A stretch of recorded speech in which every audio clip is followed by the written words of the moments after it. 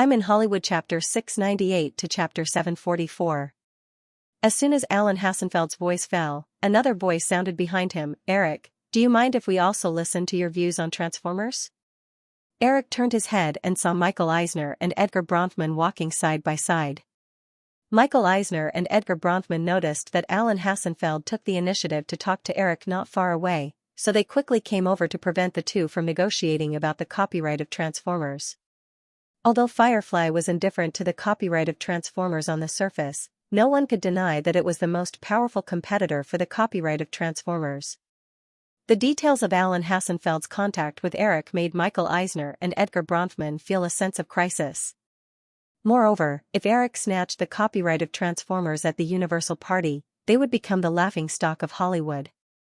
Of course, Michael, Eric nodded with a smile. Of course, he didn't mind Michael Eisner listening. He even hoped that his next words would spread throughout Hollywood. Following the actions of Michael Eisner and Edgar Bronfman, some guests from other studios who noticed the situation also came over as if nothing had happened. They were also very interested in the copyright of Transformers. Diane Kruger and Cindy Crawford, who were leaning against Eric, found that in just a few minutes, Eric had once again become the focus of the venue. The senior executives of the film company, who had been difficult for them to get in touch with in the past, now surrounded Eric like a myriad of stars surrounding the moon. They were all listening attentively without any airs. The two of them were holding Eric's arm, so it was fine. Linda Evangelina and the other two women were unceremoniously pushed to the periphery of the crowd by these big shots. Their eyes were inevitably filled with envy when they looked at the two of them. Although Diane Kruger and Cindy Crawford knew that these big shots didn't care about them at all, they still inexplicably felt an inexplicable sense of satisfaction and pride in their hearts. Alan Hassenfeld looked at the people around him and Eric's confident expression. He had a bad feeling, and he regretted taking the initiative to talk to Eric. Eric's current posture clearly didn't seem like he was going to speak up for the Transformers. Moreover, with Eric's status in Hollywood, his words would never be lightly ignored. Alan Hassenfeld did not believe that Eric would simply talk nonsense to suppress the value of the Transformers copyright. Sure enough, after patiently waiting for everyone to gather around, Eric said, "When I heard that everyone was recently concerned about the Transformers movie adaptation rights, I also became interested in this toy series and privately considered some production plans, but the final conclusion is that with the current conditions, Transformers doesn't have much adaptation value. If we forcibly make a live-action movie, the cost and risk are very high. If someone hadn't indirectly linked the Transformers movie adaptation rights to Firefly, there wouldn't have been so many people competing for it." 9 out of 10 people didn't believe Eric's words, but they weren't in a hurry to refute. Eric looked around and continued, "According to my vision, if we want to make a live-action movie, the image design of Transformers should be a complex and precise mechanical life made up of hundreds of parts and full of metal texture. These life forms also need to be seamlessly and flexibly transformed between cars and robots. I discussed my ideas in detail with the special effects engineer in the digital field and came to the conclusion that if we make it according to this idea, the CG special effects of the movie will be more than 10 times more difficult than Jurassic Park, and the production cost will be sky-high." After Eric finished speaking, although Michael Eisner had a smile on his face, he asked very sharply, "Eric, I'm very curious. The difficulty of making Transformers is more than 10 times more difficult than Jurassic Park. How did you calculate this 10 times question mark?" Everyone just took Eric's 10 times as an adjective to describe the difficulty of making Transformers. If Michael Eisner didn't open his mouth, no one would have bothered to chew on his words. However, Michael Eisner suddenly used this point to make things difficult for Eric. Although everyone still had a sincere and curious expression on the surface, they couldn't help but gloat in their hearts. They wanted to see how Eric planned to deal with Michael Eisner's tricky question. To their disappointment, Eric's expression didn't show any signs of anger. When he heard Michael Eisner's question, the smile on his face didn't change. He said, "Michael, regarding the specific software development, technical testing, 3D modeling, and other processes involved in CG special effects, I think you definitely don't know. Let's take the most important image rendering for example. The special effects engineer in the digital field told me that if I want to achieve the kind of CG effect I need, every frame involved in CG special effects in the movie needs a top-notch rendering workstation to work continuously for 630 hours. Hearing the gasps of surprise around him, Eric smiled and said, "Everyone will definitely think that 630 hours of rendering time is a bit unbelievable, but if you don't believe me, you can call the digital field to verify it." Of course, there's another point. The digital field has just built a large-scale post-production rendering farm in Florida. It has 10,000 rendering servers. If all of them work together, it only takes 3 minutes to render such a frame. This seems insignificant. But don't forget that I'm only talking about one frame. If we assume that this movie has 30 minutes of special effects scenes, then the number of frames involved is 43,200 frames.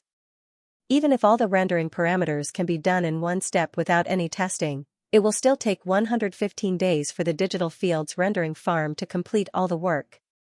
2 years ago, Jurassic Park only took about a month for the post-production rendering work, and it used the digital field's rendering farm in Venice Beach that was about to be phased out. If we take into account the difference in computing speed, because of the comprehensive upgrade of the scale and equipment, the rendering farm in Florida should be 8 times faster than the rendering farm in Venice Beach. So, there's nothing wrong with me saying that the production difficulty of Transformers is more than 10 times that of Jurassic Park. Michael Eisner's expression was slightly embarrassed. In recent years, CG special effects had been on the rise. Of course, it was impossible for him not to know anything about it. If what Eric said was true, then the current Transformers really had no production value. Even if the producers were willing to pay such a huge amount of post-production rendering costs, the digital field would not be willing to accept it. Every year, the digital field accepted dozens of orders for special effects for movies. It was absolutely impossible for a movie to occupy the rendering farm for 4 months. Moreover, in the whole of Hollywood, only the digital field had enough financial strength to build a large-scale rendering farm. The other second and third tier special effects companies often could only rent rendering servers from large companies on a small scale. Michael Eisner was silent. Alan Hassenfeld asked, "Eric, can't you lower the production standards a little?" "Of course you can. I just don't know if the audience will buy it." Eric shrugged and smiled. "I'm a bit of a perfectionist. This is not a good habit when it comes to making movies. So, you can ignore what I said just now. There are definitely cheaper production plans. You can even shoot with a model. This will definitely be cheaper. I'll go to the cinema to take a look." When everyone heard Eric's words, they all criticized him. Since Eric had said so, how could they ignore it? Eric, on the other hand, only cared about killing and not burying. After he finished speaking, he felt a little hungry. He left the people with different thoughts and walked towards the buffet table in the hall. Cindy Crawford and Diane Kruger still followed Eric. Linda Evangelina and the other 2 women, who had just been squeezed out, also followed. Cindy Crawford picked up the plates with Eric and asked, "Eric, do you really need 630 hours?" Eric picked up a grilled prawn on his plate and nodded. "Yes, this involves very complicated technical details, but 600 hours of rendering time is real." Diane Kruger also said, "Doesn't that mean that Transformers will never be able to be made?" "Of course not. According to Moore's law in the semiconductor industry, the computing speed of computers will double every 1.5 to 2 years. So, in 10 years, it will only take a little more than 10 hours to render the same frame. By then, other technologies will also develop at the same time. It will be very easy to complete my idea." In 1995, the semiconductor industry had just entered the microprocessor era. The mainstream CPU cores were all 0.35 microns. There was still a long way to go before the nano era. The instructions at the bottom of a computer's CPU were actually a set of zeros and ones issued by millions of transistors.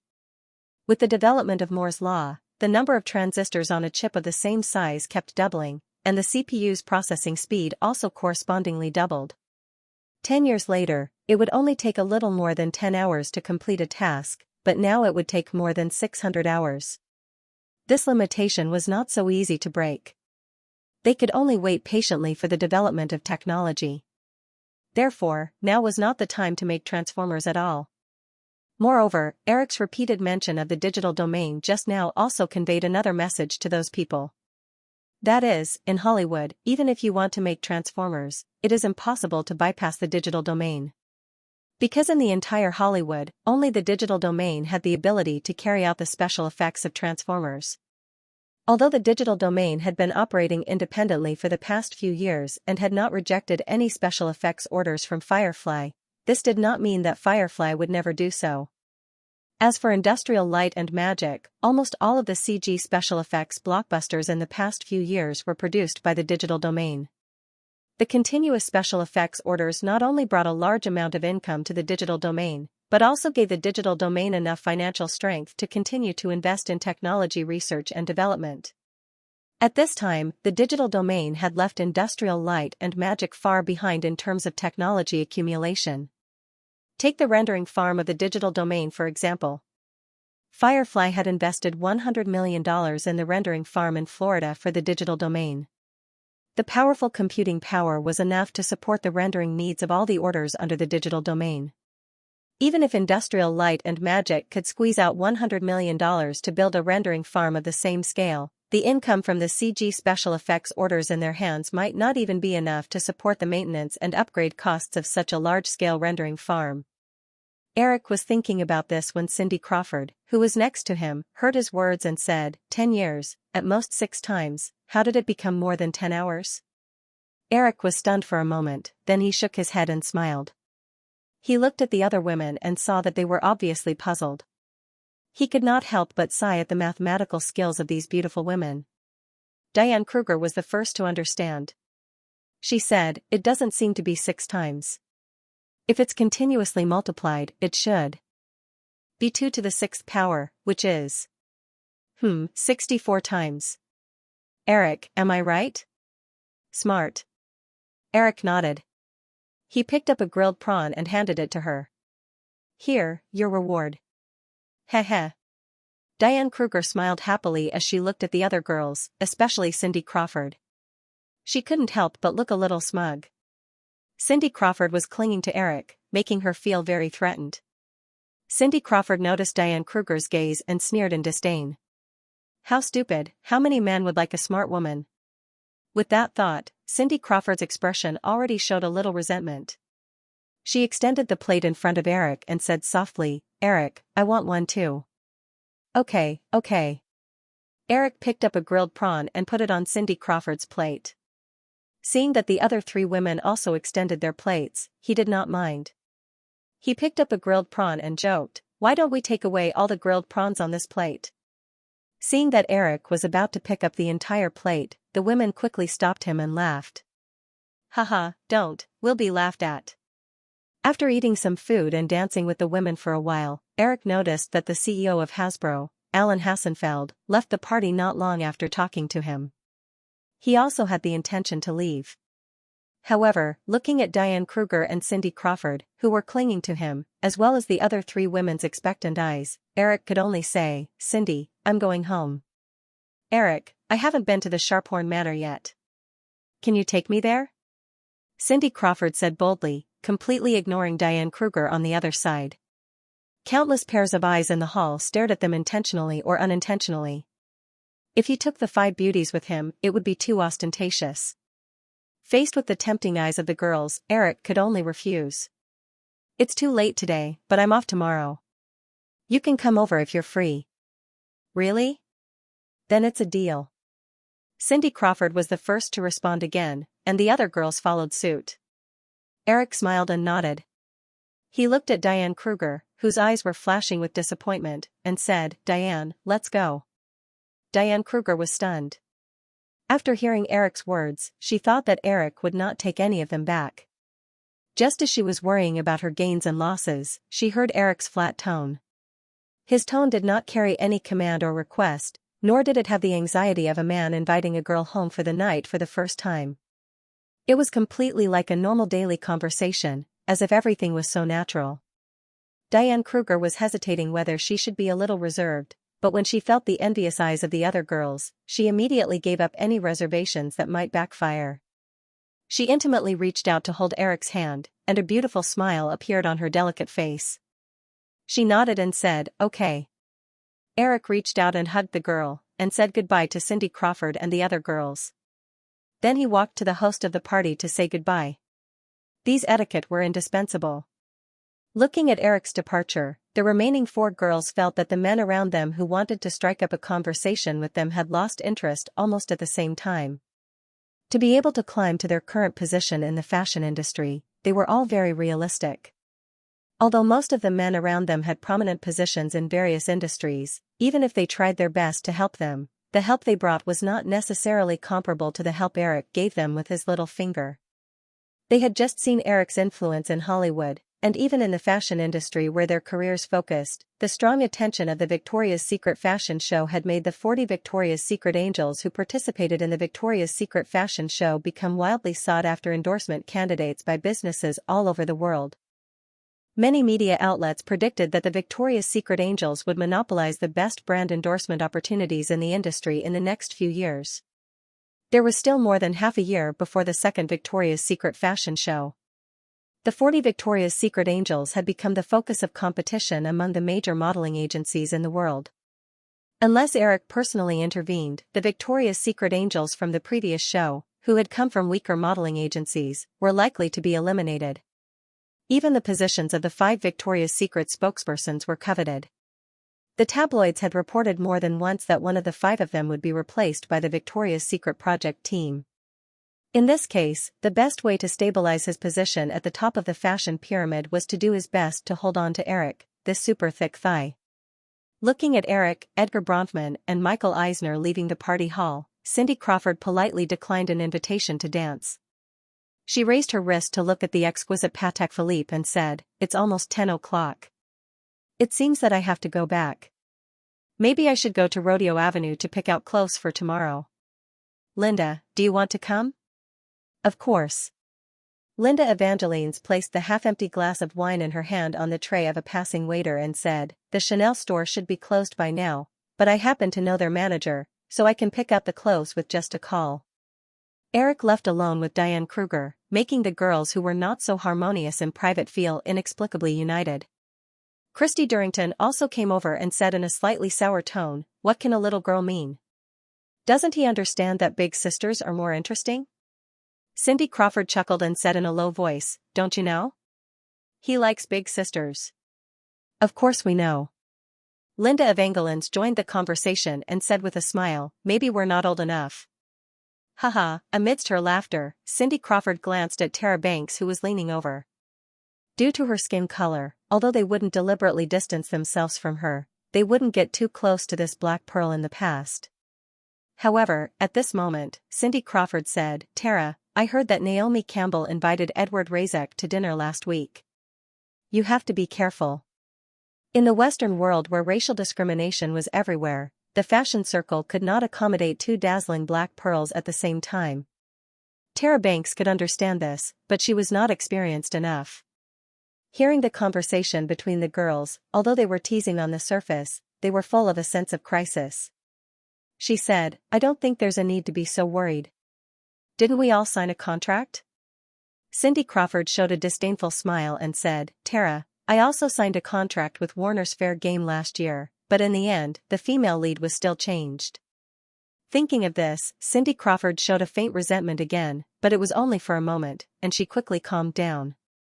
She originally wanted to change her career to film, mainly because she wanted to change her career quickly before her fame in the fashion circle declined. However, after the Victoria's Secret show, she, who was on the verge of retirement, immediately reached the peak of her career again. As long as she could hold on to the contract with Victoria's Secret and stabilize her position in the circle, her annual endorsement income in the fashion circle would not be lower than most of the A-list actresses in Hollywood. After chatting for a while, the 4 girls also left the party together, making many men at the party feel regretful. Eric left the party with Diane Kruger. Just as the car drove out of Universal Studios, he unexpectedly received a call from Hasbro's CEO, Alan Hassenfeld, who wanted to set up a meeting to talk about Transformers in person.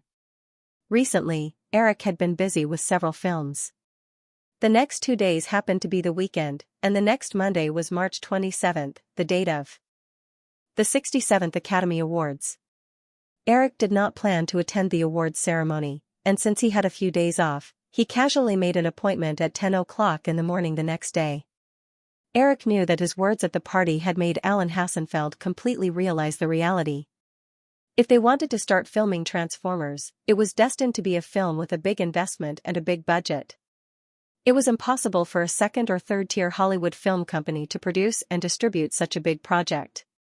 Hasbro could only choose from the 7 major film companies. And among the 7 major film companies, only Firefly could provide more guarantee for the movie version of Transformers. Of course, Hasbro could force other film companies to choose, but if they failed, the movie version of the world-class brand of toys would be completely ruined. Of course, Alan Hassenfeld knew what to choose between the two of them.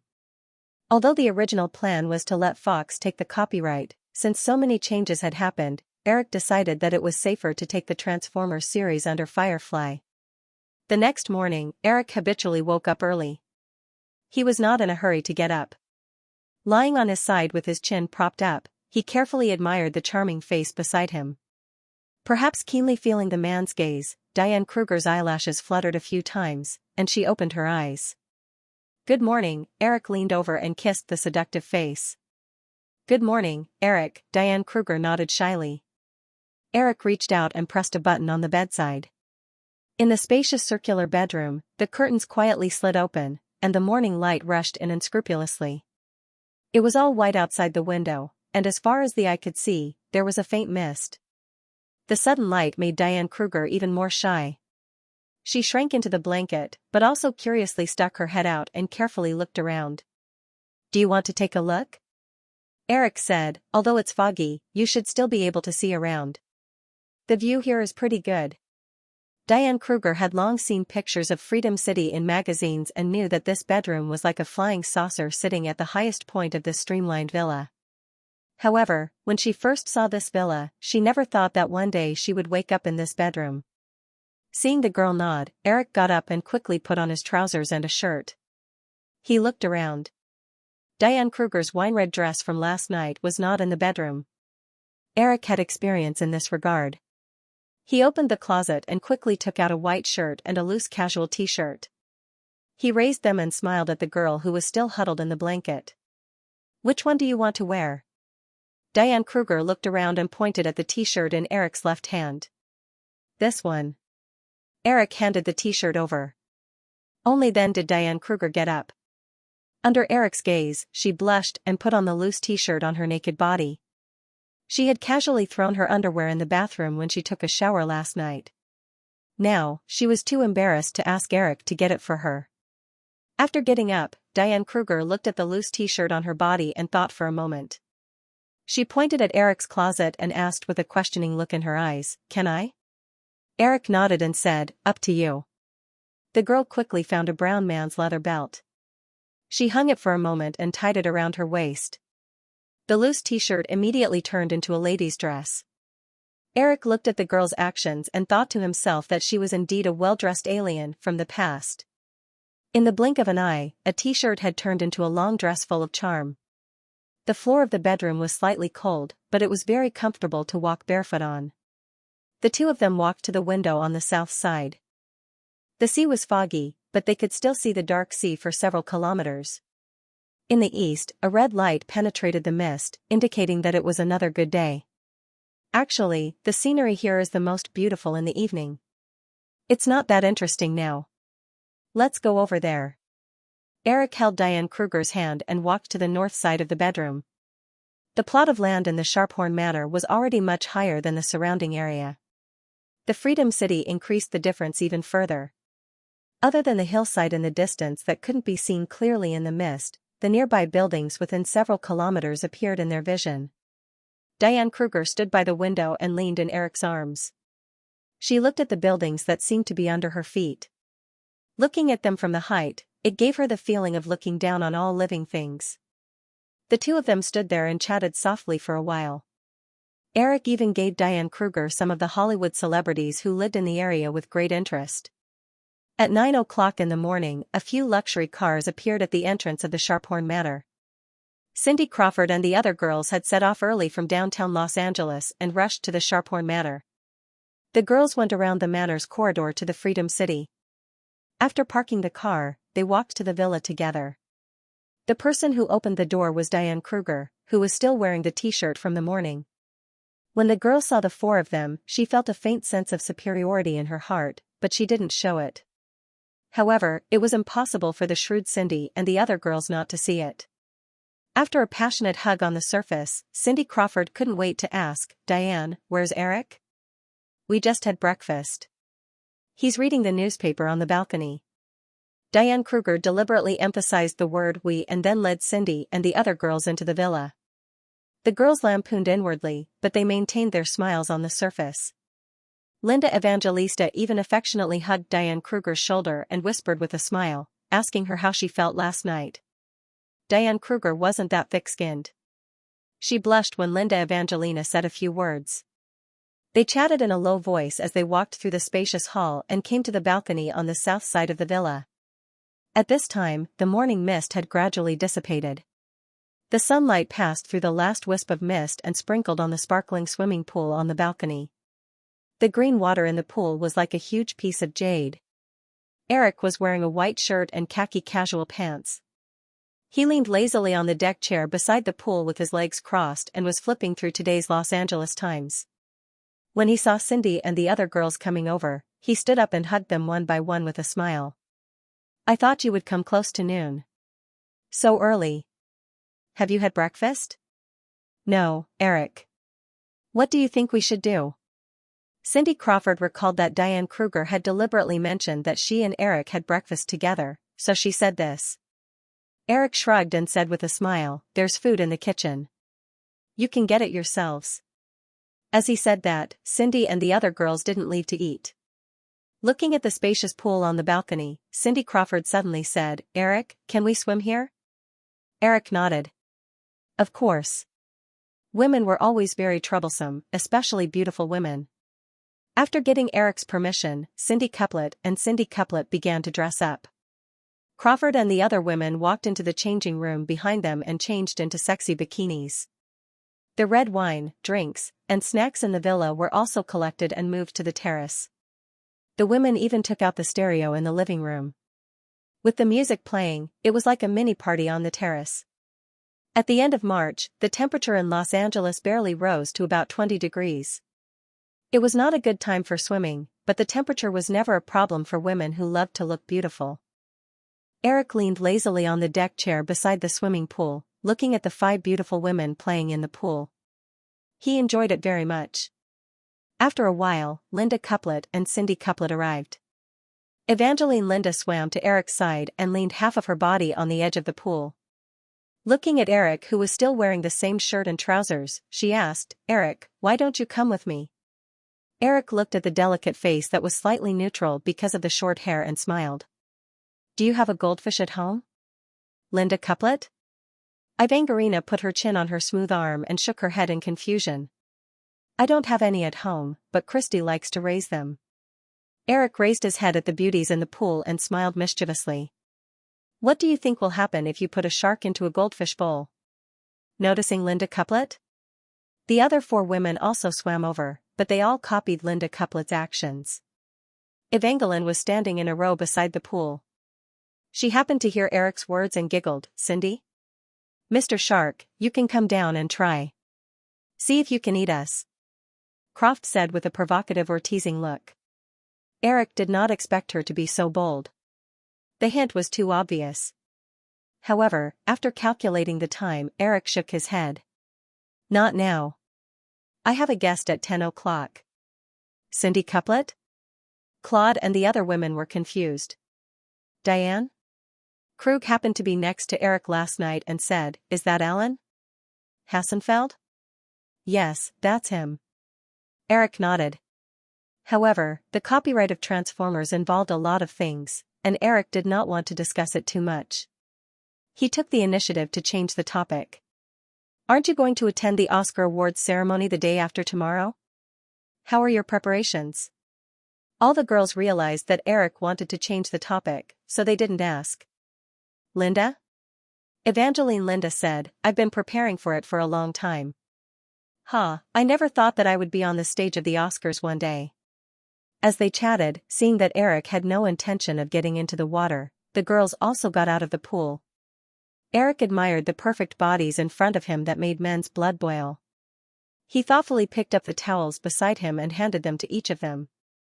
After drying their bodies, a few reclining chairs were lined up on both sides of Eric. The warm sunlight that was close to 10 o'clock shone on their bodies, making them feel very comfortable. Soon, the women revealed a lazy look, just like cats enjoying their owner's caress. Eric went to the stereo and changed the music to a soothing tune. He walked back to his chair and lay down. He asked, "What are you going to do after the Oscars?" "We'll do whatever the agency gives us. But until September, we'll be free most of the time." Linda Evangeline, who was lying on the left side of Eric, said, "We'll be busy in September. We'll have to fly to the 4 major fashion weeks and the Victoria's Secret show. We'll be busy until November, and then we'll be free again until the autumn and winter fashion weeks in February and March next year." "Cindy?" Crawford couldn't snatch the position next to Eric because of Linda's presence. Evangeline Linda, who was supporting her curvy body, poked her head out and asked, "Eric, do you have any jobs for us?"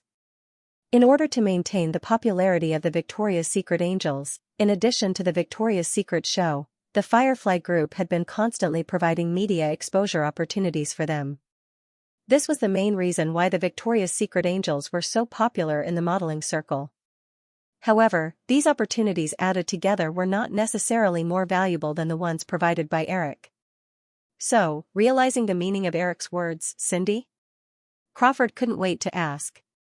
Eric's answer didn't disappoint them. He said, "Yes, I've been thinking about it since last year when I was preparing for the Victoria's Secret show. To put it simply, it's a model election reality show. The contestants will compete for a lucrative Victoria's Secret Angel contract through various stages." Diane Kruger, who was on the right side of Eric.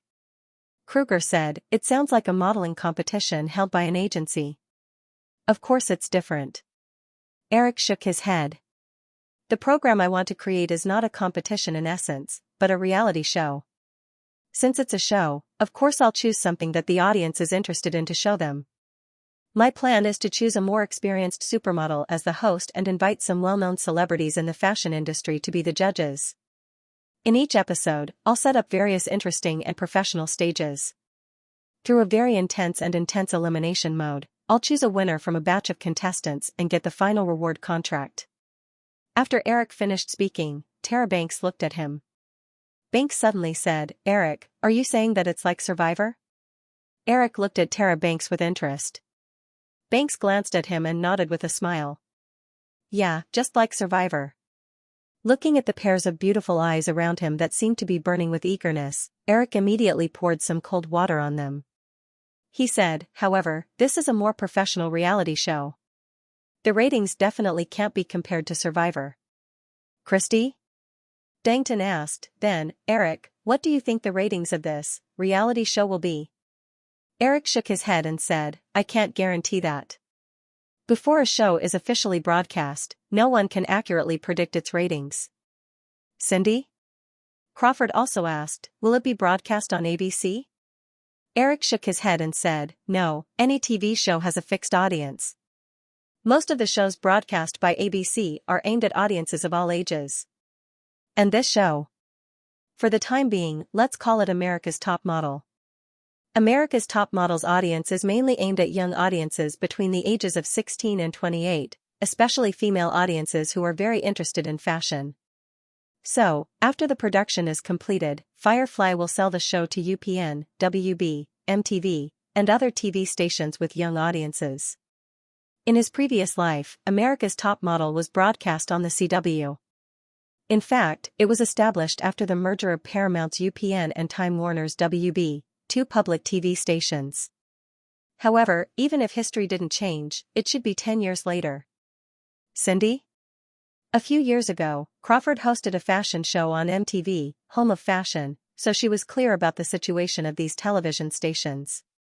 Although the ratings of these television stations were generally not high, because the audience was very concentrated, it was convenient for advertisers to advertise to specific targets.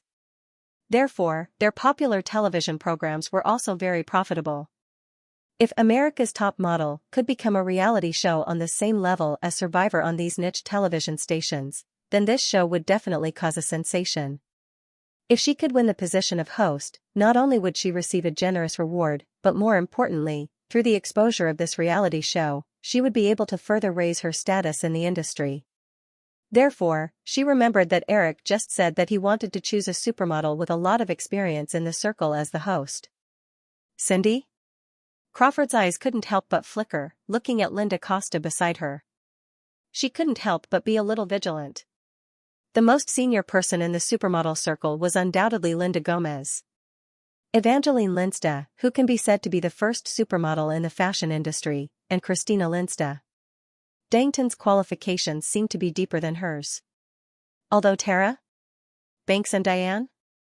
On the surface, Krug didn't seem to be much of a competitor, but no one knew if Eric would have other ideas. After all, what if he had to choose Tara? Banks or Diane? As the host, no one could stop Krug. Cindy? Crawford's thoughts were. So, and the expressions of the other girls also changed slightly. Eric didn't feel the changes in the girls' thoughts. He was suddenly interested and continued, although the ratings of America's Top Model can't be compared to Survivor and Who Will Become a Millionaire, the production cost is also very low. The main cost is actually the appearance fee of the host and guests, and the requirements for the shooting location are not high. I have thought about it, as long as we can gain a foothold in the TV station, through broadcasting rights, videotape distribution, and overseas copyright distribution, it will be easy to achieve profits.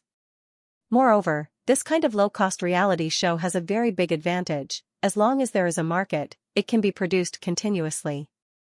10, 20, or even 30 seasons will not be a problem. When the 5 girls heard Eric's words, their little hearts almost jumped at the same time. The short career lifespan of models had always been the biggest problem for them. Under normal circumstances, even if they were supermodels, once they were over 30 years old, even if they were still as beautiful as flowers, they would gradually be replaced by the new generation.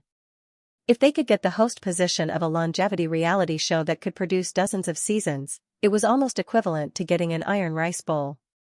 Even if the pay of the show was not so high, as long as they could maintain their fame through it, they could still get a steady stream of income through other channels. Eric picked up the juice next to him and drank a few mouthfuls. When he was about to continue, the phone on the wall beeped a few times. It turned out to be Alan. Hassenfeld had arrived. Eric said a few words into the phone, then turned to the girls on the lounge chairs and said, "You guys continue to play, I'm going to meet the guest." "Cindy?"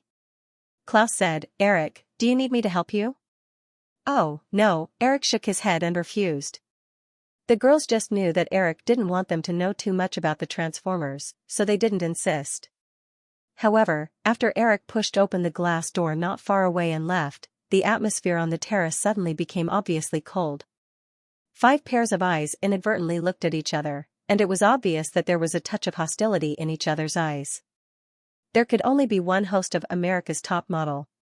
The reason why the girls could maintain a harmonious state of fake best friends was mainly because they were the spokespersons of Victoria's Secret. Their current status was similar. But if the host position of America's Top Model fell to any of them, this delicate balance would be broken almost immediately.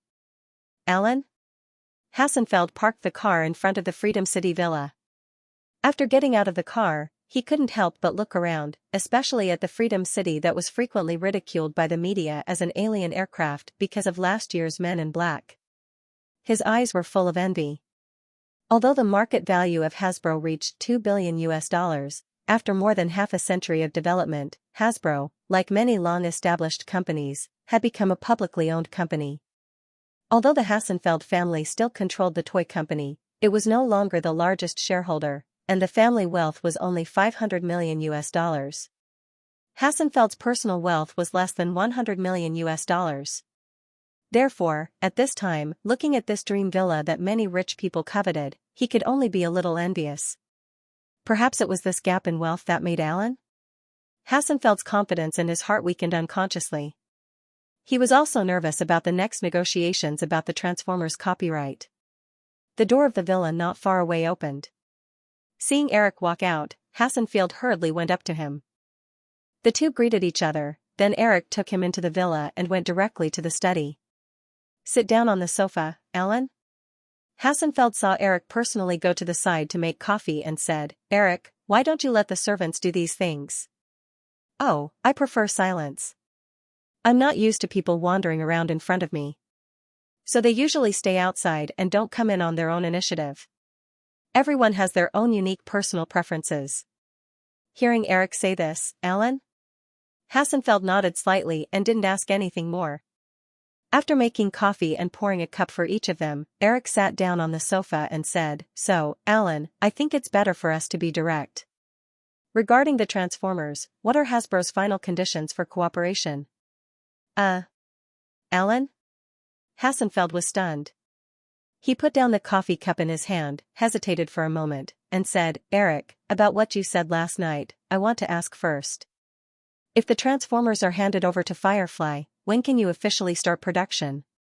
The best time to make Transformers was, of course, 10 years later. However, if he said that now, Eric believed that Alan Hassenfeld would probably leave on the spot. 5 years, Eric thought for a moment and said to Alan Hassenfeld. This sentence was not entirely to deal with the other party. The production time was brought forward to about 2000, and there were not many problems with the technology. It was just that the cost would be higher. I have several high-tech companies in my hands, so I still have a full understanding of this. According to the current speed of technological development, Transformers will start production in 5 years, and the cost will be within the range of risks we can afford. Although Eric's words last night did not completely dampen the enthusiasm of the film companies who hoped to get the copyright of Transformers, the impact was obvious. Before Alan Hassenfeld came in the morning, he called several senior executives of the film companies who had been negotiating during this period of time to sound them out. The tone of the other party was no longer as eager as before. Alan Hassenfeld understood that these people were not no longer interested in the copyright of Transformers, but because of Eric's words, they had scruples. Since Eric publicly suppressed the copyright of Transformers at the party, no matter what his intentions were, his intention was almost certain that he did not want others to compete for the copyright of Transformers. Since Eric did this when Transformers was still in the stage of fighting for the copyright, it was hard to guarantee that he would not do something bad during the production of the film. Therefore, the best partner for Hasbro at this time was only Firefly. Of course, they could also hold the copyright of Transformers tightly in their hands, but this was not in the fundamental interests of Hasbro. After Eric finished speaking, Alan Hassenfeld did not waste any more time. He said, "Eric, Firefly has always been Hasbro's most anticipated partner. We have thought about it in detail. If you can be the director of this film, Firefly only needs to pay a copyright licensing fee of $5 million US. However, Hasbro hopes to invest together. Our request is not high. We only need 30% of the investment rights. Alan, I can't guarantee that I can be the director of this film, but I will definitely be the producer myself." As for Hasbro wanting to participate in the investment, it is not impossible to consider, Eric replied without hesitation. It wasn't that he couldn't guarantee it, but that he didn't want to be the director of Transformers. Eric's positioning for the Transformers series was to be a super popcorn movie, with all kinds of special effects, all kinds of explosions, all kinds of exhilaration, and that was enough. In his previous life, Transformers had never been rated by the media or the filmmakers because of this. Eric still cared about his reputation as a director. Therefore, the director's position of Transformers should be handed over to Explosive Shell, who didn't care about the ridicule of the filmmakers. The two of them bargained back and forth for a while before they finally reached an agreement. Hasbro licensed the movie adaptation rights of Transformers to Firefly Group for $3 million US for a period of 10 years. Firefly promised to develop a movie version in 5 years, and Hasbro could invest up to 25% of the film. What Alan Hassenfeld really cared about was not the licensing fee of a few $1,000,000, so he did not insist when Eric lowered the licensing price to $3 million. However, he was a little surprised that Eric allowed Hasbro to participate in 25% of the investment. During the process of contact with other film companies, the main contradiction in the negotiations was the investment ratio that Hasbro participated in. At first, Hasbro whimsically wanted to invest in the live-action film with their partners, but they soon realized that the major film companies would never agree to such a condition. Before Alan Hassenfeld came, the bottom line in his heart was actually 20%.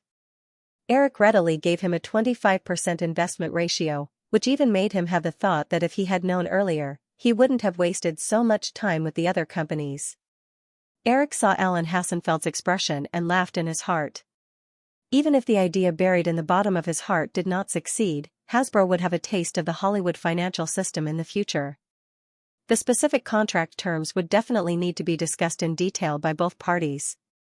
But since the result had been determined, Eric was more enthusiastic and specially opened a bottle of champagne as a simple celebration. Alan Hassenfeld held the champagne in his hand and looked forward to the future of the Transformers movie with Eric. He seemed to inadvertently bring up another topic. Eric, with all due respect, Firefly's development of movie peripheral products in recent years is far from the limit of those popular movies. Take the development of several 3D animated movies released by Disney as an example. Firefly itself produced some of the peripheral products, but these products were limited to the fixed sales circle of Disneyland and Disney stores. And for the peripheral products that Firefly can't produce, your extensive licensing model of cooperation with anyone who applies is actually a great waste of the brand. Firefly was actually aware of this problem internally. However, in the past few years, both Firefly and Disney focused on the movie business. After annexing Disney, Eric launched the acquisition of the television network without stopping. During this period, he had not had much energy to deal with this matter. Katzenberg had begun to seek a solution. Eric had also recently seen several relevant documents. The brand operations department was discussing a packaged image licensing agreement with the fast food giant KFC. KFC would pay $100 million a year for the license to print cartoon images in Disney movies on the tableware of its fast food restaurants. As long as this cooperation plan was formed, Firefly could continue to extend this as a template and develop more efficient brand operations strategies. However, Eric certainly wouldn't say this to Alan Hassenfeld. He also understood the intention of Alan Hassenfeld's words. He just nodded in agreement. At the same time, some other thoughts came to his mind. Sure enough, Alan Hassenfeld said again, Eric, in this case, I think, why don't we have in-depth cooperation in this area? Firefly is a media group. I guess you will definitely not choose to expand your Disney stores. This is not the focus of Firefly's business. Then, Hasbro can completely fill the gap in the market outside Disneyland and Disney stores. We not only have a perfect product distribution system in North America, but we also have a very deep market expansion in Europe and Asia. Eric made a very interested look, but regretfully said, Alan, after hearing what you said, I very much hope that we can cooperate, but I have to discuss this kind of thing with the management before I can decide. However, no matter what the outcome of the discussion is, I will give you an answer as soon as possible. Alan Hassenfeld didn't expect Eric to give any answer on the spot on this matter, but Eric's intention also made him very excited. In the process of rapid expansion in the 1980s, Hasbro often used very clumsy mergers and acquisitions in order to enrich their toy product range. The strong rise of Firefly in the CG special effects blockbusters and 3D animation movies in recent years made Hasbro see another development route. If they could reach a close cooperation with Firefly Group, then the CG special effects movies and 3D animation movies produced by Firefly would bring a steady stream of toy images to Hasbro. Hasbro had been eyeing the toy development of movies such as Toy Story, Jurassic Park, and The Lion King for a long time. However, Firefly had been very conservative in cooperation in this area in the past few years, so they had never had a chance. With this intention reached, Alan Hassenfeld was satisfied. He looked at the time. It was just past 11 o'clock, and there was still some time before lunch. Eric didn't mean to ask him to stay for lunch, so Alan Hassenfeld took the initiative to leave.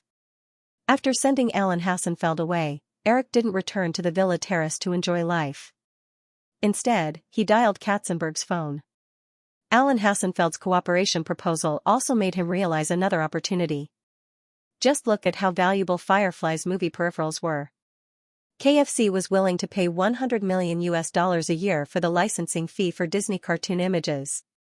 Eric originally suggested that Fox buy Hasbro.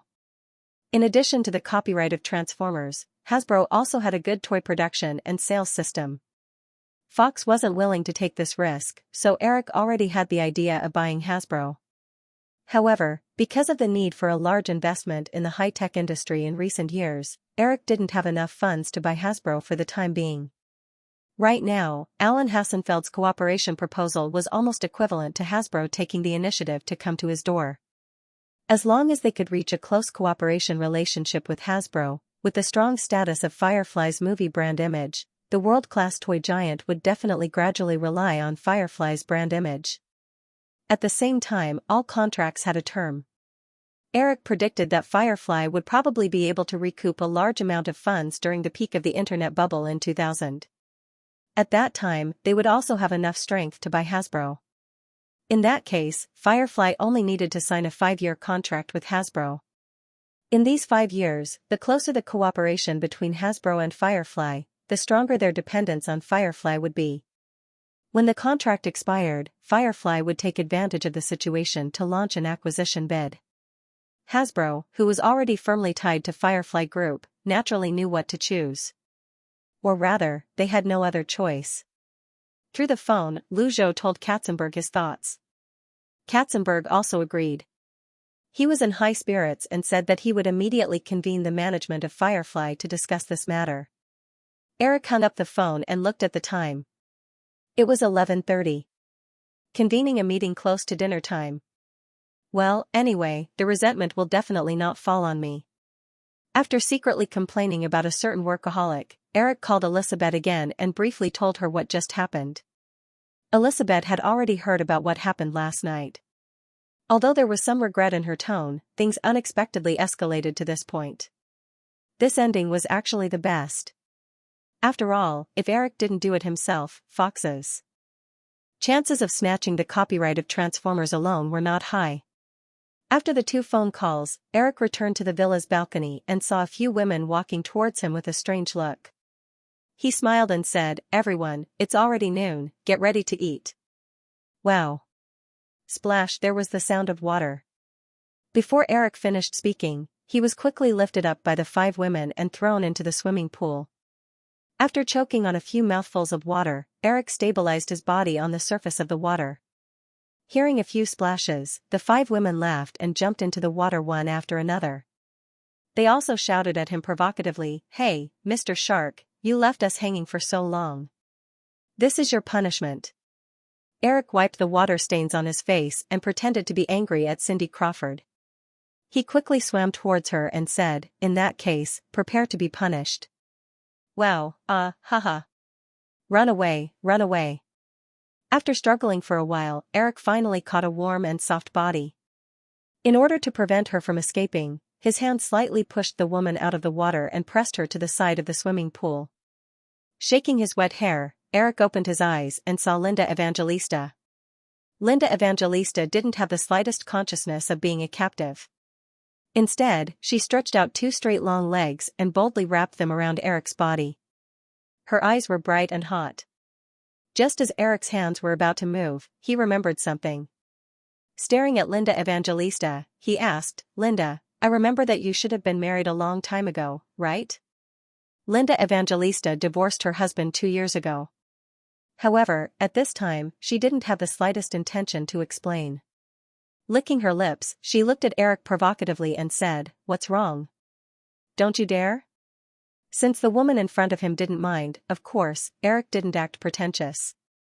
Instead, he felt a little hot in his heart. The other women soon widened their eyes and exclaimed. Once the door of desire was opened, it was often difficult to close.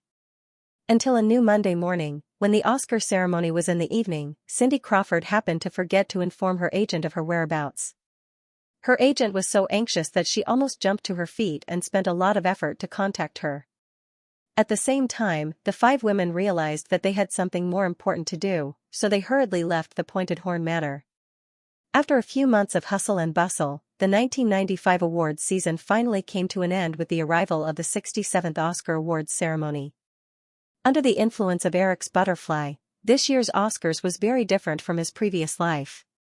Forrest Gump, which was praised by Americans as a modern historical landscape, was delayed. Pulp Fiction, the benchmark of independent films, was brought forward. The Shawshank Redemption, the biggest gem in Oscar history, had not been filmed yet. Despite all the changes, the attention of this year's Oscars was no less than any of the previous ones. The battle between Saving Private Ryan and Braveheart had been hyped by the media for months. Last year's Victoria's Secret show, the Five Angel spokespersons would present the awards at the same time.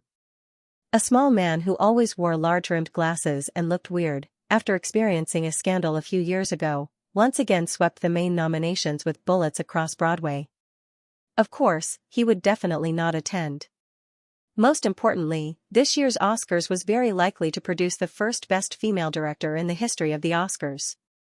This female director's work for the award was a blood-boiling war film. March 27, 5 p.m., Sacred Civic Auditorium, Los Angeles. ABC's live red carpet broadcast began on time. Outside the Sacred Civic Auditorium, movie fans who were lucky enough to get seats on both sides of the red carpet excitedly watched the increasing number of stars on the red carpet, looking forward to supporting their idols.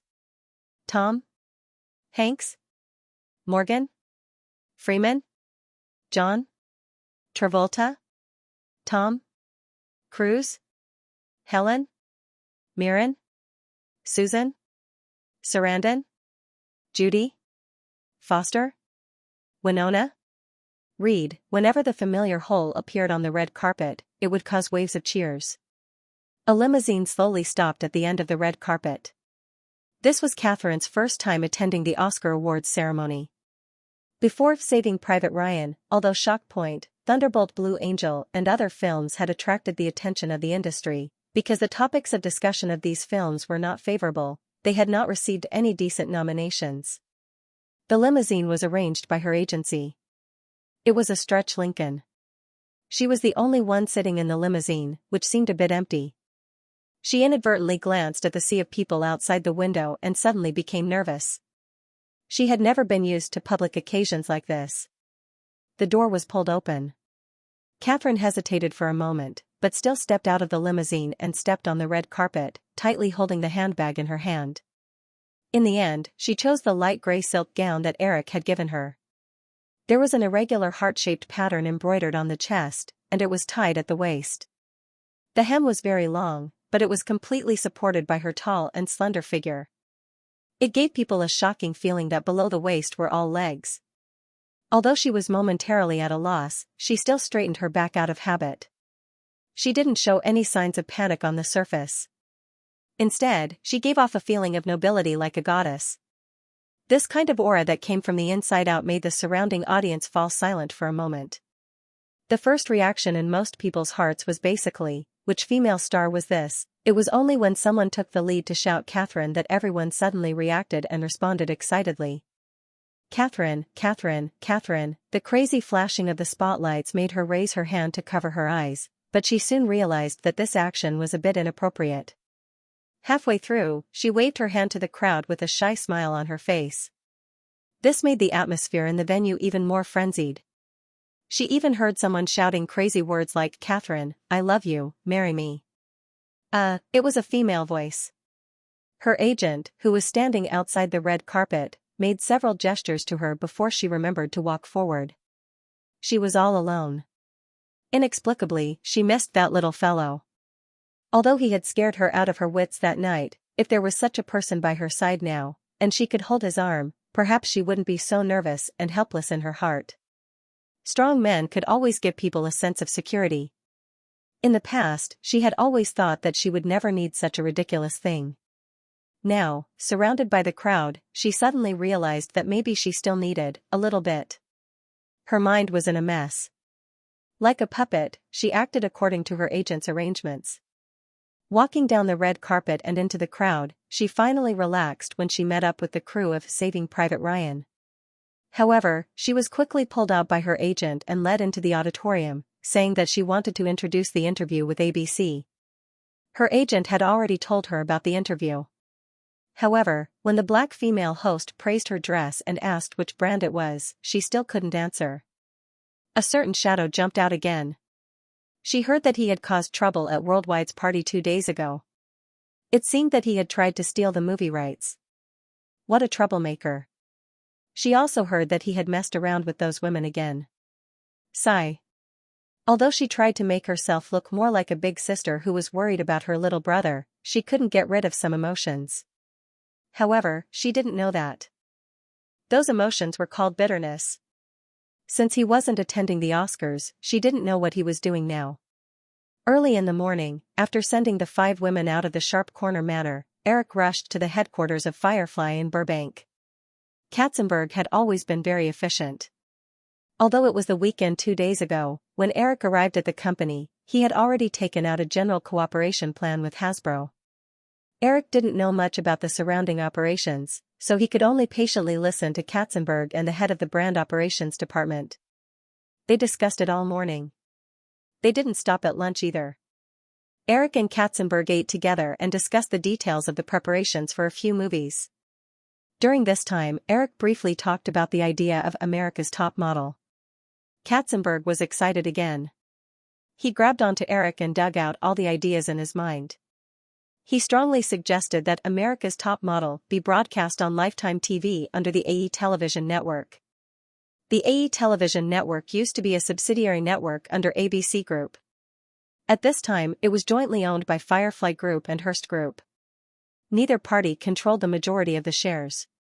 This small network mainly included several basic cable channels such as the History Channel, the Crime and Psychology Channel, and the Lifetime Women's Channel. The so-called basic cable channels, compared to HBO and Showtime, were programs that viewers could watch as long as they paid cable access fees to cable operators such as Comcast and Time Warner. Of course, different cable packages had different types of TV stations. Disney, ESPN, and several other cable TV stations under Firefly were also basic cable channels. Under normal circumstances, the cable TV package subscribers subscribed to would include at least a few dozen or even a few hundred basic cable channels. Therefore, even the few unpopular channels under AETV station were advertised to have between 30 million and 90 million subscribers. But in fact, because they needed to share audience resources with the hundreds of basic cable channels in the package, even if the number of subscribers was the same, the viewership ratings were actually very different. The America's Top Model broadcast platform, Lifetime, which Katzenberg suggested, was such a channel. It was specifically targeted at female audiences under the age of 35. It was more targeted than MTV, WB, or UPN. But if MTV was considered a second-tier channel, Lifetime could only be considered a third-tier channel. As one could imagine, its viewership ratings were even more dismal. Eric didn't think of broadcasting America's Top Model on a small, unknown TV station like Lifetime. Well, it was his own platform. Just like in his previous life, Warner Brothers didn't broadcast Friends on their own WB station, but sold it to NBC instead. America's Top Model on Lifetime couldn't fully display its value. However, Katzenberg's thinking was different from Eric's. Lifetime was indeed nothing now, but it was like a seedling. If you didn't water it or fertilize it, it would never grow. After lunch, the workaholic couldn't wait to call the AE Television Network executive in New York. A group of people held a conference call for the entire afternoon. The topic was to discuss how to further develop Lifetime. These people were all professionals in the television industry. Therefore, it only took a few hours for them to discuss a detailed development strategy and marketing plan. The main strategy was to be inspired by the success of Survivor last year. They wanted to develop Lifetime into a TV station that mainly broadcast reality shows targeted at females. Previously, Lifetime mainly broadcast low-budget chick movies and female TV dramas. Also, it wasn't very large-scale. Its programs mainly relied on buying the rights to broadcast popular shows from large TV stations. There were very few self-produced programs. The scale of its programs was even ranked behind the AE Television Network's History Channel and Criminal Minds Channel. However, it was also true that a small boat was easy to turn around. Since they had decided on a further development strategy, of course they had to do it. First, they had to leave America's Top Model behind. Ugh. This was cheating the boss. Although Eric complained a little in his heart, he didn't lack the spirit of adventure. Since everyone's morale was high because of Katzenberg's instigation in just one afternoon, he didn't mind taking a gamble. Therefore, he agreed just like that. After all, the production cost of America's Top Model was indeed very low. The format of the show wasn't complicated. Even if it didn't make money, the possibility of it losing money wasn't high. Later, most of the reality shows in North America had a unified ancestor, Survivor. In Eric's fragmented memories, America's Top Model was basically a model version of Survivor. The elimination mechanism, the contestants' open and closed arguments, and even the crying scenes in every episode were all left over from Survivor. But it couldn't be helped. The American audience loved to watch this. Otherwise, Survivor wouldn't have achieved such heaven-defying ratings. Then, Katzenberg's next move made Eric feel that this guy's annual salary of tens of millions was really not in vain.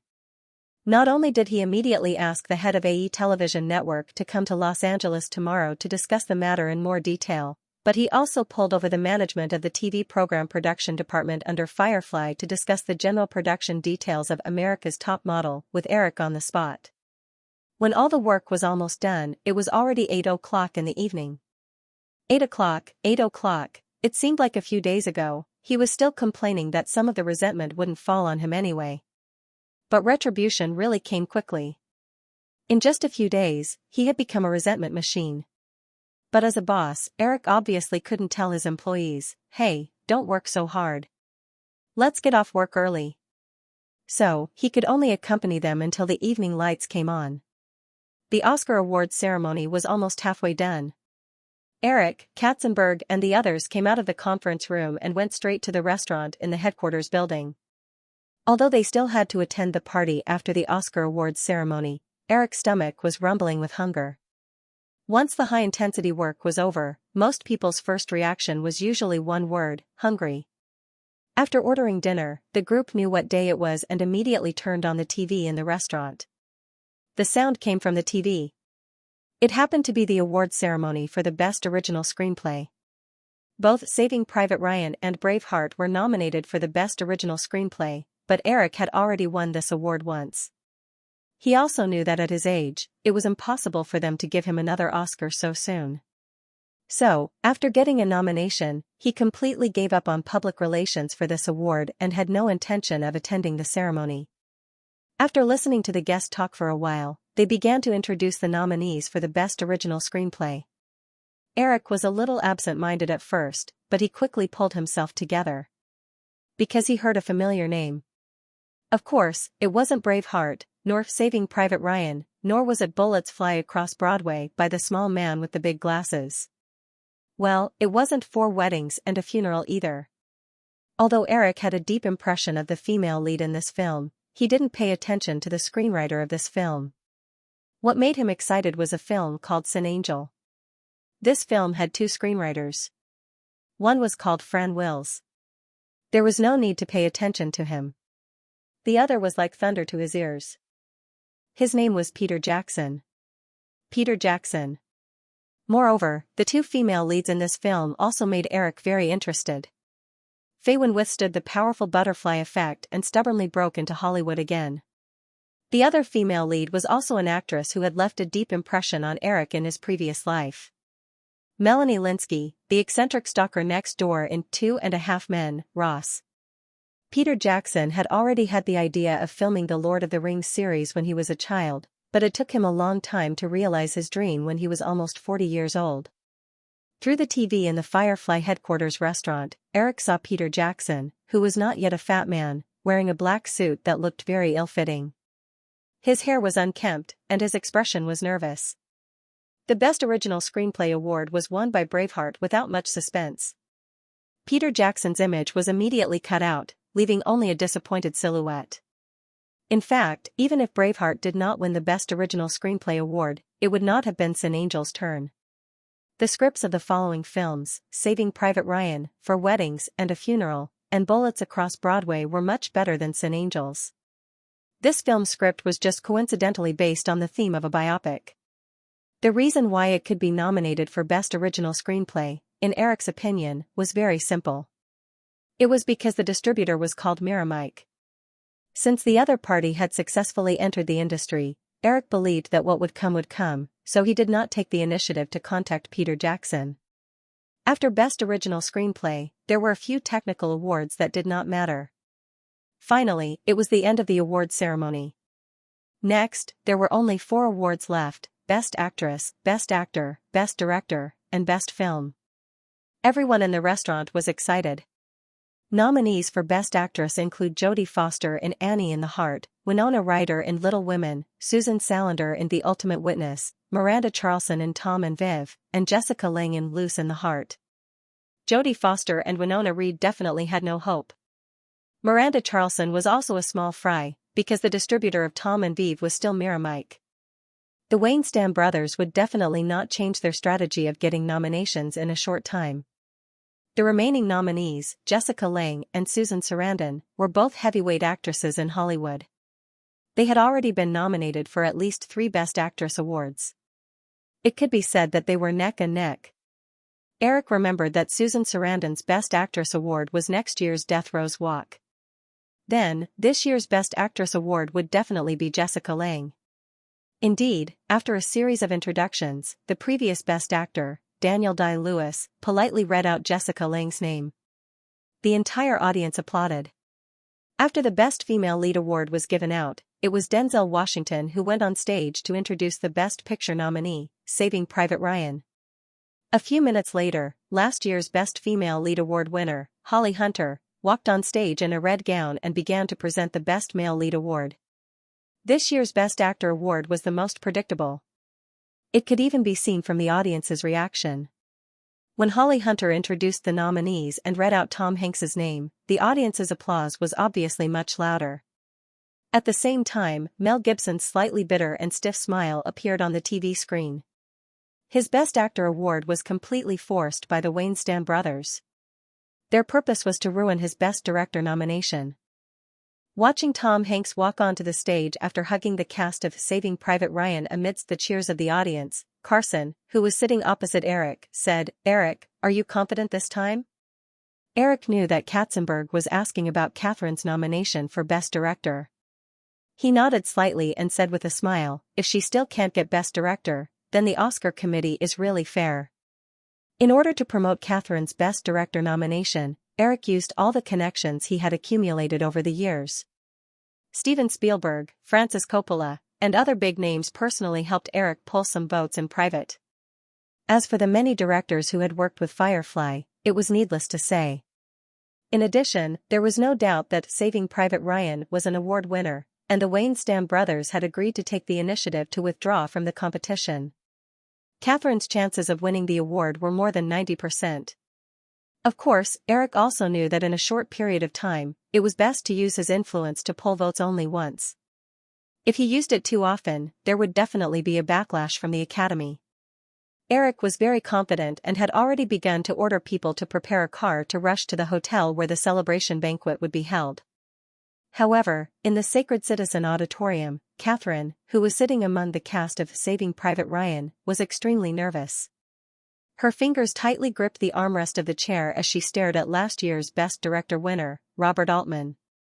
Although Eric had brought her to several public relations cocktail parties, there were more things that he did not tell her. Catherine did not know that she was actually infinitely close to winning this award. Then, the nominees for the 67th Academy Award for Best Director are Robert Redford, Lies Behind the Curtain, Woody Allen, Bullets Across Broadway, Mel Gibson, Braveheart, Krzysztof Kieslowski, Red, and Kathryn Bigelow, Saving Private Ryan. Robert Altman slowly introduced this year's 5 nominees for Best Director. He leisurely opened the envelope in his hand and glanced at it. The corners of his mouth curled up into a smile. He raised his voice and said, "Well, the historic moment has arrived." Robert Altman, who was already 70 years old, spoke as slowly and steadily as the long shots in his films. When he finished speaking, there was an obvious pause. Countless pairs of eyes in the hall had already turned to Catherine. The woman suppressed the urge to raise her hand to cover her mouth and waited patiently with trembling hands. After whetting the crowd's appetite a little, Robert Altman said, "Then, the Oscar will belong to Kathryn Bigelow, Saving Private Ryan. Let us congratulate this beautiful lady together. She will be the first female Best Director winner in the history of the Academy Awards." Clap clap clap, warm applause sounded. Noticing the tall figure in a light gray suit sitting in the middle of the fifth row covering her mouth and standing up shakily, the applause in the hall became even louder. Then, some people took the initiative to stand up and cheered. At the age of 67, Oscar finally ushered in its first Best Director award. This was indeed a historic moment. The applause did not stop until Catherine hugged everyone in the crew and walked up to the stage. It lasted for nearly 2 minutes until Catherine finally recovered from her excitement. She sat down and took several deep breaths. Only when she stood in front of Mike did the applause gradually die down. "Thank you, thank you, thank you, everyone," Catherine thanked them incoherently. When everyone in the hall sat down, her eyes involuntarily swept around the hall. There were countless familiar and unfamiliar faces, but one was missing. When she saw the mechanical arm in the hall slowly turn toward her, she remembered that even if he was not here, he should at least be in front of the television. Therefore, her eyes involuntarily turned to the black lens. Sitting at the dining table in the Firefly headquarters restaurant, Eric was also looking at the wall-mounted television.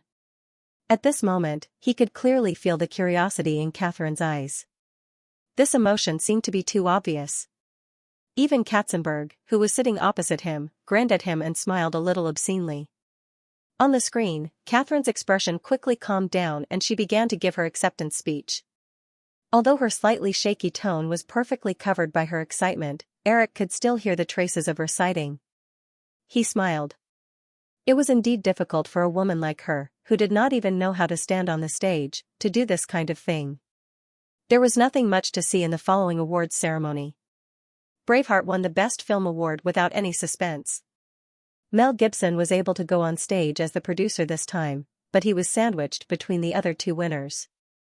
The emotions of the guests at the scene seemed to have been completely exhausted by the Best Director award just now, and their reactions were not so enthusiastic. When everything was over, the guests in the Sacred Citizen Auditorium got up and walked out one after another in the final shot. Eric, Katzenberg, and the other senior executives of Firefly also got up at the same time. Saving Private Ryan had won 5 awards, including Best Director, Best Actor, Best Cinematography, Best Sound Effects, and Best Editing. At the celebration party, the senior executives of Firefly definitely had to make an appearance. In another corner of Los Angeles, thousands of guests slowly walked out of the auditorium and gradually got into the waiting cars outside. They dispersed one after another. The older people might directly rush back to the hotel or home, but most people would rush to the next stop tonight, the various parties. Due to the 3-hour time difference between the East and West, in order to accommodate the audience on the East Coast, the Academy Awards ceremony had always been held on the West Coast at 6 p.m. and ended at 9 p.m. Although it was already early in the morning on the East Coast, the nightlife on the West Coast still started. Firefly's celebration party was arranged at the Sunset Tower Hotel. Eric, Katzenberg, and the others were the first to arrive.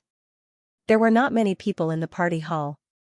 However, in less than 5 minutes, the Sunset Tower Hotel was bustling with noise and excitement. Countless high-end cars stopped outside the Sunset Tower Hotel. Only then did Eric find out that Fox's celebration party was also arranged here. Because she had to be interviewed after the Oscars, Catherine had to come later. However, the other members of the Saving Private Ryan crew arrived first. On Fox's side, Elizabeth, Wayne, and Stan had also rushed over early. The banquet halls of the two families were on different floors. Eric knew that Fox's side was much livelier, so Elizabeth did not come over to greet him. There were more and more people in the party hall. The 5 members of Victoria's Secret's Angels who were going on stage to award the Best Visual Effects award arrived one after another. There were also members of other film crews who had received a few Oscar nominations. Eric also saw most of the people from the Lion, the Assassin, crew.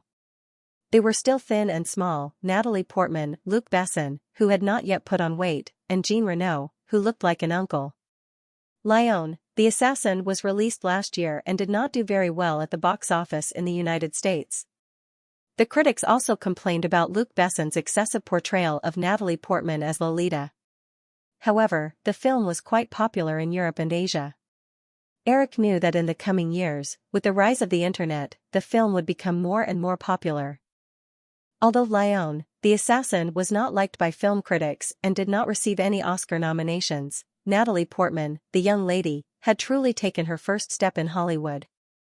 After the release of Lion, the Assassin, she even received a small role in Time Warner's star-studded Thief of Fire, playing the role of Al Pacino's daughter. However, whether she would be able to receive the role of Queen Amidala in the Star Wars prequel series like in his previous life, was not something that Eric cared about. After about 10 minutes, Catherine finally appeared at the door. "Congratulations, Catherine." Eric looked at the little golden figure in the woman's hand and went forward to give her a hug. Catherine's emotions had not calmed down. When she saw Eric, she became excited again. She hugged him and said, "Thank you, Eric." "You're welcome." Eric nodded with a smile. There were too many people around them and the two of them did not have time to talk too much. Catherine was surrounded by others. Eric looked at the lively crowd and turned to Katzenberg, who came over.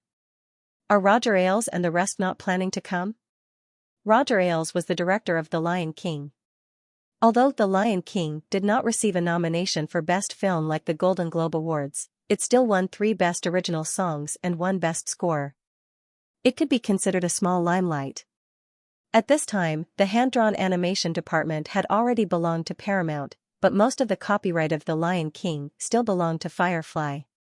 Firefly would not be so stingy as to not send an invitation to the celebration party.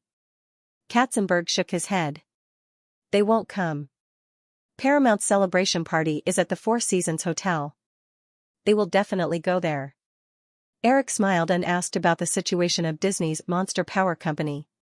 The two chatted for a while, and Eric saw the little girl come out of the crowd and run straight into his arms. The little girl would definitely not be absent from such an occasion. Eric smiled and let the little girl rub against his arms before pulling her away. He nodded to the twins behind him and asked, "How are the preparations for your films going?" "It's so boring. Why are we talking about work now?" The little girl immediately rolled her eyes and said. Harvey Weinstein respectfully said goodbye and hung up the phone. He took a deep breath, turned around, and walked toward the banquet hall. His expression was full of pride. The phone call was from News Corporation's chairman, Rupert Murdoch, who was far away in New York.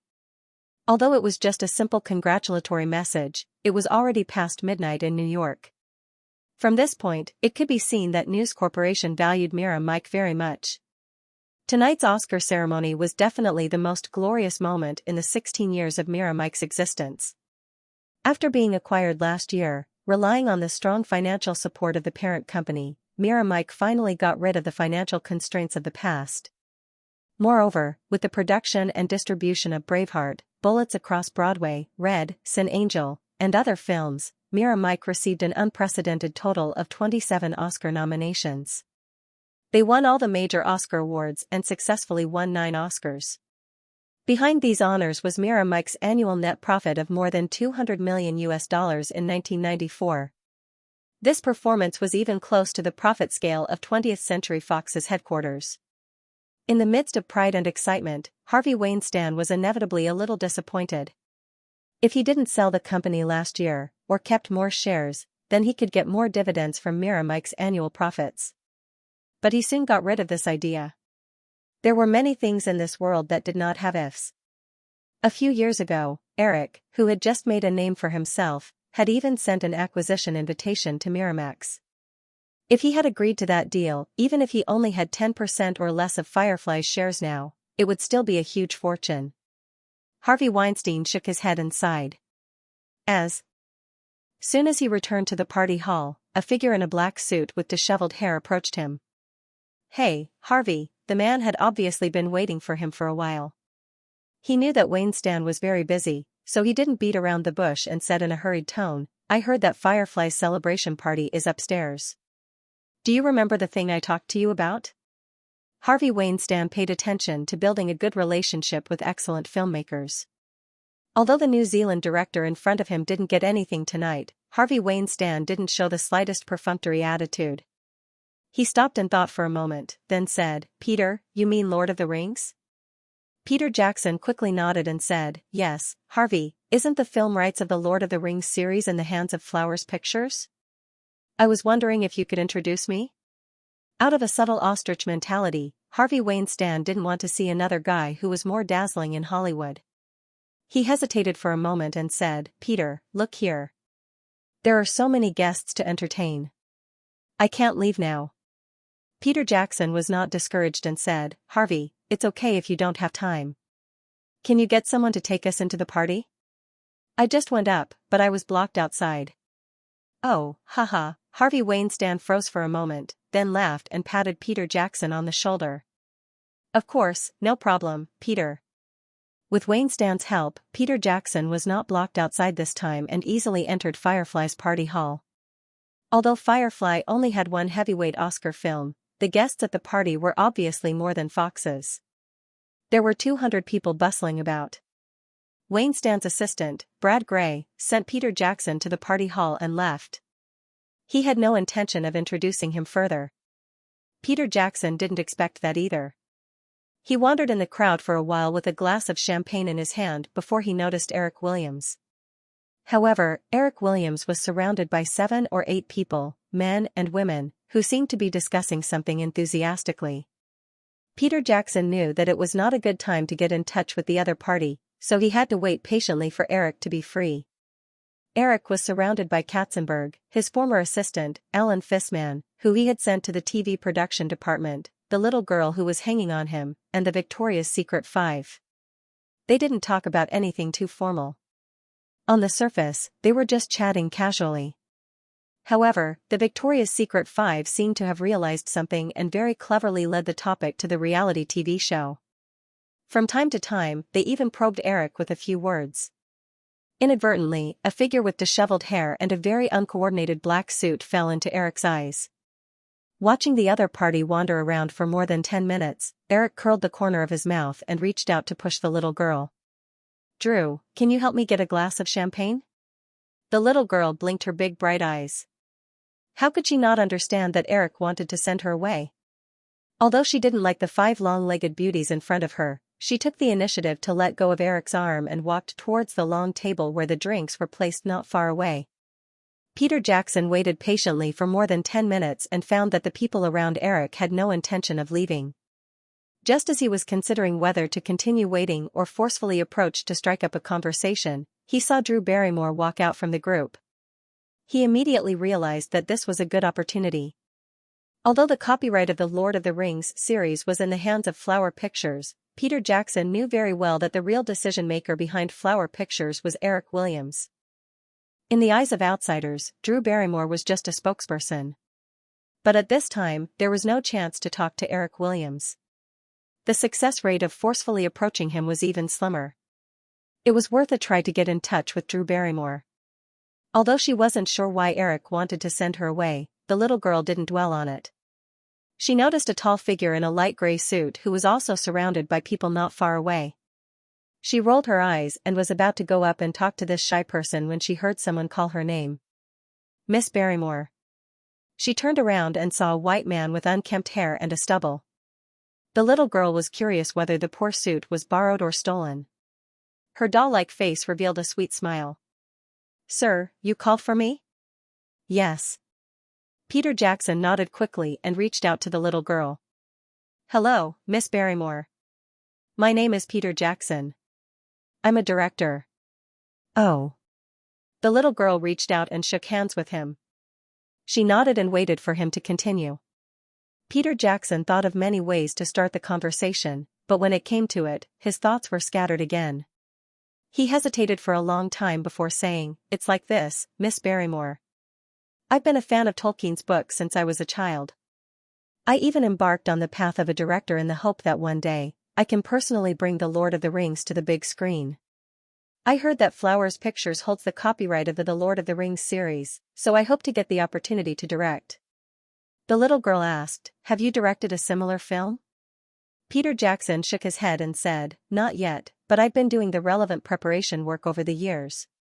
About the adaptation of the script, the shooting of the film, the styling of the characters, and so on.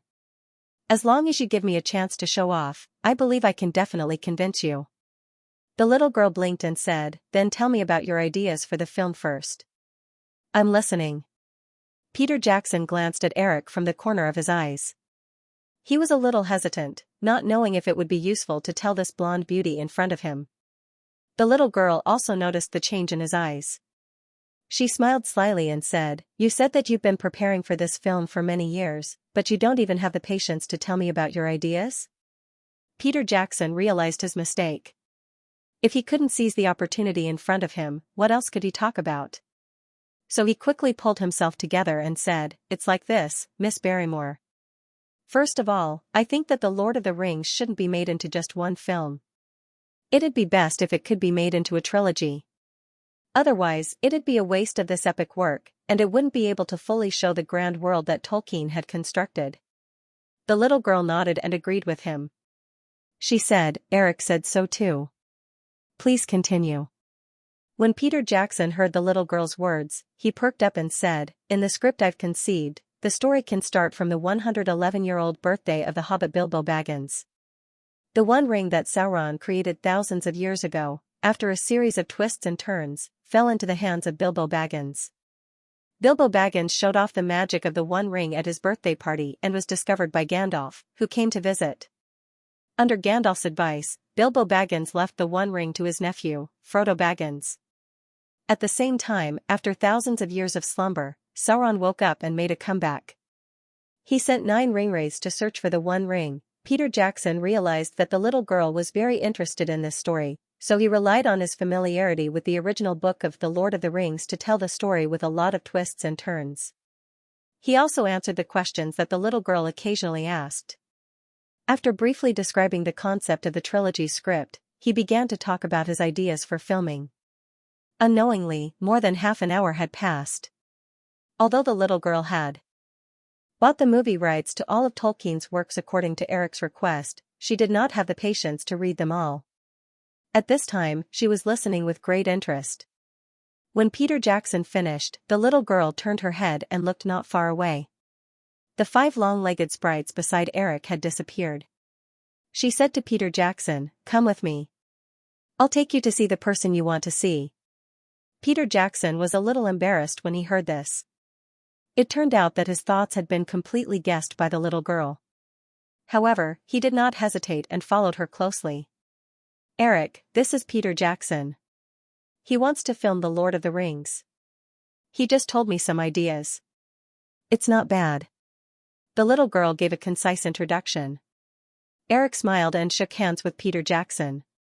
"Hello, Mr. Jackson." "Hello, Mr. Williams. I saw that you were talking for a long time. Were you discussing this matter?" Peter Jackson nodded. "Yes, Mr. Williams. Miss Barrymore is a very patient listener." Eric turned his head and looked at the little girl beside him.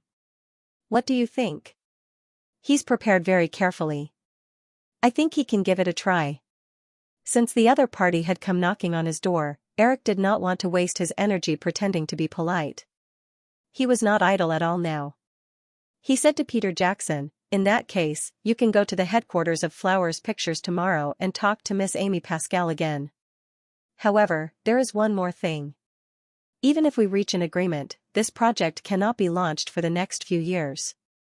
You'd better be mentally prepared in advance." When Peter Jackson heard Eric's words, he was anxious again. He was happy that he finally saw some hope, but he did not understand how long Eric meant by a few years. Fortunately, the little girl asked for him. "Eric, when can it be launched? I don't lack money here." "About 1 or 2 years." Eric smiled and said, "When you have the strength to distribute this film alone, it will probably be time." When Eric said this, the little girl roughly understood. Eric meant that it should be after Flowers Pictures took over MGM. With the current situation, it did not seem to take long. MGM had been tossing and turning for so many years that the production department had reached a point where it could be ignored. Only the distribution department was still intact. What Flowers Pictures needed was MGM's film distribution network. After exchanging contact information and sending Peter Jackson away, Eric turned his attention to Katzenberg and Allen next to him and asked another question. "Who do you think is more suitable?" Eric was referring to the candidate for the host of America's Top Model. He had just chatted with the 5 Victoria's Secret angels just now. In fact, he also had the intention to test them. Alan looked at Katzenberg. Katzenberg was not polite and said, Eric, Miss Krug is definitely not suitable. With her current age and delicate temperament, she can't support such a show. When Eric heard Katzenberg's eagerness to reject Diane Krug, he shrugged. Jeffrey, do you think I am the kind of person who is headstrong and self-opinionated? Katzenberg grinned and thought to himself, who knows what you are thinking? He still felt that Eric was too hasty in using the Wachowski brothers to film The Matrix.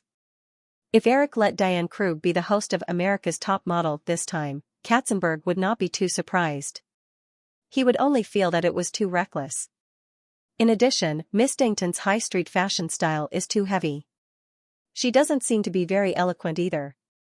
She is also not suitable for this kind of reality show that requires intimate interaction. The rest are Cindy Crawford, Linda Evangelista, and Tara Banks. Well, Tara Banks is a little young and inexperienced, and her skin color isn't pleasant, but her exuberant energy is a big advantage over the other two. In the end, the discussion focused on Linda Evangelista, Cindy Crawford, and Tara Banks. The title of supermodel originated from Linda Evangelista.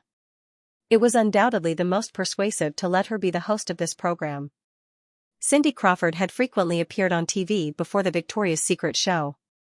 Although the popularity of the 5 spokespersons was almost the same in the eyes of the public after the Victoria's Secret show, Cindy Crawford had the qualifications to host a TV show. Tara Banks had a very energetic personality. Obviously, it was easier for her to get along with the contestants on the show. She was very approachable. However, her weakness was also very obvious. Tara Banks was born in 1973 and was only 22 years old. Although she had gained a lot of popularity through the Victoria's Secret show, it was difficult for her age to convince the public. Otherwise, Eric wouldn't have considered her as the host of America's Top Model in the original spacetime. After some discussion, the decision fell to Eric. To be honest, although he had experienced the absurdity of the past 2 days, Eric didn't know much about the 5 women. Most of his memories from his previous life came from various media. Now that he was in this circle, Eric would be too stupid to believe the media's information. The plans for the reform of Lifetime TV and America's Top Model had just begun. Eric wasn't in a hurry. He planned to talk to them in detail before making a decision. Time passed unknowingly. It was late at night. Eric was listening to Luc Besson talk about the concept of a sci-fi film when he heard Catherine's voice. Eric, it's too late. I think I should go back. When Luc Besson saw Catherine approaching, he tactfully raised his glass and took the initiative to walk away with a smile. Catherine looked a little embarrassed. Am I interrupting your conversation? Of course not. Eric shook his head. He looked at his watch. It was just past 11 o'clock. Not many people had left the party. However, for Catherine, who had a very regular lifestyle, it was obviously too late. Eric put down his wrist and looked up at Catherine, who was holding the golden figure tightly in front of her. There was a hint of nervousness and panic in the woman's expression. Eric smiled and said, "Shall I send you back?" No, no need. Catherine shook her head subconsciously, and the trace of nervousness and panic on her beautiful face immediately overflowed. You've been drinking. It's not safe for you to drive. I'm worried, Eric said as he gestured toward the door. Catherine moved her feet and suddenly said, You drank too. Eric said, I have a driver. Let's go. Catherine followed behind Eric and walked towards the door. However, she still whispered, I can take a taxi back. Do you think you're the heroine of a movie who can flag down a taxi with a wave of your hand? It's already late at night. How can there be a taxi? Eric joked. He waved his hand and made a few gestures to Katzenberg, who was not far away, indicating for him to arrange the next thing. The two came to the parking lot. Eric personally opened the car door and let Catherine in. He sat next to her, asked for Catherine's address, and instructed the driver to drive. The streets near Sunset Boulevard were still brightly lit, but there were fewer cars and people. The car drove through Sunset Boulevard. Inside the car, Eric looked at Catherine holding the golden figure in her hands. For some reason, he had the illusion that he was sitting next to an inexperienced little girl. He smiled and took the initiative to liven up the atmosphere. How's your discussion with Terrence Malick about the script for Red Alert? It's okay.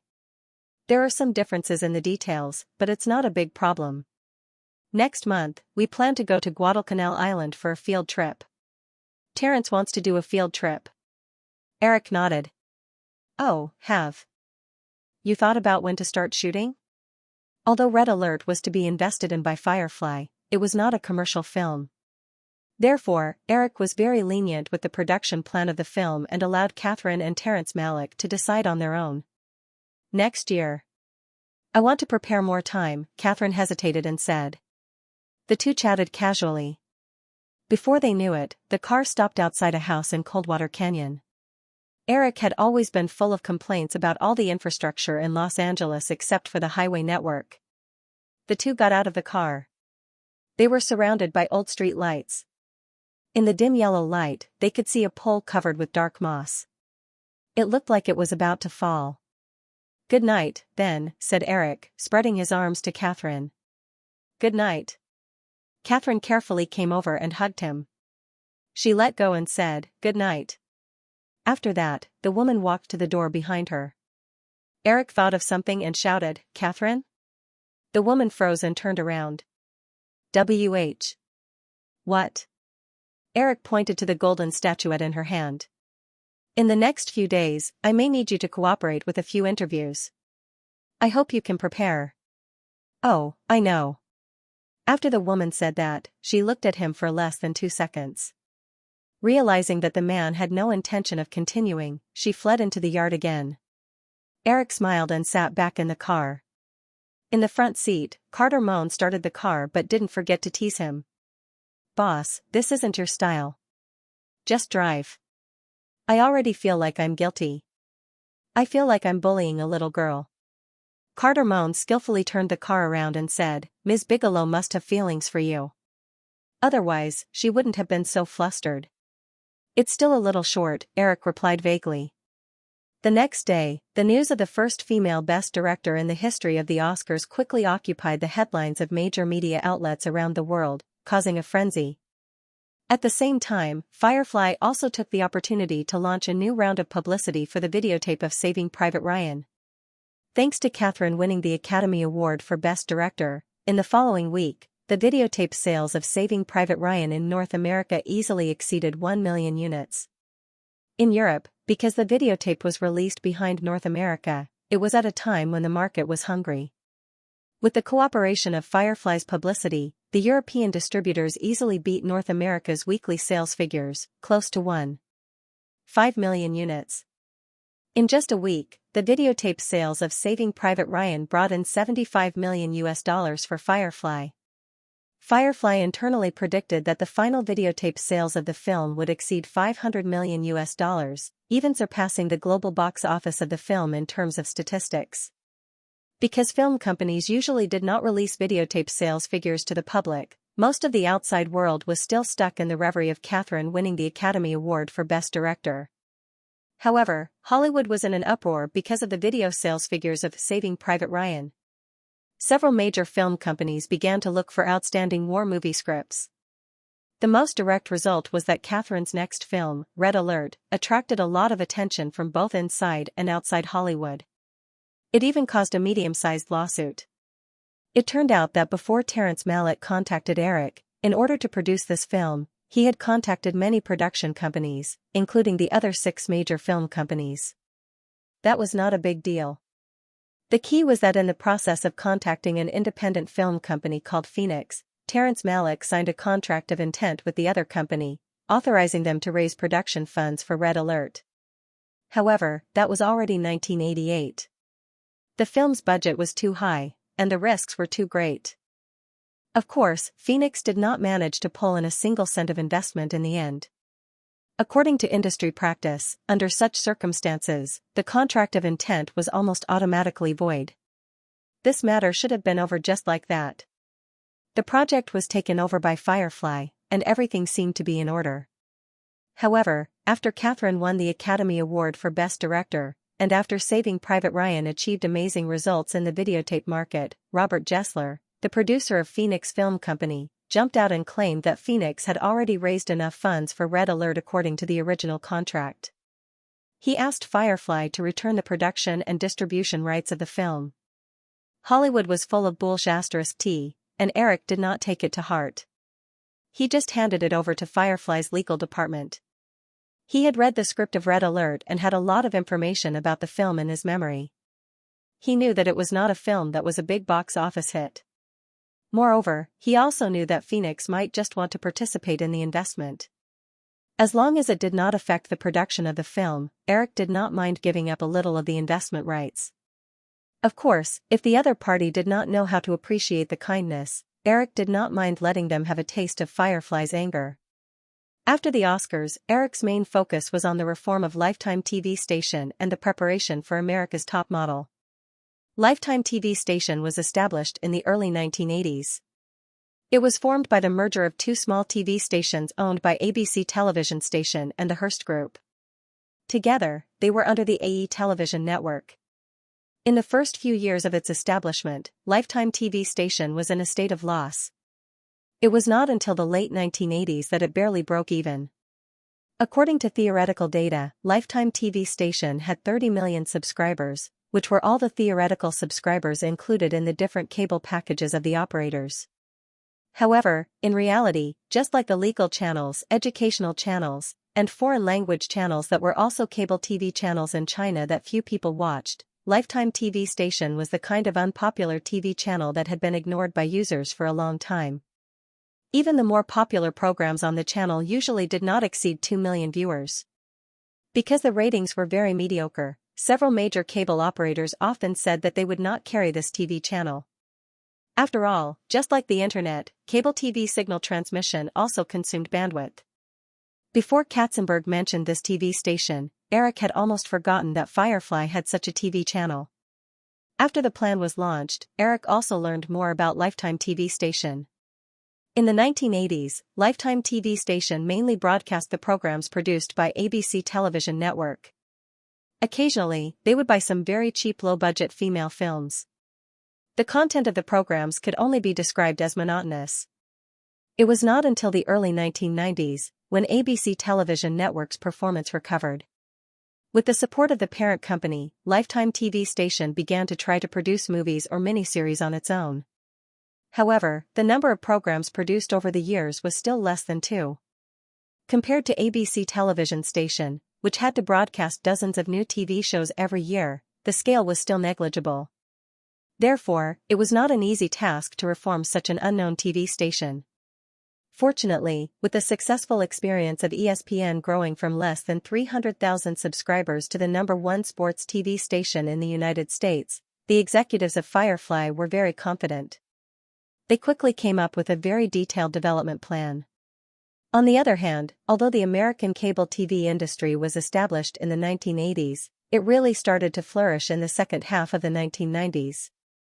The rise of the high-tech industry not only led to the development of the internet, but also allowed American operators to expand their cable TV networks on a large scale. If one paid attention to American TV series, they would realize that many classic American TV series produced by cable TV stations started in the second half of the 1990s. The most famous of these were undoubtedly the few movies produced by Time Warner's HBO. At this time, the American cable TV industry, in Eric's opinion, could only be described as flourishing. The wave of new technology had just arisen. Although the main focus was still on the internet, a large amount of money was invested in the TV industry at the same time. Firefly had a very complete internal capital chain. It did not need to be like other film companies, who needed external investment banks or foreign film and television funds to obtain financing from time to time. However, the large amount of money invested in the TV industry indirectly built a bigger platform for Firefly. At the same time, the American cable TV industry's regulations were becoming more and more lax. Large-scale integration had actually started last year. Back then, Barry Diller and Sam Lay Sherdong had fought for Viacom together.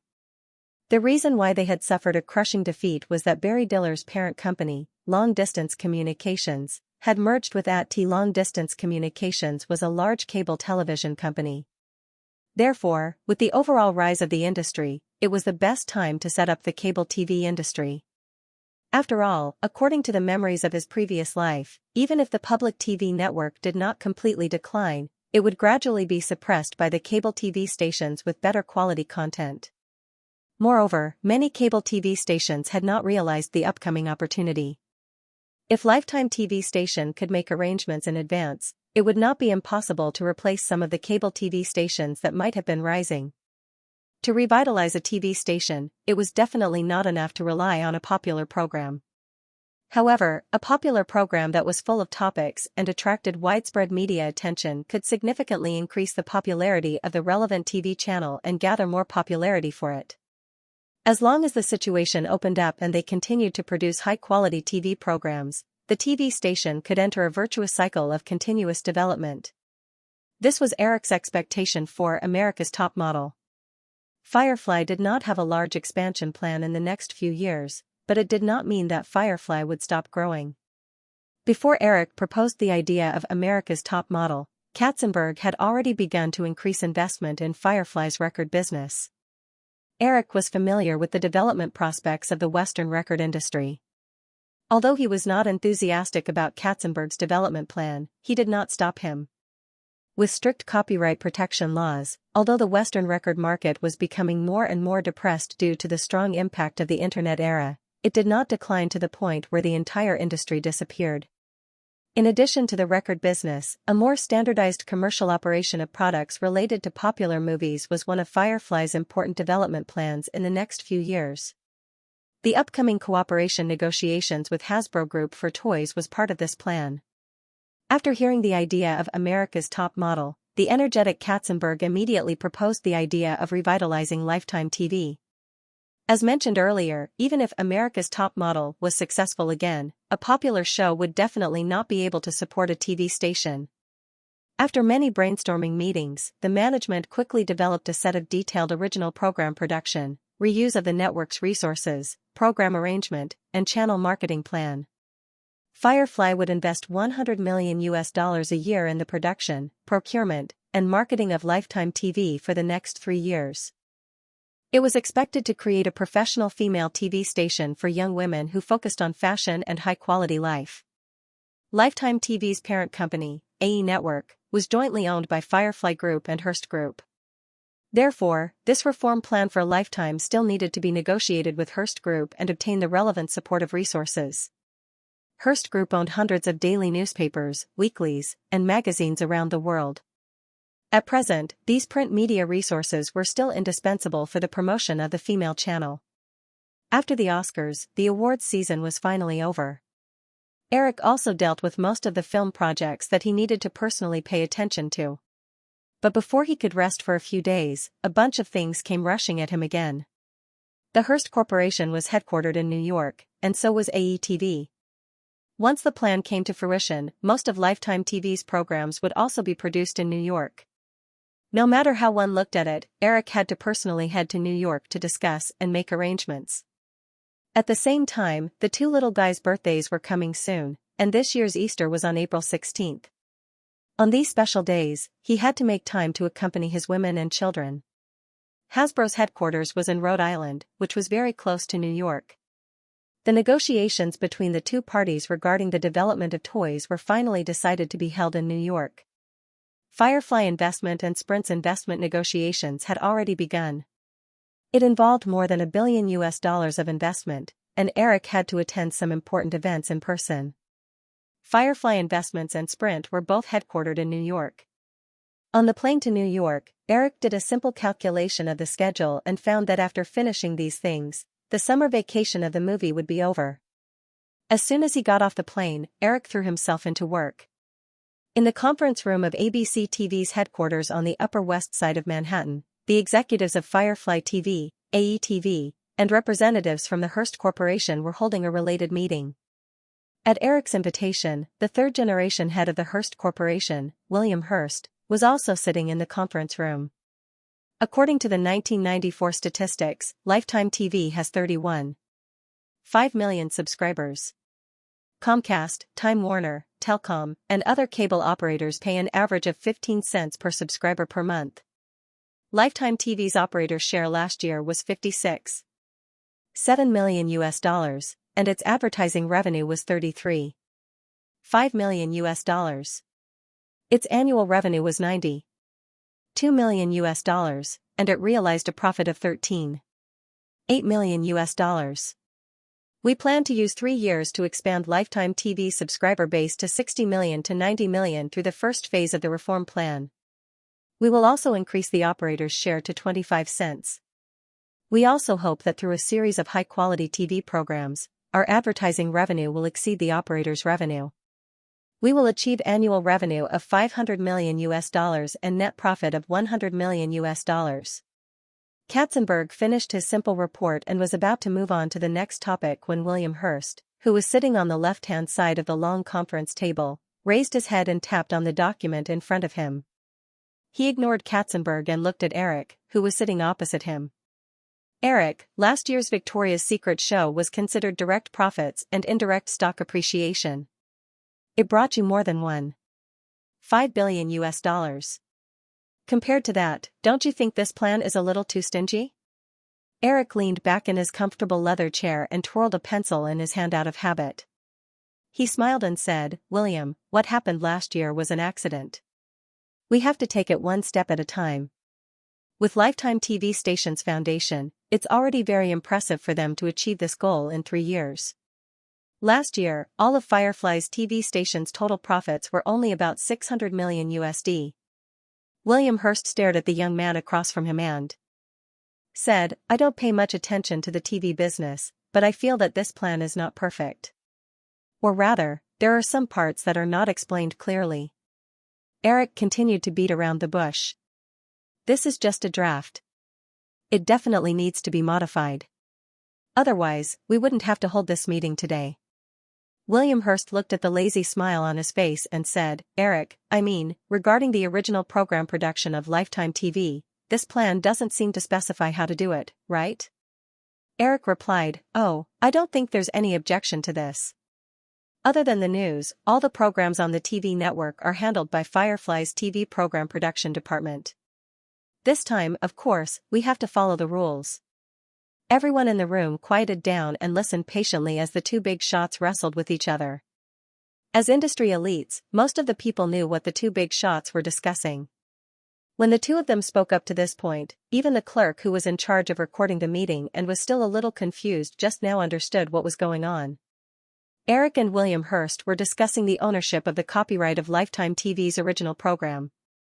Under normal circumstances, when a TV program's producer sold the first broadcast rights to the TV station, the sales revenue would only be a small part of the program's revenue. It might not even be able to recoup the cost. Most of the income of a TV program actually came from the distribution of the episodes and the syndication of the TV program after the first broadcast. The so-called syndication of the TV program was simply the program distribution system. A TV program's profits from the broadcast rights and remake rights in the US and even in more than 100 countries around the world through the syndication program distribution system would definitely far exceed the income from the first broadcast. The profits from the videotapes and syndication of the popular episodes could even be more than 10 times the production cost. This was also the reason why the protagonists of many TV series could be paid millions per episode. If there were no videotapes and syndication, the TV network would definitely not be able to offer such a sky-high salary just by relying on the first broadcast advertisements and the cable TV revenue. Most TV program production departments and distribution systems were integrated, so there was no need to differentiate between these issues. However, Lifetime TV's parent company, the AE Television Network, was different. The AE Television Network was jointly owned by Firefly and Hearst, with each party holding 50% of the shares. If Lifetime TV's original programs were produced by the AE Television Network's production department, then Hearst Group would be able to share in the profits from the videotapes and syndication. However, if these programs were produced by Firefly's TV department, the program's copyright would have nothing to do with the AE Television Network. Even though Hearst Group would not have to bear the risk of the production investment, they would not be able to share in the videotapes and syndication income. This was also why William Hurst had just said that the plan was stingy. If the TV station's cable TV revenue and advertising alone could make a profit of $100 million per year, the videotapes and syndication income would definitely be much more than that. As everyone knew, any project led by Eric, whether it was a movie or a TV series, could be associated with the word huge profits. Hearst Group certainly would not give up on this profit that was within reach. Even though Hearst Group was a giant in the print media industry, they did not have enough confidence in the management of TV networks. William Hearst had already realized that Eric's invitation to this meeting was not as simple as it seemed on the surface. At this time, he could only go along with his train of thought. He said, "Eric, I think it's more appropriate for the AE television network to be responsible for the production of this batch of original programs. Hearst Group can provide the production funds according to the proportion. In addition, if there is a need for print media support, we can try our best to cooperate." Eric seemed to have heard something interesting. He straightened his body and said, "Speaking of proportion, William, I think Firefly and Hearst's shareholding in ESPN is more balanced. What do you think?" Although William Hearst was prepared, when he heard Eric's words, he almost threw the document in his hand at him. He shook his head without hesitation and said, "Eric, this can't be done." "Absolutely not. Firefly and Hearst's shareholding in the AE television network was 50-50, but their shareholding in ESPN was 20-80. Hearst had 20%, and Firefly had 80%. In the beginning, Hearst and Metropolis Media Group's rights in ESPN were equally matched. In the 1980s, before ESPN rose, Tom Murphy bought most of ESPN's shares from Hearst Group and several other small shareholders. At that time, he spent less than $50 million. Now, ESPN was the largest sports channel in North America, with an annual profit of more than $200 million in 1995. The shares that Hearst Group sold back then generated more than $50 million a year. With such a lesson in front of him, William Hearst certainly would not do such a stupid thing again. Hearing William Hearst's agitated refusal, Eric shrugged and said, "William, if you don't agree, then forget it." William Hearst was suddenly at a loss for words.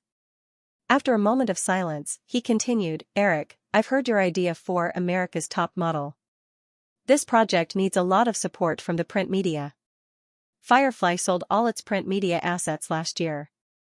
Without Hearst, it will be difficult for you to make this project big alone. William, I think this is a win-win situation. We'll get resources, and you'll get more news material." Eric shook his head, a confident smile on his lips. "Also, you've got one thing wrong. Even without Hearst, there's still Condé Nast and News Corporation. Firefly's relationship with these two companies is also quite good. I even have Yahoo.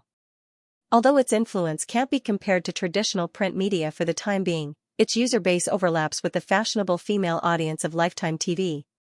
I think you can definitely see the potential of Yahoo's media operation during the Victoria's Secret show last year." William Hearst opened his mouth, but he could not find the right words to refute.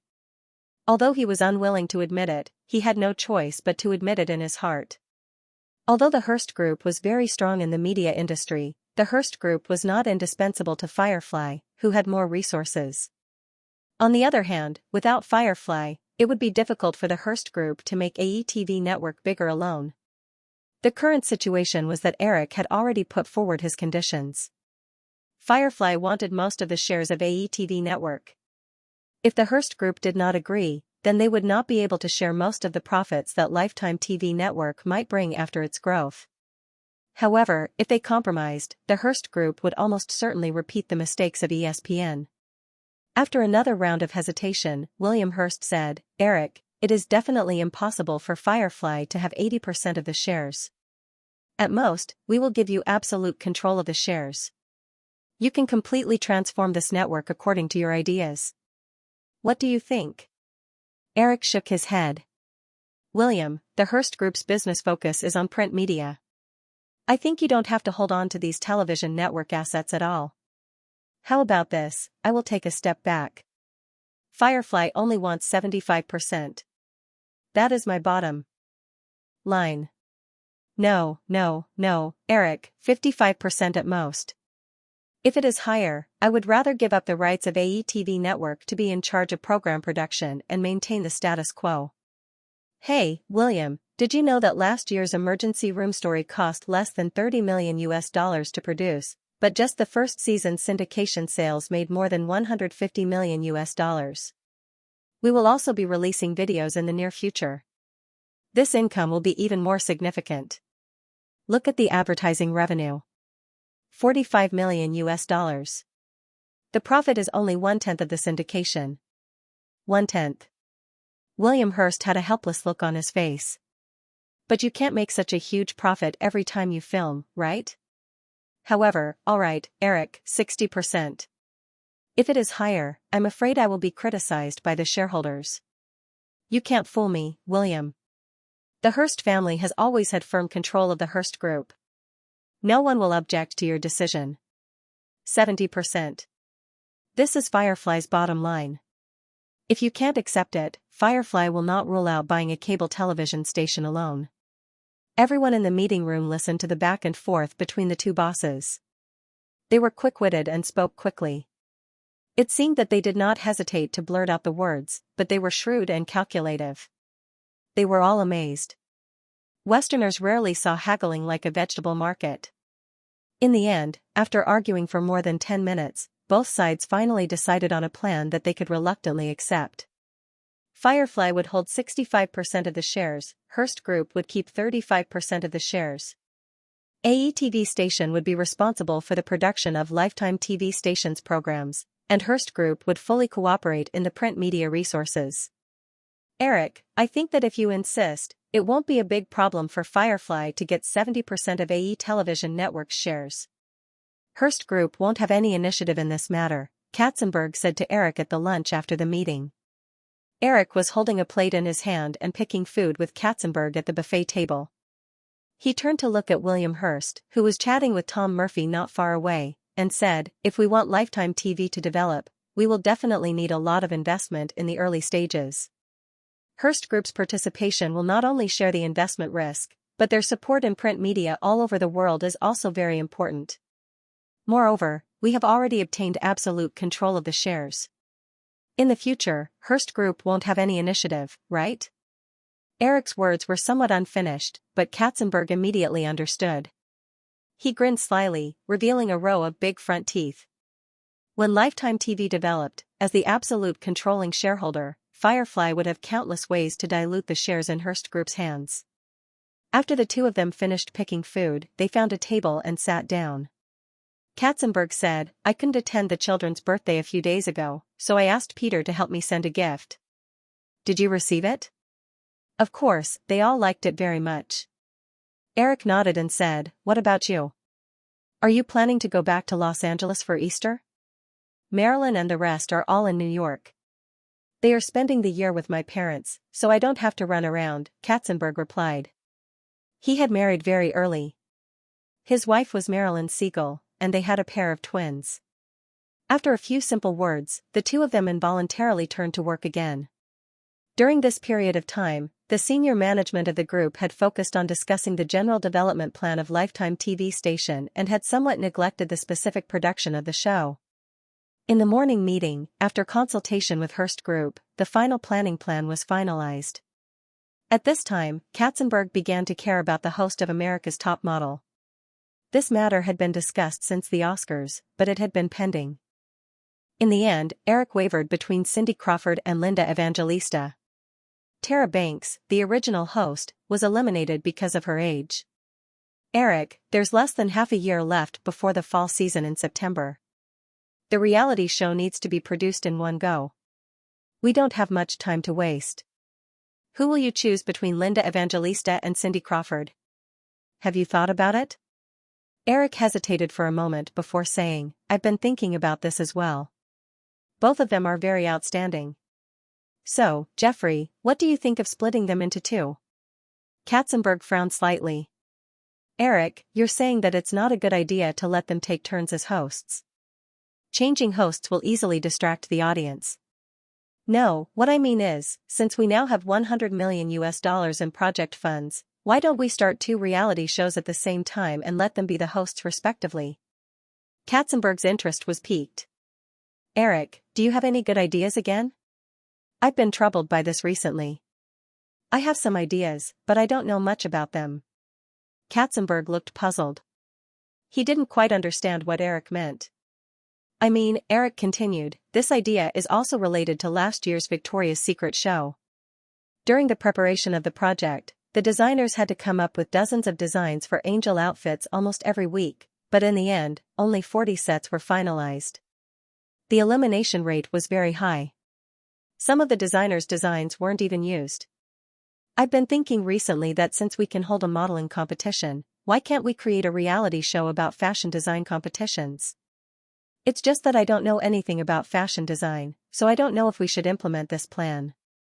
Eric was talking about Project Runway, which was as famous as America's Top Model. These two shows could be said to be rivals. They were launched at about the same time, and the ratings were about the same. As the hosts of these two shows, Tara Banks and Heidi Klum had both taken the top 2 places on Forbes' list of the highest-paid female TV actresses. Unfortunately, Eric was not interested in fashion design in his previous life.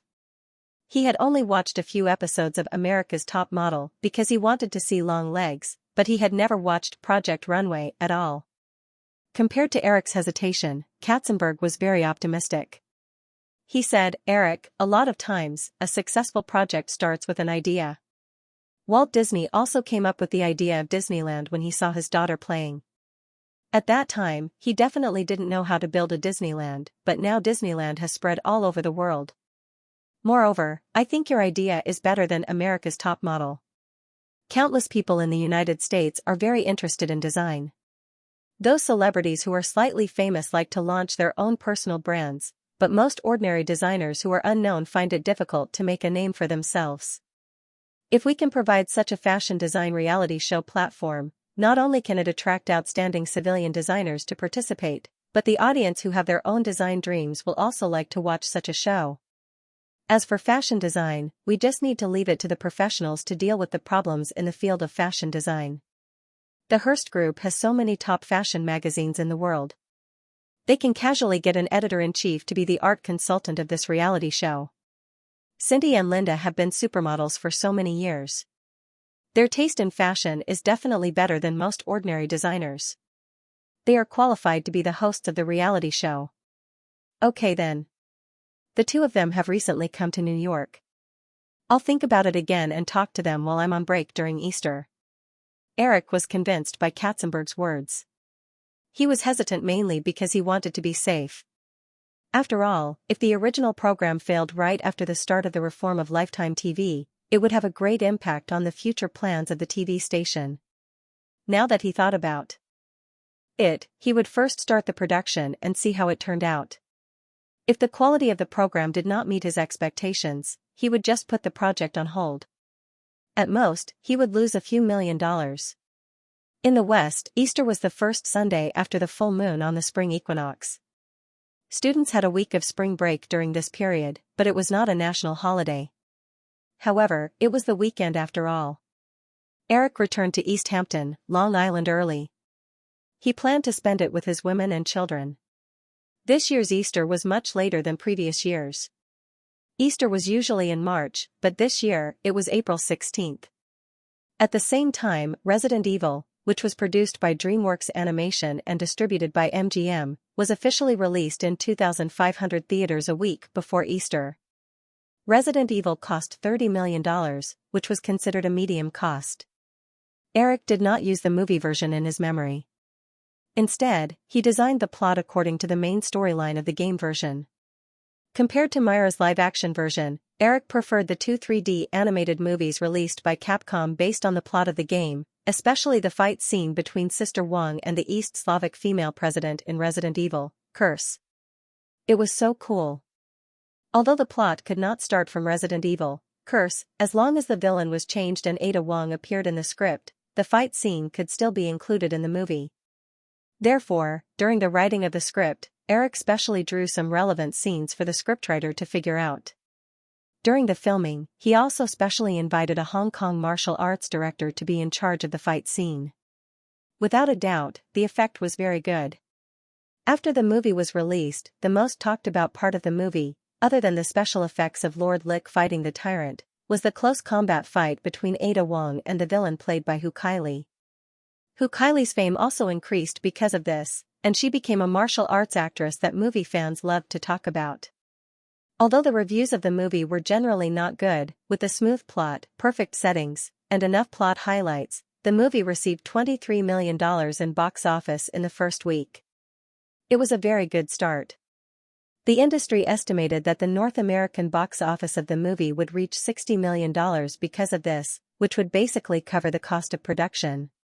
Moreover, Eric also knew that the important market for Resident Evil was not in North America, but overseas. In the Resident Evil series in his previous life, none of the North American box office exceeded $100 million, but it became the first movie series based on a game to exceed $1 billion in the global box office. Although there was no lack of media mocking this movie as the worst box office result since Eric entered Hollywood, when the box office of the movie was released, the executives of MGM and DreamWorks Animation called Eric one after another, hoping that he could immediately start the production of the sequel. In the villa of East Hampton Manor, Eric hung up the phone call from MGM CEO, Frank Marcoso, and got up to walk out. It was Saturday, April 15th. Yesterday, the box office for the second week of Resident Evil was released. Compared to the same period in the first week, the box office only dropped 30%. As a result, the total box office of the movie was adjusted to a high of $70 million. Therefore, Frank Marcoso couldn't wait to call Eric again. While reporting the good news to him, they discussed the sequel. Eric naturally had no problem with that. The temperature in New York in April had just warmed up during the day, but it was a nice day with bright sunshine and a moderate temperature. On the lawn in the backyard of the villa, Joanna and Virginia were sitting at a table with the children, drawing Easter eggs. Eric walked out of the villa, went around the swimming pool, and came to the lawn. He picked up Emma, who was running over to show him the little egg in her hand, and came to the table. He looked at Eva Pakula, who had popped up again in the time it took him to make a phone call. He smiled and said, "Why are you here?" Eva picked up a paintbrush and poked Eric with dissatisfaction. "My sister despises me." "Do you despise me too?" "How would I dare to despise you?" Eric smiled and dodged. He put Emma on a small chair, and the little girl immediately grabbed the paintbrush on the table, forgetting about Eric's existence. Eric looked around. Virginia was holding Kevin's little hand and drawing an image on an egg, looking like she was having fun. When she saw Eric coming over, she even raised the egg and gestured to Eric, looking like she was showing off her son. Hawaii, who was sitting on Joanna's lap, was holding a paintbrush in her hand, but her little eyes were filled with boredom. Eric leaned over and kissed his baby son's cheek. He pulled a chair over and sat down. He reached out and took Hawaii from Joanna's arms. "Come, baby. Is mommy's drawing bad? Let daddy teach you." Joanna looked at Eric as he carried her daughter over. She smiled and handed the egg and paintbrush over. "Xiaxia isn't interested in these. Maybe my drawing is too bad." "Hee hee. Okay, then let's draw a face first." Eric held Hawaii's little hand like Virginia. Hawaii struggled in Eric's arms. She felt her father's rough hand holding her little hand, and she relaxed helplessly and sighed. "Sigh, why did I draw such boring things on the boiled egg? So stupid." The little girl complained in her heart. She raised her head and looked at the little boy sitting in Aunt Vicky's arms. She pouted. "TSK, TSK. He actually smeared paint on his face. So stupid." Her gaze drifted to her mother's side. Joanna supported her chin with one hand and looked at them with a warm smile on her face. The little girl sighed again in her heart. Sigh. However, when I saw the happy look on mommy's face when she looked at daddy teaching her how to draw, I forced myself to pretend to be as clumsy as Kevin. But it's so difficult. Sigh, stupid daddy. You can't draw a crooked face when you're holding my little hand. The little girl complained in her heart. In the end, she couldn't help but ask, "Daddy, why are we drawing these?" "To celebrate Easter," Eric explained. "Then why is there Easter?" "Because people say that Jesus will be resurrected on this day. Hence, it's called Easter." "Who is Jesus?" "The Son of God." "Who is God?" "I can't say for sure." Then why are we celebrating the day of Jesus' resurrection? Because Jesus is the belief of many people. What is belief? Belief is something in one's heart that one has to adhere to. Adhere to what? Adhere to what you think is right. Daddy, then what is your belief? Oh, baby, you asked me. But you can ask your mommy. Mommy, what is your belief? God. The little girl blinked her big eyes that were as beautiful as her mother's. She combed through the information in her mind and found a circle. Then, she realized that her parents were patronizing her again. Sigh, how can these adults treat a child like this? She's only 2 years old.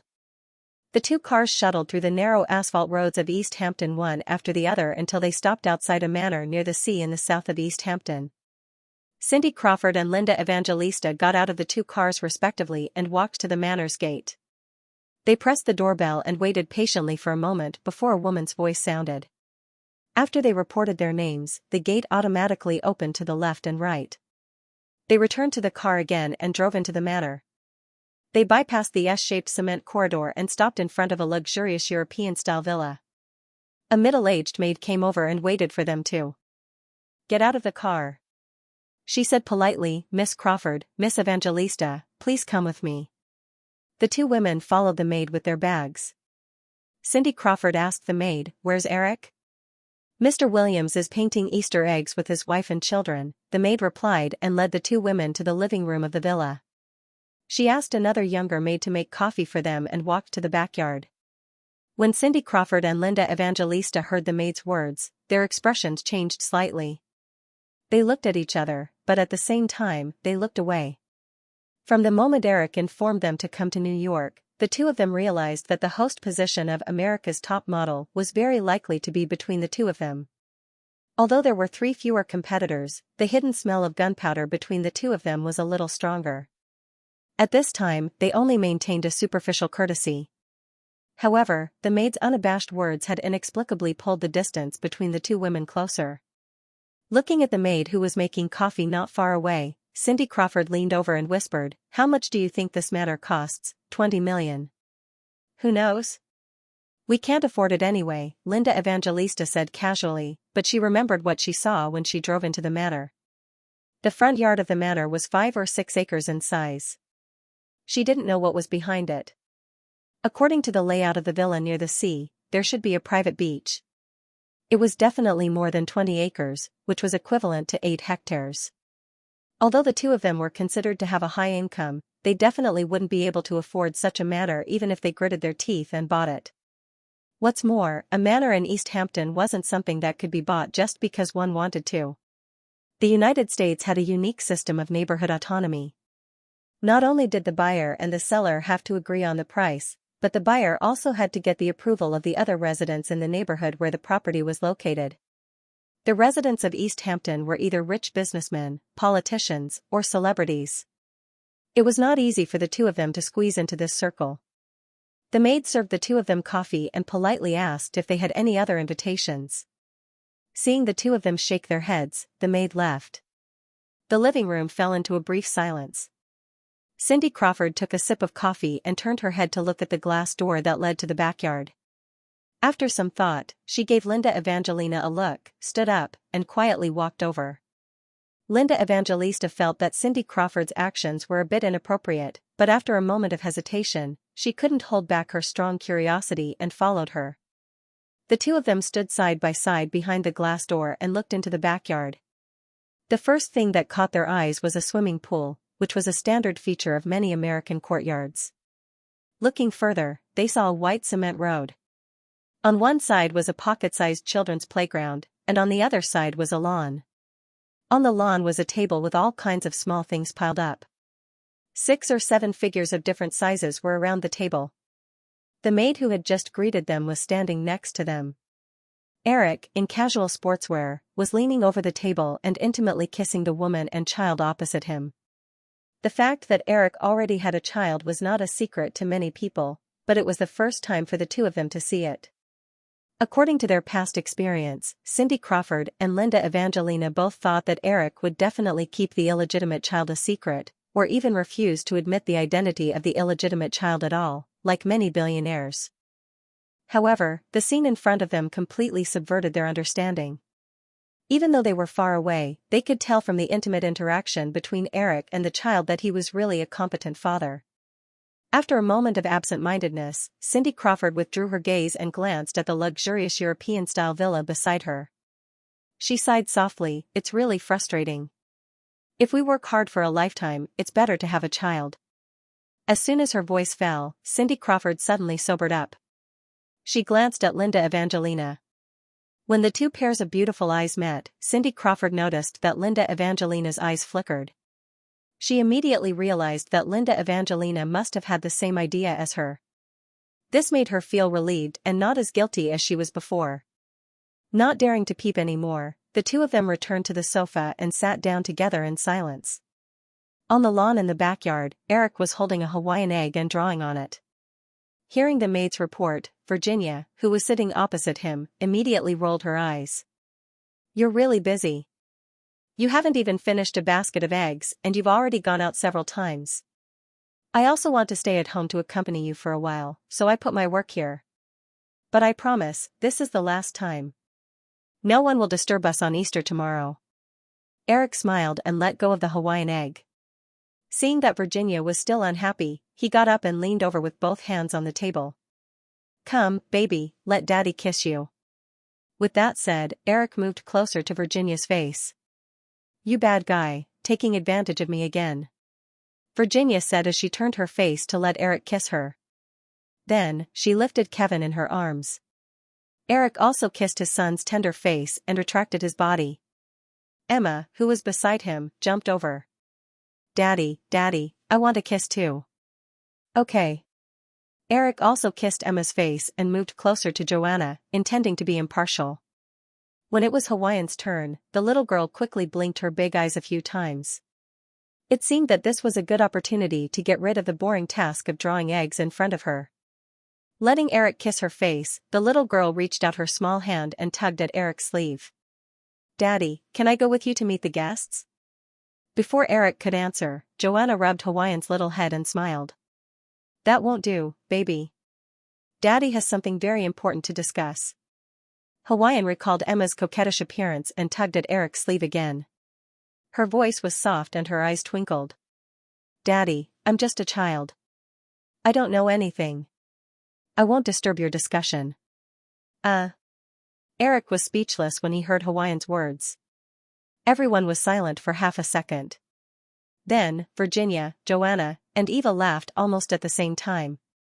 Eva was overjoyed and slapped the table twice. She reached out and hugged Hawaiian, rubbing the little girl's face. "Haha, little vixen, don't you think you've exposed yourself with that sentence? Ha ha ha. Aya, Auntie Eva, you're so annoying. Don't rub my face. Otherwise, I'll despise you together with Mommy." Hawaiian pulled at her aunt's arm and threatened angrily. However, her tender voice did not sound threatening at all. "Wow, that's a vicious threat. Let Auntie Eva rub her face again. Let go. Otherwise, I'll bite you." Okay, stop fooling around. Xianxia, come to Mommy. Don't disturb Daddy." After laughing for a while, Joanna came out to smooth things over. She pushed her sister away and hugged her daughter in her arms. She waved at Eric and told him to get back to work. After painting the Easter eggs for a while, Eric's clothes were stained with dye. He hurriedly changed his clothes and washed his hands before coming to the living room.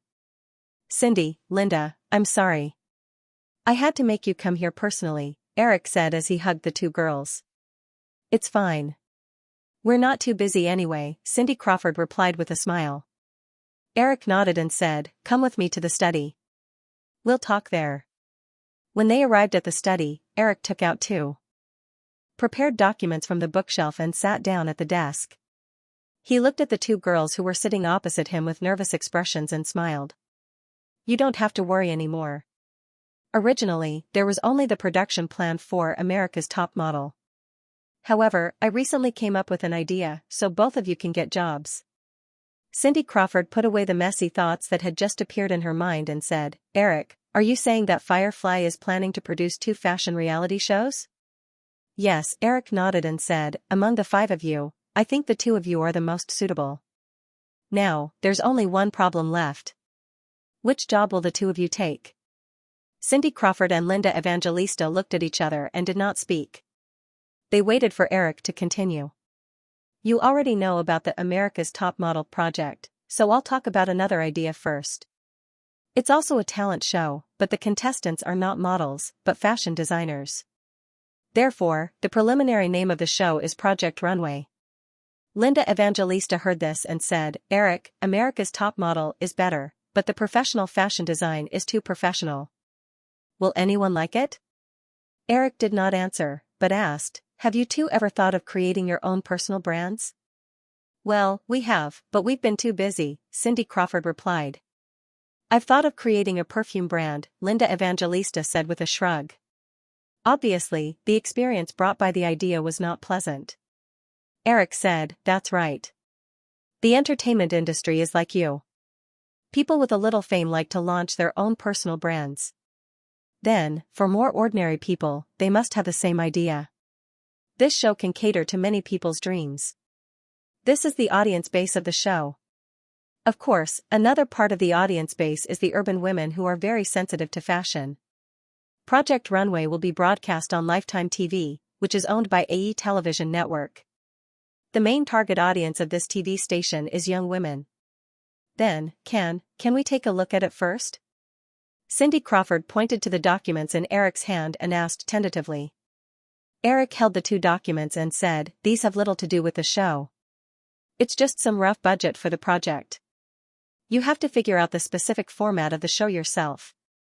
Cindy Crawford and Linda Evangelista were puzzled again. Didn't Eric ask them to be the hosts? Why did it sound more like they were producers? It's like this, Eric continued, I originally had some ideas about America's Top Model, but now I've changed my mind. I plan to completely hand these 2 projects over to the 2 of you. I will only be responsible for the overall situation. Eric, I don't quite understand, Cindy Crawford said. It was not that she did not understand, but she was somewhat in disbelief. Eric said, you definitely understand.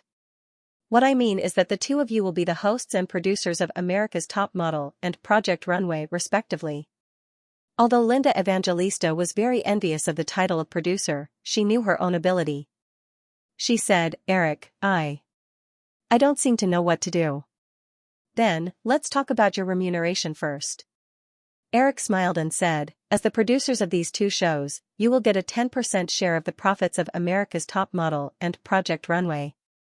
As for how much you will get in the end, it depends on how well you produce the shows. Eric, do we need to participate in the investment? Cindy Crawford's eyes lit up and asked. Of course not. Firefly will provide a production budget of $20 million for each project. You don't need to participate in the investment. Then what do we need to do? Linda Evangelista was also excited by the 10% share of the net profit. Although Eric said that he would completely hand over the 2 projects to them, as long as he personally supervised them, Linda Evangelista knew that the risks of these 2 shows would definitely be minimized. Even if they could not reach the terrifying ratings and profits of Survivor, the commercial returns would definitely be very impressive. That's the main point. Eric smiled and said, don't think that this 10% share of the profits will be easy. The reason why I'm handing these 2 projects over to you is that I don't know much about the fashion industry, and the 2 of you have been in this circle for so many years. You are familiar with all the rules and have enough vision and experience. Therefore, although Firefly will provide some staff, you will need to build the professional team yourself. One of the most important reasons why the original America's Top Model and Project Runway were so successful was that the 2 hosts, Tara Banks and Heidi Crumb, were deeply involved in the production of the show as they were both producers. Although Eric had watched several episodes of America's Top Model, he knew that even if he were to personally design the show, it was very likely that he would produce something that was neither fish nor fowl. That was because he didn't know much about fashion. He could simply distinguish a model's makeup and walk, but he couldn't comment in detail on what was good and what was bad. However, these problems were no problem for the 2 top supermodels who had been in the fashion industry for many years. However, if he wanted these 2 beautiful women to devote their full attention to the 2 shows, just being the hosts was definitely not enough. Therefore, Eric came up with the idea of producing the show according to the cooperation model in his previous life. He would share a small part of the profits and let them deeply participate in the production of the show. This way, Eric could be more at ease. After Eric finished speaking, Cindy Crawford pointed to the document in Eric's hand and said, "Eric, you asked us to build our own creative team, but if we only have a production budget, we don't know what to do." Linda Evangelista echoed, "Yes, Eric, you should give us some guidance, right? Let's divide the tasks first." Eric smiled and handed the two documents in his hand to Cindy Crawford and Linda Evangelista respectively. He said, "According to my understanding of the two of you, I think Cindy is more suitable for America's Top Model. So, Linda, you will be in charge of Project Runway." Linda Evangelista took the document from Eric's hand. She didn't open it eagerly like Cindy Crawford. She hesitated and said, "Eric, you don't know me well enough. Otherwise, you would know that I am more suitable for America's Top Model. I am the first supermodel." From the conversation just now, Linda Evangelista realized that Project Runway was an idea that Eric had come up with on the spur of the moment. The supermodel competition was more commonplace than the design competition. In that case, the prospects of Project Runway were definitely not as good as America's Top Model, which had been brewing for a long time. Although she could only accept Eric's insistence. After all, behind them were the other 38 angels of the Victoria's Secret Legion waiting for such an opportunity. She wouldn't do something as foolish as giving up the opportunity to others, but Linda Evangelina still felt that she should fight for it in case Eric agreed. Before Eric could say anything, Cindy Crawford retorted, "Linda, I am the first supermodel to be a TV host. Obviously, I am more suitable for America's Top Model than you. What's the use of being a fashion show host for a few years? To be honest, Cindy, I don't think your taste in clothes today is very good. I was just too embarrassed to tell you." "Oh, thank you for your advice, Linda." Cindy Crawford gently stretched her body in the office chair. She wasn't angry at all. She smiled at Eric and said, "Eric, Linda's taste in clothes is better than mine, so she is more suitable to be the producer of Project Runway." Hee hee. Linda Evangelista didn't expect that she would fall into the trap she dug. She snorted gloomily and looked at Eric. "Hey, don't argue. It's settled." Eric looked at the two women and smiled. "I have more confidence in the two of you now."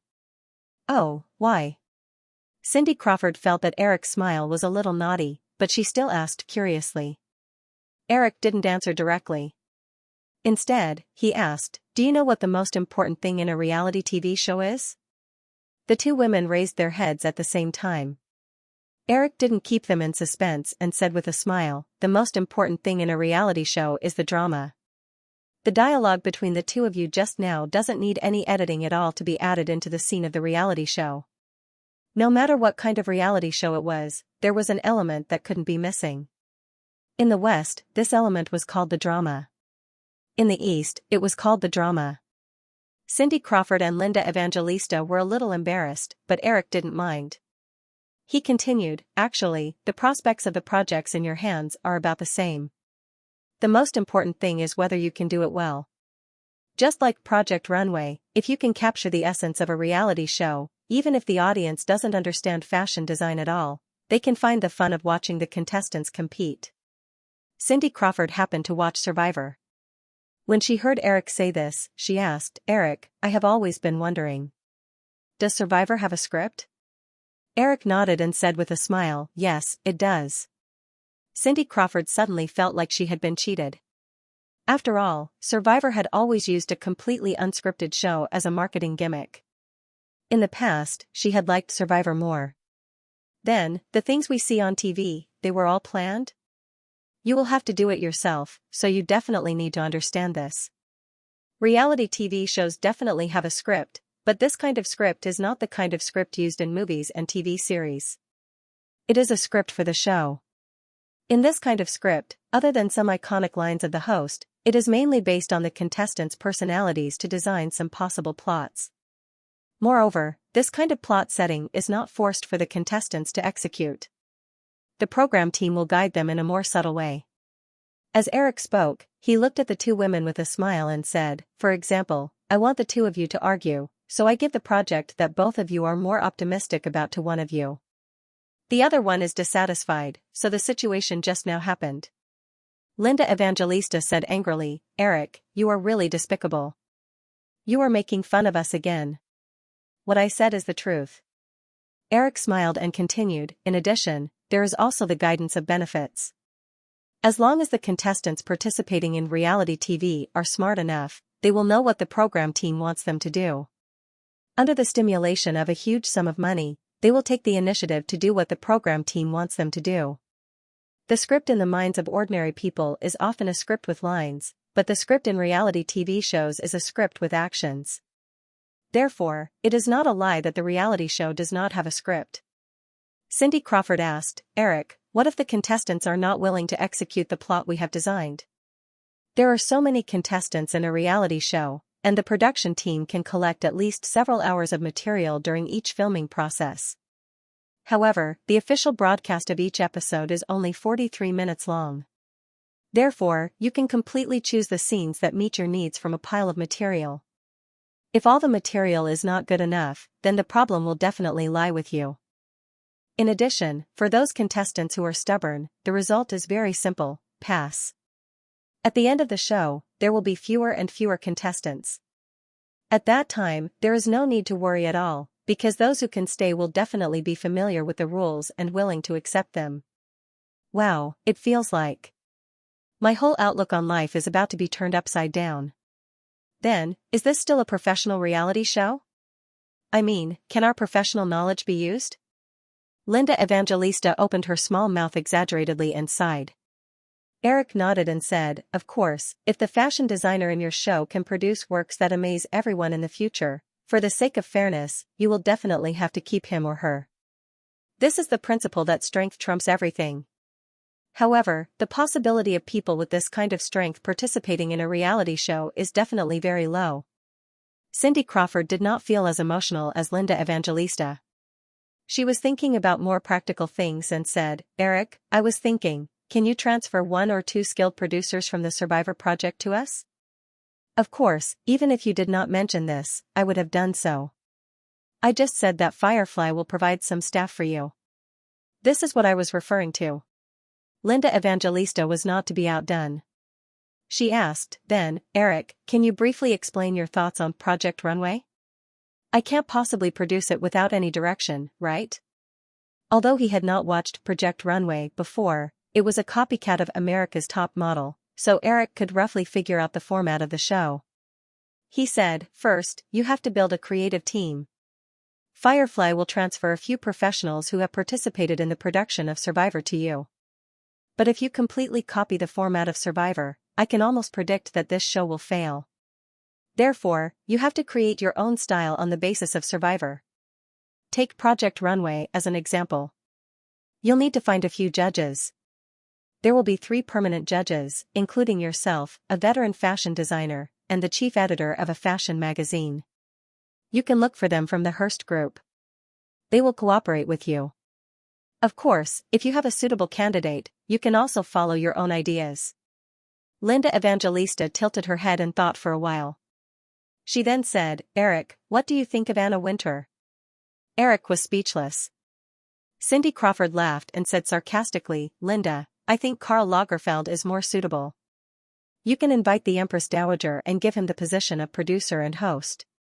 Linda Evangelista realized that she was being a little whimsical as soon as she said that, but she did not back down. She said to Cindy Crawford, "I was just saying. Do you have to be so happy? Okay, stop arguing." Eric liked to watch cats fight, but now was not the time. When the two women turned their attention to him, Eric continued, "Linda, you have to understand that you are the core and the brand of this show. Therefore, the most famous person in this show can only be you. Even I will be completely hidden behind the scenes and will not appear on any producer's list. In terms of selecting judges and guests, at least the 2 regular guests must not be more famous than you. You also have to consider the sustainability of the guests. Even if you have the connections, you can't let others attend the show for free. You have to pay for the guests. However, the budget of this show is only $20 million US, which is not a big deal. Therefore, you can occasionally invite big names in some special episodes, which can be regarded as a surprise to the audience. But more often, it's better to invite people who are slightly famous but not so famous. Linda Evangelista nodded and said, "What about the others?" "I just happened to watch Survivor." "Are we going to do the same thing as Survivor and use a 2 versus 1 grouping system?" "In this aspect, you and your team will have to figure it out on your own. I can only give you some of my own ideas. It's definitely not possible to fight in groups. You have to know that every designer is a complete individual. They have their own style. Therefore, during the show, you can fight in groups. However, most of the time, it's best to fight in single-person mode.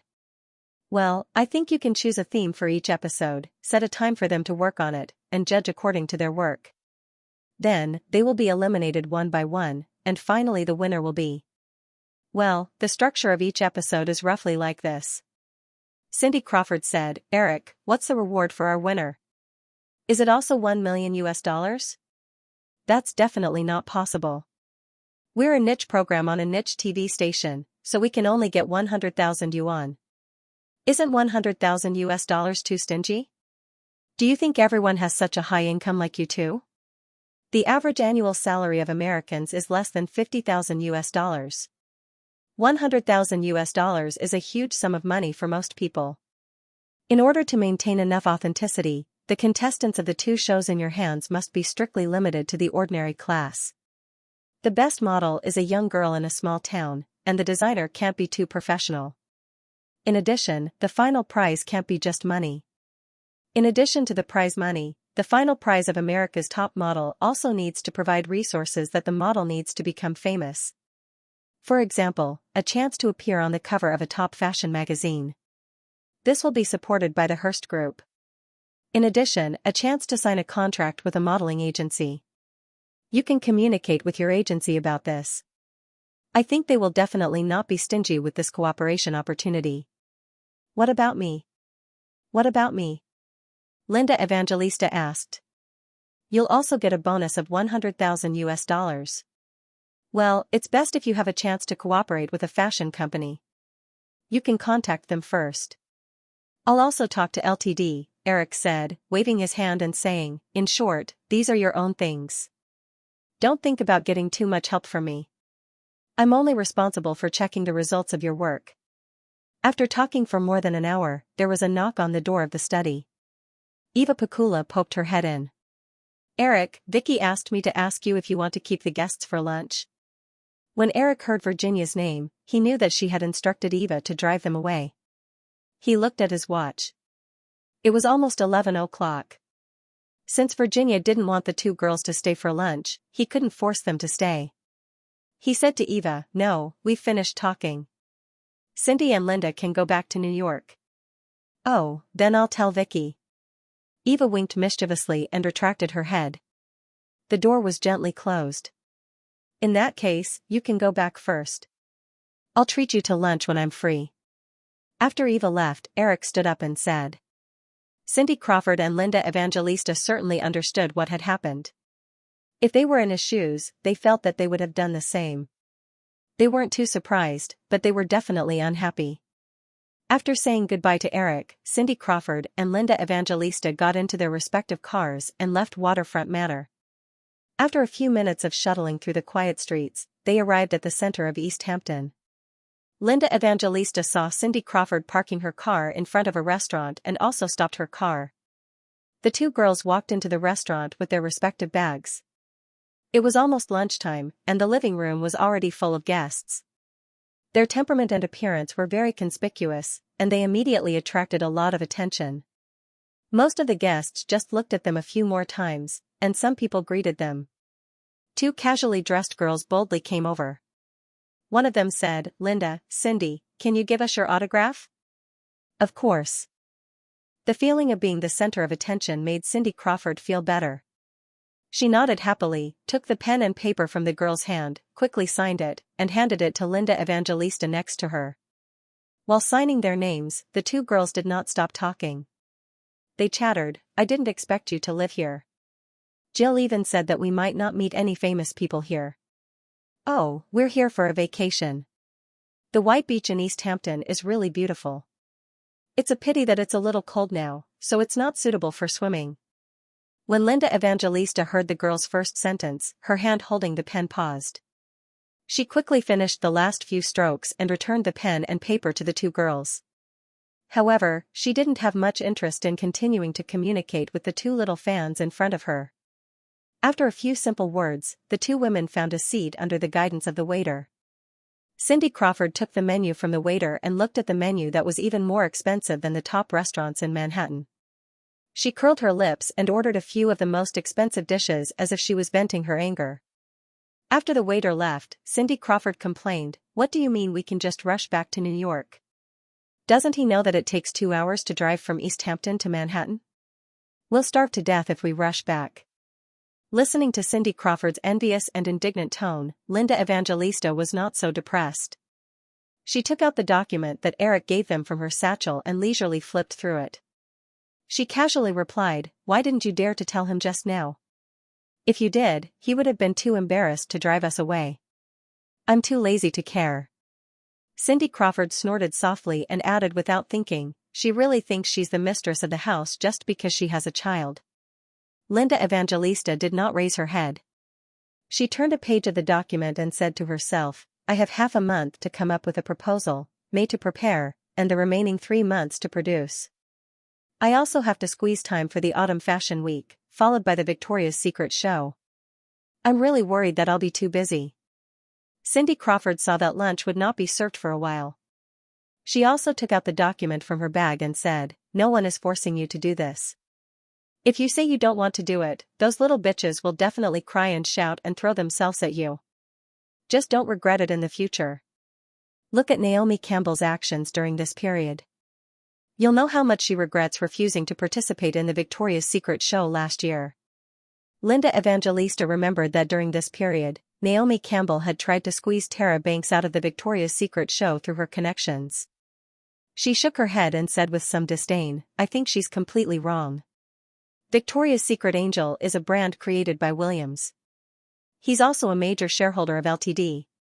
No one will replace the Victoria's Secret spokesperson without his permission. Do you think she doesn't understand? It's just that she has no chance to get in touch with Williams. What's more, even if she does get in touch with him, it might not be useful. And she's too greedy. There are 6 themes in the Victoria's Secret show, but only 5 spokespersons. If it were me, I would fight for the opportunity to open for one theme. That way, I can maintain my status in the circle." Linda Evangelista was very envious of Cindy Crawford's shrewdness.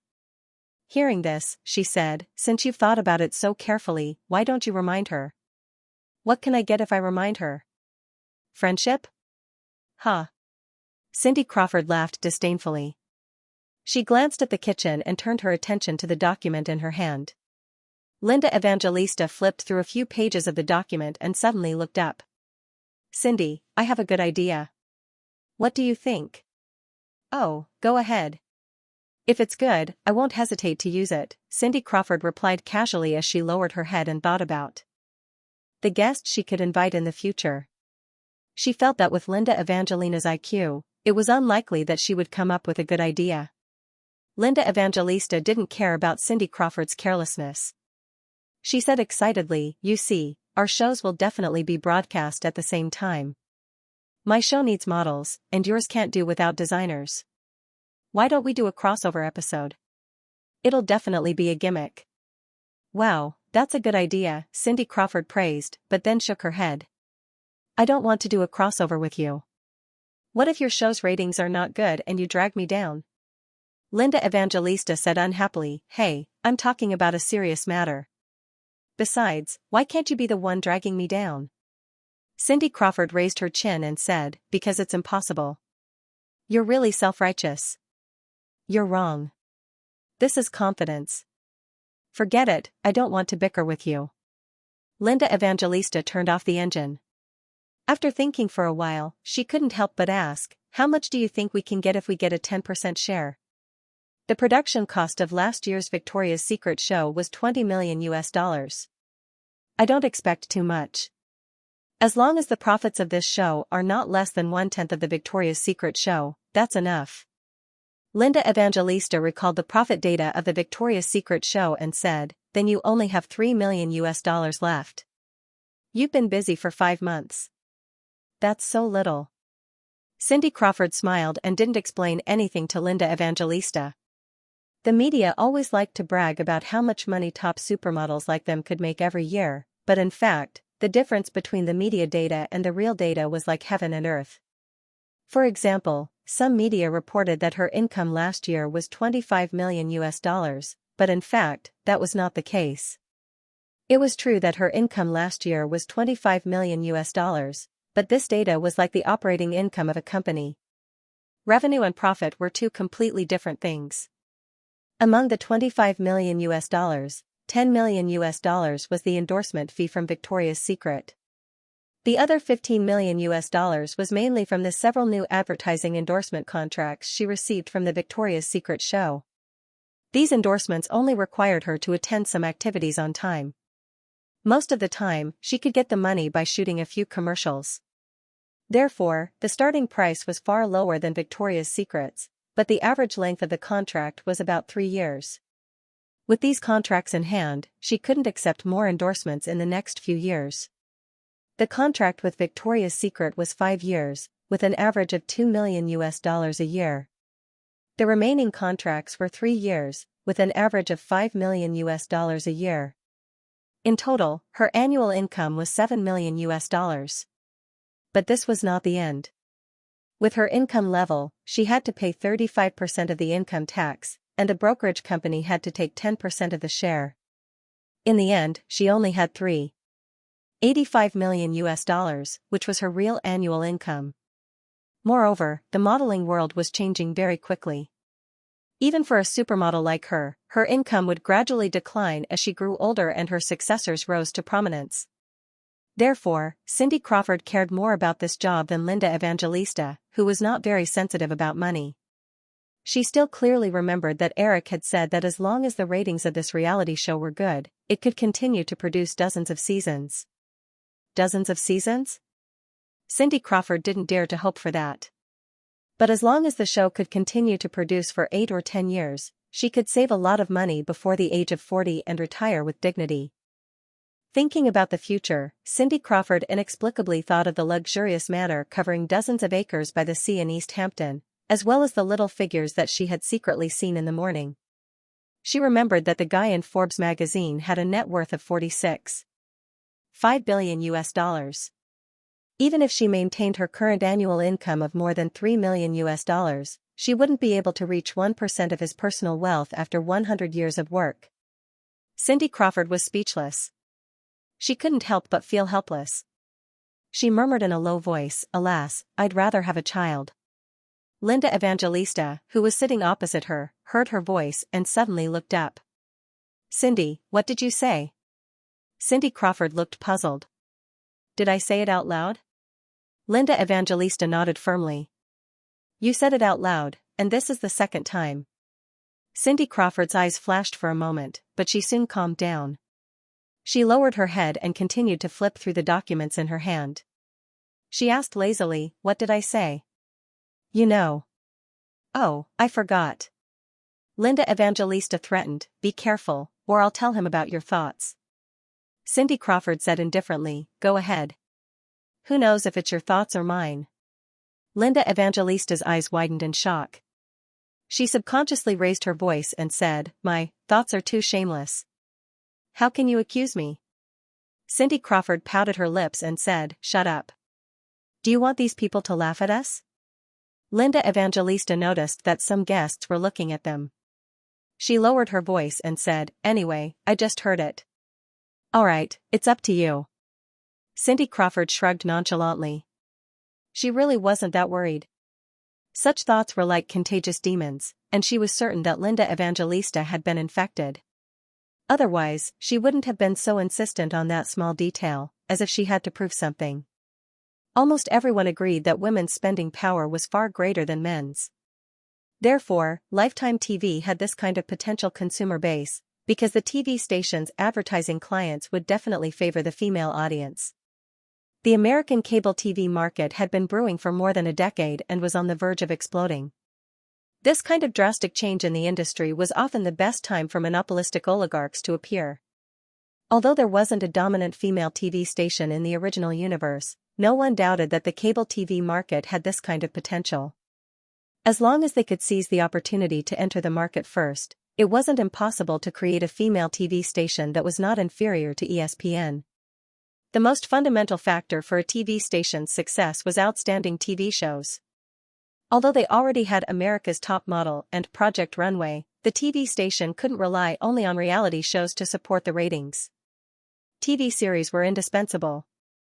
Eric undoubtedly had a great advantage in this regard. While he was considering the two reality shows, he had already thought of a TV series that was very suitable for Lifetime TV. However, Lifetime TV's annual budget was only $100 million for the time being. Although Eric had high expectations for Lifetime TV, he couldn't rush it. If he invested too much in the early stages and caused losses, not only would it be very demoralizing, but it might also affect the next step of the development plan. Out of the $100 million budget, the two reality shows already took up $40 million. In addition, the TV station not only had to order a batch of TV shows to fill other broadcast slots, but also had to reserve enough marketing funds. Therefore, the remaining $60 million couldn't squeeze out the budget for another TV series. Of course, as long as the ratings of America's Top Model and Project Runway in the fall season met Eric's expectations, Lifetime TV's budget would definitely increase significantly. After Easter, Eric temporarily stopped paying attention to the Firefly Group and focused most of his energy on the negotiations for Firefly to invest in Sprint. On the other hand, the negotiations between Firefly and Hasbro about the toy peripherals were going very smoothly. Both parties had a very strong desire to cooperate and had already come up with a detailed proposal at the end of April. After Katzenberg signed the cooperation agreement with Hasbro on behalf of the Firefly Group, he wasn't in a hurry to leave New York. Instead, he relied on the next stage of Lifetime TV's development plan to lobby several major cable TV operators, hoping to get more subscribers for Lifetime TV before the fall season. Throughout May, Eric and Chris had been working hard to get Firefly Investments to invest in Sprint, a telecommunications operator. The two parties had already finalized a rough transaction plan in early May. Sprint would issue 400 million shares to Firefly Investments in exchange for a $1.32 billion capital injection. After the transaction, Sprint's total share capital would be expanded to 4 billion shares. Firefly Investments would hold 10% of the shares and would obtain 2 board seats on Sprint's board of directors. As long as the transaction was successful, Sprint would also adopt Qualcomm's CDMA technology with the help of Firefly's investment. However, after the two parties drafted the transaction plan, the matter was far from over. Although the entry threshold for the telecommunications industry was gradually being relaxed, as an industry that was strictly regulated by any country, it still needed to go through layers of review to successfully enter. Firefly and Sprint first needed to submit the proposal to the U.S. Federal Trade Commission, FTC, for antitrust review. Firefly Investments not only owned Qualcomm, which was involved in mobile communications technology research and development, but also controlled Nokia, which produced mobile communications base stations and terminal equipment. If they successfully invested in Sprint, they would basically have access to the entire mobile communications industry chain. The suspicion of a monopoly was very obvious. If it were 10 years ago, this transaction plan would have been immediately rejected by the FTC after it was submitted. However, in recent years, the federal government continued to relax legal restrictions in the telecommunications industry, which made it possible for the transaction plan to be approved. After Eric and Chris personally attended several FTC hearings on the transaction and privately mobilized public relations to lobby, the FTC finally approved the transaction at the end of May. While dealing with the FTC, Firefly Investments and Sprint also submitted relevant applications to the Federal Trade Commission, SEC, and the Federal Communications Commission, FCC. After the FTC, which was the most unpredictable, passed, the remaining two departments were much simpler. Almost a week after the FTC approved the transaction plan, the SEC and the FCC approved the transaction application one after another. On May 26, the signing ceremony between Firefly Investments and Sprint was officially held at Sprint's headquarters in Manhattan. At the press conference after the signing ceremony, Firefly Investments and Sprint executives officially announced to the public that Sprint would engage in in-depth cooperation with Qualcomm to use CDMA technology to build a national mobile communications network. A month ago, after receiving $300 million in bond financing from Firefly, Verizon announced that it was joining the CDMA camp. At this time, the Sprint Group, which owned nearly half of the Class A and Class B mobile telecommunications licenses, announced its participation once again. This marked the end of the dispute over the U.S. mobile telecommunications technology standards. Not only did CDMA technology escape the fate of being completely abandoned, but it also successfully occupied more than half of the U.S. mobile telecommunications market. As soon as the press conference ended, the stock price of Qualcomm on the public market began to rise in a straight line. By the end of the day, the stock price had soared by 8% in a few hours. The price of each share easily broke through the $30 mark and reached $31.5. Compared with the stock price of about $17 at the end of last year, the market value of Qualcomm had risen by 85% in just half a year. It was only a matter of time before it doubled. The last time I went to San Diego, Qualcomm had just started to select the location for their communications equipment manufacturing factory. It would be at least the end of the year before they could start large-scale production. Although Sprint agreed to use CDMA technology, they can't wait for half a year. They decided to temporarily lay down the GSM network in Washington. In addition, Qualcomm originally planned to cooperate with Sony to build a factory, but I rejected the proposal. Even if they were to cooperate, the partner would definitely be Nokia. This is also a good time for Nokia to enter the US market. Qualcomm had licensed a full set of CDMA technology to Nokia before we took control of Nokia in 1991. Although Nokia focuses on GSM research and development, they still have some foundation in this field. They can also provide a group of professional management personnel for Qualcomm's equipment manufacturing factory. The next day, which happened to be Saturday, after a busy day yesterday, most of the things were finally finished. Chris brought Emily to East Hampton. However, the two quickly went into Eric's study to talk about business. Of course, the topic was still about Qualcomm.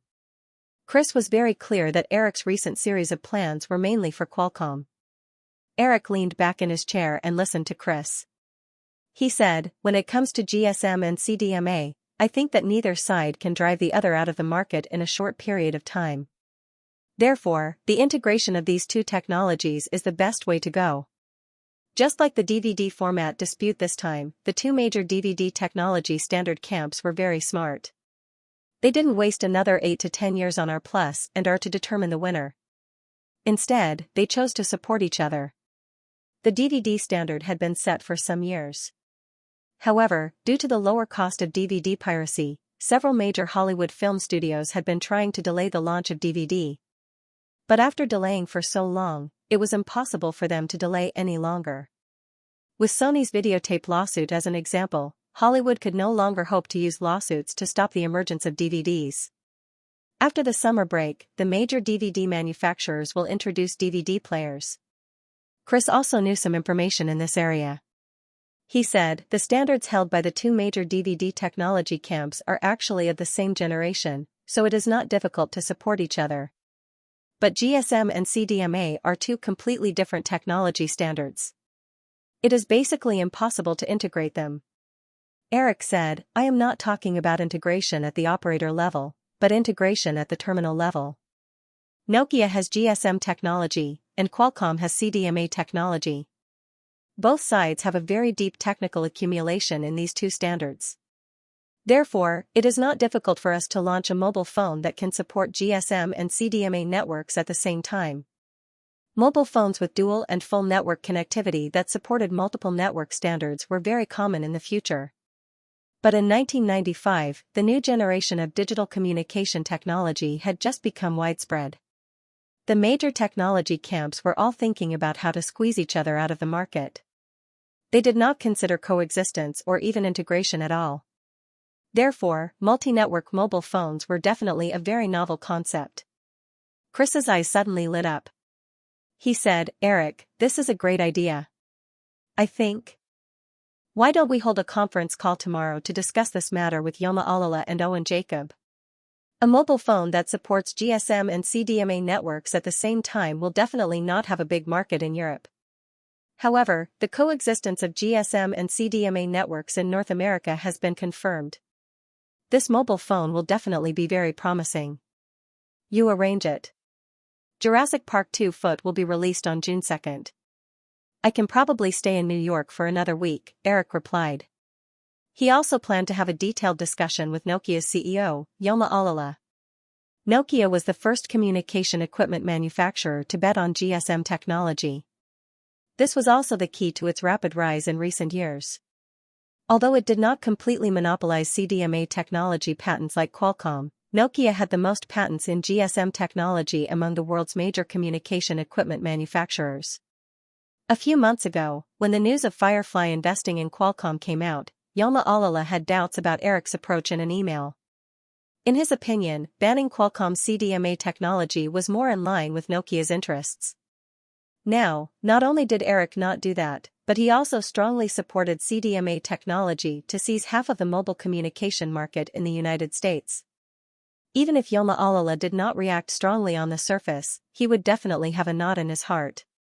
Although Eric had already explained his intentions to him on the phone and in emails, more communication would definitely be beneficial. Only by maintaining sufficient communication and understanding each other's intentions could Eric rest assured that his companies would be managed by his managers. He could also save more time to do other things. Chris habitually took out a small memo from his shirt pocket and solemnly wrote down this matter. He then said to Eric, "This matter is resolved. I think we should talk about Yahoo. I have been in contact with Ian and the others recently. I understand their general idea," Eric nodded and said. The original equity incentive contract expired this year. The Firefly investment team had begun to evaluate the work of Yahoo's main management in order to determine the share of equity rewards they could receive. Eric's original plan was to launch Yahoo's IPO plan after this equity incentive plan ended. But recently, several senior executives unanimously hoped that Eric could postpone Yahoo's listing date. Their reasons were quite good. The capital market was extremely profitable. Once Yahoo went public, the company would have to face performance pressure and give up its current stable development strategy. Under the repeated persuasion of Yahoo's management, Eric also began to seriously consider this issue.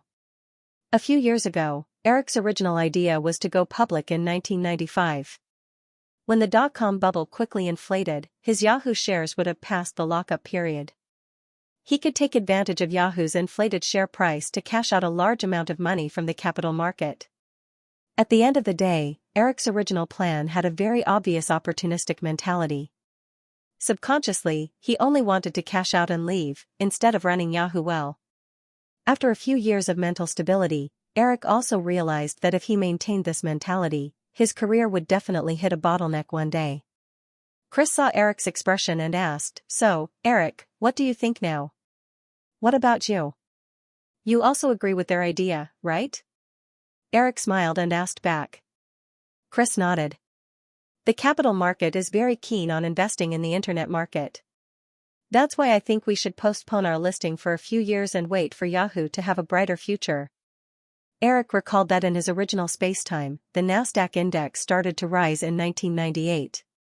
Within 2 years, it had increased from 1,000 points to 5,000 points. If Yahoo was listed after 1998, the initial public offering would be several times more than what it is now. But under strict financial regulations, the funds will be used for Yahoo's development and will not belong to Eric. Although he can use some methods to transfer some of the funds out, there are legal risks. It is safer than selling his shares. Cash out, cash out, cash out. Eric kept repeating this phrase in his heart for a few years and suddenly realized that he does not lack money. No matter how much he sells, he will still need to invest it. Eric was enlightened and said to Chris, "All right. We will postpone the IPO. But no matter what, we should complete the IPO before the contract with Microsoft takes effect." Of course. Chris relaxed and smiled. If Eric insisted, he really didn't know how to persuade him. Speaking of which, Microsoft's Windows 95 will be officially released in August. But I think you should already be using this operating system. Microsoft's share price has been rising recently. The market seems to be very optimistic about this new operating system. Although Microsoft's Windows 95 will be released at the end of August, many beta versions had been released. Pirated disks are also widely available outside the US. Eric used this operating system, which he was familiar with in his previous life. I think this operating system will allow Microsoft to monopolize the operating system market. That's why we will be at odds with Microsoft for the next few years. Microsoft had established their dominance in the operating system market and will surely enter the internet market. I am not even sure if Bill Gates will tear up the contract. After all, Microsoft might not want to wait until 1999. I think Microsoft is starting to get restless now. Chris laughed and said. Steve called me a few days ago and said Microsoft had contacted him. They hope he can leave Yahoo and join Microsoft's internet department. Steve is Steve Mitnick, who is in charge of Yahoo's technology department. He is Chris's best friend in university. In Eric's opinion, the main managers of Yahoo were Ian Neer, Jeff Locke, Steve Mitnick, and Tina Brown. Among the four of them, Steve Mitnick was the most important to Yahoo because he was responsible for almost all of Yahoo's core technology research and development of several major internet products. If he was poached, Yahoo would definitely be in turmoil for a long time. Therefore, this news shocked Eric. He asked subconsciously, "Really?" Chris nodded. Seeing the worried look on Eric's face, he smiled and said, "But you don't have to worry. I know Steve's character very well. Since he called me, it means that he definitely won't leave Yahoo." Of course, Eric couldn't completely relax. He asked, "What about the others?" Chris is more relaxed than Eric. Based on the initial estimates, Ian and Steve will get 3 million shares each. Jeff Locke will get 2 million shares, and Tina Brown will get 1 million shares. Based on Wall Street's valuation of Yahoo at $5 billion US, they will become billionaires with this equity incentive plan. The chances of the four of them leaving Yahoo is very low. Other than them, there will be a group of middle to low-level managers and top employees who will get up to 200,000 shares and 10,000 shares. Some of these people might be poached, but it will not affect Yahoo. Yahoo's share capital is about 100 million shares. Based on Wall Street's valuation of Yahoo at $5 billion US, each share is worth $50 US. After this equity incentive plan is implemented, Yahoo will have more than a dozen millionaires. It is not difficult for web portals to imitate other web portals. If Yahoo wants to stay in the lead for a long time, they need to invest heavily in R&D and set up patent barriers. They also need to prevent core employees from leaving. This is the reason why Eric set up this equity incentive plan. If he cannot recruit these top management and top employees with a large sum of money, once these experienced people leave Yahoo, they will be able to replicate Yahoo's model with the help of competitors. Although Chris is not worried about Microsoft trying to poach these top employees, Eric does not think so. Microsoft must have known about Yahoo's internal equity incentive plan, but they still tried to test Steve Mitnick. This meant that they were prepared to pay a high price for it. Yahoo's equity incentive plan would be finalized at the end of July, but there was no free lunch in this world. These shares were not only a reward for the past few years of hard work of Yahoo's management, but it also meant that the employees who received the rewards would be bound to Yahoo. According to the original agreement, if the employee who received the equity award chose to resign within 5 years, not only would the shares in their hands be redeemed by Yahoo at the price of the equity award, but the resigning employee would also be restricted from doing any internet-related work for the next 5 years, or they would face a huge compensation claim. The internet industry is developing at a month-to-month pace. Leaving the industry for 5 years means being eliminated. Eric believed that July would be a very important watershed for Yahoo. The internet industry had just started to rise, and there were countless opportunities to become rich overnight. Therefore, before the equity incentive plan was officially implemented at the end of July, there would definitely be a group of Yahoo employees who would choose to give up on the lucrative equity rewards and join other companies or even start their own companies. After thinking about it for a while, Eric gradually realized that even if he couldn't stop the loss of employees, he could use Yahoo's position as the industry leader to do other things. Yahoo was now the target of many emerging companies in the internet industry. Some of Yahoo's internet products had even started to follow the trend, but there was no one who could threaten Yahoo's position in the industry. Since Yahoo's every move could be studied and even imitated, then Yahoo could try to lead the latecomers astray. The portal model definitely wouldn't last long, but just like the internet bubble in the next few years, Yahoo could also overpackage the portal model on the surface and portray a bright future that far exceeded its actual development potential. In this way, several major competitors would focus their energy on the portal business. On the other hand, Yahoo could choose the right path in private. Many examples in Liu Zhou's memory had proven that the key factor for the rapid rise and fall of a giant company was not funding or technology, but strategy. If Yahoo couldn't choose the right path, then even if they burned $10 billion a year, it would be useless. In Liu Zhou's previous life, when Nokia was kicked out of the mobile phone market by Apple, they still invested more in R&D than Apple, but in the end, they could only withdraw from the mobile phone market. After sorting out the general idea, Eric unknowingly wrote a line of words on the notebook in front of him with the pencil in his hand. Chris was used to Eric's sudden thinking, so he didn't disturb him. When he saw Eric writing on the notebook, he asked curiously, "What are you writing?" Eric handed the notebook to Chris, and Chris saw 8 completely unfamiliar characters on it. "These are Chinese characters?" Chris, on the other hand, knew that Eric could speak Chinese. He had always thought that it was a miracle, but he didn't want to get to the bottom of it. After all, Eric was a miracle. He simply put Eric in the category of a genius. Eric nodded and explained, "In the ancient East, there was a rebellious hooligan. During the critical period of his career, he used these characters and successfully became an emperor." What does hooligan have to do with being an emperor? Is this a fable? But why is it so short? Chris asked a few questions. Eric took the notebook back and smiled. "Your questions can't be explained in a few words. If you are interested, I will explain it to you. Let's talk about the plan I just came up with.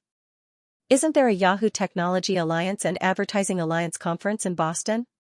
I've decided to bring this matter forward to early July and try to make it as grand as possible. Well, how about this? We'll hold another Yahoo online product launch during this period and use TV broadcasts to promote our upcoming Yahoo Pay payment tools and other products." Eric, I don't quite get it. Yahoo's every move is being watched by many people, and it won't do us any good if we make it big. So why are you doing this? Because. Eric revealed a naughty smile as he tapped on the notebook and said, "I want to lead the entire industry astray." Just when Chris was about to continue asking, there was a knock on the door. Joanna walked in, and just when she was about to say something, she noticed the naughty smile on Eric's face and asked, "What are you up to now?" Retracting his expression, Eric shook his head and replied, "No, Chris and I are currently discussing a charity project. We intend to donate some money to the African bison to help them control their reproduction. The migration of tens of millions of African bison every year is too much of a fuss." Joanna knew that Eric was talking nonsense, so she rolled her eyes and said, "All right, let's talk about it in the afternoon. It's time for lunch." Seeing that Joanna had left, Chris couldn't help laughing. "African bison, how did you jump from the internet to this?" "Xianxia hid the remote last night, and we were forced to watch a documentary on the African savanna for an hour." Eric smiled as he stood up. "Let's go for lunch first. We'll talk about it later." Chris stood up and smiled. "Xianxia is so smart, and I feel that she will be as outstanding as you in the future. It's not good to be too outstanding." Eric waved his hand and continued, "Her starting point in life is higher than all the children in the world. I'm worried that she won't have any goals in the future and will want to rule the world." Haha. The two of them chatted and laughed as they walked out of the study. As soon as they reached the living room, they saw Hawaii's little figure running in through the door in her little boots. Her eyes were wide open, and her face was filled with a rare look of panic. Seeing Eric, the little girl immediately threw herself at him. "Baby, what's wrong?" Eric hurriedly stopped in his tracks and hugged Hawaii tightly in his arms. He felt his daughter clinging to him like a sloth. Just as he opened his mouth to speak, he recalled the expression on Hawaii's face just now. He immediately understood something and looked towards the door. Chris was a little confused. He only felt that it was the first time he saw such a rich expression on Hawaii's face. Before the little girl could answer, the answer came from outside the door. "Hey, Xianxia, why did you run away when you saw Auntie Drew?" "I'm so sad. I won't read you bedtime stories in the future." Along with this voice, the little girl in a light yellow trench coat walked in. When she saw Eric, she rushed over and hugged him intimately. She even kissed Hawaii's cheek forcefully on Eric's body before greeting Chris. At noon, everyone chose to have a barbecue. At this moment, the aroma of barbecued meat could be smelled in the living room. Eric carried Hawaii and continued to walk out. He said to the little girl, "You've become Xiaxia's natural enemy now. Don't read horror novels to scare her anymore." Although he said that, Eric's tone did not sound too reproachful. Hawaii's IQ was too high. Both he and Joanna were worried that their daughter's little brain was only left with logic and lacked emotions. The little girl's unintentional prank back then had made Hawaii more like a normal child. Eric knew that the little girl would never really hurt his daughter, so after discovering this matter, he did not take it to heart. The little girl made a face at Hawaii, who had secretly glanced at her when she heard her father's words. Seeing the little girl immediately bury her head in her father's shoulder, she giggled and held Eric's arm. "Okay. By the way, Hanks is also in New York. He didn't come over. He just asked me to say hello to you." While Eric was busy investing in Sprint, the North American film summer had quietly started. The opening film of the summer this year was Fox's Die Hard 3, which was released on May 19. This sequel cost Fox $90 million, but the response during the test screening was not very good. With the aggressive Jurassic Park 2, Batman Returns and other blockbusters coming in, the North American box office had little hope of exploding. Fortunately, Bruce Willis, like Arnold Schwarzenegger and Sylvester Stallone, had a very strong box office appeal overseas. Therefore, Fox decided to release Die Hard 3 in North America in advance, so that they could arrange for overseas distribution during the summer. Die Hard 3 did not disappoint.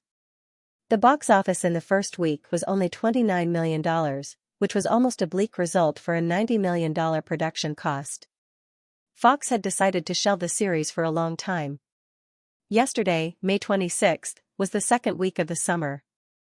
The Warner Film Fair game, which Eric had accidentally interfered with, was released. The cost of this action film was $50 million, and the female lead was changed from Cindy Crawford to Claudia Schiffer. It was said that the script had been greatly revised, but no one knew how it would turn out. Eric did not pay attention to the box office for the time being. Forrest Gump was set to be released on June 9. Eric handed the film over to Flower Pictures for distribution.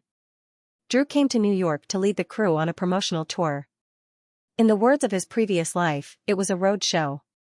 "Help me say hello to him too." The three of them walked out of the villa. Eric handed the Hawaiian to Joanna, rolled up his sleeves and walked to the barbecue grill to help. He continued to say to the girl beside him, "When are you leaving New York?" "Hanks is filming the Reno show today. We'll go to Washington tomorrow, and the next stop will be Miami. Then we'll go back to the West Coast, starting from Seattle." The girl told Eric about her itinerary, picked up a skewer of chicken wings from the table, and stood beside him to barbecue.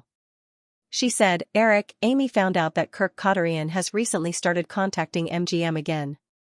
One of her friends saw Kirk Cotterian and Frank Marcheso at a party last week." Eric's hand that was flipping the barbecue paused. He then shook his head and smiled. "Let's eat first. Don't worry about her. I'll call Frank Marcheso tonight. You just focus on the release of Forrest Gump." "Okay." The girl nodded. She was just reminding Eric. As long as Eric knew what to do, she wouldn't worry about these things. For the current MGM, in addition to the 007 series, several other profitable film series such as Breakin' Girls and Resident Evil were under Eric's control. The copyright of Wonder Night at the Museum, which was about to be released in the summer, was in the hands of Flower Pictures. Without Eric's approval, Credit Lyonnais wouldn't be able to sell MGM for a good price. As for Kirk Cotterian, the casino tycoon, Eric would definitely not allow him to enter Hollywood again. After lunch, Eric and Chris discussed in detail the plan to use Yahoo to mislead other competitors. The current internet environment belonged to the era of Internet 1.0. In this period, users had just come into contact with the internet. They were both confused and curious about all the information on the internet. Therefore, portals that acted as content guides seemed promising on the surface. But in fact, for users, this period was only the initial stage of users' understanding of the internet. As they became more and more familiar with the internet environment, the attraction of portals that could only provide them with customized content would be greatly weakened. Users would begin to have various personalized needs. Therefore, after the internet content accumulated in the 1.0 era and became very rich, the 2.0 era of the internet that satisfied the personalized needs of users gradually began. Although portals were not completely eliminated, they were reduced to little value. Web products such as search engines that provided users with information retrieval needs and blogs that satisfied users' social needs began to flourish. What Eric wanted to do was to use the media resources of Firefly Group and Yahoo to expand the development prospects of portals as much as possible through publicity. This would trap the attention of the main competitors on the portal business. Then, while maintaining Yahoo's position in the 1.0 era as much as possible, he would make arrangements for the 2.0 era in advance. Yahoo had temporarily cancelled its IPO plan and did not need to disclose any details in the next few years. Therefore, this plan was very feasible. In the process of blowing this brilliant bubble, even if some people could stay awake, unless Eric was unlucky enough to encounter a difficult opponent like Microsoft, Yahoo had enough power to recruit or destroy these sober people in advance. During the weekend, Eric and Chris discussed the development of the portal in detail. On Monday, after a conference call on the cooperation between Nokia and Qualcomm at Firefly's investment headquarters, Chris personally went to Boston to start the layout. It was already May 29th, and the release date of Firefly's first blockbuster, Jurassic Park, was set for June 2nd. Eric only needed to rush back to Los Angeles before that to attend the premiere, so he could stay in New York for a few more days. May was the month for the promotion and ordering of new TV series. Countless producers and TV stations gathered in New York to promote or buy new TV shows. Firefly had Survivor, Emergency Room Stories, and Friends under its banner. Therefore, they were very calm when it came to selecting new shows. The TV department put a lot of effort into the upcoming expansion of Lifetime TV. In addition to America's Top Model and Project Runway that were about to start production, Lifetime TV had also ordered a high-quality female workplace TV series and a few TV movies at the TV show promotion event in May. At the same time, Lifetime TV had also made a new arrangement for their TV shows based on the series' distribution plan. Eric's focus was still on the two reality shows, America's Top Model and Project Runway. The two reality shows had been in preparation for a month and a half. In April, Cindy Crawford and Linda Evangelista came up with a detailed production plan with the help of the producers of Survivor. Throughout May, the two were busy preparing for the show's production and selecting contestants. At this time, all the preliminary work was nearing completion. This is the official competition venue for the contestants. According to the script, I will announce the competition content here at the beginning of each episode. In the second half of the show, the contestants will also show their production results here. The designers will sit in your seats and enjoy the fashion show with the judges on the other side. In addition, there is a lounge in the back, which can provide some footage of the contestants during the beginning of the competition and the waiting period. ABC's studio in New York was built into a simple fashion show, but there was no audience. There was only a pocket-sized catwalk with a few chairs on both sides. Linda Evangelista was standing on top of the catwalk to Eric and the others, who were sitting in the audience. This was also Eric's last job in New York. After confirming this, he would return to Los Angeles. Linda Evangelista explained for a few minutes, then looked at the audience, waiting for Eric to speak. Eric sat with Emily Brighton and Anne Sweeney, as well as some other assistants and attendants. Cindy Crawford also sat next to Emily. For the demonstration, several special judges and producers in charge of Project Runway sat on the other side of the catwalk. Ltd will sponsor these two reality shows and obtain a portion of the advertisement placement. Anne Sweeney was the president of AE Television Network, a 35-year-old brown-haired woman. Anne Sweeney was originally in charge of Disney TV. After confirming the expansion plan of Lifetime TV, Katzenberg transferred Sweeney here to be in charge of this matter. Eric had been following up on the preliminary production plan since the end of April. At this time, he was just doing a final check to make sure that all the details were flawless, so there was not much of a problem. Eric whispered a few words to Sweeney and Emily. He looked up at Linda Evangelista and said, "Linda, is the catwalk under your feet made of wood?" Linda Evangelista was stunned. She stepped on the catwalk with her leather boots, making a sound of wood hitting wood. She nodded and said, "Yes." Eric pointed at the screen at the beginning of the catwalk and smiled. "Then walk around and let me see." Linda Evangelista was a little confused, but she obediently walked behind the screen and walked out with cat-like steps. Then there was a series of muffled sounds in the catwalk. Before Linda Evangelista finished her one-way walk, everyone had already noticed the problem. The sound of leather boots hitting the wooden catwalk was almost like noise. If the audience suddenly heard this sound during the show, it would definitely be very strange. When she reached the end of the catwalk, Linda Evangelista was too embarrassed to continue walking. She walked softly to her previous position and said with embarrassment, "Eric, I didn't think of this. We will replace this catwalk as soon as possible." Eric nodded and said to Emily and Anne, "I have no problem here." "What about you?" Emily shook her head. She was mainly here to see the details of LTD's product placement. She was not in a position to criticize the production of the show. Sweeney asked a few more questions in a row until Linda Evangelista looked like she couldn't handle it anymore. Only then did she reluctantly let her go for Eric's sake. This female executive, who had jumped from Fox to ABC a few years ago, was also ambitious at this time. She wanted to rely on Lifetime TV to make some achievements and reach the level of Hollywood women such as Shirley Lansing and Amy Pascal. The former president of AETV Network was from the Hearst Group. After getting the controlling stake, Katzenberg adjusted the position and transferred Sweeney to the Hearst Group. The reason was that a woman could better control the essence of a female TV station. Of course, everyone knew the actual situation. Eric also agreed with Katzenberg's decision. Although there was not much information about Sweeney in his memory, Eric vaguely remembered that Sweeney had directed a very famous TV series called Desperate Housewives. From this point of view, she had a lot in common with Amy Pascal, who liked female movies. It was indeed suitable to let her be in charge of Lifetime TV, which focused on female audiences. It took them the whole morning to walk around the main shooting locations of Project Runway and listen to Linda Evangelista personally explain the process. The activity in the afternoon was, of course, America's Top Model. Both reality shows had chosen Midtown Manhattan as their main filming location. Even the contestants' apartments were only one street apart. Therefore, it didn't take a lot of effort to walk around. At 5:30 p.m., all the work was finished. Emily, Sweeney, and the others got off work and went home. Eric was stopped by Cindy Crawford. "Eric, are you free tonight? How about having dinner together?" Cindy Crawford said as she stepped forward and held Eric's arm intimately. Linda Evangelista finished packing her things and walked out of a dressing room. She saw this scene and curled her lips.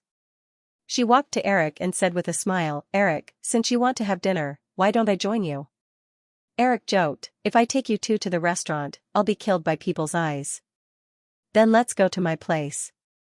My cooking skills are not bad, and we can continue to talk about America's Top Model." "I feel that there are many things that I didn't do well enough," Cindy Crawford said. When Eric wasn't paying attention, she threw a threatening look at Linda Evangelista, as if saying, "If you continue to cause trouble, I will punish you." Linda Evangelista originally wanted to tease her a little, but Cindy Crawford's look made her very unhappy. She stepped forward provocatively and took Eric's other arm, saying, "Then let's go to Cindy's place. We haven't met for a long time." Cindy Crawford couldn't help but stretch out her hand from behind Eric and gently pinch Linda Evangelista's ribs. "Ah, it hurts," Linda Evangelista cried out in pain and immediately became teary. She complained to Eric, "Eric, Cindy pinched me." It took 2 hours to drive back to East Hampton from Manhattan. Eric had originally planned to stay in the city. Now that a beauty invited him, of course, it would be impolite to refuse. He reached out and put his arm around Linda Evangelista's waist and patted her comfortingly. Well, let's go to Cindy's place. If you're going, let's go together. Ask her to cook for us. If you don't, I'll treat you to dinner next time in New York. Okay, I'll listen to you, Linda Evangelista said in a tender voice. Her voice wasn't a baby's voice. It was slightly hoarse, but it had the naivety of a teenage girl. It was very charming. Hearing Linda Evangelista's words, Cindy Crawford could only glare at her, but she could not refute Eric's decision. They went downstairs to the parking lot and squeezed into Cindy Crawford's car. Cindy Crawford's apartment was in the Upper East Side. Although it was not far, it happened to be after work, so it took about 10 minutes to drive there. Realizing that her plan would definitely be ruined by Linda Evangelista, Cindy Crawford decisively focused on America's Top Model. While driving, she said to Eric, "Eric, what do you think of our preparation?" "It's all good. I'm looking forward to seeing the results of your work." After a tiring day, Eric did not have much energy to talk about this. He just gave a simple answer. In fact, in the process of following up, he had a very deep evaluation of the two shows. America's Top Model, which Cindy Crawford was in charge of, had a more imaginative format. There were a lot of interesting details set up. She also paid a lot of attention to the interaction between the host and the contestants, and she had more personal appearances. Comparatively speaking, Project Runway's format was relatively fixed. Each episode was 43 minutes, divided into several fixed program modules, and focused more on showing the contestants' abilities. Eric was quite satisfied with the results of their work. He couldn't say which one was better or worse. Besides, he didn't want the two shows to be exactly the same. Linda Evangelista listened attentively. Seeing that Eric did not go into too much detail, she thought of something else and asked, "Eric, the second season of Survivor just ended. I heard that the viewership of the final episode hit 50 million. How much money can ABC make from this show?" Eric shook his head and said with a smile, "This is an internal secret of the company, so I can't tell you. However, as long as the show in your hands can reach 10% of Survivor's level, it will be enough to fill up your little pockets." In fact, Eric was not very clear about the specific revenue of the second season of Survivor. Now that the second season had just finished airing, there was only preliminary advertising revenue data. According to ABC's statistics, the average advertising revenue of the second season of Survivor had reached $27 million per episode, and the advertising revenue for a single season was more than $350 million. The production cost of each episode of Survivor was only about $5 million. After the later video distribution and syndication, Firefly could earn at least 10 times more. Early in the morning, in a high-rise apartment on the Upper East Side of Manhattan next to the East River, Linda Evangelista was standing by the kitchen counter, cutting an apple leisurely. She was only wearing a tight black tank top and denim hot pants, with a Walkman on her waist. Her tall and slender body swayed gently to the music coming from the headphones. Occasionally, she would hum a few times. She seemed to be in a good mood.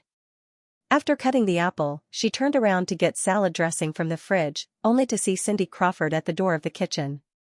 Her body was leaning against the door frame, and her thick brown hair was loose. Her eyes were gloomy, like a witch. "Ah, you scared me."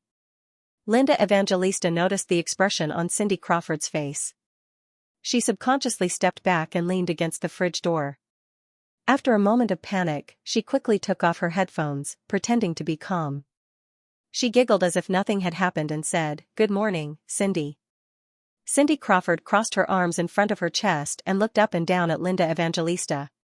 Her voice was still gloomy as she said, "This is my tank top." We have the same figure." "Hee hee, very suitable." Cindy Crawford looked down and said, "My hot pants." Linda Evangelista waved her small hands and said, "Oh, a little fat, but it's okay." "And my Walkman." Linda Evangelista felt that Cindy Crawford was like a female leopard on the verge of exploding. She shrank her neck and said, You can't be so stingy. Next time you come to my house, you can use my things." Cindy Crawford raised the corner of her mouth and walked into the kitchen. Linda Evangelista realized that something was wrong. She was about to dodge when she was pressed against the fridge door. Cindy Crawford had a good habit of working out for a long time. Although the two of them had similar figures, she was much stronger than Linda. Linda was pressed against the refrigerator door by one of her arms. Linda struggled a few times but to no avail. "Of course I don't care about these things." Cindy Crawford stared at Linda and said, "But why do you have to cause trouble and ruin my business?" Linda Evangelista stuttered, I am doing this for your own good. We drank last night." "Yes, we drank. I heard that a child conceived after drinking is very likely to be an idiot." Cindy Crawford picked up the small pot that was used to boil milk and shook it fiercely. "Believe it or not, I'll beat you into an idiot right now. You were clearly causing trouble last night." "I didn't," Linda retorted guiltily, but she didn't dare to look at Cindy directly. She turned her head slightly, and her gaze fell on the soup pot that Cindy was waving. For some reason, his little sweetheart, who had been scared witless by Cindy's sudden transformation into the Dark Queen, inexplicably calmed down when she saw the pot of soup. She even found it somewhat funny and laughed out loud. "Hee hee," Cindy slightly tightened her grip and became even angrier. "You still dare to laugh?" After laughing, Linda became a little bolder and said, "Cindy, let go of me. Otherwise, when Eric wakes up, I can't guarantee that I won't say anything." Cindy subconsciously loosened her arm a little, but she immediately exerted more force. She waved the small pot in her right hand and threatened, "I don't care whether you want to eat this or not, but if you dare to smash the pot, I'll really teach you a lesson." Okay, I won't say anything." Linda Evangelista put her hands together and begged for mercy. She didn't dare to really provoke Cindy. Being hit by the small pot would definitely hurt. Seeing that she had given in, Cindy also stopped and let go of her arm. When Cindy let go of her, Linda rubbed her chest and sniffled. She stared at Cindy's mouth and teased, "I think the most important thing for you to do now is to brush your teeth." After venting her anger, the little flame in Cindy's heart that was about to be extinguished jumped up again after hearing Linda's words. She remembered that at the critical moment last night, her bad friend suddenly pressed the back of her head, and she became even angrier. If it weren't for her, she might have succeeded. "Yes, but before we brush our teeth, we should be intimate with each other," Cindy said as she threw the small pot of soup in her hand to the side. She rushed forward and grabbed Linda's head, which was about to dodge, with both hands at lightning speed. Linda Evangelista realized what Cindy wanted to do and struggled hard. "What are you doing?" "Stop, Cindy, I was wrong, woo." As soon as Eric woke up and walked out of the bedroom, he heard the woman struggling. He quickly followed the sound and happened to see Cindy kissing Linda on the refrigerator door. Standing at the door and admiring for a while, Eric said with a smile, "Hey, babies, don't you think it's a waste of resources?" Hearing Eric's voice, Cindy Crawford let go of Linda Evangelista. Linda spat a few times at the sink and quickly rushed out of the kitchen to the bathroom. Cindy Crawford quickly combed her messy hair and regained her charming appearance. With a charming smile on her face, she said to Eric, "Good morning, Eric." "Good morning." Eric pointed at the door where Linda Evangelista disappeared. "What are you doing?" "Oh, she wants to taste yogurt." Cindy Crawford shrugged happily, but suddenly realized something and rushed out of the kitchen, shouting, "Hey, Linda, I have spare toothbrushes here. You're not allowed to use my toothbrush." After a while, breakfast was ready. It was already 9 o'clock in the morning. Eric sat down at the table with milk and a plate. He spread out today's newspaper in front of him and read it while eating breakfast. A few minutes later, Cindy Crawford and Linda Evangelista came in with their breakfast. The two women had been in the bathroom for a long time. Eric had already washed up and started to prepare his breakfast, but they hadn't come out yet. During this time, Eric roughly understood what he had seen at the beginning. When Linda Evangelista sat down, she felt that the Walkman was still attached to her waist. She took it off and put it on the table. She picked up the cutlery and picked up the fruit salad on the plate. When she noticed the newspaper in front of Eric, she asked curiously, "Eric, what are you reading?" "Last week's box office statistics," Eric answered casually. "Oh, I remember." Linda Evangelista suddenly became interested. She looked at Cindy Crawford and said, "Fair Game was released last Friday. Did it win the box office?" When Cindy Crawford heard this, she looked up at Eric with a complicated expression. Eric looked at Cindy, shook his head, and said, "No, the first place is Universal's Ghost Horse and Fairies." "Oh, then it must be second place, right?" Linda asked again, looking at Cindy with a hint of schadenfreude. Eric shook his head again. "The second place is Fox's Die Hard 3. "Ah, then, forget it, I'll see for myself." Linda wanted to ask more, but she quickly shook her head and reached out to grab the newspaper. She skimmed through the eye-catching table in the entertainment section and exclaimed, "Wow, why is it so low? It's only 6.8 million, and it's ranked 6th. This is a new film." "No one said that the audience must like a new film," Eric glanced at Cindy and said to Linda. He inadvertently glanced at the Walkman that Linda had just put on the table. He fixed his gaze and reached out to take the exquisite black music player. He rubbed it in his hand. When Cindy Crawford heard the name Fair Game, she was worried. The female lead of this film should have been her. If the box office was successful, it meant that she had lost a chance to become a first-tier actress in Hollywood. Hearing Linda Evangelista report the box office data, he was finally relieved. The first weekend box office was $6.8 million, ranked 6th. It was not a success. Cindy Crawford secretly sighed and looked up. She noticed that Eric was playing with her Walkman thoughtfully. She was a little confused, but she still asked the question she was most concerned about. "Eric, did you know that this film would fail?" Eric's gaze did not leave the Walkman. He shook his head and said casually, "I'm not that amazing. It's just that after Joe Silver told me about this project, I felt that there was a big problem with the script. I heard that they made a lot of adjustments to the project, so the result now has nothing to do with me." "How can it have nothing to do with you?" "Claudia Schiffer is the female lead," Linda said. "I heard that you helped her get it." Eric said, "Claudia doesn't lack film contracts. She doesn't need me to help her get it. It's just that Warner offered a higher price." "Then it's terrible now." "The production cost is $50 million, Linda continued. The first weekend box office is only $6.8 million. How much will the final box office be?" "About $30 million. It's not too bad. It might even break even later.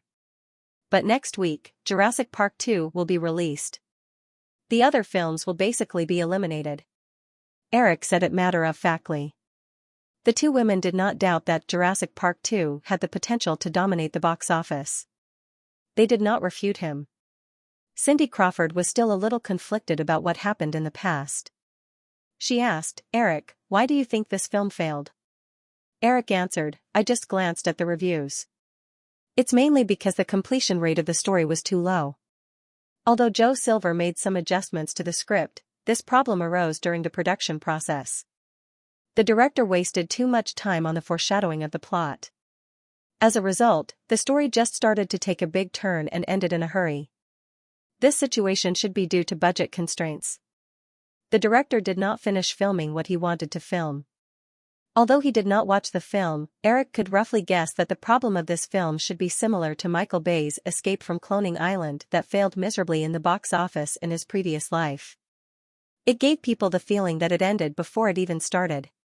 One of the big drawbacks of the perfect North American film business system was that, in most cases, if it was a really bad film, the audience would not buy it just because it was a big production and a big star.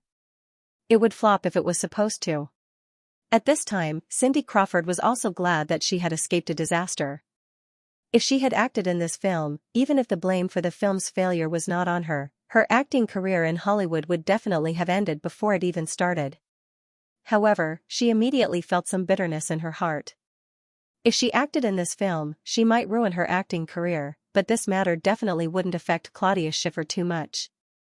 With the resources in Eric's hands, he could just casually give her the female lead role in a big production, and she would definitely be able to easily regain her popularity. Cindy Crawford casually ate the breakfast in front of her. She noticed that Eric still had no intention of putting down the Walkman. She asked curiously, "Eric, is there a problem with this Walkman?" "No, it's perfect. It's a work of art." I suddenly thought of something," Eric vaguely explained. He looked up at the two girls and asked, "What are you two doing after breakfast?" Cindy Crawford replied, my team and I are going to the Hudson River to view the scenery today. We are going to record some VCR for the contestants. I don't have much work to do today. The production team is going to purchase some props. I don't need to show up. Well, I can go and replace the runway from yesterday, Linda Evangelista said. She suddenly realized something and said to Eric, Eric, do you need our help? Accompany me to go shopping. Eric reluctantly put down the Walkman in his hand and said with a smile, I suddenly want to go and see if I can buy something.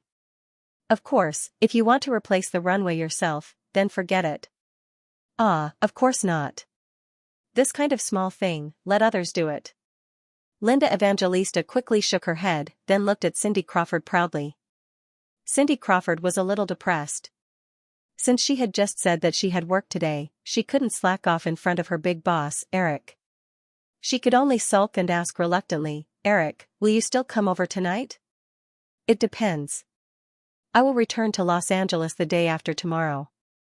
If there is nothing else, I can still come over tonight, Eric said with uncertainty. After breakfast, Cindy Crawford hurriedly left to work. Eric was tortured by Linda Evangelista for half an hour. He put on makeup that even he couldn't recognize himself. The woman continued to draw for half an hour before the two left the apartment. Eric's car was already parked outside the apartment. When the two got in the car, Linda Evangelista remembered and asked, Eric, what are we going to buy? I don't know what to buy. Let's see when we get there. Eric touched his hair that was messed up by Linda Evangelista and asked the driver in the front seat, is there a Best Buy nearby? Carter Moan was on break recently. The driver was another bodyguard in Eric's security team. He happened to be a New Yorker. When he saw Eric's sudden change in appearance, he even suspected that the boss had been replaced. When he heard him speak, he confirmed it and said, there is one on Fifth Avenue, next to Bryant Park. Let's go there. Eric nodded and told the driver to drive. Best Buy was the largest retail chain of electronic products in the United States. Linda remembered the Walkman that Eric fiddled with during breakfast and knew that it should be related to this matter. It was already past working hours, but the road was not crowded at all. The car took less than 10 minutes to arrive at the Best Buy store near Bryant Park from the Upper East Side. Eric got out of the car with Linda. There was no parking space nearby, so he asked the driver to drive away. It was a working day, so there were not many pedestrians on Fifth Avenue. However, after the car left, the two people standing on the side of the road still attracted the attention of some pedestrians. It was not that Eric and Linda were recognized. Linda's exquisite makeup skills made Eric unable to recognize himself. The main reason for the attention was that the contrast between the two people's images was too big. Eric's hair was messy at this time. His originally handsome face looked young and mediocre after Linda's makeup.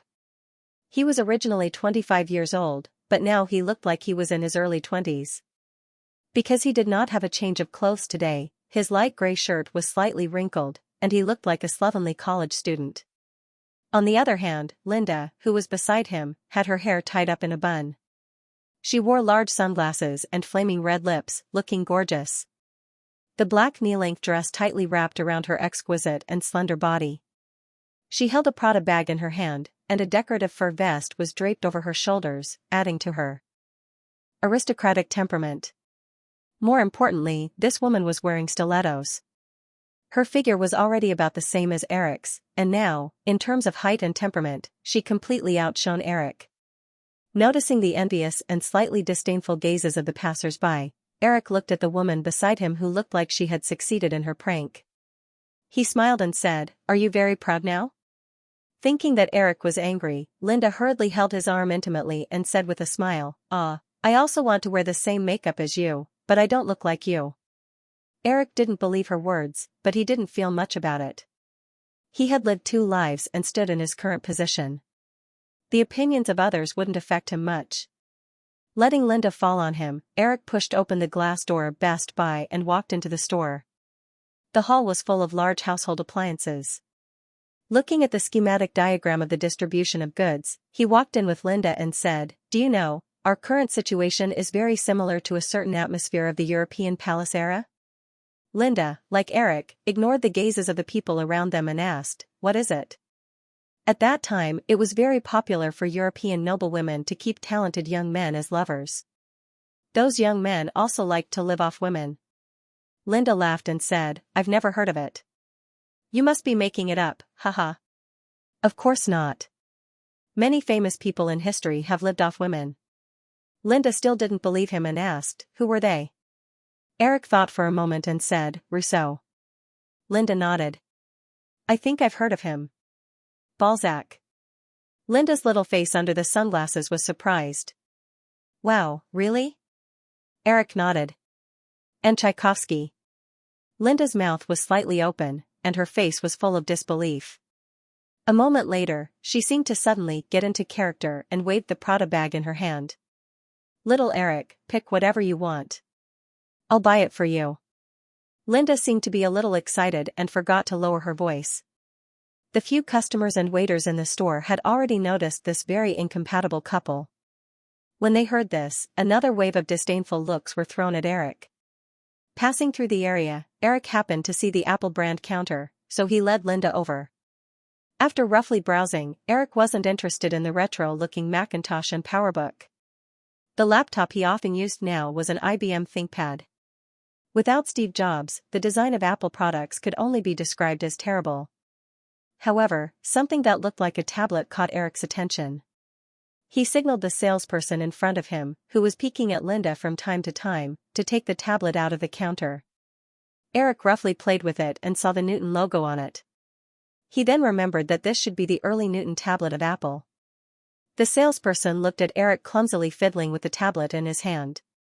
He even used his fingers to swipe on the screen. The salesperson didn't hide the disdain in his eyes. He was even more annoyed that this guy had hooked up with a beauty like Linda. He deliberately watched Eric use his fingers to swipe on the screen in vain for a while before he handed over the stylus and said in a stiff tone, Sir, this tablet needs a stylus. Oh, I forgot about that, murmured Eric. He picked up the stylus and wrote and drew more smoothly this time.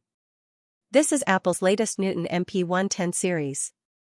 It has an advanced handwriting recognition function and is very suitable for high-end business people. The price is $799. The salesperson deliberately emphasized the price of $799. For most ordinary people, $799 was definitely not cheap. Compared to the simple functions of the tablet, it could even be described as a luxury item. However, to his disappointment, Eric didn't have any reaction at all. Linda, who was wearing sunglasses, raised her eyebrows slightly and a mischievous smile appeared on her face again.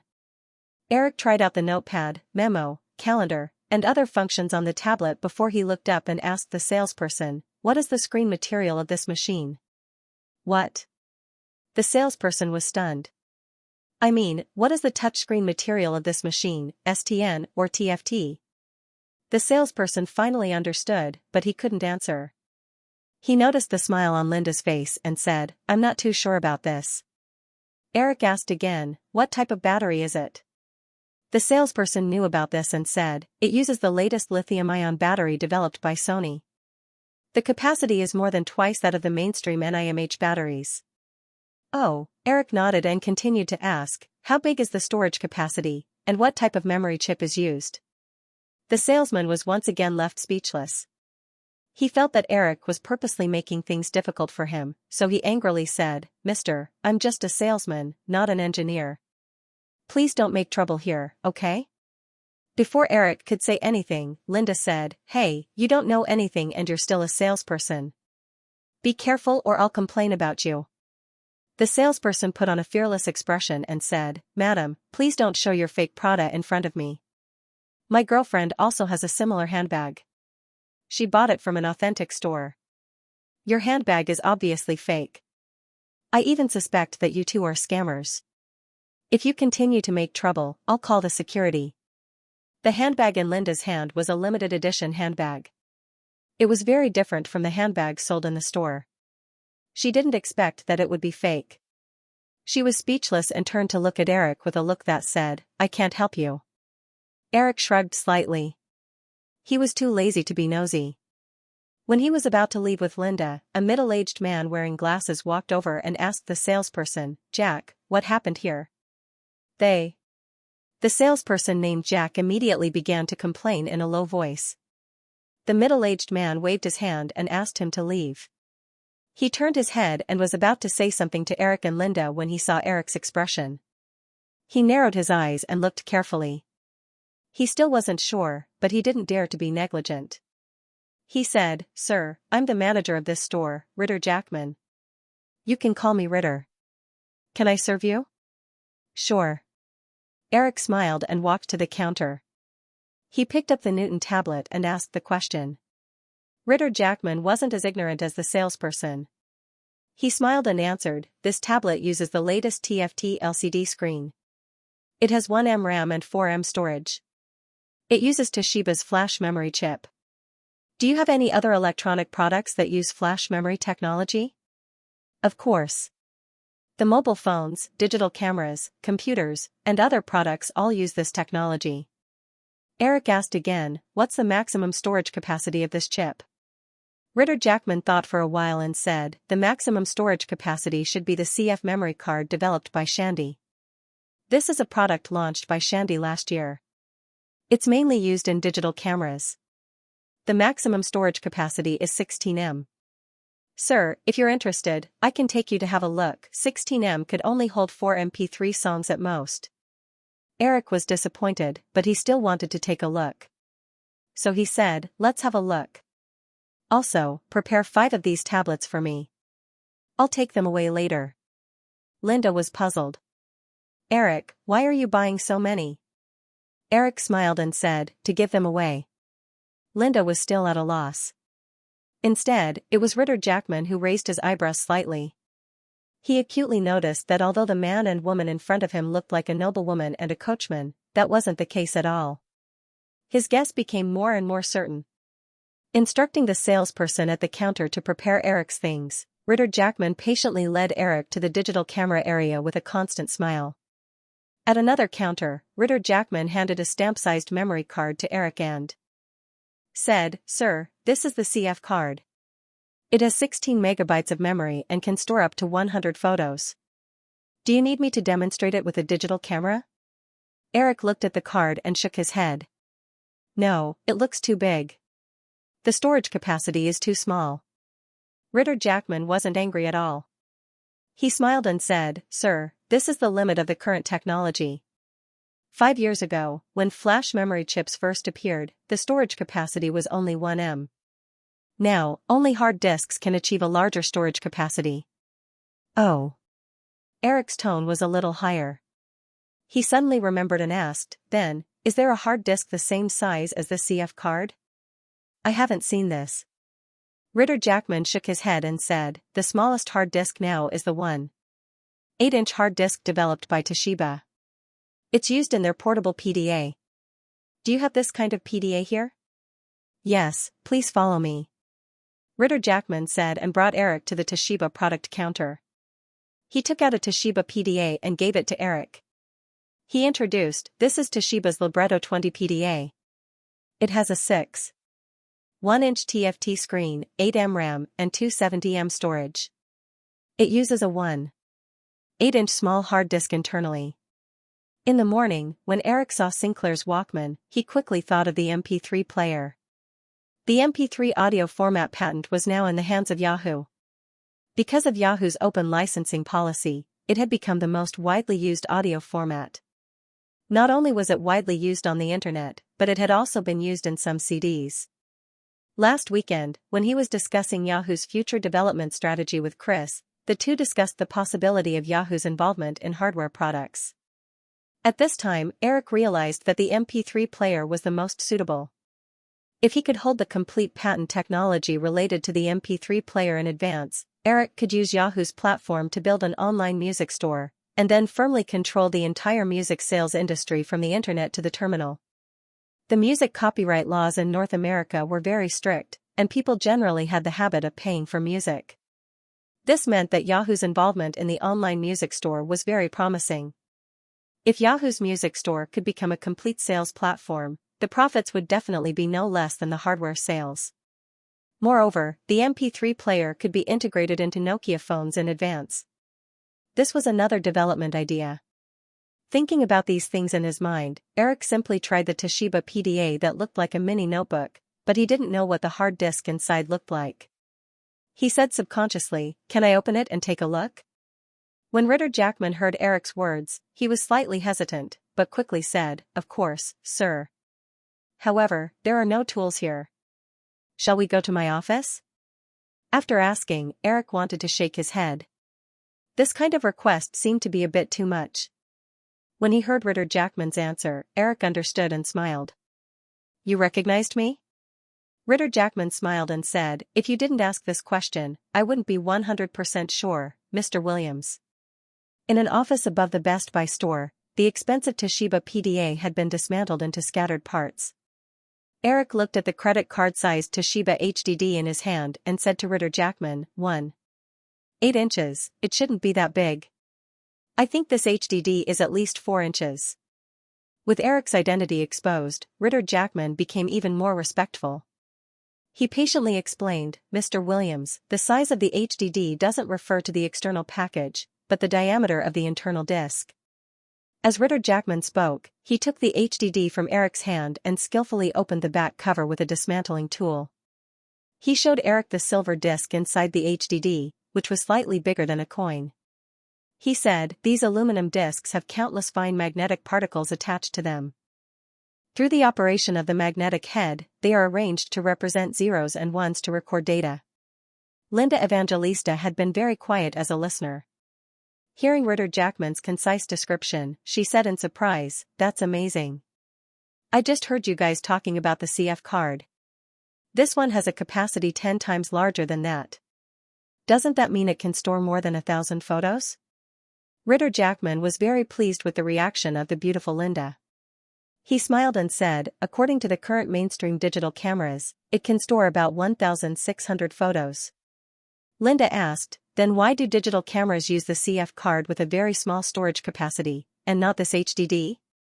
Ritter Jackman said, "This involves too many factors, such as technology, cost, market positioning, and even the company's strategic considerations. For example, if I were the CEO of Kodak, I would try my best to limit the appearance of digital cameras that use hard disk storage technology. Although Kodak produces photographic equipment, more than 70% of their turnover comes from the film business. The appearance of large-capacity digital cameras is simply a disaster for this company." Eric took back the HDD again and continued to think about the MP3 player. Hearing Ritter Jackman's words, he remembered the news of Kodak's sudden collapse in his previous life. He nodded approvingly, a little surprised that Ritter Jackman had such foresight. In fact, Eric's current identity was more inclined to be the guardian of the old order. According to his position as a major shareholder of Firefly Media Group, it was in his own interest to prevent the emergence of new media and new technology. However, Eric knew that if he really did that, he would eventually be eliminated from the market. In Fengyu's previous life, Sony's ending was the best example. At the beginning of the MP3 era, Sony's technology and music copyright resources far exceeded Apple's. However, they were losing ground in the MP3 market. The main reason was that Sony was hesitant to give up on the Walkman and enter the MP3 industry. They even tried to use Sony's strong position in the music industry to stop the development of MP3 and internet music sales. The result of this reversal was that the once dominant music player industry was completely squeezed out of the market in just a few years.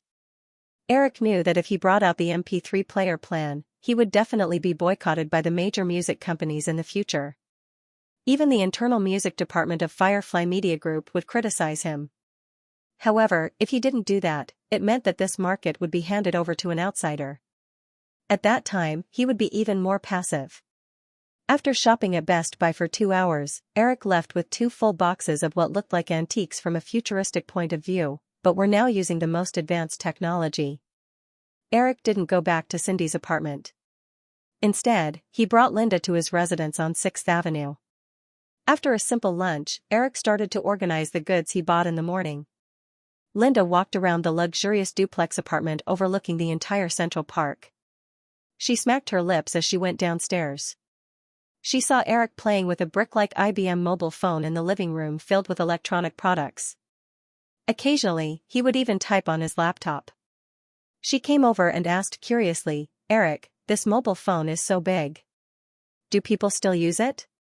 Eric was holding an IBM Simon mobile phone in his hand. When he first saw this device, Eric was a little surprised. Although the size of this device was far larger than the mainstream mobile phones that had shrunk to the size of a palm, it was completely operated with a touch screen. In addition to making calls, it also provided notebooks, memos, and a perpetual calendar. It was basically a smartphone, and it was very likely to be the world's first smartphone. It was 1995 now. This point once again proved that technology was never a problem. Strategy was the problem. If IBM in Liu Zhou's previous life could have used this strategy to continue their research, then Apple wouldn't have had a problem. Eric waved the IBM Simon in his hand and asked Linda, if this phone was shrunk to the size of our palm, would you be willing to use it? Linda took the phone and shook her head, I'm not interested. It's just a phone. It's fine as long as it can make calls. These memos and notebooks are useless. Who would spend $1,000 on something that can be done with a notebook that costs less than 10 cents? Eric smiled and nodded. From Ritter Jackman in the morning, Eric learned that this bulky IBM mobile phone, Apple's Newton tablet, Sony's notepad, and Toshiba's PDA all had very poor sales. The reason was similar to what Linda said. These seemingly high-end electronic products had very simple functions and didn't have much market potential.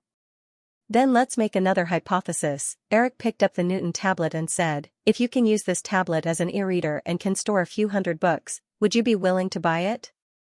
I don't like to read, Linda shook her head and said, but as long as the price isn't too expensive, people who like to read should be willing to buy it. Well, the promotion failed. Eric smiled, put down the Newton tablet, picked up the Toshiba small hard disk, and said, according to the MP3 audio format developed by Yahoo, this hard disk can store more than 50 songs. If the technology develops for a few years, it won't be a problem to store 100 or 200 songs. Then, if there is such a music player the size of a cigarette box that allows you to put hundreds of songs into your pocket at one time and listen to it anytime and anywhere, would you buy it? Of course I'm willing. Linda nodded and pointed at the electronic products scattered all over the room. Eric, did you buy these things to develop the music player you mentioned? Yes. Eric nodded. He bought these expensive but not practical electronic products mainly because he wanted to understand the current technology level of the LCD screen, flash memory, hard drive, lithium-ion battery, and other major components in the electronic field. He wanted to know if some of his ideas were feasible. Although the development of flash memory capacity hadn't reached the level of manufacturing practical MP3 players, and the micro-hard drive technology that was the main storage medium of MP3 players didn't appear in his previous life, but with the small hard drive and lithium-ion battery technology, developing an MP3 player the size of a cigarette box wasn't a problem. Although it wasn't as small as the chewing gum in his previous life, it was definitely more advanced than Sony's Walkman. Also, Eric's main purpose was to get hold of the complete patent technology of the MP3 player.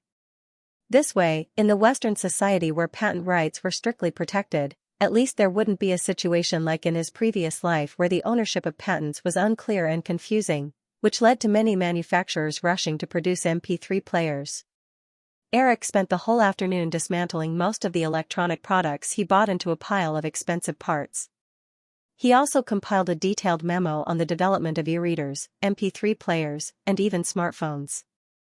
It was already dusk when Eric came out of his work. Eric wanted to send this memo to Yahoo's executives and Nokia's Yoma Alala. But he remembered that Chris told him a few days ago that Microsoft wanted to poach people from Yahoo. He decided to wait until July for everything to be settled. He could also take the opportunity to make some preparations. Eric took out the 2 cardboard boxes he had used to store some electronic equipment in the morning. He picked out some equipment and parts related to the content of the memo and put them in one box. The rest of the mess was thrown into the other box. Eric clapped his hands and remembered that Linda should still be here. The sound of the TV came from the living room next to the living room. Eric walked into the living room and saw a fashion show on the TV. Linda was curled up on the sofa, hugging a pillow and sleeping. She looked like a lazy cat at this moment. Her body was moving up and down with her breathing. Her blonde hair covered her face, and her red lips were slightly parted. She looked less handsome and more charming. Eric silently looked at the perfect girl that God had brought to the human world. He didn't want to wake her up. He sat down on the sofa beside Linda's feet and sniffed the faint feminine scent in the room. He leaned back on the sofa and watched the TV quietly. After sleeping lazily for the whole afternoon, Linda had already woken up when Eric walked into the living room. Linda was curious about how Eric would react when he saw her sleeping. She didn't open her eyes immediately. She waited patiently for a while, but she felt Eric sitting down beside her feet and watching the TV quietly. She was very satisfied that Eric didn't go berserk and press her down 100 times or something, but she felt that this man's reaction was a bit abnormal. So she continued to pretend to sleep, but she secretly opened her eyes. The light in the living room was getting dimmer and dimmer. She could only see his chiseled side profile with the light from the TV. She had washed off the makeup she put on this morning, revealing her original face. She felt that this man's side profile was quite attractive. After a while, the program on the TV suddenly changed. The host turned on the TV and played a music video. She packed my bags last night pre-flight 0 9 a.m. and I am gonna be high as a kite by then. I miss the earth so much. I miss my wife *. It's lonely out in space * on such a timeless flight * and I think it's gonna be a long time *. It was Rocket Man by the famous British singer Elton John. She liked this song very much. Elton John's voice was 3 parts sad, 3 parts dejected, 3 parts helpless, and the last part hysterical. The lyrics were about a rocket man who had been floating in space for a long time and missed his hometown and his wife, but she felt that it was more of a fable. It was a fable about a playboy who wanted a stable life but couldn't. This kind of story usually happened in movies. The bodyguards, agents, and soldiers who were about to retire were always involuntarily sent to carry out their last mission, and then naturally died. Of course, these people were definitely supporting roles. The main character had to continue to travel the world and make a movie series until the 16th movie. Before she fell asleep, MTV played a trailer. What was the 16th 007 movie called? Oh, GoldenEye. It was released in July. Her mind wandered for a moment, and she glanced at the man sitting on the other side. She didn't know that it was lonely at the top, and she didn't know that no one was listening when the string was broken. She instinctively felt that maybe he was also a rocket man. She felt that her body was stiff from sleeping, and she was also a little hungry. She didn't want to pretend to sleep anymore, so she opened her eyes and subconsciously stretched her slender body. Her small jade foot just happened to be on his leg. "You're awake." Eric turned his head and smiled as he held her slender ankle and placed it on his leg to make it easier for her to stretch out. She threw away the pillow in her arms and nodded. She felt that her ankle being held by Eric was slightly ticklish. She blushed and rubbed her face in embarrassment. She said in a coquettish tone, "I dreamed that you gave this house to me, and then I woke up with a smile." "Oh, it's good that you're awake. Otherwise, I would have cried in your dream."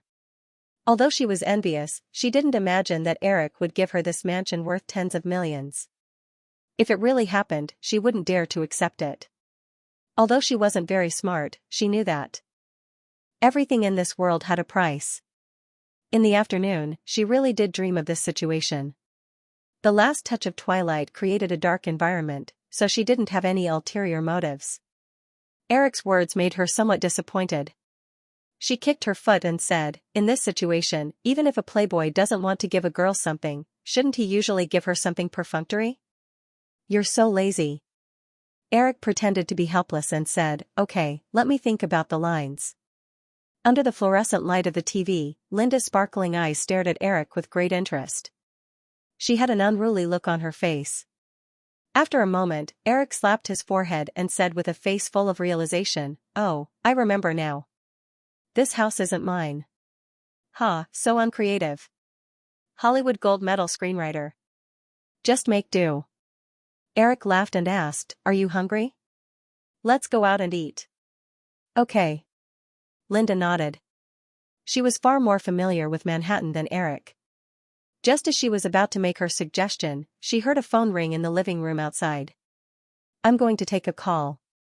"Wait a second." Eric got up and walked out. Her eyes followed him out of the living room. She was too lazy to get up. She twisted her body, grabbed the sofa armrest, and looked out.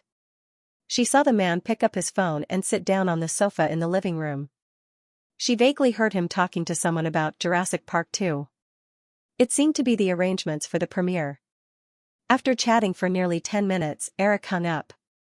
She was about to get up when she heard Eric's phone ring again. "Hello." "Oh, Cindy, it's you." Eric answered. He felt her head poking out and waved at her. She smiled and could roughly guess Cindy's intention. She retracted her head and was too lazy to listen. Suddenly, she remembered his tone when he was talking to someone about work. It was serious, and meticulous. What about her? She came from a good family and didn't have any pressure.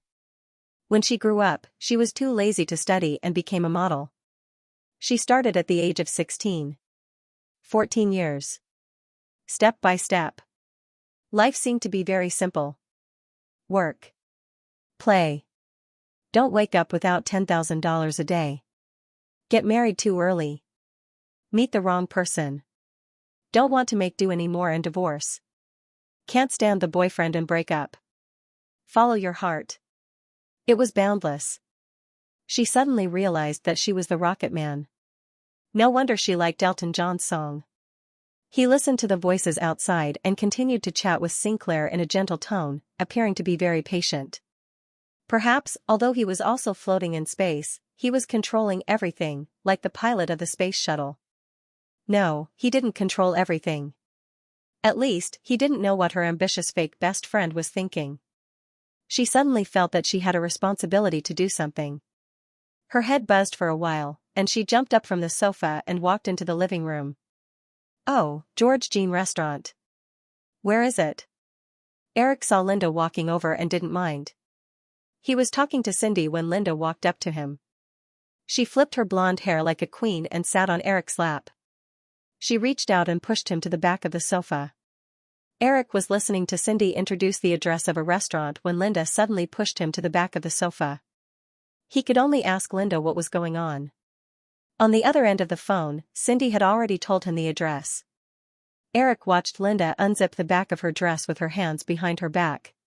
She lifted the straps and skillfully took off her dress. She leaned over and gently nibbled on his neck. "Cindy, I remember. Linda and we'll be there in 15 minutes. "No, my dear Cindy, wait for us for another hour," Linda shouted into the phone without hesitation. She reached out and hung up the phone. Eric helplessly reached out and held Linda's soft waist. He smiled and said, "Okay, what's your mental state now? Were you bitten by a bug?" "Of course not." Linda reached out and held Eric's face. She kissed him fiercely and said in a hoarse voice, "I want to squeeze you dry." "Humph, baby Cindy, let's see what you're going to do tonight." PS1, I recommend the song Rocket Man. It's very nice.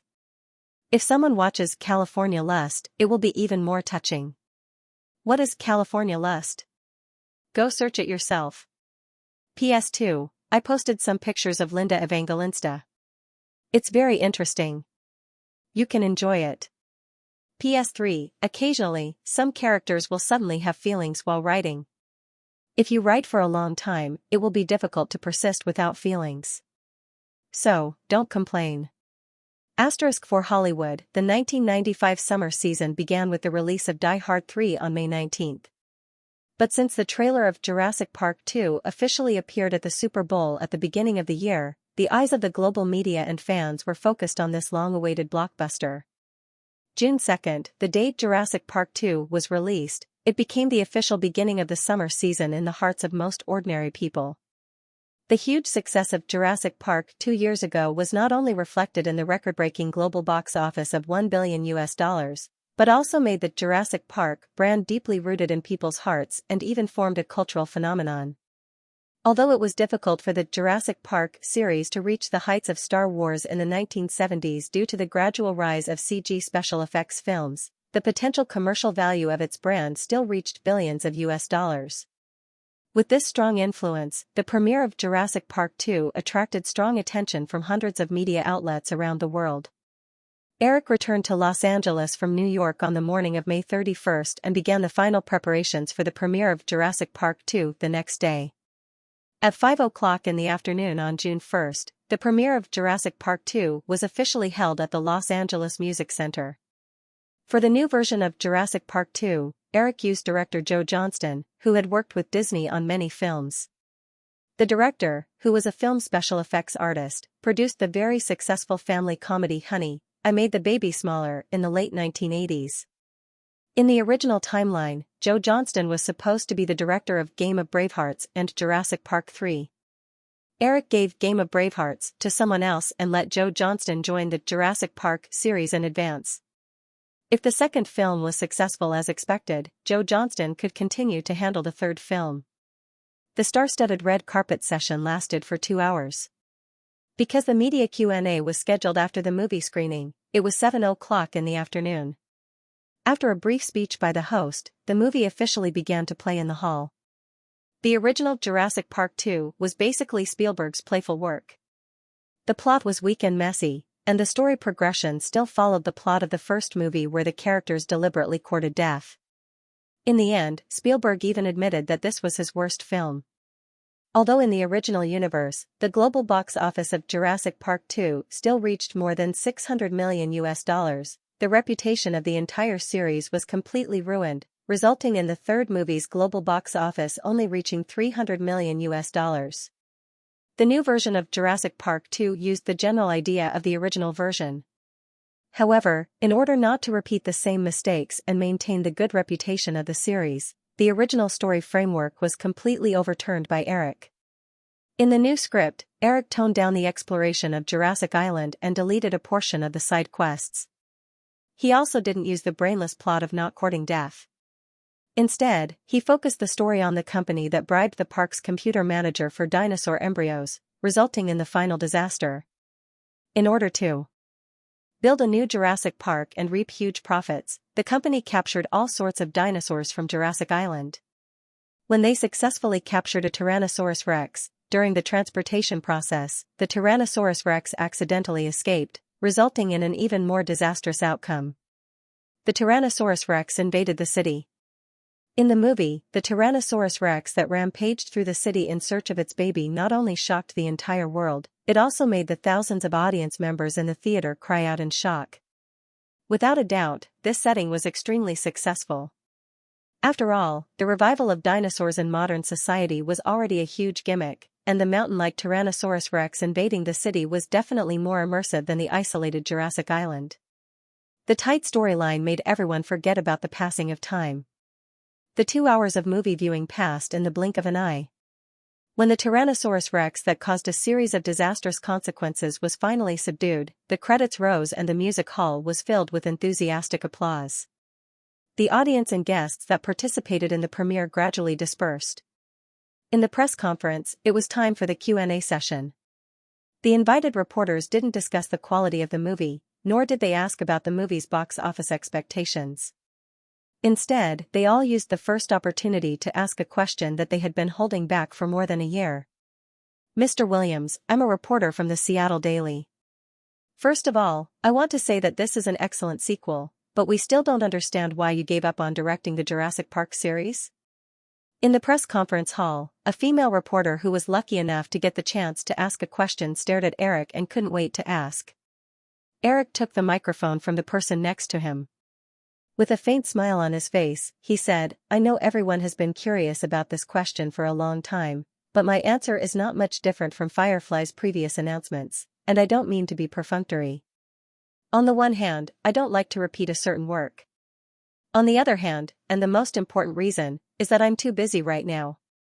It's difficult for me to separate a few months to fly overseas to shoot a movie. Mr. Williams, does this mean that you won't personally shoot movies in the future? Before the microphone was taken away, the female reporter asked again quickly.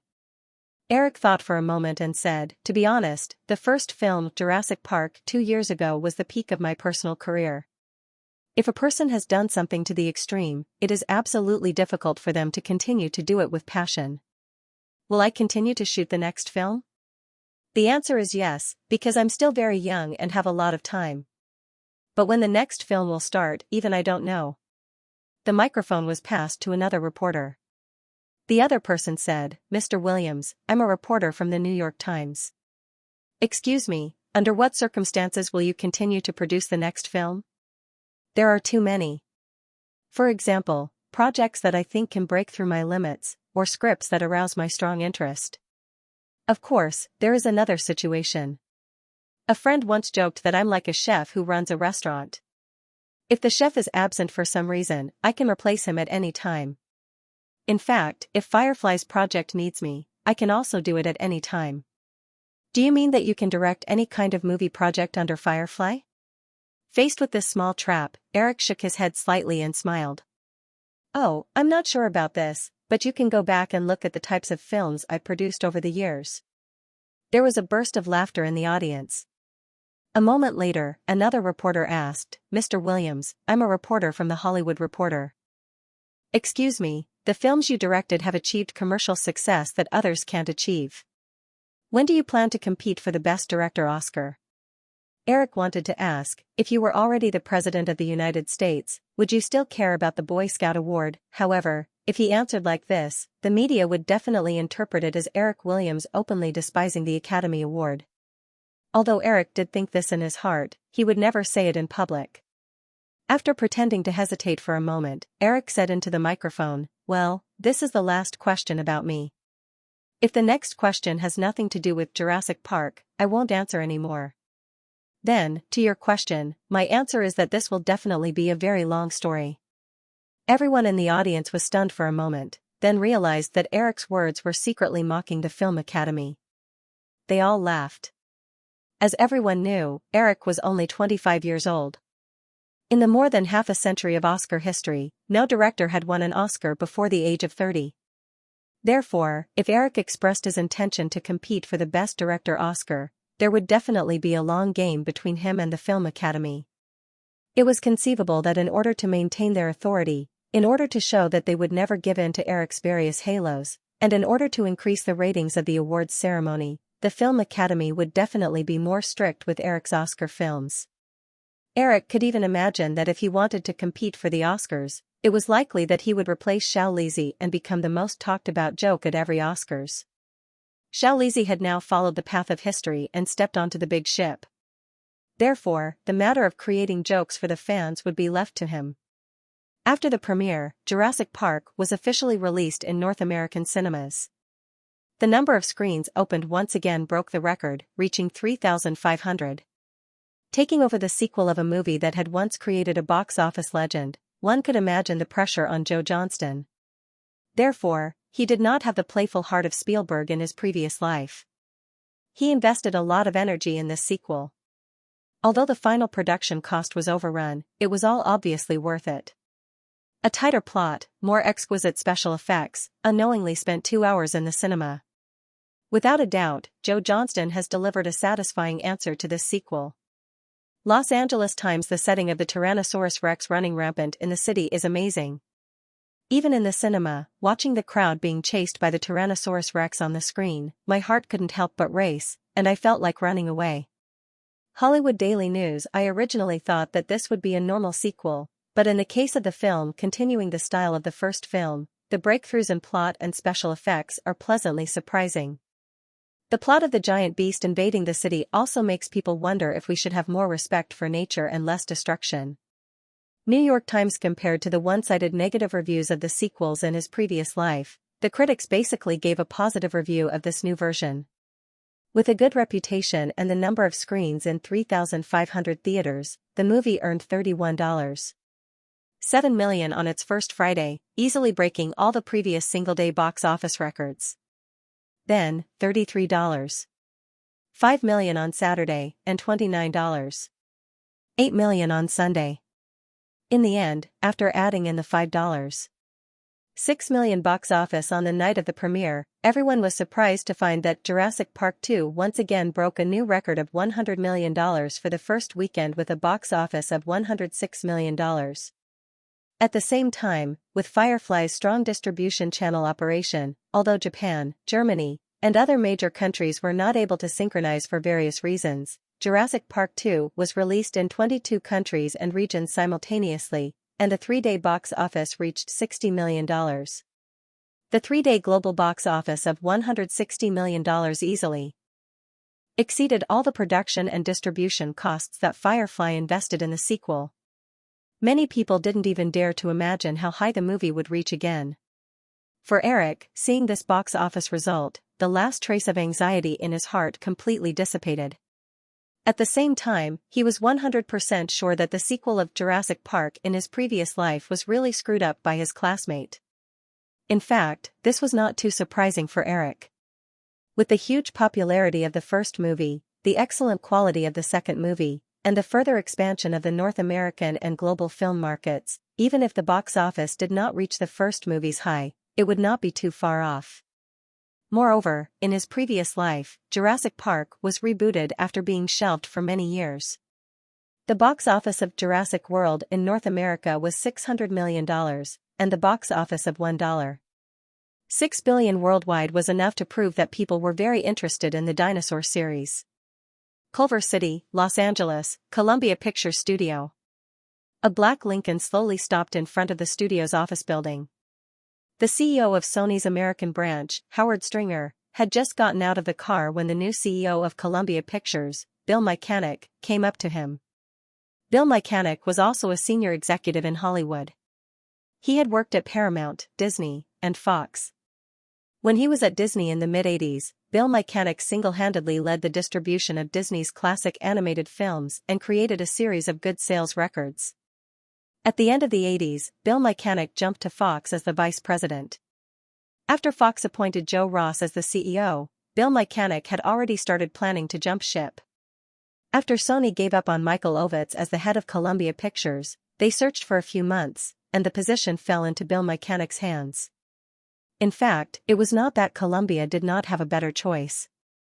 It was just that after the incident with Peter Guber and John Peters, Sony became very cautious about giving up power to the film company's managers. Therefore, a group of outstanding Hollywood managers lost interest in the position of the head of Columbia Pictures because of Sony's restrictions during the negotiation process. Howard Stringer and Bill Mechanic hugged each other warmly, exchanged a few words, and walked to the office building together. Bill Mechanic followed Howard Stringer and said, "Howard, you should have seen the box office report of Jurassic Park 2, right?" "Of course." Howard Stringer nodded. "I came here today to talk to you about this. The headquarters just sent me a project. In my opinion, its box office potential is no less than Jurassic Park 2. Bill Mechanic brought Howard Stringer to his office.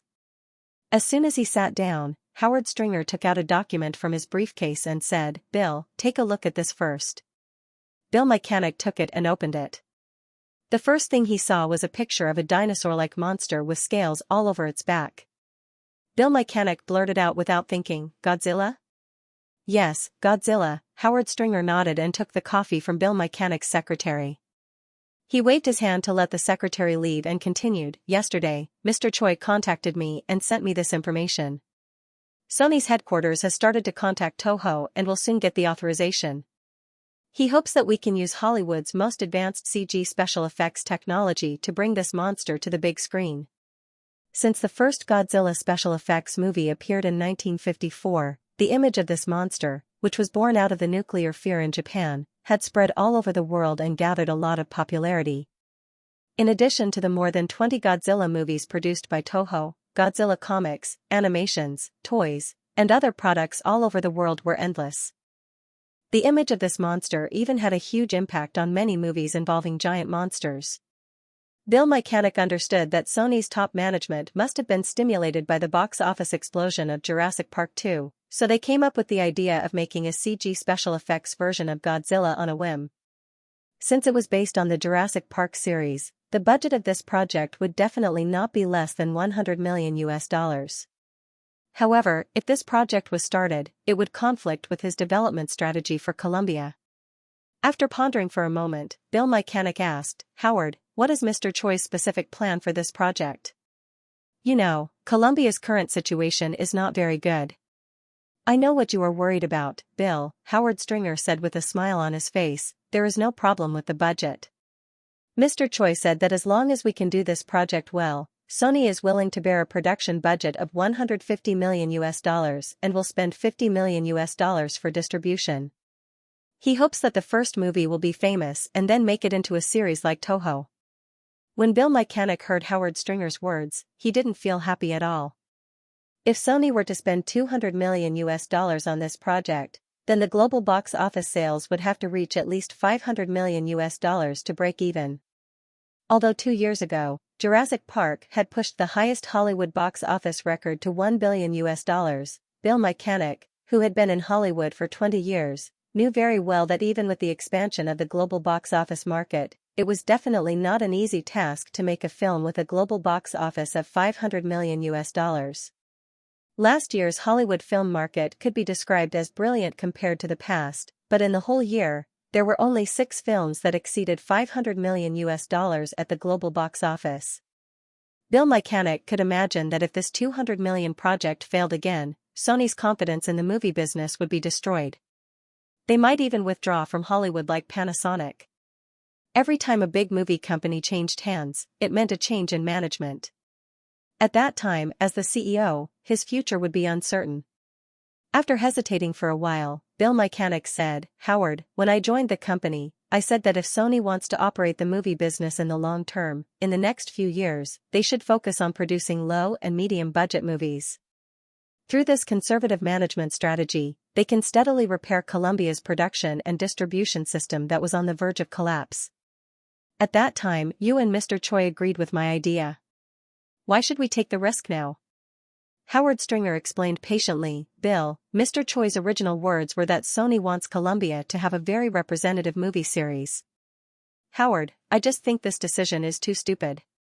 They should know what it means if this project fails. Also, if the Japanese want to maintain their image, Men in Black and Game of the Brave should be enough." Bill Mechanic shook his head and continued, "Howard, I think we should persuade Mr. Choi to give up this idea. Even if we want to do it, we should delay it for 2 or 3 years. We should wait for Columbia to recover before making any plans."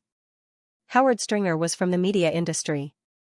He knew that Mr. Choi had appointed him as the CEO of Sony's US subsidiary because he wanted him to revive Sony's entertainment business. Not only Sony's top management, even Howard Stringer himself was shocked when he saw the box office figures for Jurassic Park 2. Therefore, when Sony threw out the Godzilla project, Howard Stringer also felt that it was a good idea. However, he didn't expect to be rebuffed by Bill Mechanic before he could even say a few words despite having rushed over in high spirits. "Bill, we want to get rid of Men in Black and Game of the Brave.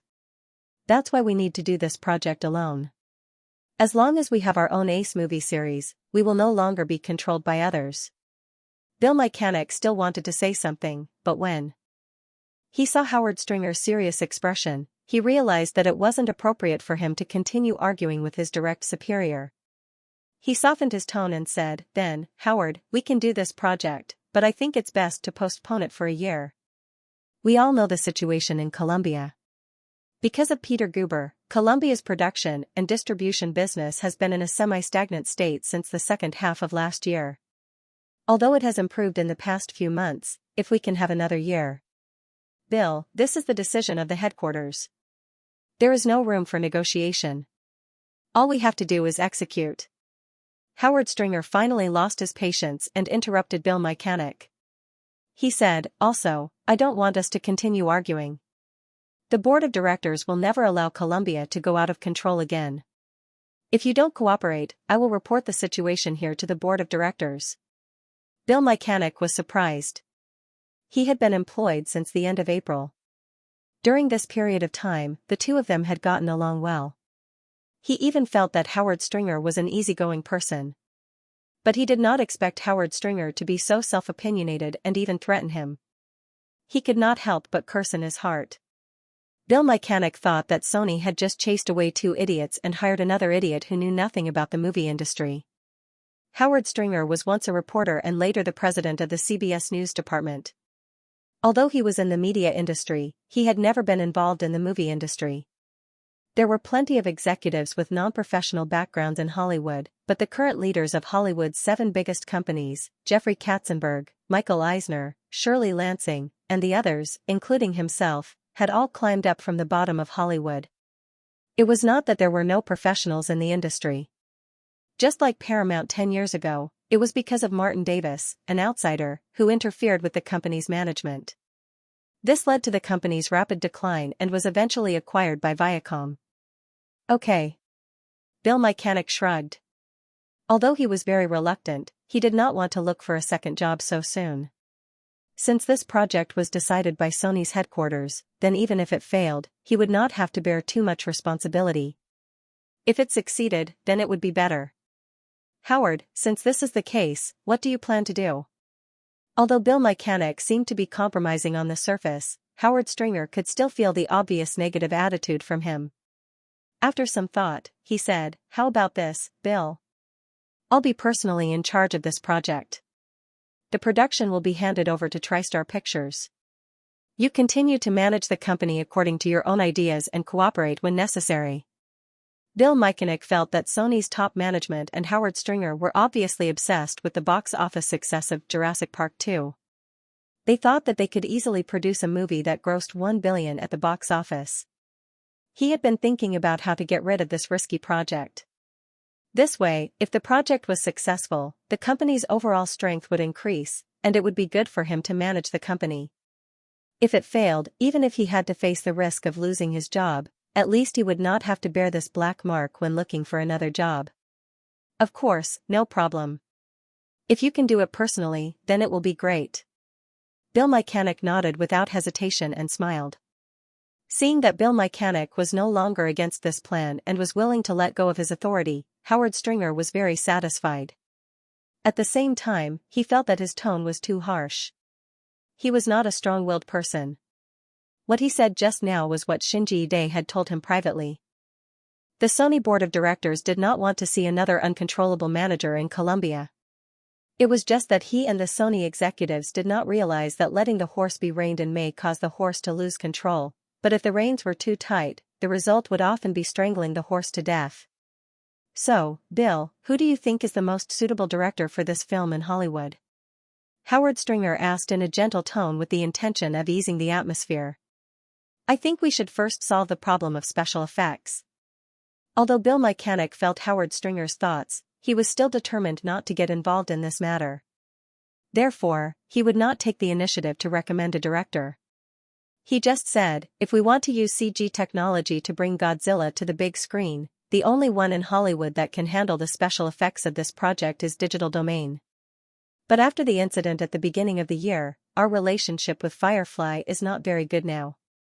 Although Firefly said that Digital Domain is operating independently, no one can guarantee that Firefly will not deliberately set obstacles for us. Wasn't the special effects of Universal's The Mummy also done by Digital Domain?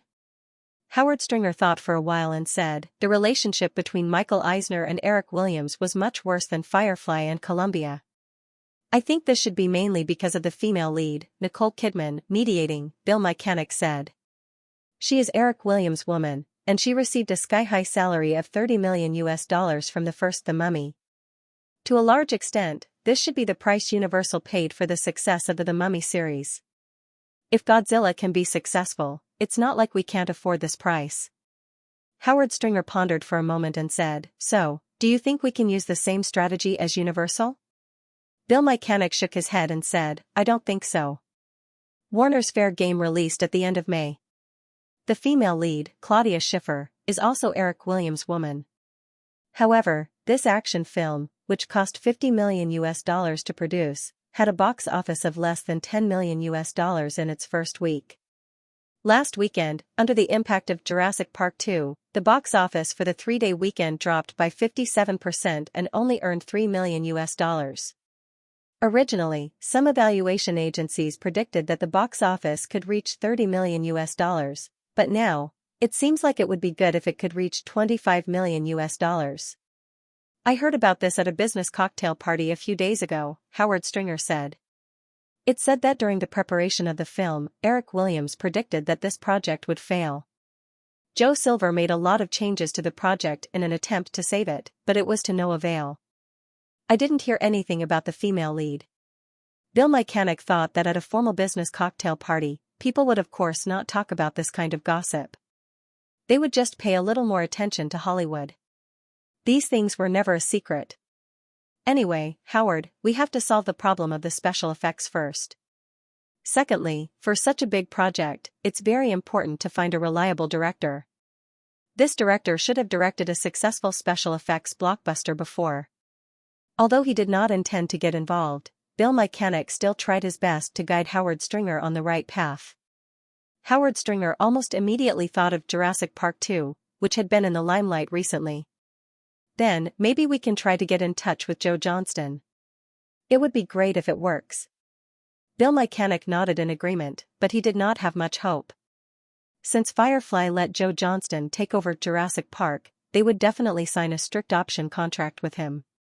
Unless someone was willing to pay a huge penalty for him, or Firefly was merciful enough to let him go, the possibility of Joe Johnston working for other film companies in the next few years was very low. After a record-breaking box office of US $10.6 million in the first weekend, the one-day box office of Jurassic Park 2 slipped to the tens of millions. Although the box office fell by 60% compared to the weekend, the box office of the film in the first week would undoubtedly exceed the record high of US $140 million and easily reach the top of the 1995 box office list. Moreover, most box office agencies predicted that Jurassic Park 2 had basically locked in the top spot of the box office of the year. Under the dazzling brilliance of Jurassic Park 2, almost no one noticed that an artistic film called Forrest Gump was about to be released on June 9. Although Forrest Gump had been unanimously praised by film critics during the early screening process, this praise made the few media who had paid attention to the film more pessimistic about the box office of the film. After all, the more the film critics liked, the more artistic the film was, and the worse the box office would be. In addition, if he had any expectations for the box office of Forrest Gump, Eric Williams would never allow Flower Pictures to set the movie's release date on June 9. In the eyes of the media, this was equivalent to putting a completely defenseless little beast under the foot of a Tyrannosaurus Rex, and it would only end up being smashed to pieces. In order to avoid Jurassic Park 2, the other major film companies coincidentally scheduled the main summer release at the end of June and July. Time Warner even gave up the release strategy of the summer release at the end of May. They only used Fair Game, which had a poor box office, as cannon fodder. After the box office of Jurassic Park 2 came out on the first day, Eric put most of his energy into dealing with the company affairs that had accumulated during his time away from Los Angeles. However, although he had always been on the sidelines of the release of Forrest Gump, and let Drew and Amy Pascal do the work, in this world, perhaps he was the only one who was full of confidence in the box office of Forrest Gump. Although the film had accumulated a lot of good reviews during the early publicity period, Amy Pascal only prepared 1,500 screens for Forrest Gump in the end. Eric didn't object to this. As long as Forrest Gump caused a sensation like in his previous life, the box office was destined to go on a long run. The number of screens in the first week could even be just right to achieve the effect of hunger marketing. Because of the lack of presence, although Drew invited Eric and Spielberg to the premiere, and the director of Forrest Gump, Robert Zemeckis, was also a famous director who had produced blockbuster films such as Back to the Future and Roger Rabbit, but Forrest Gump was still quietly released in a lukewarm atmosphere. Fortunately, the male lead, Tom Hanks, and the director, Robert Zemeckis, had accumulated a good reputation through many outstanding films. Their box office appeal was still very good. Therefore, the box office of Forrest Gump on the first day of release in North American 1,500 theaters. When she told Eric, the box office of Forrest Gump. If the box office of Forrest Gump could reach $25 million on the first day, then she felt that it wouldn't be a big problem for the box office of Forrest Gump to reach $25 million in the first week.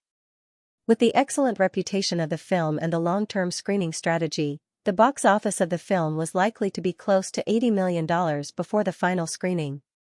The total cost of the production and publicity of Forrest Gump was $70 million. If the box office in North America could reach $80 million, Flower Pictures would be able to recover more than half of the cost. The positioning of the film was an award-winning film.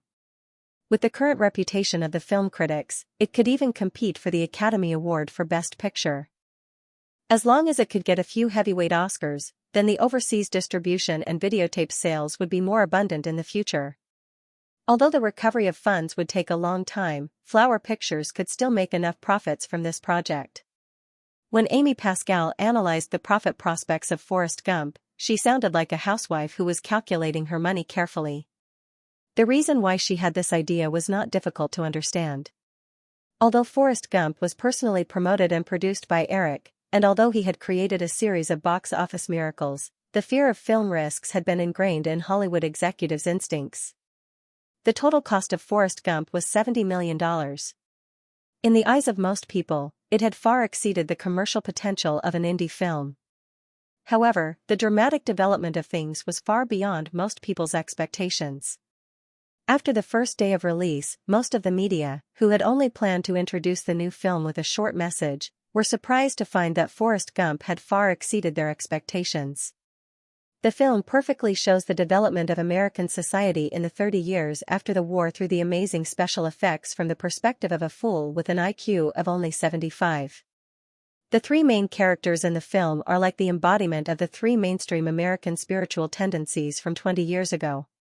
Forrest Gump represents the root of the American spirit, which is simple, diligent, sincere, and persistent.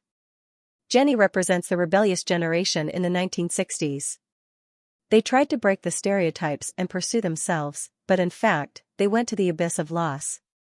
Captain Dan belongs to the group of people who have doubts about society. They have their own persistence, but they are still confused and can't find the value of persistence. In the film, Jenny, who is homeless, finally chooses to return to her family, and Captain Dan also chooses to follow in the footsteps of Forrest Gump, which let us see the three American spirits once again become one and return to the origin. Admittedly, this is an anti-intellectual film that looks a bit ridiculous at first glance, but after 2 hours and 20 minutes of watching the film, the author fell into an inexplicable emotion and couldn't extricate himself. I can't help but think that the strength of this country is recovering, the economy is developing, and the technology is advancing rapidly. But we, who claim to be smart, are more and more addicted to the great wealth of materials, and completely ignore the persistence of the spiritual level. The part of Forrest Gump that touched me the most was that rainy night. Jenny took the silly Forrest Gump back to her dormitory and told him about her dream of becoming a celebrity with a longing look. Then she asked him, "What kind of person do you want to be in the future?" Forrest Gump replied with a puzzled expression, "Why do I want to be someone else? Can't I be myself in the future?" In the end, Jenny's dream was broken and she left the world with regret. Forrest Gump, who insisted on being himself, got everything that ordinary people dreamed of. After the turmoil of the 1960s and the freedom of the 1970s, the conservative trend in the United States began to return from the 1980s and reached its peak in the 1990s. At the same time, the extreme material development also made people's spiritual level become empty, and the situation of moral corruption and indifference to human feelings became more and more serious.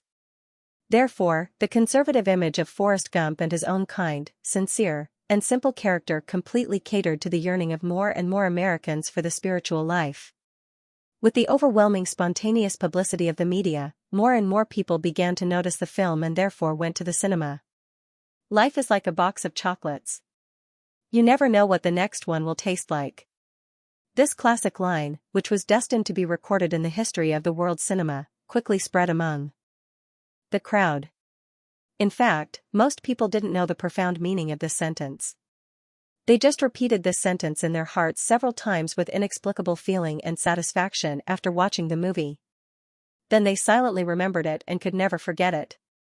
The explosive attention of Forrest Gump was most directly reflected in the box office.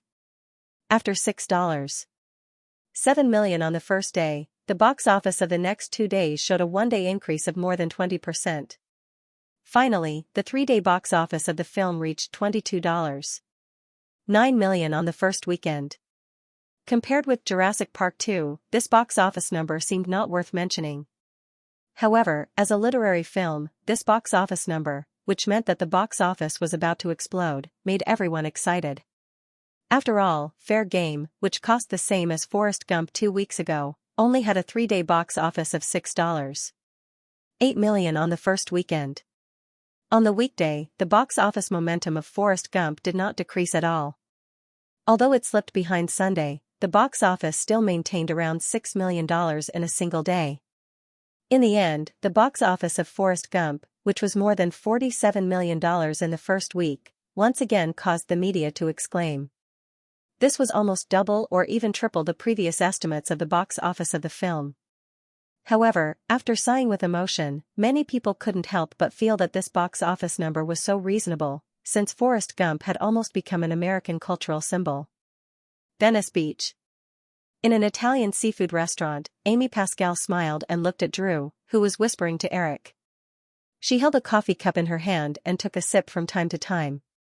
After the box office and reputation of Forrest Gump both exploded, Amy had been in an uncontrollable excitement for the past few days. She was finally 100% sure that it was correct to give up the position of Columbia's vice president and jump to the small workshop of Flowers Pictures. If the next meeting went well, she would also become the second female head of the 7 major Hollywood film companies after Shirley Lansing. She didn't know what Drew said, but Eric reached out and pinched her little ear. He pushed the girl away and said to Amy with a smile, "By the way, how are you handling Peter Jackson's matter?" Amy said, "Although he doesn't have the experience of directing a big production film, his talent in film is beyond doubt. Moreover, we have looked at his complete concept of the Lord of the Rings series in detail, including the script, the story version, the character design, and the shooting location he found in New Zealand. It can be said that we will never find a second director in Hollywood who has so much affection for the Lord of the Rings series. It is very suitable for him to direct this magical epic series. Eric, do you want to find time to talk to him again?" "Not for the time being. Let him direct 1 or 2 films first and familiarize him with the operating rules of Hollywood. When the time is right, we can start the production of this series." Amy nodded. She also knew when Eric said the time was right, so she was not in a hurry.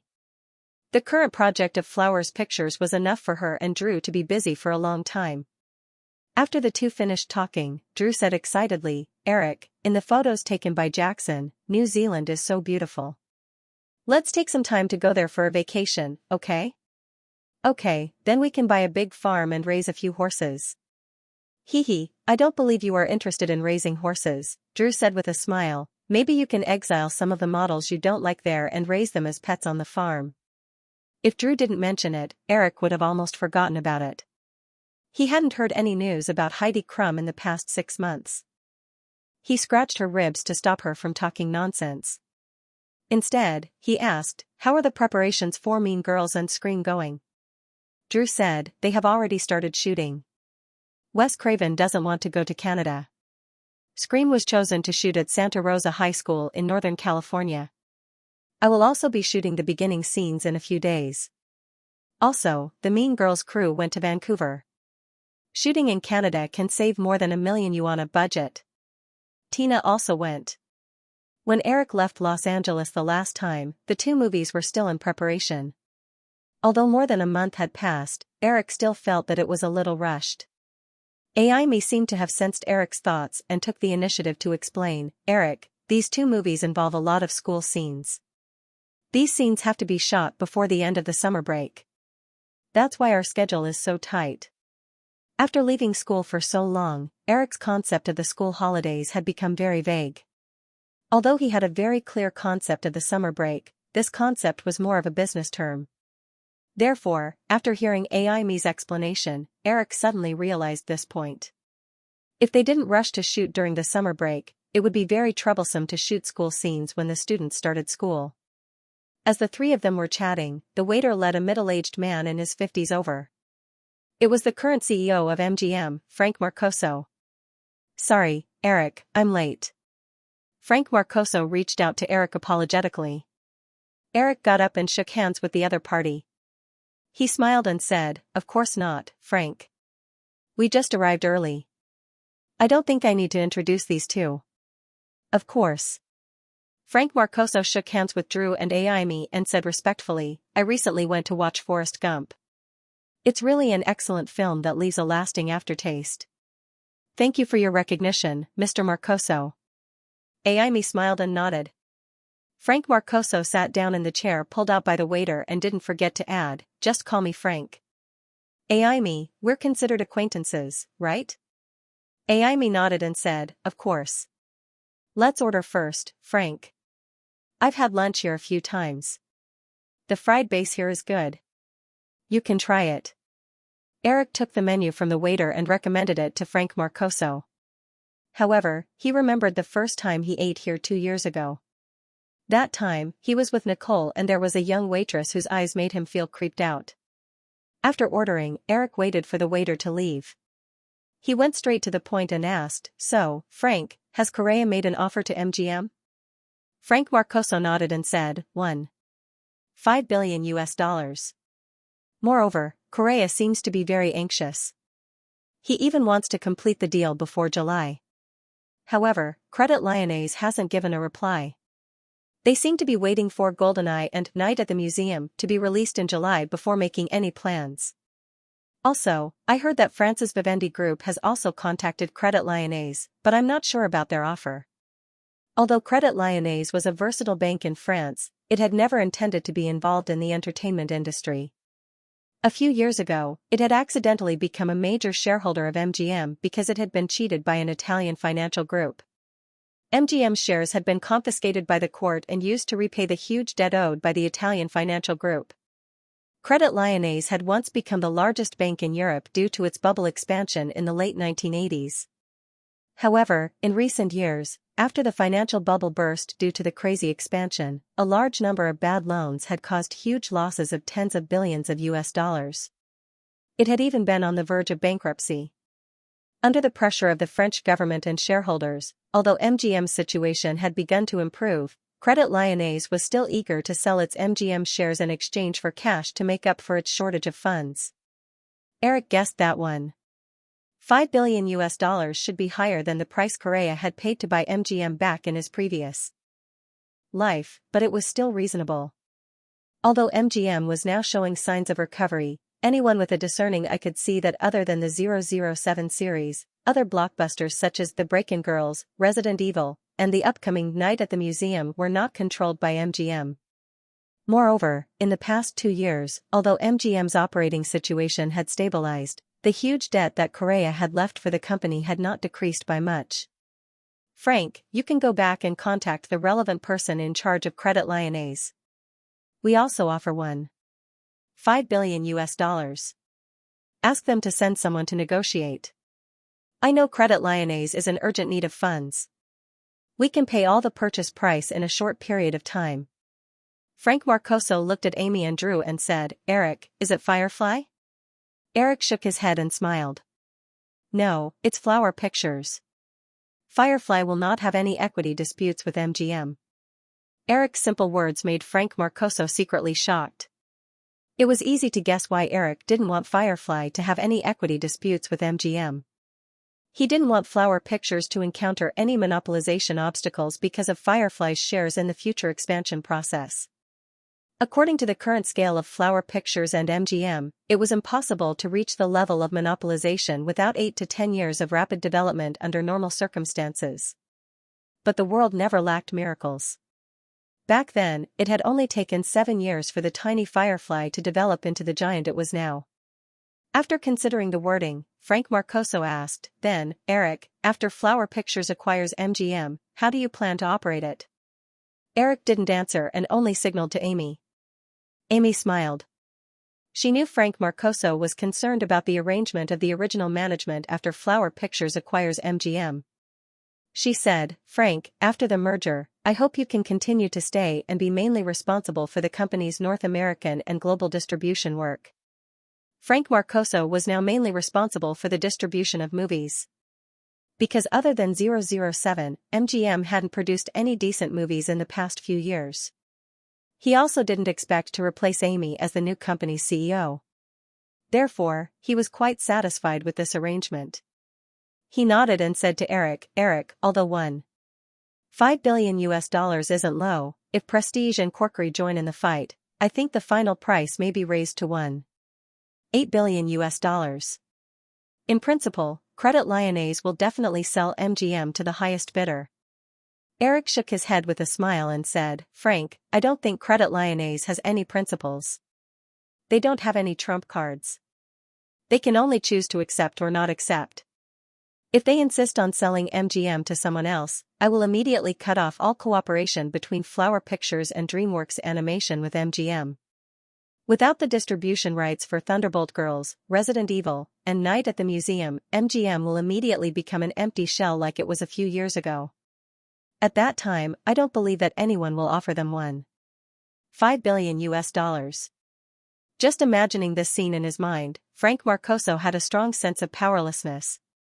He was very clear that Credit Lyonnais couldn't bear this situation.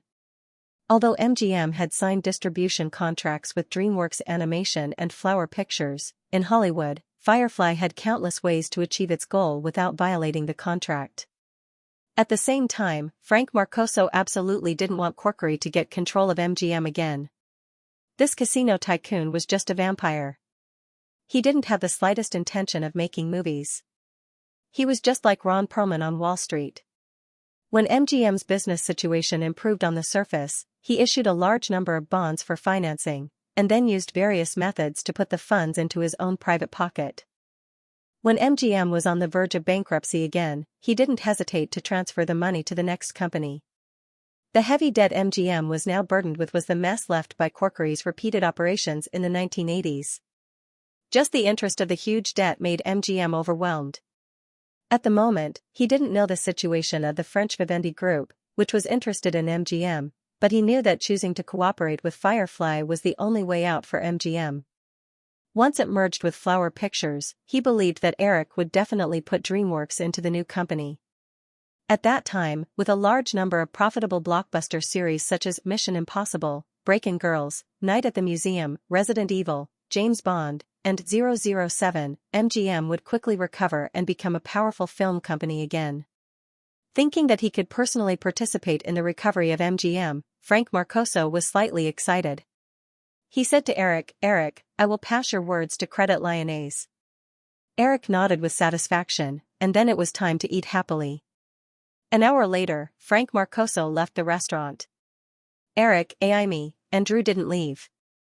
Instead, they talked about Eric's detailed arrangements for the future of Flower Pictures. Unknowingly, they chatted for an entire afternoon. The beach in the distance was already dyed red by the setting sun. Eric was about to leave with the two when the phone on the table rang. "This is Williams."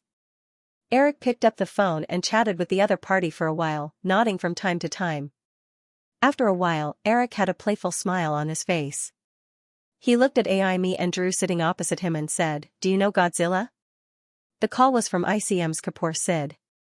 After Columbia confirmed that they were going to make a Godzilla movie, they immediately started to look for a director. Joe Johnston, who had just produced Jurassic Park 2, was the most suitable director. On the other hand, most of the actors, directors, and producers who had a close relationship with Firefly had contracts with ICM. Due to the anti-monopoly law, although the two parties did not have any direct interests, among the three major agencies, ICM had always had a close relationship with Firefly. Therefore, the news of Sony trying to poach Firefly reached Eric. Bill Mechanic was a veteran manager in Hollywood, and his information was not hard to find. His management style was conservative, and he was cautious. After Sony appointed Bill Mechanic as the CEO of Columbia, Eric thought that Sony would give up on their strategy of throwing money at Columbia and start to make money step by step. But when he heard that Sony was going to start production of, Eric was sure that Sony would still follow the same path as in his previous life. In the original Spacetime, although Sony fired Peter Guber and John Peters, the two big parasites, they still did not restrain their strategy of blindly throwing money to find a sense of existence. Not only did they offer Jim Carrey the first $20 million salary in Hollywood history, but they also blindly invested in many big productions that ended in failure. Among them, the 1998 version of Godzilla was undoubtedly the most typical failure. Due to Godzilla's worldwide popularity, Sony was ambitious to make it into a trilogy during the early stages of preparation. They even invited Roland Emmerich, who had a huge box office success with Lone Ranger Day, to star in the movie. However, in many things, the greater the expectation, the greater the disappointment. In his memory, the 1998 version of Godzilla was not only rated as childish, tacky, inexplicable, and illogical, but most of the fans' complaints were focused on Godzilla in the movie. The reason why Godzilla was called the King of the Monsters was mainly because of his powerful combat strength.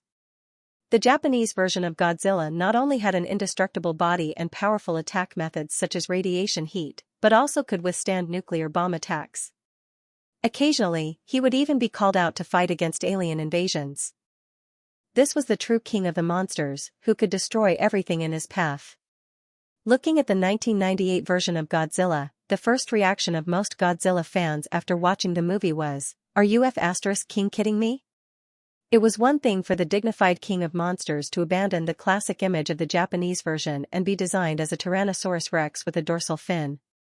But what was with the fact that he was so weak that he couldn't move after being entangled by the steel cables of the bridge? Was Godzilla really that weak? That was fine, but the most intolerable thing was that Mr. Tyrannosaurus dorsalis was hit by a few missiles from the American military and died just like that. Dead, dead, dead. Moreover, before he died, he did not struggle, nor did he fight back. At the last moment of his life, Mr. Tyrannosaurus Rex chose to look at the male lead affectionately. His eyes were full of love and reluctance to part with the male lead. He said to the woman behind the male lead, "You got his body, but I got his heart." After that, he died peacefully. Only the poor audience in the movie theater were left complaining endlessly. If you die, so be it. The public will not be angry if such a weak Godzilla doesn't die. But why did you have to cosplay as King Kong before you died? In Eric's memory, the box office of Godzilla was not a complete failure, but its reputation was so bad that it was often dragged out by movie fans more than 10 years later. After the movie was released, it was not only nominated for the Worst Remake, Worst Director, Worst Screenplay, Worst Supporting Actress, etc. It was also condemned by movie fans all over the world. Godzilla's copyright holder, Toho, originally wanted to end the series after the 22nd Godzilla movie in 1995. But after the 1998 version of Godzilla was released, in order to restore the image of Godzilla in the hearts of movie fans, they had to start the series again. They only stopped after the 28th movie. In the end, the 1998 version of Godzilla was even named Zilla without the God prefix. After knowing that Sony was going to start the Godzilla project, Eric started to think about how to develop this project in the direction he wanted it to go. Under his influence, the history of Hollywood had changed a lot. Eric was not sure if Godzilla would be a failure like in his previous life if there was a change of director. So, he quickly made up his mind to lead Godzilla in the same direction as in his previous life. Although Sony was more determined than Panasonic in the movie business, Eric did not believe that Sony would persist like in his previous life if they continued to fail.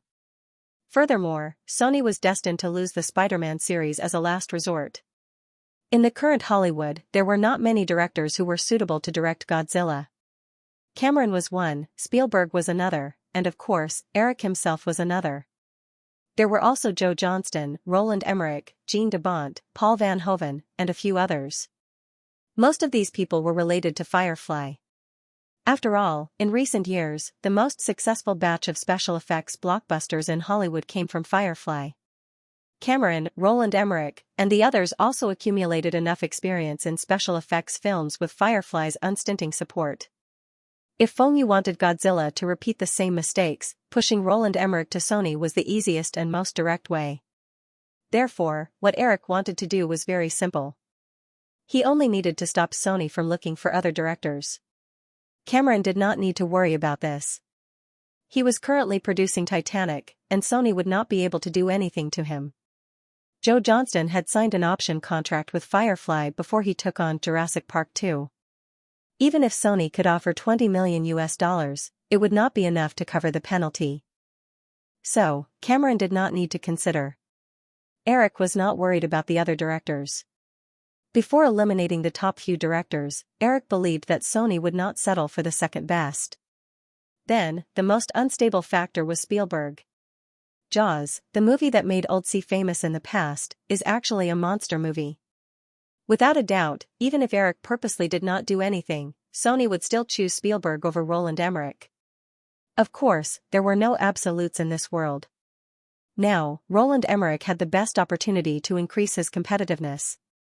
It must be known that Day of Independence was definitely the peak of Roland Emmerich's directing career. While Eric was paying close attention to Sony's Godzilla preparations, Hollywood was still reaping the box office in full swing. Among them, the weekly box office performance of Forrest Gump was not high, but it was definitely the most eye-catching one. With a box office of $47 million in the first week, it averaged $30,000 for 1,500 screens, which far exceeded the standard of a blockbuster with an average of $10,000. Then, on June 16, Firefly's Toy Story 2 was released. It topped the weekly box office rankings with $69 million in the first week. Jurassic Park 2 had a box office of $77 million in the second week. After a 45% drop in the total box office to $217 million, the box office in the third week also dropped by 49%, earning $39.25 million. Relatively speaking, Forrest Gump only dropped by 18% in the second week, earning $39.2 million. Jurassic Park only had a slight advantage of $50,000. It barely held on to its runner-up position. On the 23rd of June, Time Warner's Batman Forever had a polarizing reputation. Comic book fans were drooling while happily forking out money to watch the action of several famous villains on the big screen. Forrest Gump finally showed its strength. From the 23rd of June to the 29th of June, the box office earnings of Batman Forever were released. Although Batman Forever was at the top with a box office earnings of $78 million, everyone's attention was firmly attracted by the second-place Forrest Gump with a box office earnings of $35 million.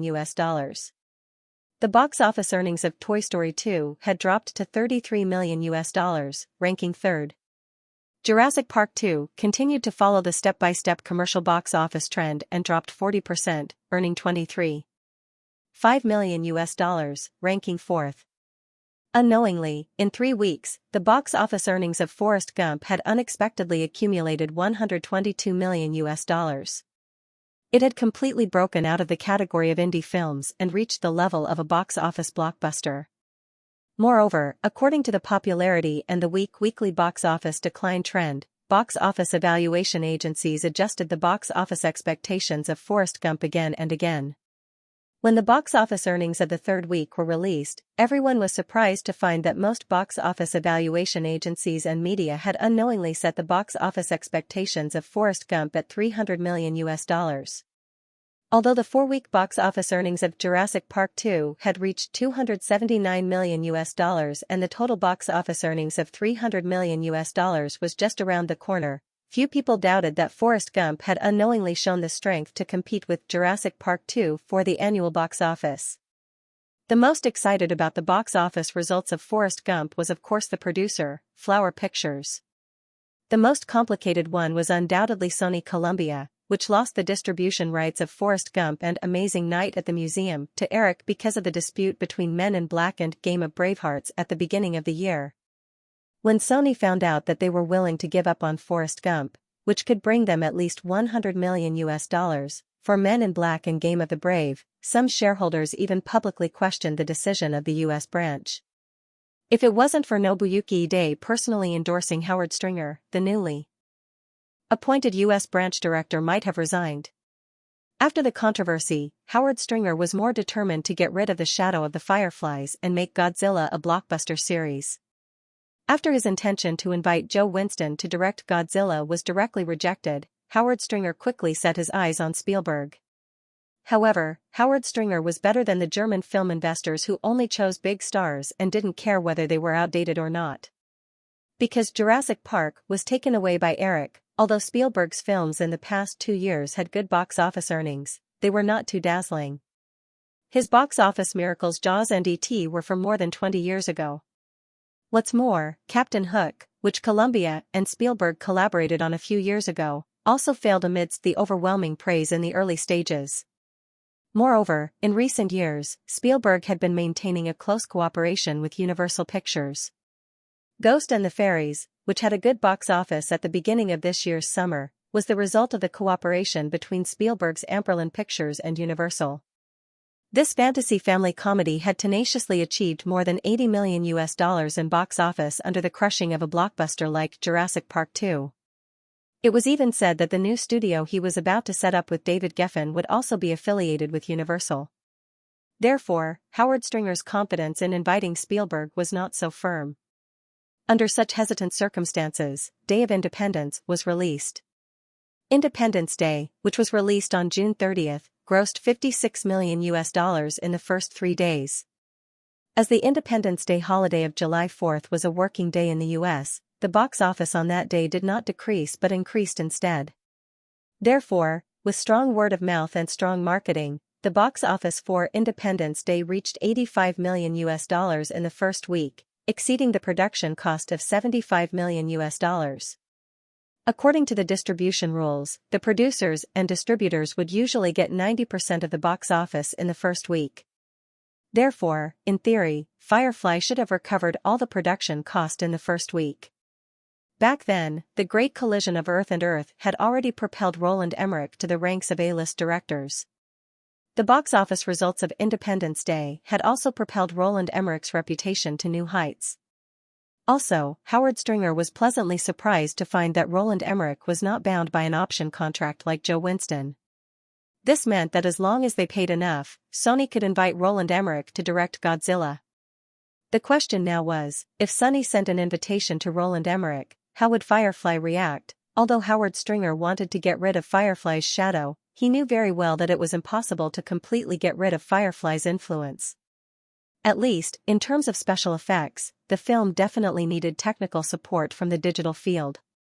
$20 million and 15% of the box office in North America. Haha, Firefly will not be able to make such an offer. Eric smiled and shook his head as he said to Roland Emmerich. It was July 7th, and the two of them were having breakfast at a restaurant in Beverly Hills. Roland Emmerich told Eric about Sony's offer for him to direct Godzilla. Howard Stringer was a smart man. He wanted to poach Roland Emmerich to direct Godzilla, but he did not contact Firefly directly. Instead, he gave Roland Emmerich an offer that he could not refuse. Howard Stringer then gave Roland Emmerich the task of getting Firefly's forgiveness. If the box office for Godzilla could be on par with Day of Independence and reach around $300 million in North America, then Roland Emmerich would be able to get $65 million from this project. Even if Roland Emmerich failed miserably at the box office, he would still be able to maintain an income of more than $20 million. Firefly would definitely not give out such a condition. Of course, Firefly wasn't stingy either. The box office of Day of Independence exploded. In addition to the initial $8 million fixed salary, according to the corresponding sharing agreement, Roland Emmerich could still receive over $20 million from the follow-up earnings of Day of Independence. In total, Day of Independence could bring him $30 million in income. The number of directors in Hollywood who could get $30 million from a single film can be counted with one hand. This was also the way Eric had been working with Firefly. Lower the fixed salary and use the appropriate share of profits to tie the profits of the film to the box office earnings. Both parties would share the risk. For a company like Sony, they had offered $20 million before the film was even released. They even included a high percentage of the box office earnings. They were simply taking advantage of their wealth to do whatever they wanted. Roland Emmerich saw that Eric was not angry after hearing that he would be working for Sony. He was still smiling and was slightly relieved. Although he had never seen this young man angry, he was not naive enough to think that Eric was someone without a temper. Roland Emmerich had a great time working with Firefly on both Crash and Lone Ranger Day. He knew that it was because of these two movies that he was able to reach his current position. He was not an ungrateful person.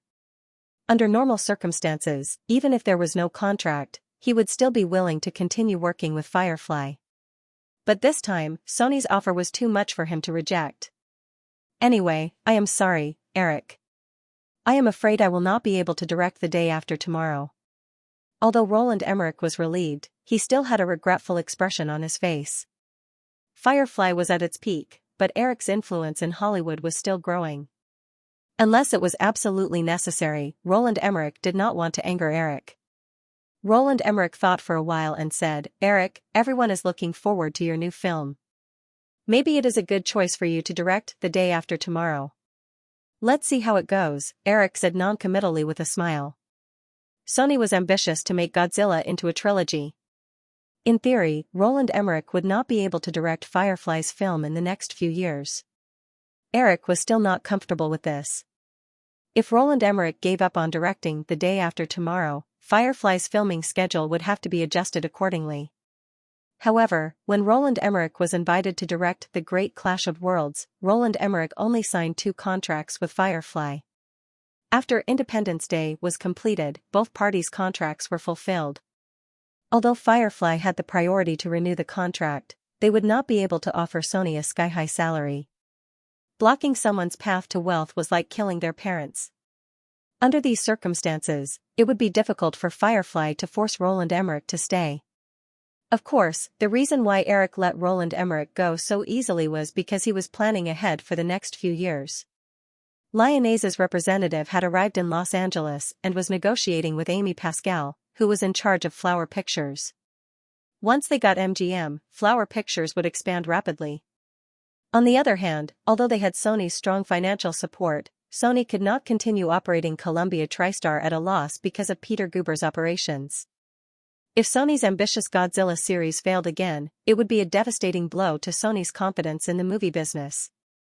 At that time, Flower Pictures could take over Columbia and complete Eric's plan to expand Hollywood. Roland Emmerich did not know what Eric was thinking. Seeing him let him go so easily, he felt ashamed. Thus, the atmosphere at breakfast inevitably became awkward. The two of them chatted casually and hurriedly finished their breakfast.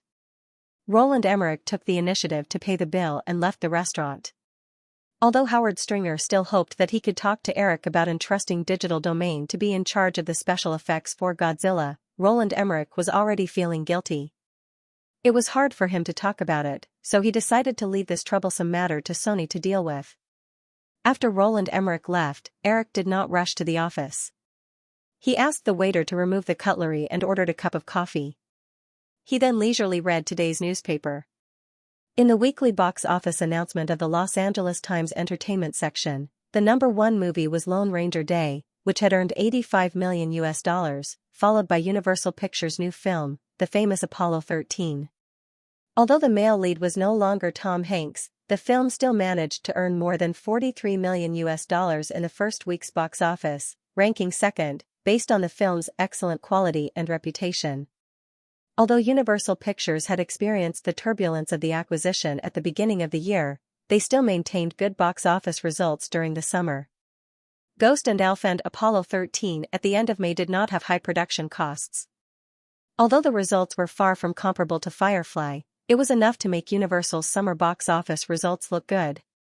Although Michael Eisner's strong and capricious character was not likable, after he took over Universal and started over, it seemed that the drive he had when he ran Disney in the 1980s had been stimulated. Eric remembered that in the next 10 years, Universal Pictures would continue to be turbulent in the process of repeatedly changing owners. He just didn't know how many big changes he could take on at Universal. After Apollo 13, it was Batman Forever, which was released in the second week.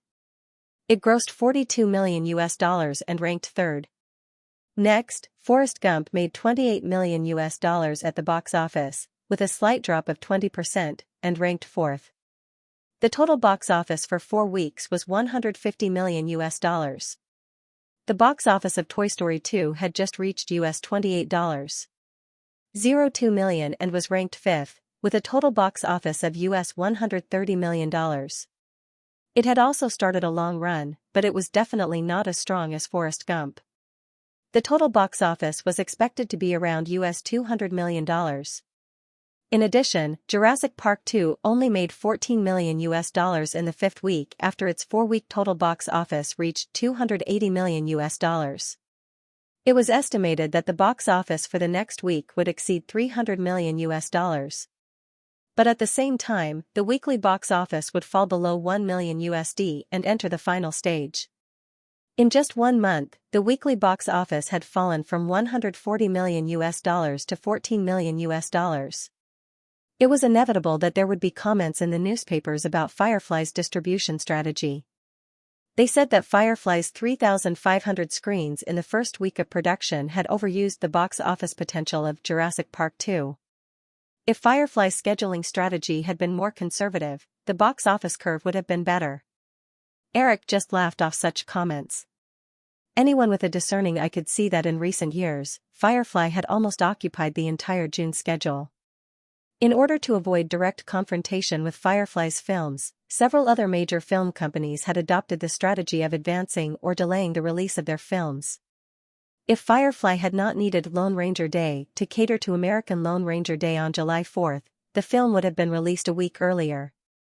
It was also because of this that Warner Bros. Dared to release Batman Forever on June 23, which was supposed to be the last box office bomb for Firefly during the summer.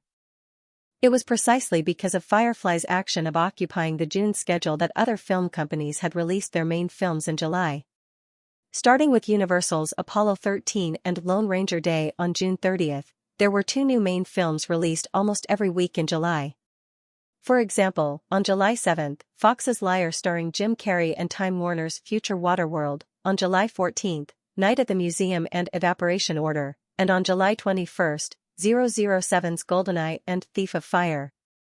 Under this intensive bombardment of new films, if Firefly did not try to exploit the box office of Jurassic Park 2 in June as much as possible, they would still be quickly squeezed out by a large number of new films in July. Eric hurriedly scanned through today's major newspapers and noticed that Kevin Costner's Future Waterworld would be released today, so he picked up his phone and dialed Amy Pascal's number, reminding her to pay attention to the movements of Future Waterworld and to choose the right time to start negotiations with Kevin Costner for Mission Impossible 2. Although he did not see the finished film, Warner's $175 million Wasteland on Water movie tickets were destined to have a dismal ending. Including last year's even worse Western Law Enforcement during the summer, Kevin Costner had already failed twice in major productions. In this case, Flower Pictures would have a lot of initiative in the negotiations for Mission Impossible 2. Although they had Eric's strong support, in the process of acquiring MGM, Flower Pictures would still have to solve part of the financing themselves. The first Mission Impossible movie had a global box office of more than $500 million, which was a very impressive result.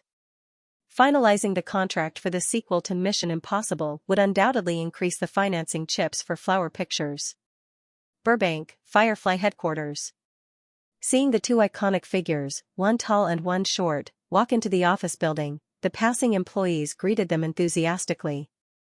"Good morning, Carolyn, Melanie." "Good morning, Lenice." "Good morning, Mr. Weissman." "Good morning, Jean."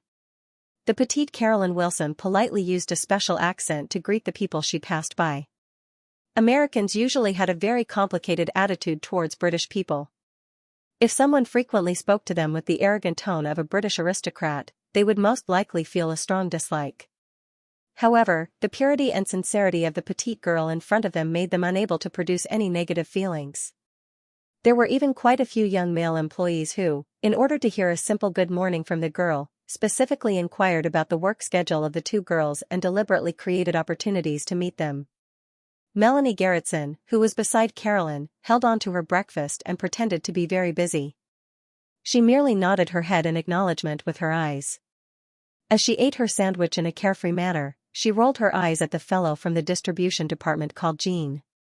Those cowardly fellows only knew how to greet Carolyn every day. However, due to the rumors about Carolyn and Eric, they did not dare to strike up a conversation.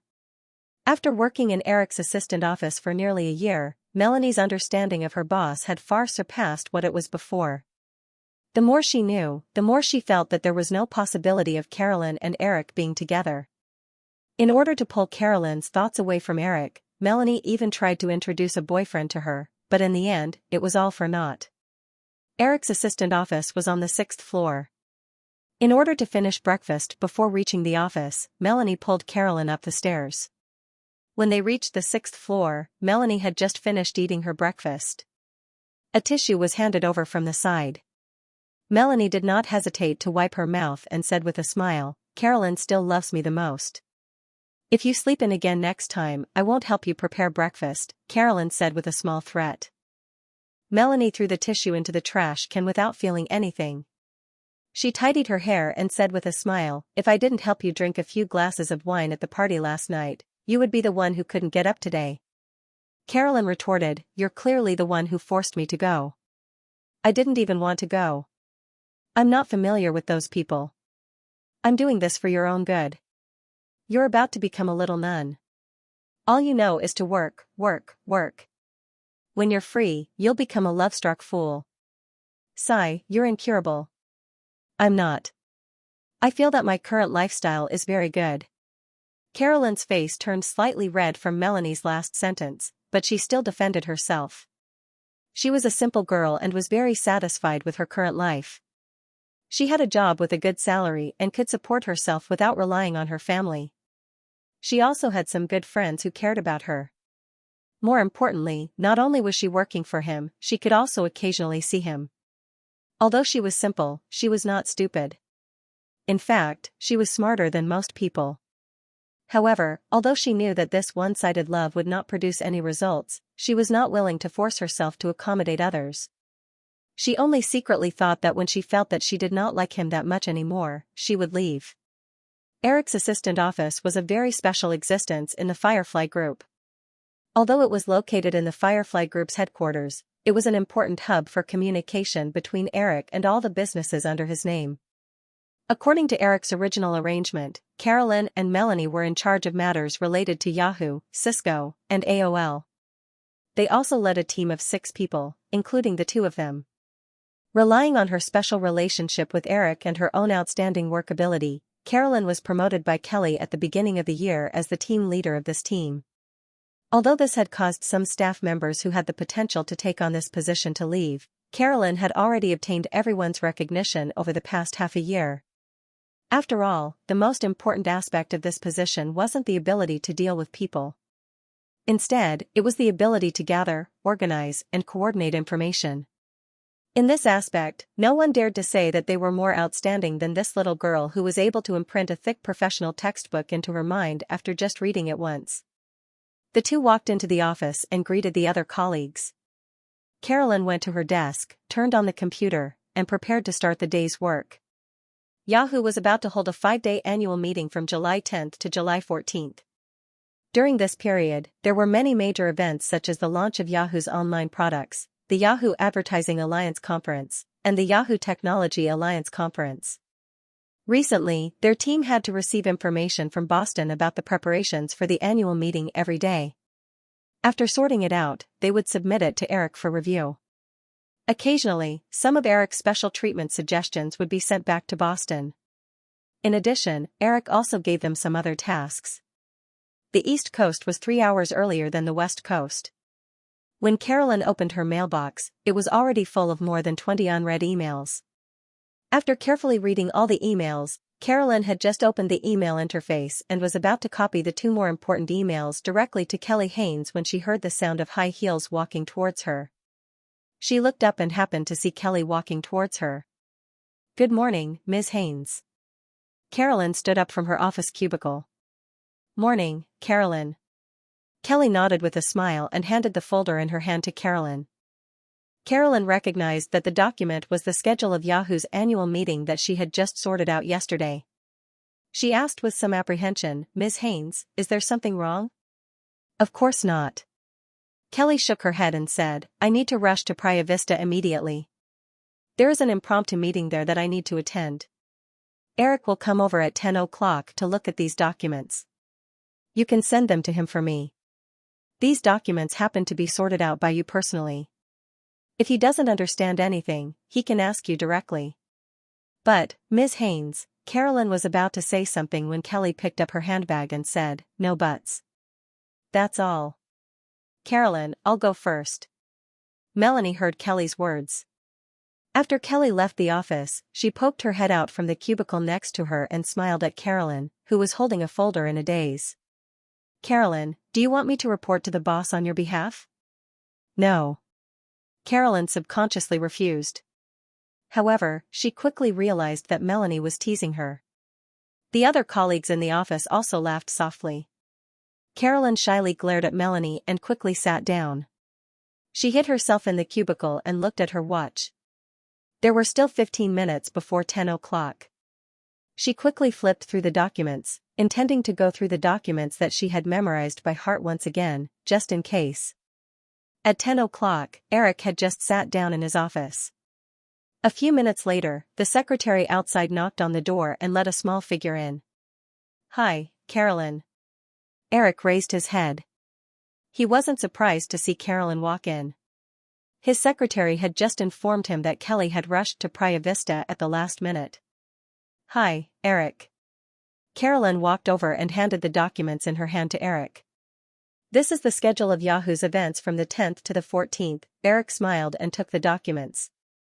He gestured for Carolyn to take a seat and instructed his secretary to make 2 cups of coffee.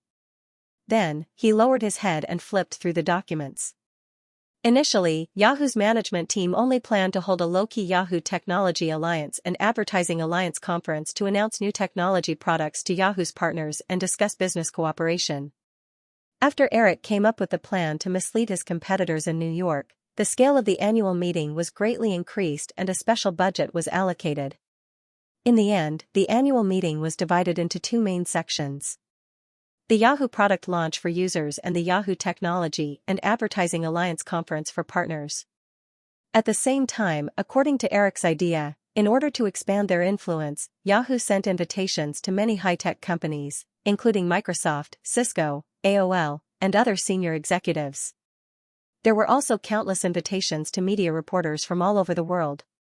After more than a month of hype, the media speculated that Yahoo not only wanted to turn this annual meeting into an annual event for the internet industry, but they also wanted to further confirm their position as the leader of the internet industry. Although Yahoo's scale was insignificant compared to giants such as Microsoft and Cisco, and it couldn't be compared to established high-tech companies such as IBM, HP, and Apple. However, Yahoo was valued at $5 billion by Wall Street 3 years ago, and no one could ignore Yahoo's strong growth potential. Therefore, Microsoft's Bill Gates was invited. Cisco's John Gates? Microsoft's Bill Gates, and AOL's Steve Jobs? Cass and other senior executives had already confirmed that they would attend the annual meeting. Katzenberg, as an important representative of Yahoo's media business, would also take time to attend. Nokia's Yoma? Alala would also take this opportunity to come to the US to meet Eric. Qualcomm's CEO, Owen Jacobs, was also invited. Jacob and the executives of Sprint. It could be said that this was also the first gathering of all the core figures of Eric's economic empire. Therefore, although the Yahoo annual meeting was a total of 5 days, Eric's schedule was calculated by the hour. Eric briefly looked at his schedule and opened the relevant plan for the Yahoo product launch. This was the 6th time Eric had seen this document in more than a month. After Eric made the decision to hold a product launch, the first proposal sent by Yahoo could only be described as terrible compared to the mature product launch format in Eric's memory. In the end, Eric had to personally take the time to use the information in his memory to come up with a simple plan and handed it to Yahoo to repeatedly modify according to the actual situation. Finally, the mature proposal in his hand today was finally produced. Because it was going to be televised, the press conference was shortened to 30 minutes. Therefore, there were no celebrity guests at the press conference, and there was no time for the executives to talk nonsense. Eric would not go on stage himself, and he left all the time for the key people in charge of Yahoo. Over the past month, Yahoo's advertising planning department spent most of their time on how to use these 30 minutes to show the content that Yahoo wanted to promote to the TV audience as much as possible. At the same time, they wanted to arouse the interest of these potential users as much as possible. In addition to a simple review of Yahoo's existing products, as well as recommending websites such as ABC News.com and Amazon.com, the product launch was mainly to promote Yahoo's personal homepage and Yahoo's online payment tool, Yahoo Pay, to users.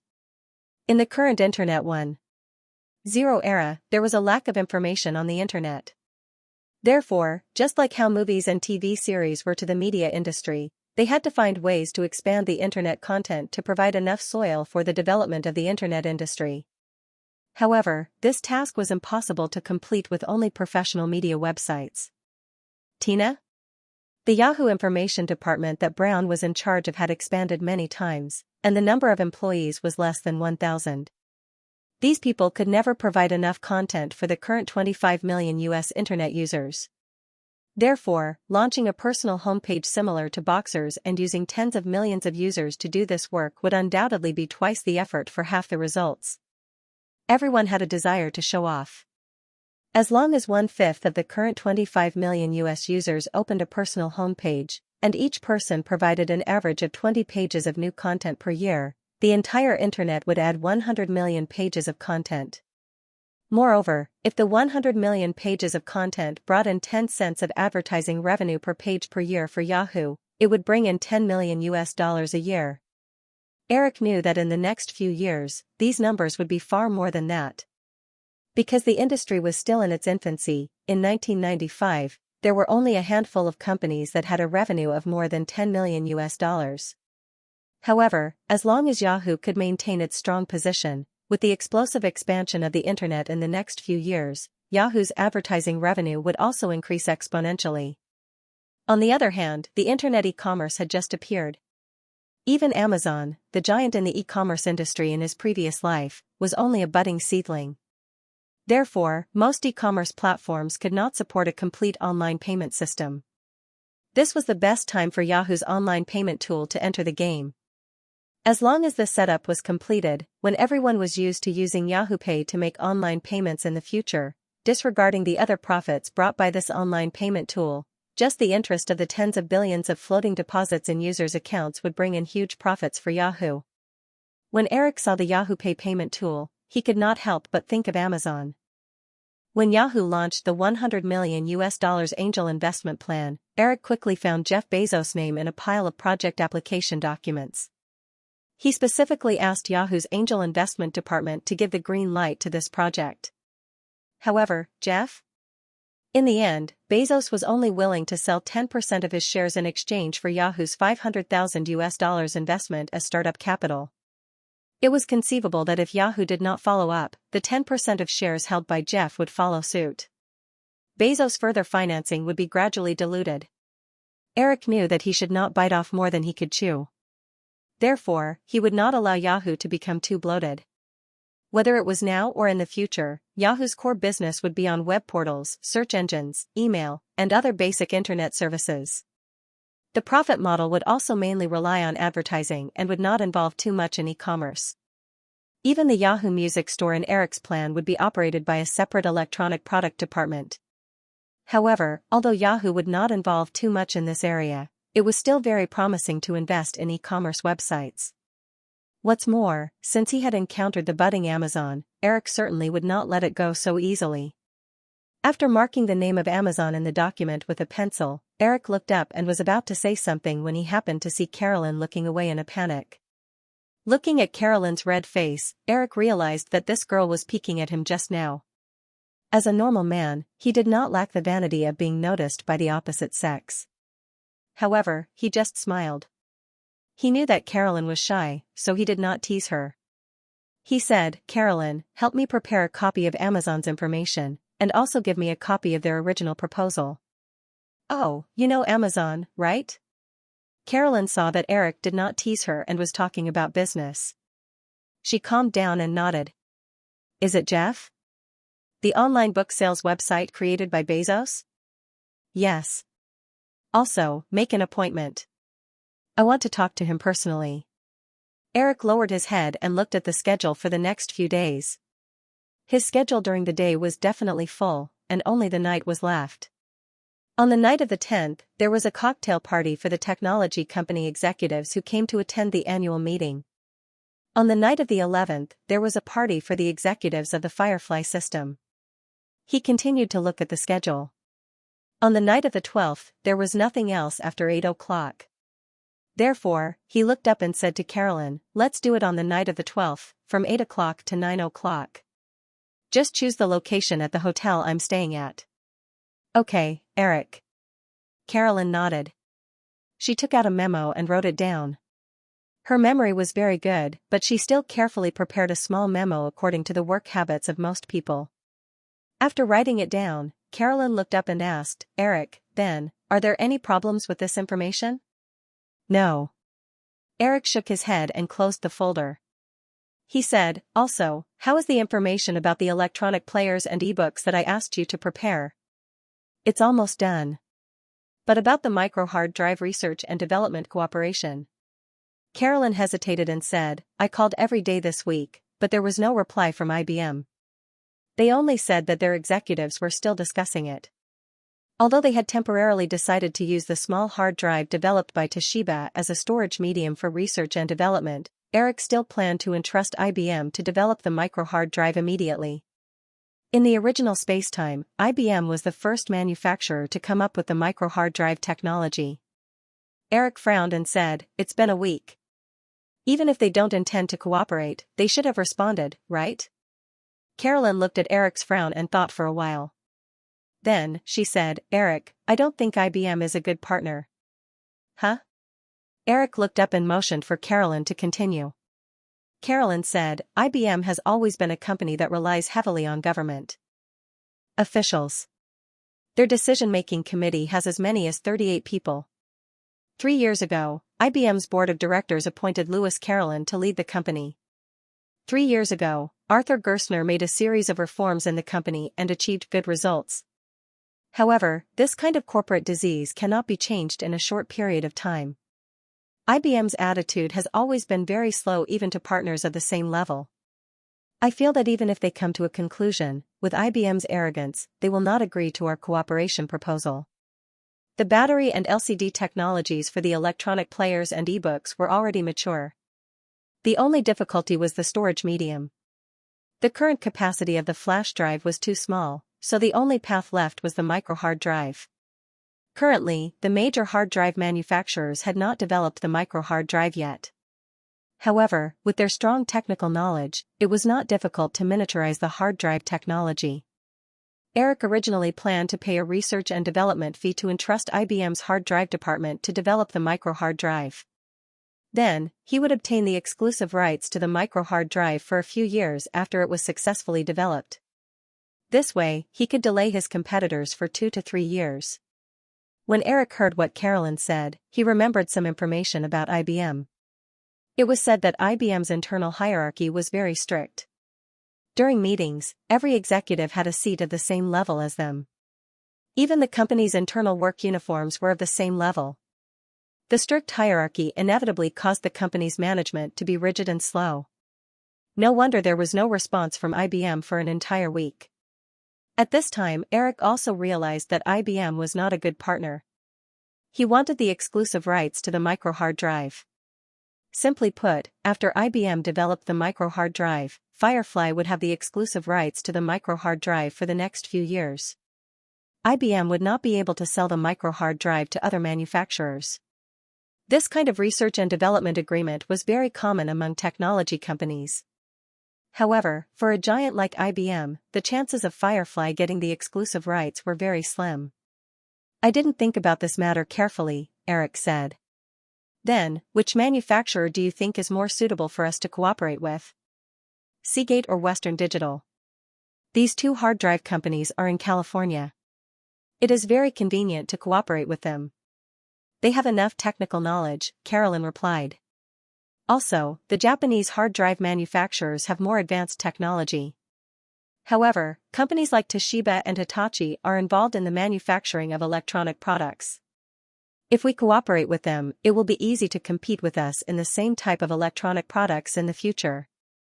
Eric knew that after 2000, the Japanese electronics companies fell into decline because of slow transformation. They gradually became upstream component suppliers.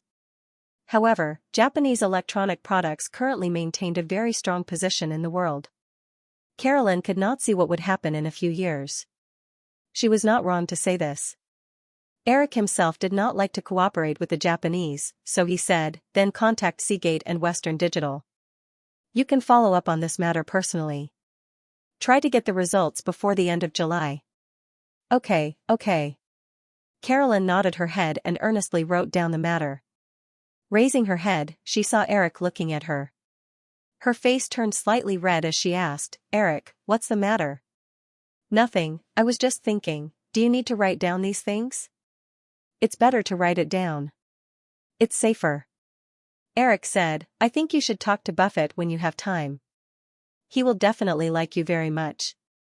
Buffett is the kind of person who can store everything in his brain. When Metropolis acquired ABC in the 1980s, ABC invited an entire investment bank team, but Buffett is the only one in Metropolis. His brain is filled with all the acquisition information. Others would need hours to calculate the data on a computer, but he can casually say it out loud. Ah, how can I compare to Mr. Buffett? Carolyn shook her head and said embarrassedly. It's indeed very difficult to become someone like Warren Buffett. In fact, if most people were able to attain his level of status and wealth, it would be extremely difficult for them to remain focused on something for a few decades. Eric looked at Carolyn's pretty little face and said, however, I've discovered that you have some similar qualities to Warren Buffett. Ordinary people would always have too many distracting thoughts and desires in their hearts. In fact, this would become the greatest obstacle to a person's progress. However, Eric wasn't able to see any of these qualities in Carolyn. From the first time they met 2 years ago until now, this girl's simple and pure temperament hadn't changed much. Coupled with her exceptionally intelligent little brain, Eric believed that if Carolyn were to focus on developing herself in the direction of an investor like Warren Buffett, she would definitely be able to achieve extraordinary results in the future. Carolyn was a little embarrassed by Eric's praise. Unlike Eric, she wasn't familiar with Warren Buffett and didn't know if she had any similar qualities to Warren Buffett. She placed her little hand under the office desk and pinched the corner of her professional suit. She was too embarrassed to ask and only said, Eric, if there's nothing else, I'm going back to work. Eric had a smile at the corner of his mouth as he teased, you don't want to chat with me anymore? Even though she knew that Eric was joking with her, Carolyn couldn't help but shake her head in a serious manner. But, it's working hours right now. Eric was very fond of Carolyn's somewhat old-fashioned appearance. He continued, you're my assistant, so any of my requests can become part of your work. Even chatting with me counts. That's clearly not the case. Carolyn blinked her eyes and retorted. However, as she said that, Kelly's figure suddenly appeared in Carolyn's mind. She thought about how this mature, capable, and charming female superior would occasionally show intimacy with Eric, as well as the not-so-secret relationship between the two. Carolyn's little brain couldn't help but form a very absurd thought, is this also part of a female assistant's work? If it is, then what if he asks me? As her thoughts deepened, Carolyn's small face unknowingly turned bright red. Her sparkling eyes secretly shot a glance at Eric, before quickly looking away. Seeing Carolyn's face turn red for no reason, Eric asked in amusement, what naughty thoughts are you having? No, no. Carolyn shrunk her neck and immediately stood up. I'm going back to work. Without waiting for Eric's reply, Carolyn had already turned around and fled from Eric's office. It was as if she would be held down by the great demon king if she was even a second slower. Alas, he dared to neglect his boss like this. It seemed that he had to be punished with a deduction of his salary. Eric thought to himself as he pressed the call button on the landline beside him. He called for the secretary outside and asked her to bring the memo that Carolyn had left on his desk to him. In July, most companies started to calculate their revenue for the first half of the year, and Firefly was no exception. With the rapid recovery of the American economy, Firefly's film, television, theme parks, and surrounding stores all maintained a very strong momentum of growth compared to the same period last year. Although the relevant data was still being calculated, there was no doubt that Firefly's total revenue for the first half of the year would exceed $10 billion. At the same time, Fortune magazine released its first ranking of the top 500 companies in the world in July. Before this, Fortune magazine only counted the top 500 companies in the United States. Although the bubble burst in the early 1990s, Japan still occupied 6 of the top 10 spots in the top 500 companies in the world. General Motors, which was the number 1 company in the United States, was only ranked 5th in the entire list. The top 4 were all Japanese financial groups.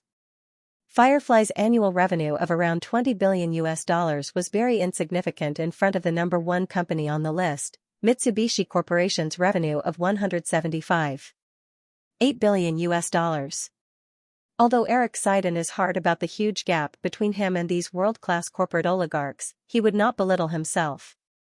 As long as all the companies in the Firefly system fully grew, they would definitely be giants that everyone would need to look up to.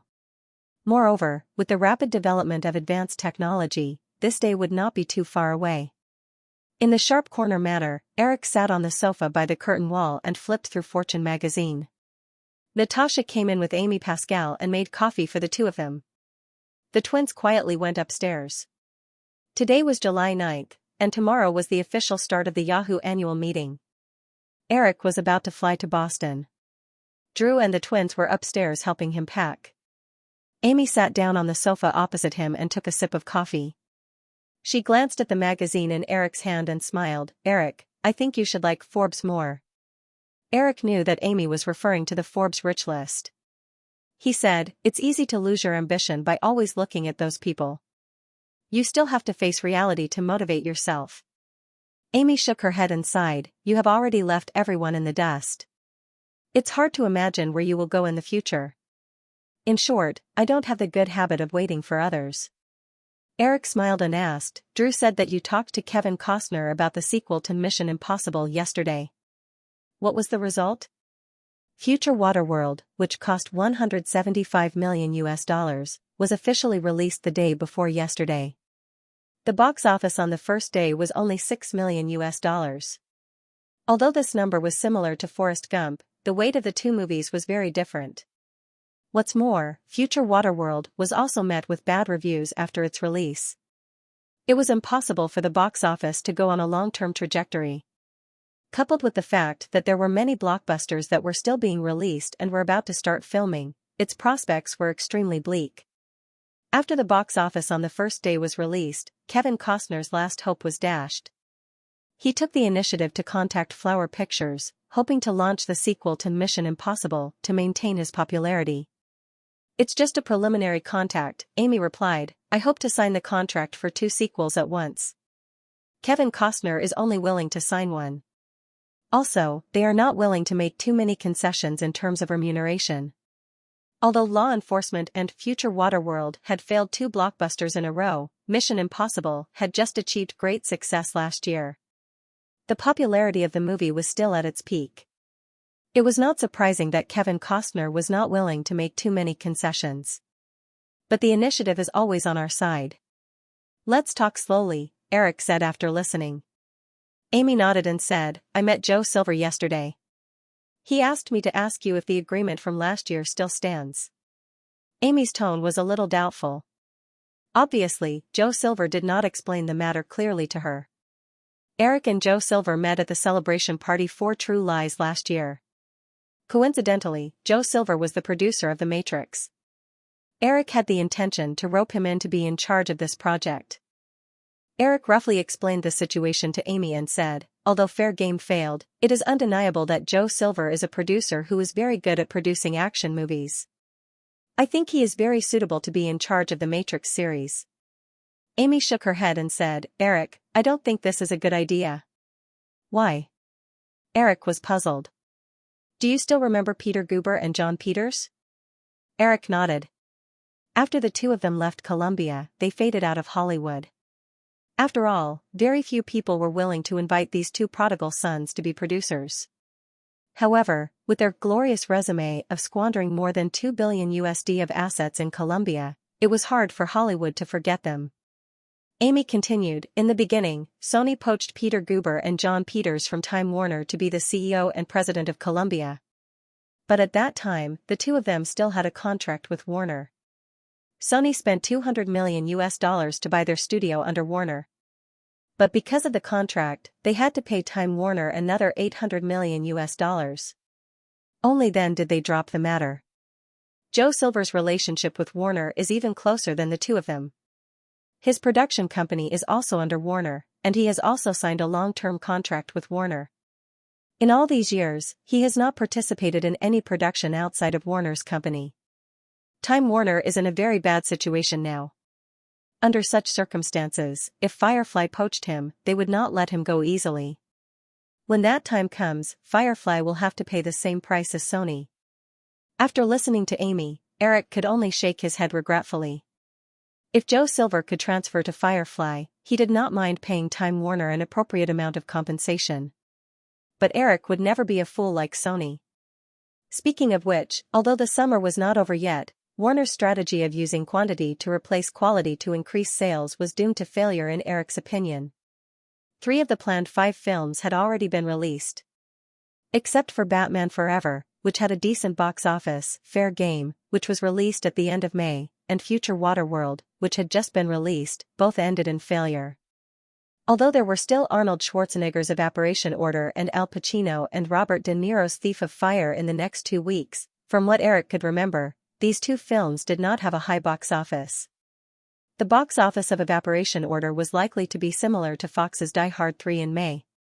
They were both old-school action films that barely broke the 100 million mark domestically, and slightly better overseas.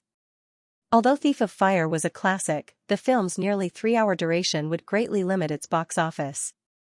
Because none of the 5 films had special effects blockbusters that were likely to be a big hit overseas, and Batman's overseas box office appeal was even lower than in North America, the total global box office of the 5 films in the future would only be about $1 billion. This figure was only slightly more than the global box office of Firefly's Jurassic Park 2. With the excellent reputation and the accumulated popularity of the first film, Jurassic Park 2's global box office would not reach the $1 billion of the first film, but it would not be far off. What's more, the production and marketing cost of Jurassic Park 2 was only about $150 million. Just the box office alone was enough to make Firefly a big profit. But the average production cost of the 5 films in Time Warner was close to $100 million, and the total cost of production and distribution was as high as $700 million. A $1 billion global box office was far from enough for Time Warner to recoup such a huge cost. Compared to last year's small loss of $90 million, Time Warner's loss this year would be even greater due to the drag of the film business. Perhaps, it was time to test the possibility of Time Warner's board of directors splitting the business. With the advantage of being the second largest cable TV operator in the US, several of the more famous premium cable TV operators in the future would more or less have a stake in Time Warner. And in this area, it just so happened to be Firefly's shortcoming. Eric, what are you thinking about? AI Mi's voice suddenly sounded in his ear. Eric collected his thoughts, smiled apologetically, and said, "Nothing, let's talk about MGM." Just a few casual words, but the main purpose of AI Mi's visit today was the acquisition of MGM by Flower Pictures. Taking advantage of the time before Eric left Los Angeles, AI Mi specially came to discuss this matter with Eric. AI Mi nodded, and didn't ask why Eric was distracted just now. She said, "Vivendi, Corkery, and our 3 forces that want to acquire MGM have offered around $1.5 billion for the time being." After the news that Flower Pictures and DreamWorks Productions may cut off cooperation with MGM spread, the other 2 parties didn't make another offer. Vivendi's executives in Corkery have contacted me, and they also hope to meet with you. They know that Flower Pictures doesn't have enough funds, so they all hope to cooperate on this acquisition. Credit Lyonnais offered $1.8 billion, and everyone is in a deadlock for the time being. Eric held the coffee cup and quietly listened to AI Mi, and his mind was quickly calculating. Even if the final acquisition price was maintained at $1.5 billion, it wouldn't be easy for Flower Pictures to come up with this money. In Eric's plan, Firefly Group would use $300 million in cash to buy the overseas, videotape, and television distribution rights of Forrest Gump. Flower Pictures released Mission Impossible at the end of last year, and the income would be used to repay the production financing of several previous films. The following Amazing Night at the Museum was used as a bargaining chip to recover the Marvel superhero copyright, and the income brought to Flower Pictures was limited. Not to mention, the income of Amazing Night at the Museum would probably be settled at the end of the year. After calculating, the available funds in Flower Pictures' hands were only the domestic box office revenue brought by Forrest Gump and the buyout funds from Firefly, which was about $400 million, still a big gap from $1.5 billion. A cash gap of about $1 billion was not a problem for the cash-rich Firefly. If the Firefly Group made a move, all the problems would naturally be solved. However, Eric did not intend to let Firefly participate in this merger from the beginning. What's more, Eric had long planned to invest all the spare funds of the Firefly Group into high-tech companies such as Yahoo. If they were distracted by this matter, the progress in other aspects would definitely be hindered. After thinking for a while, Eric took out his mobile phone and dialed Emily Brighton's phone number. The Ltd Group's performance in the past 2 years had been very outstanding, and it had a retail network like the Victoria's Secret chain store that could bring in a lot of cash. The cash flow was also very abundant. Eric also saw in Ltd's financial documents that Emily intended to repay the group's long-term debt in advance. In this case, it was also a good idea to let Ltd participate in this merger. Although Eric was a major shareholder of Ltd, the shares were held by Firefly Investment. At least, in terms of equity, MGM and Firefly Group would not have any connection in the future. After the call was connected, Eric said hello and asked straightforwardly, "Emily, are you interested in investing in Hollywood?" Amy Pascal sat quietly on the sofa and listened to Eric and Emily discuss on the phone for more than 10 minutes. When Eric hung up the phone, she roughly knew the result. $600 million, Eric said to Amy after hanging up the phone. Ltd can probably come up with $600 million. Now there is about a $500 million gap. If the box office of Amazing Night at the Museum is good enough, with the copyrights of several films in the hands of Flower Pictures, we have enough chips to solve the remaining funds through debt financing, Amy said, but this cycle will take at least 3 months. Credit Lyonnais has no initiative in the transaction price. They will definitely not make concessions on the acquisition payment period. Eric thought for a while and said, if Vivendi is willing, let them participate. Forget about Correa, this kind of person will only add to the trouble. While they were talking, Drew came downstairs with the twins. The twins were each pulling a suitcase in their hands. After hugging Amy, Drew intimately squeezed next to Eric, held his arm, and asked, "Where are you guys at?" Eric used his arm to clamp down on the girl's restless hands and smiled, "Regarding the financing, I plan to let Ltd and Vivendi participate. What do you think?" "Yes, it's up to you." Drew had nodded. He had no intention of questioning Eric's decision. Amy said, "Eric, I think Vivendi will not be satisfied with the remaining $500 million share. That's all. If they are not willing, we will contact the investment companies on Wall Street. I think the possibility of them refusing is very low. Whether it is Vivendi or Correa, they know that if they forcibly take MGM from us, Flower Pictures and DreamWorks Animation will withdraw. They will only be left with a mess. So, cooperation is the only way to participate in this merger," Eric said. He thought for a while and said, "After buying MGM, we will definitely integrate DreamWorks Animation. If they are not satisfied, then we can also transfer the 30% of DreamWorks Animation shares that Firefly owns to them." Amy nodded, but Drew asked, "Eric, in this case, won't our control over the company become weaker and weaker?" Flower Pictures and DreamWorks Animation, with their several major copyrights, were worth about $1 billion. MGM's stock price had been low because of its high debt. Most of the time, it was on the verge of bankruptcy. 75% of the shares held by Credit Lyonnais was worth about $1.5 billion at this time. In addition, MGM had 25% of the outstanding shares. The total market value was $2 billion. Eric didn't know how much MGM's total capital was. But simply looking at the market value of the companies, a total of $4 billion could be counted as 40 shares.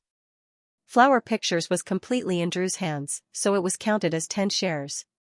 For this acquisition, Flower Pictures invested $400 million. Ltd invested $600 million, so they could buy another 10 shares. Then, after the merger in the future, Eric would still have 50% of the shares of the new company, which was enough to firmly control the new company. After analyzing the data with Drew and Amy, Eric said, although there may be a major shareholder like Vivendi, the shares of the new company will still be very scattered in the future. It will be difficult for other small shareholders to affect the company's operations. The shares in our hands are already enough to form absolute control. Even after the merger, the company can increase its shares by about 10% to raise operating funds. This action will not affect the control. These days, Bill Gates often had a feeling of miscalculation, and this feeling was getting stronger and stronger. It was all because of the contract he signed with Yahoo last year. Although Microsoft had gotten the contract to acquire 30% of Yahoo's shares in 1999, the beta version of Windows 95 was getting more and more popular. Their main competitor, Apple's sales of their new products were dropping rapidly. Bill Gates gradually realized that Windows 95 might dominate the operating system industry. The more he thought about this, the more he felt he had lost out in that contract. 1 year ago. 1 year ago. If he had been more cautious a year ago and had more confidence in the market prospects of Windows 95, perhaps today's events would not have happened. As the release date of Windows 95 was approaching, Microsoft's share prices had been soaring recently. Their market value had more than doubled from last year to over $40 billion. Bill Gates is still confident that Microsoft will not be able to afford Yahoo's 30% shares in 1999. But he felt that this contract will restrict Microsoft's development for the next 4 years, and Microsoft will not be able to make progress. After all, there were still 4 years left. The internet industry is going crazy, and Microsoft can't just sit back and do nothing while holding on to their position as the operating system industry's overlord. But what can Microsoft do? Bill Gates had placed a lot of emphasis on browser software. But last year, Yahoo's browser became the default browser for Windows operating system, and the contract also restricted Microsoft from introducing their own browser software for the next few years. This caused Microsoft to lose control of this important internet industry. Bill Gates had thought of canceling the contract, and he had asked Microsoft's legal department to do a risk assessment. If Microsoft cancels the contract, they will only need to pay around $300 million. This amount was within Microsoft's acceptable range. At most, they would have to fight with Yahoo in court for a few more years. However, from last year to now, even though it wasn't a long time, it was enough time for Yahoo to further consolidate its technical and patent barriers in various online products, including browser software. If Microsoft did not sign that contract a year ago, they would enter the market and develop their own browser. Then, they can use their advantage in operating systems to take over Yahoo's browser market share and promote their own internet standards. But now, Microsoft did not just lose a year of time. Compared to a year ago, Yahoo's browser technology is much better. Yahoo's IES web page scripting language, GIF image format, and even MP3 audio format are all heavily dependent on Yahoo's browser. More than 90% of the websites on the internet are using Yahoo's technology. If Microsoft does not get Yahoo's patent authorization, other software companies' browsers will not be able to decode most of the websites on the internet. Maybe to prevent Microsoft from being accused of monopolizing the internet, Yahoo had given them the authorization for their technologies. Microsoft had already gotten the authorization for some of their browser's patents. But if Microsoft cancels the contract, Yahoo's patent authorization will be invalidated, and Yahoo will not give Microsoft any more authorization. More than 90% of internet companies and users were already used to Yahoo's technical standards. Even if Microsoft dominated the operating system market, it was impossible for them to create another standard. Sitting in the front row of the hall, Bill Gates listened to Yahoo's chief operating officer, Jeff Locke, explain how to use Yahoo's online payment tool, Yahoo Pay. He had mixed feelings again. This auditorium is rented by Yahoo from MIT for the launch of Yahoo's internet products. It will be held on July 10 at 6:15 p.m. In the past 15 minutes, Yahoo's CEO, Ian Meir, gave a brief review of Yahoo's development in the past few years. He also promoted several of Yahoo's popular internet products, including Yahoo Browser, Yahoo Mail, Yahoo Instant Messenger, Yahoo Portal, and other major sectors. These were all popular internet applications with more than 10 million users. Bill Gates also realized that behind these products, there was a huge number of technology patent clusters. In North America, where intellectual property protection is very strict, these patents cannot be used as one pleases.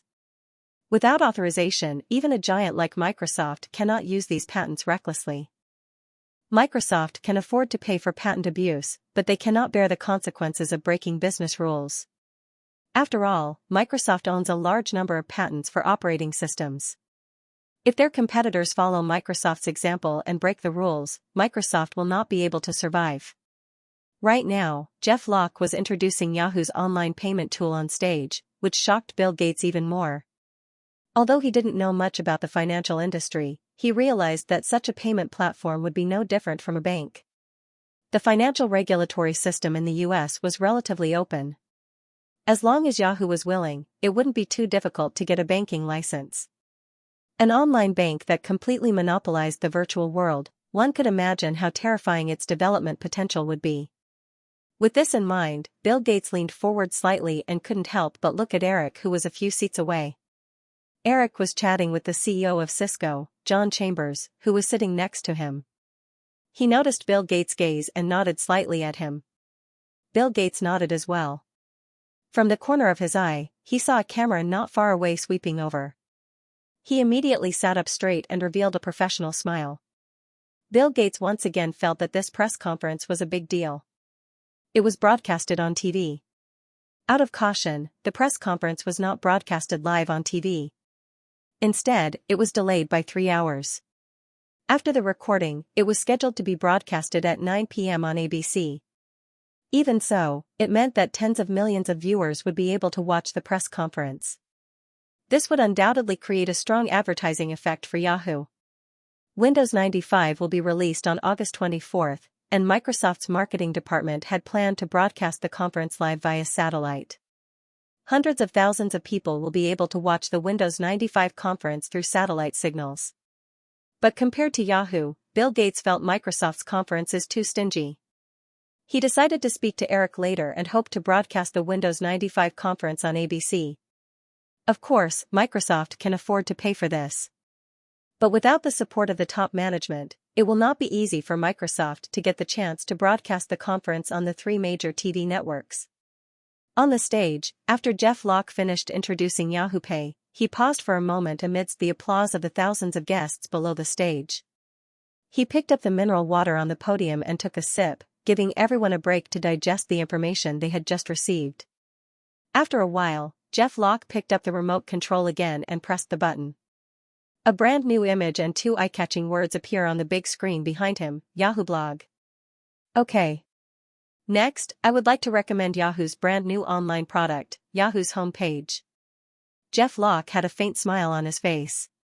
He gestured to the big screen behind him and continued, "The internet is still a very new world for most people. We have achieved the goal of getting tons of information from Yahoo's portal. We can use Yahoo Mail and YCR to communicate with our friends thousands of miles away. We can also discuss trending topics on Yahoo's forum." Then, going one step further, many people might have a thought. Is there a kind of online tool that can let us show off to everyone? Then, today, your dream will come true. Before this, although various personal websites have appeared on the internet, these all require sufficient professional computer technology foundation to be able to realize. Yahoo's personal homepage service will break this limitation. It doesn't matter if you are a student, chef, artist, singer, model, plumber, or housewife. You can set up a personal homepage on Yahoo and showcase yourself to your heart's content. As Jeff Locke spoke, he pressed a button on the remote control in his hand. The screen behind him showed users from all walks of life. These people were all invited to participate in the beta test of Yahoo's personal homepage. Many of them were celebrities from the political, business, Hollywood, technology, and other circles. After explaining the general concept of the personal homepage, Jeff Locke switched to the big screen and continued, "Yahoo's personal homepage connects users from all over the United States and even the world through 2 major categories, interests and regions. Not only can you show yourself to everyone on this network, but it also allows us to find like-minded friends from all over the world through a personal computer without having to travel far or participate in frequent social activities." Bill Gates woke up from his deep thoughts when he heard the thunderous applause in the auditorium. He looked at Jeff Locke, who was nodding to everyone on the stage. He had made up his mind. Although Microsoft had missed their last chance to enter the internet browser market, they can still develop their web portal business. These days, Microsoft had tested most of Yahoo's top management. Bill Gates also knows other technology companies that want to enter the internet industry are doing the same. Among the 4 top management of Yahoo, the CEO, Ian Neer, is in charge of Yahoo's development strategy. Jeff Locke is in charge of Yahoo's web portal and related software operations. Steve Mitnick is in charge of Yahoo's research and development. Tina Brown, the last person to join Yahoo, is in charge of Yahoo's information department. Since Feng Yu had decided to develop his web portal business, he had to poach Jeff Locke, who was familiar with the rules of web portals, to Microsoft. This would be more efficient. Bill Gates also noticed that among the top management, Jeff Locke is the one who is most resistant to Microsoft's poaching. According to the information he received, this is because Jeff Locke is unhappy with the shares he will get. After the conference ended, the guests walked out of the auditorium. Yahoo will be hosting a banquet at a nearby hotel. Bill Gates waved to his assistant, who was sitting nearby, and asked him to make an appointment with Jeff Locke. After that, he walked over to Eric and the rest with a smile. Yahoo's online product launch attracted a strong response in the form of TV broadcast. The Technical Alliance and Advertising Alliance conferences held in Boston over the next 2 days also attracted more attention from the media. While attending related events, Eric's other time was also occupied by a lot of work. As Yahoo grew larger, its original office became more and more shabby. Moreover, for the sake of confidentiality, it was not suitable for Yahoo to continue staying in its original office. Yahoo's top management and Eric hope that Yahoo can build its own corporate campus, but this cannot be done overnight. After some consideration, Eric finally decided on a 30-story office building on Massachusetts Avenue. The building was newly built and has not been sold or rented yet. So, Eric decided to rent the entire building and use it as Yahoo's headquarters. They will move out after a few years when Yahoo's corporate campus is built. In addition, although Yahoo had temporarily cancelled the listing plan, Steve Case hoped that AOL could start the listing plan. Yoma Alila also hopes that Nokia's shares can be listed on the New York Stock Exchange. Other than raising funds, this will help Nokia enter the US market. Eric had to take time out to discuss these issues with them. In addition to these, Eric also had a meeting with several senior executives of Yahoo about the results of the equity reward plan. Although some people had shown signs of leaving Yahoo, Eric still hoped to retain them as much as possible. During this process, the one that caught Eric off guard the most was Jeff Locke. In the preliminary equity reward plan, the 4 main executives, Ian Meir and Steve Mitnick, will each receive 3 million shares of Yahoo shares, Jeff Locke will receive 2 million shares, and Tina Brown will receive 1 million shares. As the manager of the 3 companies before the merger, Jeff Locke's equity reward is 1 million shares less than Ian Meir and Steve Mitnick. It is not surprising that he is dissatisfied. However, Eric did not think that this plan is unfair. Ian Meir controls the development of Yahoo and is personally responsible for the establishment of Yahoo's Technology Alliance and Yahoo's Advertising Alliance. Many of Yahoo's current advertising partners and clients were personally negotiated by Ian Meir. In addition, Steve Mitnick is the CTO, responsible for the research and development of all of Yahoo's products. He is also a genius in technology. The results of these 2 people's work are undoubtedly better than Jeff Locke, who is only responsible for the operation of Yahoo's portal. After all, the current Yahoo is different from Feng Yu's previous life. It is not just a portal. It has instant messaging software, browser, and many other services. Although the portal is undoubtedly the most prominent department of Yahoo, Jeff Locke has fallen behind Ian Meir and Steve Mitnick in terms of importance to Yahoo. 5 days passed quickly, and it is already July 14. Yahoo's annual meeting officially ended in the afternoon, and most of the guests have left Boston. Eric had planned to leave in the afternoon, but he had to postpone it until tomorrow morning because of some unfinished business. It is already 7:30 p.m., and Eric and Chris left Yahoo's headquarters. They walked side by side on Massachusetts Avenue, and there are a few people following behind them. They are their assistants and bodyguards. So, he has decided to go to Microsoft? Chris kicked a pebble to the side of the road and asked Eric. Eric nodded. Although he had raised the price to 2 million shares in the end, he still couldn't convince Jeff Locke to stay. Locke insisted on 3 million shares, which is equivalent to Ian Meir and Steve Mitnick, before he agrees to stay. Eric is not willing to pay him that much. Eric smiled and said, "Actually, this is also good. Microsoft has a direction to work towards, and Bill Gates will not create trouble for us." Although Microsoft has formed a strong technology and patent barrier, Eric is still wary of Microsoft. After all, many of Yahoo's software will run on Microsoft's operating system in the future. If Microsoft is forced into a corner, Yahoo will be in big trouble. Although the possibility of this happening is not high, it still exists. In Fengyu's previous life, after Microsoft dominated the operating system industry, they have always been ruthless to their competitors. Chris can understand Eric's concerns.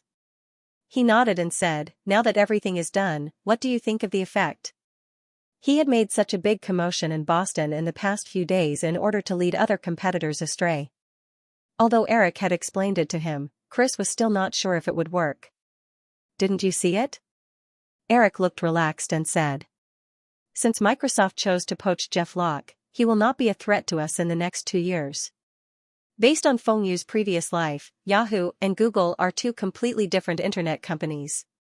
Yahoo is more of a media company than a technology company. Google, which focuses on search engines, is a real technology company. In the real world, there are all kinds of barriers to entry for a media company.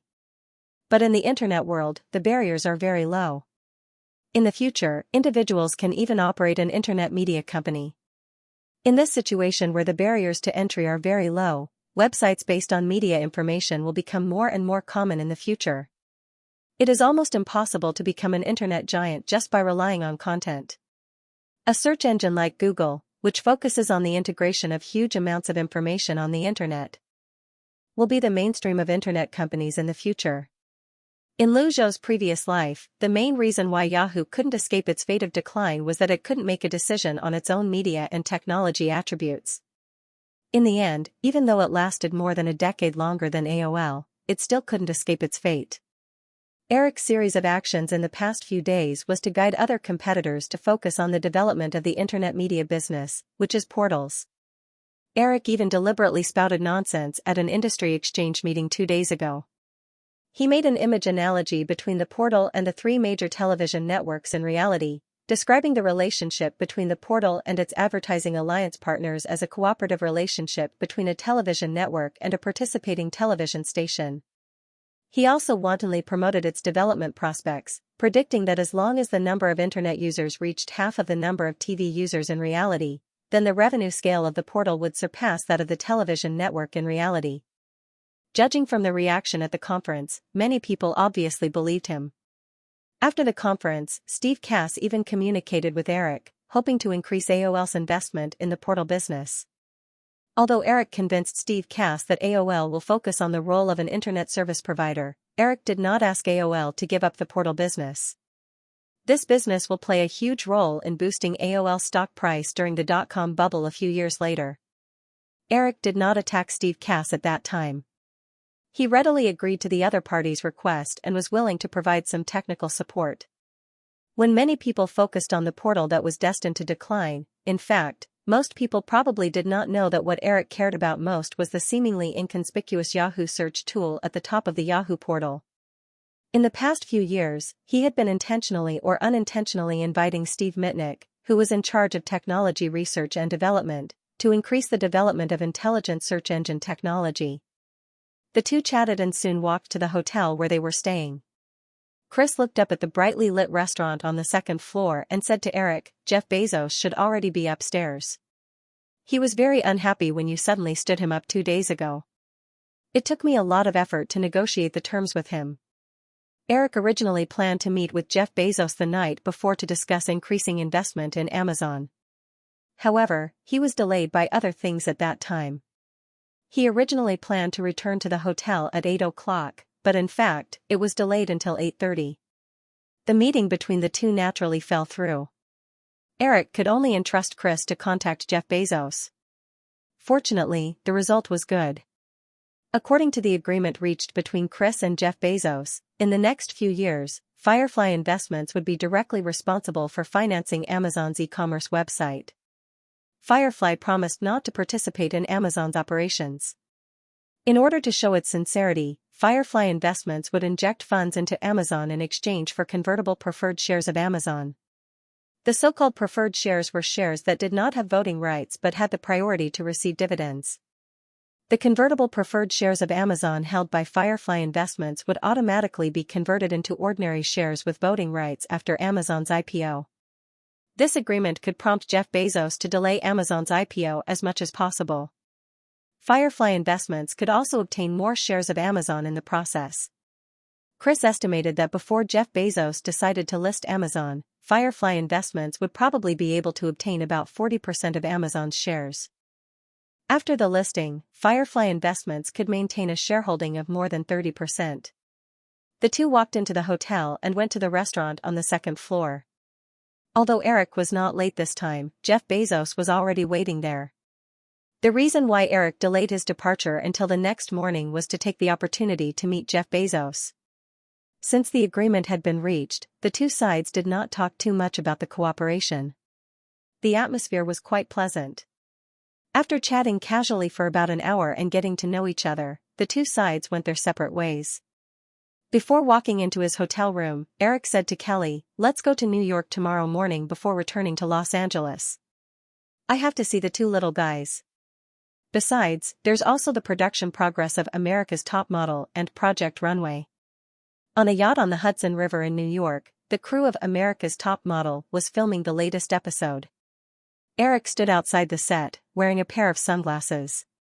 Beside him was Linda Evangelista. In front of them, Cindy Crawford was introducing the rules of the competition to the remaining 6 contestants. After finishing his business in Boston, Eric arrived in New York 3 days ago. He spent the weekend with his wife and children in Long Island, then came to Manhattan. After a month and a half, the filming of America's Top Model and Project Runway were halfway done. They were expected to be completed by September. Eric spent the day yesterday checking the production results of the 2 reality shows. With the memories of her previous life as a reference, Cindy had several years of experience as a TV host. She also had enough experience in TV production. Therefore, Eric was very satisfied with the first 2 episodes of America's Top Model that had been edited. On the other hand, Project Runway wasn't very satisfactory. Although Linda worked very hard, she didn't have as much experience as Cindy. America's Top Model had already edited 2 episodes, but Project Runway only had 1 half-finished episode, which was very unsatisfactory. Since Project Runway followed the trend of America's Top Model in his previous life, Eric brought Linda along to learn from her experience. It was clear that the 2 girls hadn't had much interaction during Eric's absence.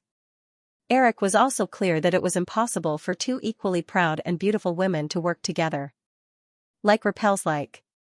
I can't be like Cindy. Linda looked at Cindy Crawford on the set. She moved closer to Eric and said, "The audience will be very interested in the details of the model's training, photography, and even life. But for a fashion designer, that's a lot less interesting. It's unlikely that Cindy's clips can be used as a reference." Eric smiled and said, "I didn't ask you to copy Cindy's ideas. I just asked you to come and see how she uses the material to capture the audience's attention. I'm sure Project Runway has its own points of interest to explore as well." Linda asked curiously, "What is that?" Eric did not expect her to understand. He looked at Sinclair, who was walking over after explaining the rules of the competition, and said, "I've thought about it. We can work on the rhythm of the competition. Since the audience feels that fashion designers are too far away from their lives, we can bring them closer." Cindy walked out of the set and grabbed a bottle of water from one of the staff members. She took a sip and heard Eric's words, so she asked, "Eric, how do you plan on closing the gap between you and the audience?" Eric smiled. "Take a guess." Cindy shrugged, not intending to guess. Linda complained to Eric, "Eric, Cindy is too despicable. When I was filming last week, I only encountered some small problems, so I called her to ask about it. In the end, she didn't have the slightest intention to help. She even laughed at me. Also, she wasn't willing to cooperate with my idea of making a crossover set." Cindy immediately retorted, "Hey, Linda, I have my own job too. Also, I'm not your biological mother. I don't have the obligation to help you. Okay, stop arguing." Eric waved his hand to be the peacemaker and said, "The crossover set is a good idea, but there's no need to use it so quickly. Wait until the 2nd or 3rd season. At that time, we can use it as a gimmick. If we put all the good ideas into the show at once, although it will produce good results, without gradual improvement, the audience will lose interest after a few seasons. Cindy nodded and snorted proudly. She glanced at Linda and said, well, humph, I just don't know if there will be a second or third season of Project Runway. Linda grabbed Eric's arm and said, if Eric says there will be a second or third season, then there will definitely be one. Do you have a problem with that? I have no problem with that. A sly smile appeared on Cindy's face. She didn't believe that Eric would continue to produce Project Runway if the ratings weren't satisfactory. Linda seemed to have realized this as well. She shook Eric's arm and said, Eric, what's the method you mentioned to close the distance between you and the audience? Eric recalled the sample film of Project Runway that he had watched yesterday and said, from the sample film yesterday, it still feels a little slow. This is mainly because the process of making the costumes is very boring. However, we can't cut any more scenes. Otherwise, the entire competition process will be incomplete. Therefore, I think we can add a lot of narration. On one hand, this method can give the audience the feeling of speeding up the pace. On the other hand, it can also provide more explanations for the audience so that they can understand the reasons for the contestants' actions. Well, that's it. Tomorrow, you can have a meeting with the production team to discuss it. I'll be there too. Okay. Linda nodded and looked at Cindy in a threatening manner. Cindy pursed her lips and looked at the contestants who were taking photos. She asked, Eric, what about my show? Well, your show is perfect. Just follow this progress and you don't need to make any changes. Cindy was stunned. She did not feel too excited by Eric's praise. Instead, she felt a little lost. Linda laughed foolishly and made a face at Cindy when Eric was not paying attention. Cindy had done her job too well, so she had lost a lot of opportunities to spend time with Eric. She was originally a little nervous because she did not do a good enough job, but now she felt proud. Eric withdrew his gaze from the set and noticed the two girls interacting with each other with strange expressions. He asked, what's wrong with the two of you? Linda immediately shook her head and said, nothing, Eric. Why don't we go back now? I don't think there's any need to waste time here. Maybe we can try the method you just mentioned in the afternoon. UB*TCH. Cindy cursed in her heart. When she saw that Eric really wanted to leave, she pulled on Eric's sleeve and said, Eric, it's almost noon. I've done such a good job, I can't not get a reward for lunch, right? Eric, let me tell you a secret. Cindy's expression is, she's pinching me again. Do you think I won't dare to fight back? Eric separated the two girls and said, okay, stop it. There are so many people here. When the two girls noticed that the crew and the contestants who were taking photos on the set were looking at them curiously, they immediately became cold and aloof again. Cindy combed her thick wavy hair and said to Eric, Eric, let's eat together later. I have a guest, and she's also a beauty. She's going to be a special guest for this episode. You already have a date with someone, Anne. Before Linda could finish her sentence, she felt Cindy's threatening gaze and had to give up. Eric put his arm around Linda's waist and patted her gently to stop her from making a scene. He nodded and said to Cindy, okay, but you have to tell me who you have a date with first. Elizabeth Hurley. Cindy said a name. When she saw that Eric's expression did not change, she asked, Eric, you don't know her? I know her. Eric nodded. Elizabeth Hurley was a famous British supermodel and an actress. However, in Eric's memory, he was most familiar with her because of the series of scandals. He did not even know what was going on with Elizabeth Hurley's love life. From the information in his mind, Eric felt that this British supermodel was dating many men at the same time. Moreover, this British supermodel's personality was very similar to a Hong Kong actress. She was always trying her best to hook up with a rich man. The difference was that Elizabeth Hurley was more lucky. In the end, she really hooked up with an Indian tycoon, but the Hong Kong actress was different. Eric remembered that Elizabeth Hurley should be the girlfriend of the British actor Hugh Grant now. After Hugh Grant became famous with 4 weddings and a funeral, she also used her boyfriend's fame to develop well in Hollywood. It seemed that according to the trajectory of history, Hugh Grant would be exposed to a scandal this year and his fame would plummet. However, Eric did not remember the specific date.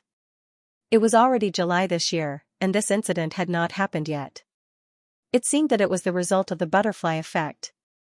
Eric's influence in Hollywood had changed too many things. Thinking of this, Eric asked Cindy, "I'm just curious. Why did you invite her to be a guest?" Cindy explained, "I met her at a Chanel party last month, and we had a good chat. She heard that I was doing this show now, so she wanted to come over and be a guest judge for an episode. She wanted to enter Hollywood in the past 2 years, but it was not very smooth. So, she wanted to use this opportunity to increase her exposure. It was a win-win situation for everyone. There was no lack of all kinds of parties in this circle."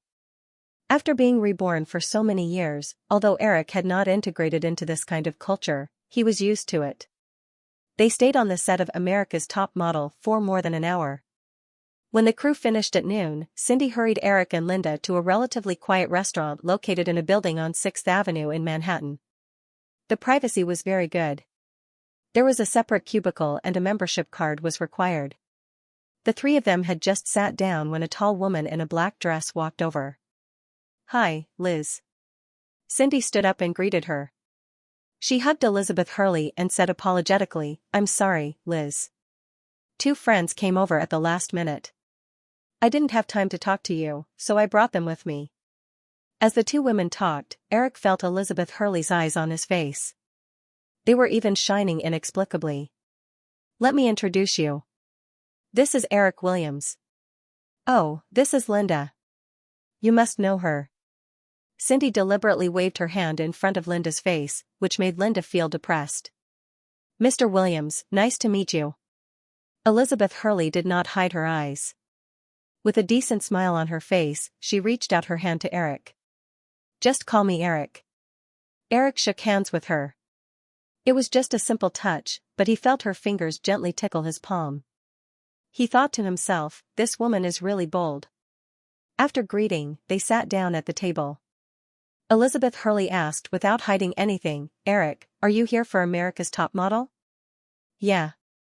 Eric nodded, took the menu from the waiter, and flipped through it casually. Elizabeth Hurley also realized that she was a little anxious. She elegantly flipped through the menu in her hand, ordered the dishes, and waited for the waiter to leave before continuing, "I thought you should be in Boston now, Eric. I heard that it's very lively there in recent days. By the way, I also opened a personal homepage on Yahoo, but I don't know how to use it." Eric said perfunctorily, "Oh, this should be very simple. Just think about it a little and you will understand." After Yahoo publicly released its personal homepage at the new product launch, the number of users had exceeded 7 million in less than a week, and it was still increasing rapidly.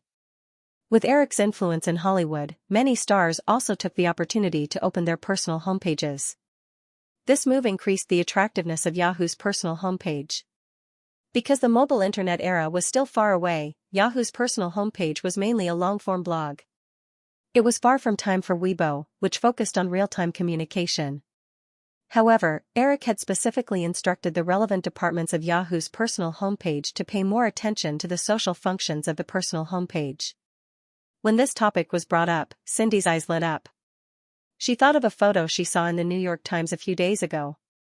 It was a photo of Eric with Jeffrey Katzenberg of Firefly Group, Yoma Alala of Nokia, John Chambers of Cisco, Steve Case of AOL, and a large number of other corporate moguls. All the people in the photo were centered around Eric. In the article accompanying the photo, the reporter from the New York Times predicted that with the rapid development of these companies, Eric's personal wealth will increase by more than 50% this year. At the beginning of this year, Magazine had estimated Eric's personal wealth to be $46.5 billion. After an increase of 50%, Eric's personal wealth will increase to $70 billion next year. How much is $70 billion? Microsoft's share prices had skyrocketed, and Bill Gates, who is ranked second on the Forbes rich list, had become one of the world's richest men. Bill Gates's wealth had reached $12.9 billion this year.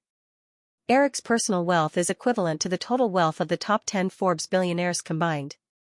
Due to the casual conversation just now, the women were smart enough not to show any abnormalities in front of Eric, even though they had different thoughts. Cindy took the initiative to start another topic and said to Elizabeth Hurley, "Liz, Haven't you been looking for a collaboration with Estee Lauder recently? How did it go? Elizabeth Hurley shook her head regretfully. Estee Lauder intends to continue renewing the contract with Paulina Pliskova. I don't have a chance. After saying that, Elizabeth Hurley glanced at Eric as if she was implying something. Paulina still has a contract with Estee Lauder. I'm not aware of this. Eric said casually. Paulina Pliskova was one of the Victoria's Secret angels last year. She was a supermodel from the Czech Republic. Eric had always felt that this supermodel looked somewhat similar to Audrey Hepburn. From Elizabeth Hurley's reaction, it was likely that Estee Lauder's contract with Paulina Pliskova had expired this year. Estee Lauder had originally planned to change her spokesperson, but Paulina Pliskova's popularity from last year's Victoria's Secret fashion show made Estee Lauder dismiss the idea. Whether it was a high-end, mid-range, or a fast-disappearing brand, the most important factor in choosing a spokesperson was the other party's popularity. The group of models who participated in last year's Victoria's Secret fashion show were undoubtedly the most popular in the industry. Linda joked, I also have a lot of endorsements. Eric, do you want to know? Oh. Eric shrugged. I'm not interested, but I'm sure that you have an endorsement from Victoria's Secret. Linda smiled and said, Is there a need to be sure? You were the one who decided it.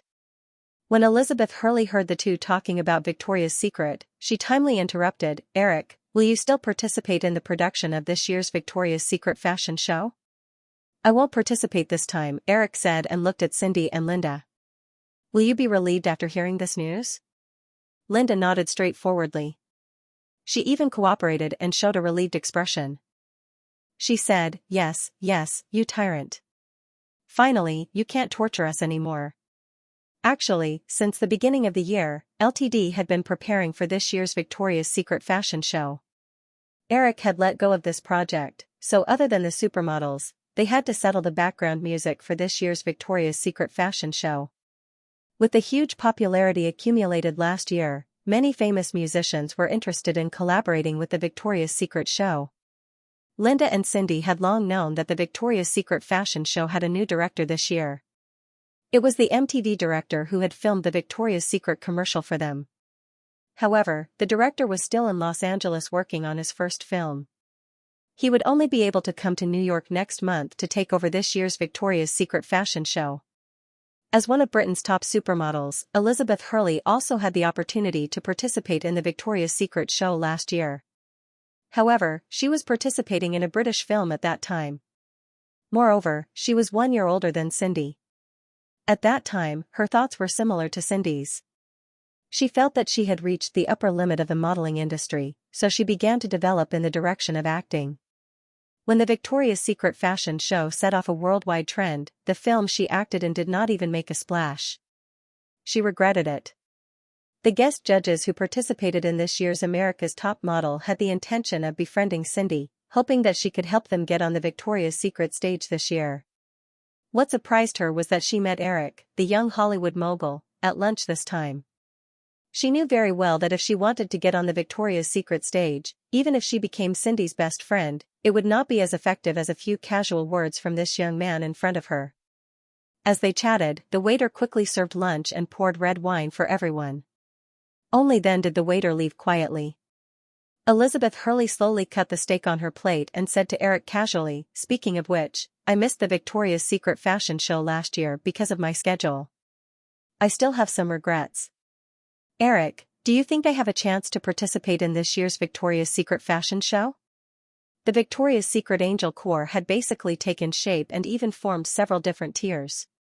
The group of 5 naturally occupied the top of the pyramid. Behind them were a group of slightly inferior but equally popular first-tier supermodels. In the end, there was still the largest group left, which was the potential army waiting to rise to the top at any time. Although the second Victoria's Secret fashion show had not officially started production, all the angel candidates had been confirmed. In addition, Elizabeth Hurley's fame was in the second tier, not a nobody in the third tier. If she was added at this time, it would definitely affect the production and marketing strategy that Victoria's Secret had basically confirmed. Eric was just about to say a few perfunctory words when he felt a leg under the table reach out and rub against his leg in a very teasing manner. Eric looked up at Cindy in front of him. Linda sat next to him, Cindy sat opposite him, and Elizabeth Hurley sat diagonally across from him. Cindy's face did not show any abnormality. When she saw Eric looking over, she smiled charmingly. Eric turned to Cindy's left and happened to see Elizabeth Hurley gently winking at him. If she stretched her leg diagonally, it would be very easy for her to touch the other two. Eric even had the absurd idea of lifting the table to see what was under it. He had just seen the other party's boldness and was no longer surprised. Following his previous train of thought, he said, "I'm afraid that won't work, Liz. The list of Victoria's Secret fashion show has been confirmed. Eric, as long as you say the word, they will definitely be willing to change, right?" Elizabeth Hurley saw that Eric was unmoved and pestered him a little. She did not think that there was any need to be reserved in front of a big shot like Eric. Even the slightest hint from him would be a very precious opportunity for her. Eric smiled and nodded. "Of course, that's why I can't do that. It would be a mess. Haven't you started to develop into an actress? I think you can spend more effort in this area." Eric said this to change the topic, but looking at the slightly wild and beautiful face diagonally across from him, he suddenly thought of the movie Ace of Spies. Although Elizabeth Hurley was just a vase in the movie, it should be the only work that she could bring to the table.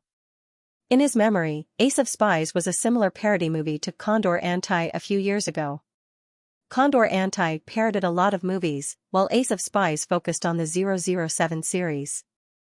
Although many of the jokes were only understood by Americans, and there was not much commercial potential overseas, with its relatively low production cost, the production company made a lot of money. Mike Myers, the scriptwriter and lead actor of Trump Card Spy, was not a nobody. A few years ago, he produced another spoof comedy series, Fighting Wit Stars Against, and it achieved a higher box office than Fighting Condors Against. However, similar themes could not escape the cycle of weak sequels. Because the first box office was a big success, Fighting Wit Stars Against 2 went too far and spent $60 million to produce it. In the end, it was a flop, and Mike Myers had been silent for the past 2 years. In the original spacetime, Ace of Spies had been made 3 times. It was a rare trilogy of parody comedies of the same genre. The box office must have been very good. Maybe he could find time to ask someone to investigate whether Mike Myers had made the script. Elizabeth Hurley saw that Eric took the initiative to lead the topic to the movie, and she took the opportunity to say, "Eric, I also like to be an actress, but I haven't found the right opportunity. Firefly, do you have any movies that are suitable for me to act in?" Before Eric could answer, Linda suddenly said, "Eric, I also want to act in a movie." Eric did not know how to answer Elizabeth Hurley's pestering. When he saw Linda interrupting at the right time, he almost wanted to hold her face and kiss her. However, on the surface, he showed an impatient look and said, "You should finish Project Runway first. If you don't do it well, I'll send you back to Canada." Linda curled her lips, and there was no flaw in her expression. She said, "Why are you so angry? If you don't want to act, then don't." At this time, Cindy also said, "Eric, your next movie hasn't been settled yet. Are you really going to stop acting?" "I just haven't found a suitable project," Eric said casually. Linda asked, "Then what kind of project would make you interested?" "Why do I feel like these questions are so familiar?" Eric complained. He thought for a while and said, "Maybe it can at least surpass the box office of Jurassic Park." Surpassing Jurassic Park? It's not that easy. Everyone said that the box office of Jurassic Park was more like an accident. Eric laughed and said, "Every movie's box office is an accident, because no one can accurately predict the box office before the movie is released." Linda said, "I think you shouldn't set the bar so high. I liked the first few movies you filmed, Sleepless in Seattle, Pretty Woman, and Dark War. I liked that movie the most. I even wanted to play the role of Yo-Yo." Later, Tornado and Jurassic Park were very exciting, but the plot was much worse. With the two women echoing each other, their cooperation was flawless. Without leaving a trace, they squeezed Elizabeth Hurley out of the center of the topic, not giving her any chance to continue the conversation. After the meal, they left the restaurant and walked into the elevator together. Elizabeth Hurley looked at Cindy and Linda, who were leaning on each side of Eric. How could she not understand the relationship between the three of them? However, she didn't have any disdain in her heart. Instead, she was a little jealous. If she could join them, perhaps she wouldn't be able to resist.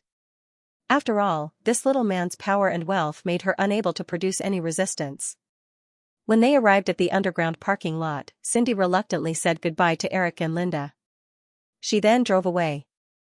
Elizabeth Hurley walked up and leaned on the seat next to Eric. She said, "Eric, are you going to the set of Project Runway in the afternoon?" "Yes," Eric nodded. "Can I go and take a look?" Elizabeth Hurley asked. Then she added, "I've watched Survivor. I've always been curious about how these reality shows are made." "Liz, I'm afraid that's not very convenient. This kind of show needs to be kept confidential. I'm just going to take a look. I promise I won't say anything."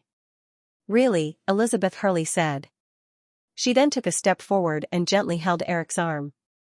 Eric could only look at Linda. Linda gave him a look that said, "You decide." She then turned to the side. These little bitches were crying and shouting as they pounced on them. She did not think she could be a shield, which had no future. Moreover, she did not think she was in a position to do so. She was not even Eric's girlfriend. "Okay then." Eric saw that Linda did not respond. He also felt Elizabeth Hurley's body gently rubbing against his arm. He took the opportunity to agree. Few people would be able to resist the pursuit of such a beautiful woman. The three of them walked to Eric's luxury car. The driver opened the door. Eric extended his hand to let the two women in. He then drove to the set of Project Runway. Although Eric took Linda to the set of America's Top Model in the morning, the filming of Project Runway did not stop. When they arrived at the set of Project Runway a few blocks away, the crew had already started work. The progress here was slower than that of America's Top Model. Moreover, because of the different format of the show, the filming location of Project Runway was relatively fixed. There were only the sewing room, the contestants' dormitory, and the competition venue in the studio. Although the contestants' competition time seemed to be very tight after the series was completed, in reality, each episode took up to a week to film. After Linda arrived, she only informed the production team to discuss the editing of the show the next morning. After that, she did not disturb the crew. She obediently watched the show with Eric and Elizabeth Hurley. Of course, Elizabeth Hurley's mind was not on the reality show. She basically clung to Eric the whole time, pretending to be curious and asking questions. She looked like she was eager to learn. Eric dealt with this pestering beauty. He took the time to call Kelly, who had already rushed back to Los Angeles. He asked her to check Mike Myers' information and see if he had the script for Trump card. The shooting of Project Runway went on until the evening. Several contestants finished the theme of the competition, which was casual swimwear. At this time, the models had already put on the contestants' works. Although it was time to get off work, today's work was not over yet, because the designers who participated in the competition would take their models and works to a fashion party in the evening. They would show their works to a famous fashion columnist of a daily newspaper under the Hearst Group, who would also be a guest judge of the theme. Elizabeth Hurley stayed with Eric all afternoon, watching the crew pack up their equipment and prepare to move. She said, "Eric, I can feel that you are not satisfied with their work, but why don't you give them some advice?" Eric could feel that his appearance had already made many of the crew members tremble in fear. If he wantonly interfered in the production, these people would definitely be at a loss. This was the main reason why he had remained a bystander the entire afternoon. Furthermore, most of the details were within his tolerance range. Even if he needed to make adjustments, he could discuss it with Linda in private. Hearing Elizabeth Hurley's question, Eric casually explained, "No one can do something perfectly. It's inevitable that there will be some mistakes." Linda Evangelista came over with the director and said, "Eric, the crew is going to the park in New York. I will also attend the party in the evening. Do you want to come with me?" Eric was not interested in parties, not to mention this kind of small party that was specially organized for the filming of the show. He shook his head and said, "Forget it. I plan to go back and rest early." Then he looked at Elizabeth Hurley beside him and said, "Liz, you must be interested in these things. Go and play with Linda tonight. Elizabeth Hurley sensed the opportunity and held Eric's arm intimately. Eric, in fact, I don't like to attend parties. They are too noisy. Linda looked at Elizabeth Hurley, who seemed to be very familiar with her. She curled her lips and said something to the director. Then she said to Eric, "It's okay if you don't want to go. The shooting starts at 8 o'clock. Let's go have dinner first." After finding a nearby restaurant and having dinner, Linda looked at Elizabeth Hurley, who had no intention of leaving Eric's side. She grumbled inwardly to Cindy before reluctantly rushing to work. It was already past 7:30 in the evening, and the lights of the bustling Manhattan were just starting to turn on. Eric personally sent Linda to the shooting location of tonight's party. He kissed the girl goodbye and returned to the car. Looking at Elizabeth Hurley, who was leaning lazily on the leather seat, he said with an indifferent smile, "Liz, where do you live? Shall I send you back?" Seeing that Linda had left, Elizabeth Hurley ignored the driver in the front seat and boldly approached Eric. The perfect perfume smell instantly surrounded him. "Eric, can't I go to your place for a cup of coffee? Let's go to the apartment on 6th Avenue. Eric said to the driver in the front seat. He raised the partition of the driver's seat and pushed the woman who was leaning on him away. Looking at the flawless face and curvy body, Eric narrowed his eyes and said with a naughty smile, "Liz, let me warn you in advance. I'm very violent." Elizabeth Hurley felt as if tens of thousands of ants were crawling all over her body under Eric's undisguised gaze. She shivered slightly and was a little hesitant. Suddenly, she thought of Linda and Cindy and realized that Eric should be joking. After all, if Eric was really what he said, Cindy and Linda would never be so close to him. The more she thought about it, the more relieved she felt. The misgivings in her heart quickly dissipated. Elizabeth Hurley licked the corner of her lips in a wild manner and said with a hint of retaliation, "Eric, I'm also very violent." "Oh, then I'm looking forward to it," Eric said with a smile with surprise flashing across his face. The two came together to Eric's mansion on 6th Avenue near the exit of Central Park. Elizabeth Hurley was also shocked by the duplex mansion that occupied the top 2 floors of the building and had a rooftop garden. She often mingled in the upper-class circle, so she knew the value of this mansion very well. However, when she thought of Eric's wealth, she quickly felt relieved. Looking out through the glass curtain wall, it was already 8 o'clock in the evening. The entire Manhattan was brightly lit. Because it was midsummer, the day was very long, and the sky in the distance was still glowing white. Elizabeth Hurley stepped on the cool floor barefoot and leisurely walked around the living room. Eric didn't have the same interest as her. He sat down on the sofa and picked up an apple from the fruit plate on the coffee table in front of him. He picked up the fruit knife next to him and casually peeled the apple. He said to the girls floating around, "Make yourself what you want to drink." Elizabeth Hurley responded and walked to the wine cabinet in the corner. She opened it and took out a bottle of red wine. It was 1972 Romani Conti. She raised her eyebrows slightly and turned her head to look at the man sitting on the sofa. Her expression changed slightly, and then she laughed self-deprecatingly at her thoughts just now. To be honest, she almost wanted to quietly take this bottle of wine away. It would be worth at least tens of thousands of dollars if she were to resell it. Elizabeth Hurley picked up the bottle of red wine and waved it at Eric. She said, "Eric, is this okay?" This New York apartment was completely decorated for Eric by Drew. The little girl had introduced the collection of red wine in the wine cabinet to him in a serious manner. Some of the bottles were even bought at a high price at an auction. However, he didn't live here for long, and he wasn't too interested in red wine. Drew had forgotten most of what she had said.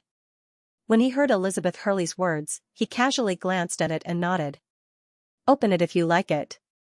When Elizabeth Hurley heard that, she looked around and found a bottle opener. After a while, as the cork made a soft sound, she licked the corner of her lips in a pathetic manner. She couldn't help but calculate how much she would drink in one gulp. $2,000, or $3,000, she found a wine glass and poured 2 glasses. However, Elizabeth Hurley didn't rush to Eric. She walked to the side of the record player and carefully selected a jazz album. She put it in the record player and turned it on. Soft jazz music immediately sounded in the living room. She then ran to turn off the ceiling light in the living room, leaving only a pale yellow wall lamp on. She then picked up a small tray and went to Eric's side. Putting the tray on the coffee table, Elizabeth Hurley's grayish-green eyes shone. She snatched the apple and fruit knife from Eric's hand and threw them to the side. She handed Eric a wine glass and picked up another one for herself. However, she sat on the coffee table in front of him.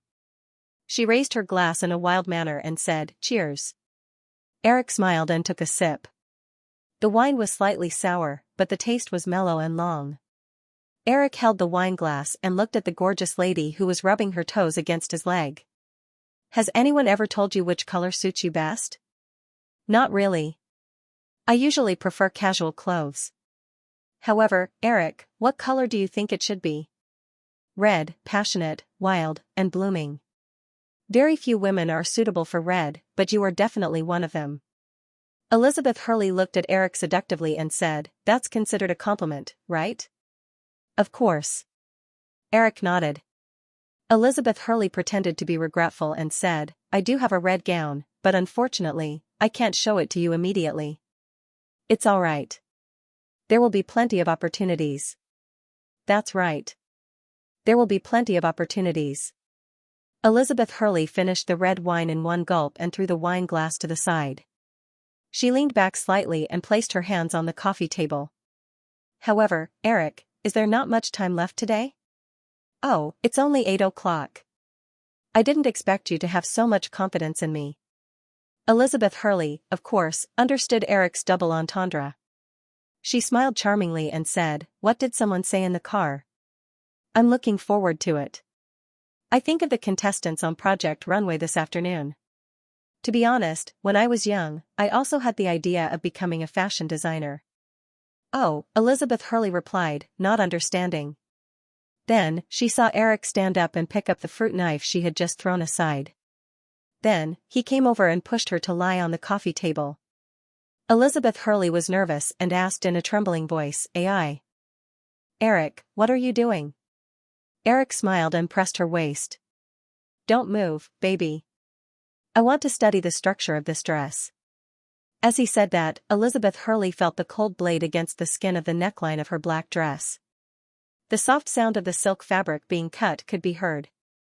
Looking at the focused expression of the man above her, Elizabeth Hurley was slightly relieved. She was sure that he would not cut her. However, she soon felt that it was a pity for her dress. She complained, "Eric, what am I going to wear tomorrow if you ruin this dress?" "We'll talk about tomorrow's matter tomorrow." "All right." Feeling the cold blade sliding down her chest and the dress being cut from the middle, Elizabeth Hurley felt a sense of excitement in her heart. However, she refused to be outdone and said, "Eric, I think you're not being violent." "You're a pervert." "Oh, maybe." Eric's knife skills were obviously quite good. The black dress quickly turned into a square piece of fabric. The perfect neodymium body was spread out on the coffee table that was covered with a black tablecloth like a special offering. Amidst the woman's soft moans, Eric played with the perfect handicraft given by the creator. Then, he picked up the red wine on the tray next to him and poured it. The warm morning sun shone on his body. Eric sat in the open-air garden on the rooftop, reading today's newspaper and eating breakfast slowly. Today was July 19th, Wednesday. It had been 6 days since the two new films, Night at the Museum and Evaporation Order, were released last week. Although the detailed data had not been seen yet, most of the media was already excited by the box office of Night at the Museum. Despite being squeezed by a group of new and old films, Night at the Museum still managed to get close to $60 million in box office in 3 days. It was expected that the box office in the first week could even exceed $80 million, or even $90 million. The production cost of this film was only $70 million. Arnold Schwarzenegger's action blockbuster Evaporation Order, which was released at the same time, cost $100 million. However, the box office of this film was only $25 million in the first weekend, which was less than half of Night at the Museum. At this time, most of the media recalled Eric's initiative last year to reduce the salary of stars and reduce the production cost. No one had forgotten that at that time, the other film companies maintained an ambiguous attitude of neither support nor opposition. It was Time Warner who first broke the deadlock and compromised with a group of big-name stars. In order to express their determination, they signed several high-budget films such as Future Waterworld, Secret Order of Evaporation, and Thief of Fire in one go. At this time, the production cost of Future Waterworld of $175 million was compared to the dismal box office results of less than $40 million. This had caused Time Warner's stock price to fall by more than 10% recently. Although strictly speaking, the box office of Evaporation Order was not a failure, at least it was much better than the previous Fair Game. However, compared to any film in the Firefly system during the summer, especially Night at the Museum, the box office of Evaporation Order could only be described as dismal. On Friday, Time Warner's last film of the summer season, Thief of Fire, which also cost $90 million, would also go up against MGM's James Bond, The Golden Eye, which was about to fall under the Firefly system. As early as last year, the Easter egg of this 007 film had already appeared at the end of Breakin' Girls, which caused a lot of commotion. It could be said that fans had been looking forward to it for a whole year. Moreover, there were rumors that this year's James Bond, The Golden Eye, would also have an Easter egg of Breakin' Girls 2 at the end of the film. This news directly made fans of both the 007 and Breakin' Girls series excited. It could be imagined that in the face of this highly anticipated blockbuster, the 3-hour Thief of Fire had no competition at all. At this time, other than the undisguised ridicule, not many people in the media paid attention to Time Warner, which was destined to fail miserably at the box office this year. Many people's eyes were focused on Flower Pictures, which was in the final stage of acquisition negotiations with MGM. Everyone knew that Firefly was behind Flower Pictures. Once Flower Pictures completed the acquisition of MGM, it was almost equivalent to Firefly owning 2/7 of Hollywood's territory and maintaining their influence on Fox at the same time. As for Sony Columbia, no one thought that this Japanese-owned film company could escape from Firefly's shadow. While he was thinking about this, Elizabeth Hurley pushed open the glass door of the rooftop and walked over with her breakfast.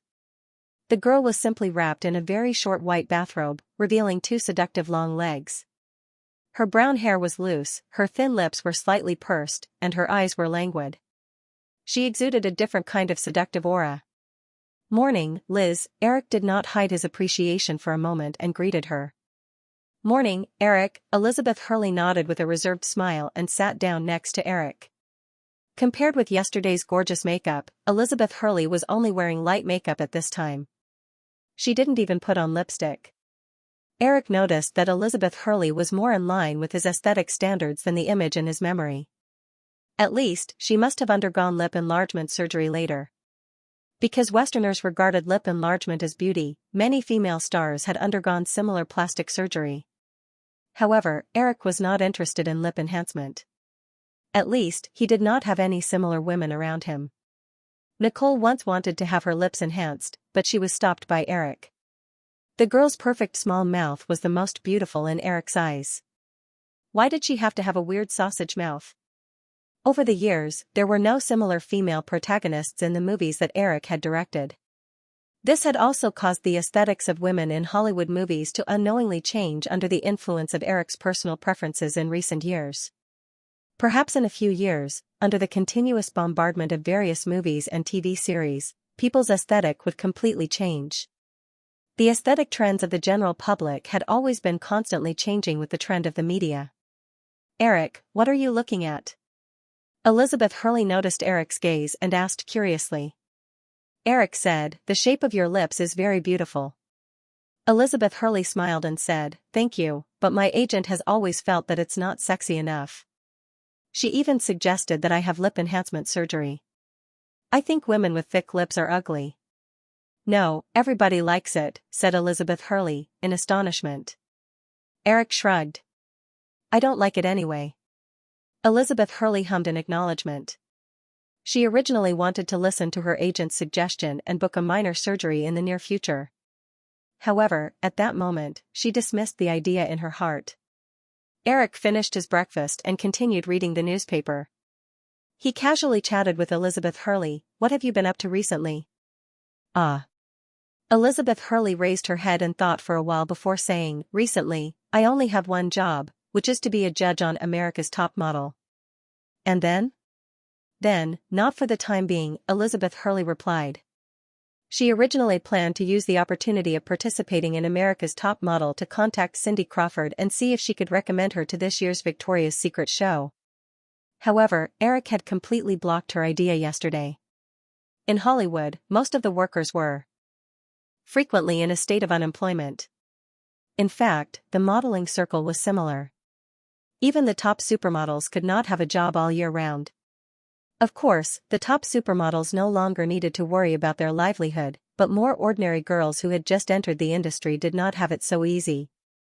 In order to maintain the high cost of living in the metropolis, they had to find various part-time jobs to support themselves while waiting for job opportunities. On the other hand, Elizabeth Hurley was the kind of model that was neither too good nor too bad. With her own fame, she already had a good reputation. Although she had the title of a supermodel, she had never been a professional model. In recent years, in order to develop in the film and television industry, she had neglected work related to modeling. Thinking of this, Elizabeth Hurley looked up at Eric and recalled the bottle of red wine worth tens of thousands of dollars that he had casually poured on her body last night. She was inexplicably looking forward to it. However, she was also a very smart woman. If the two had not slept together, she would definitely have given up being reserved and boldly asked Eric for a chance. However, at this time, if she did so, everything last night would become a transaction.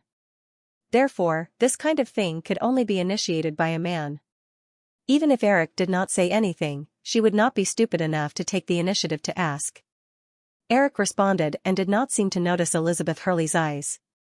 He continued to look down at the newspaper. After breakfast, it was just past 8 o'clock. The staff of the Firefly Group in New York happened to send a bag of things to Eric. "Try it. I asked someone to buy it." Eric found a script in the bag and handed the rest of the things in the bag to Elizabeth Hurley, who was still wearing a bathrobe. Elizabeth Hurley took the bag and opened it to take a look. She thanked Eric and turned to go back to the bedroom. When she came out again, she was already wearing a wine-red dress. Eric, who was sitting on the sofa and flipping through the script, turned his head and glanced at it. He smiled and said, "Very nice. It's much prettier than the one last night. I told you, red suits you very well." Elizabeth Hurley's face was slightly red. Although everything last night had been cleaned up, there was still a faint smell of wine in the living room. She walked to Eric and sat down gracefully. She asked, "Eric, did you pick this? It's very beautiful and it fits me very well." "Yes." Eric nodded. He had directly asked someone to pick out the clothes for Elizabeth Hurley. How could it not fit? Noticing the girl who was leaning on his side inadvertently glancing at the script in his hand, Eric handed it over and said, "Here, take a look." "Ah, can I?" Elizabeth Hurley pretended to be surprised and took it from Eric's hand. She glanced at the name of the script, Trump Card Spy.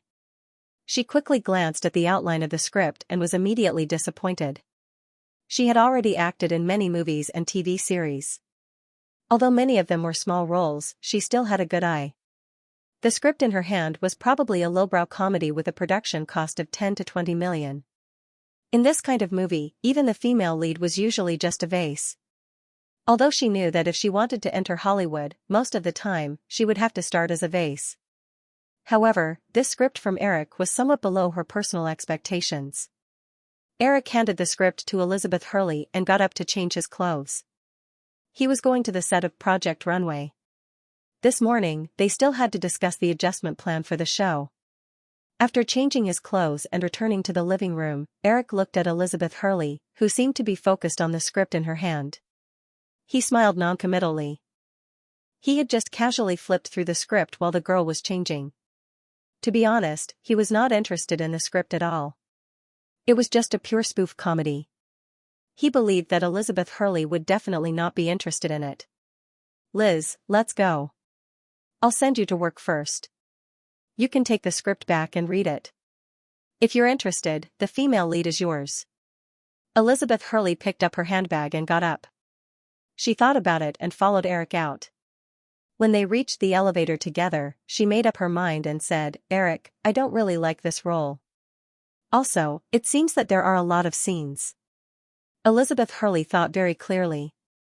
If she accepted the role now, although it was offered by Eric, it might all turn into a transaction. Perhaps the two of them would not have any contact in the future. Moreover, this role might not necessarily help her career much. If she rejected it, with the intimacy brought about by last night's pleasure, this powerful man might bring her more unexpected opportunities in the future. Eric was a little surprised. However, he immediately understood Elizabeth Hurley's thoughts and did not mind it too much. He still liked smart women who knew when to stop. Moreover, the women around him were scheming, so it would not affect him much. If that's the case, then forget it. Eric smiled and said, "Actually, I don't like this script either." Elizabeth Hurley waved the script in her hand and said, "Then why are you still? Because it can make money." Eric smiled bluntly and said, "I'm the boss of a film company. I can't veto some film projects that can bring profits to the company just because of my personal preference." Elizabeth Hurley smiled. She also knew that no one could act completely based on their personal will. Of course, for a big shot like Eric, his degree of freedom was definitely much higher than that of ordinary people. Although he had just said that, if Eric really did not like this project, he could just reject it casually and it would not have any impact on the huge Firefly group at all. The two of them went downstairs and got into the luxury car waiting in the parking lot. Eric asked again, "Speaking of which, do you think you can change your accent?" Elizabeth Hurley had a very standard British accent. She even played the role of the Queen of England in the original Spacetime with this accent. When she heard Eric's words, Elizabeth Hurley said without hesitation, "If it's necessary, of course, it's not a problem. If you can learn a standard Manhattan accent and are willing to act in a TV series, there will be a good opportunity next year." Next year? Eric nodded and said, "Yes, next year." Elizabeth Hurley was not willing to act in a TV series, but she still asked very cautiously, "Eric, can I ask first, what TV series is it?" "It's probably about a female fashion writer in Manhattan. I can guarantee that if you get this role, your future prospects will definitely be better than in Hollywood," Eric said. He was, of course, referring to the City on Desire that had caused a huge response. At this time, the copyright of the original novel of this TV series had been bought by the production department of Firefly.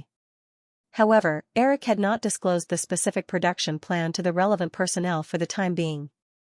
The core female lead in the original version was Sarah Jessica Parker. Because of this TV series, Sarah Jessica Parker even became the symbol of the entire Manhattan. This showed how influential City on Desire was. However, Eric was not interested in the original female lead. Elizabeth Hurley, who was beside him, was suitable for the female lead in terms of age and appearance. Of course, the only obstacle was her accent.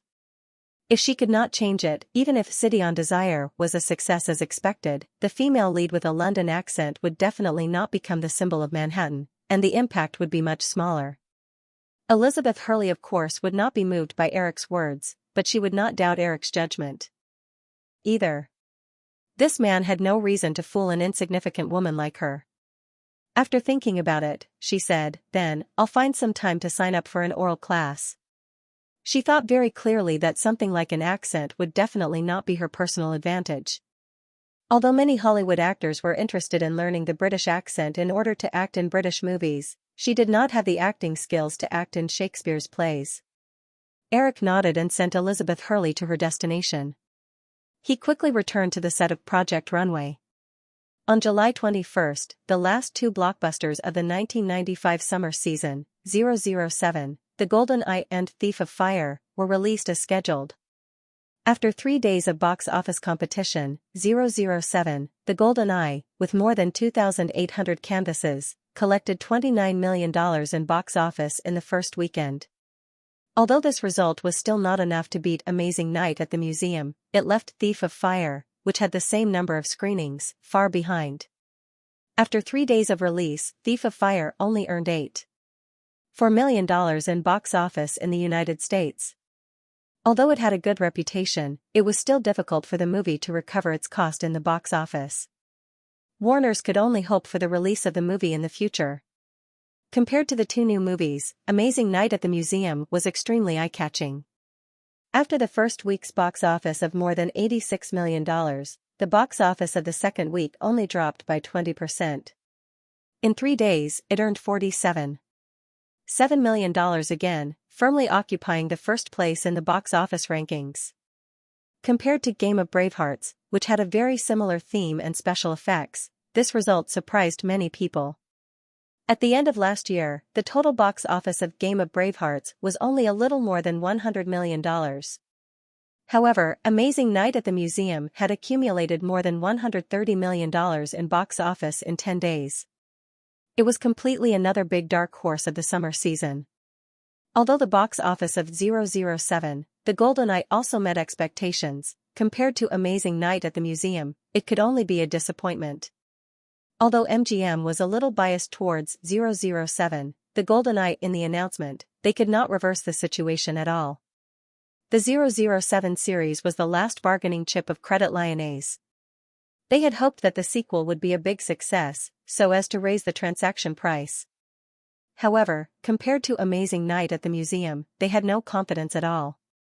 Therefore, after the box office of the first weekend was released, news came from Los Angeles that Credit Lyonnais had finally agreed to the acquisition agreement of Flower Pictures.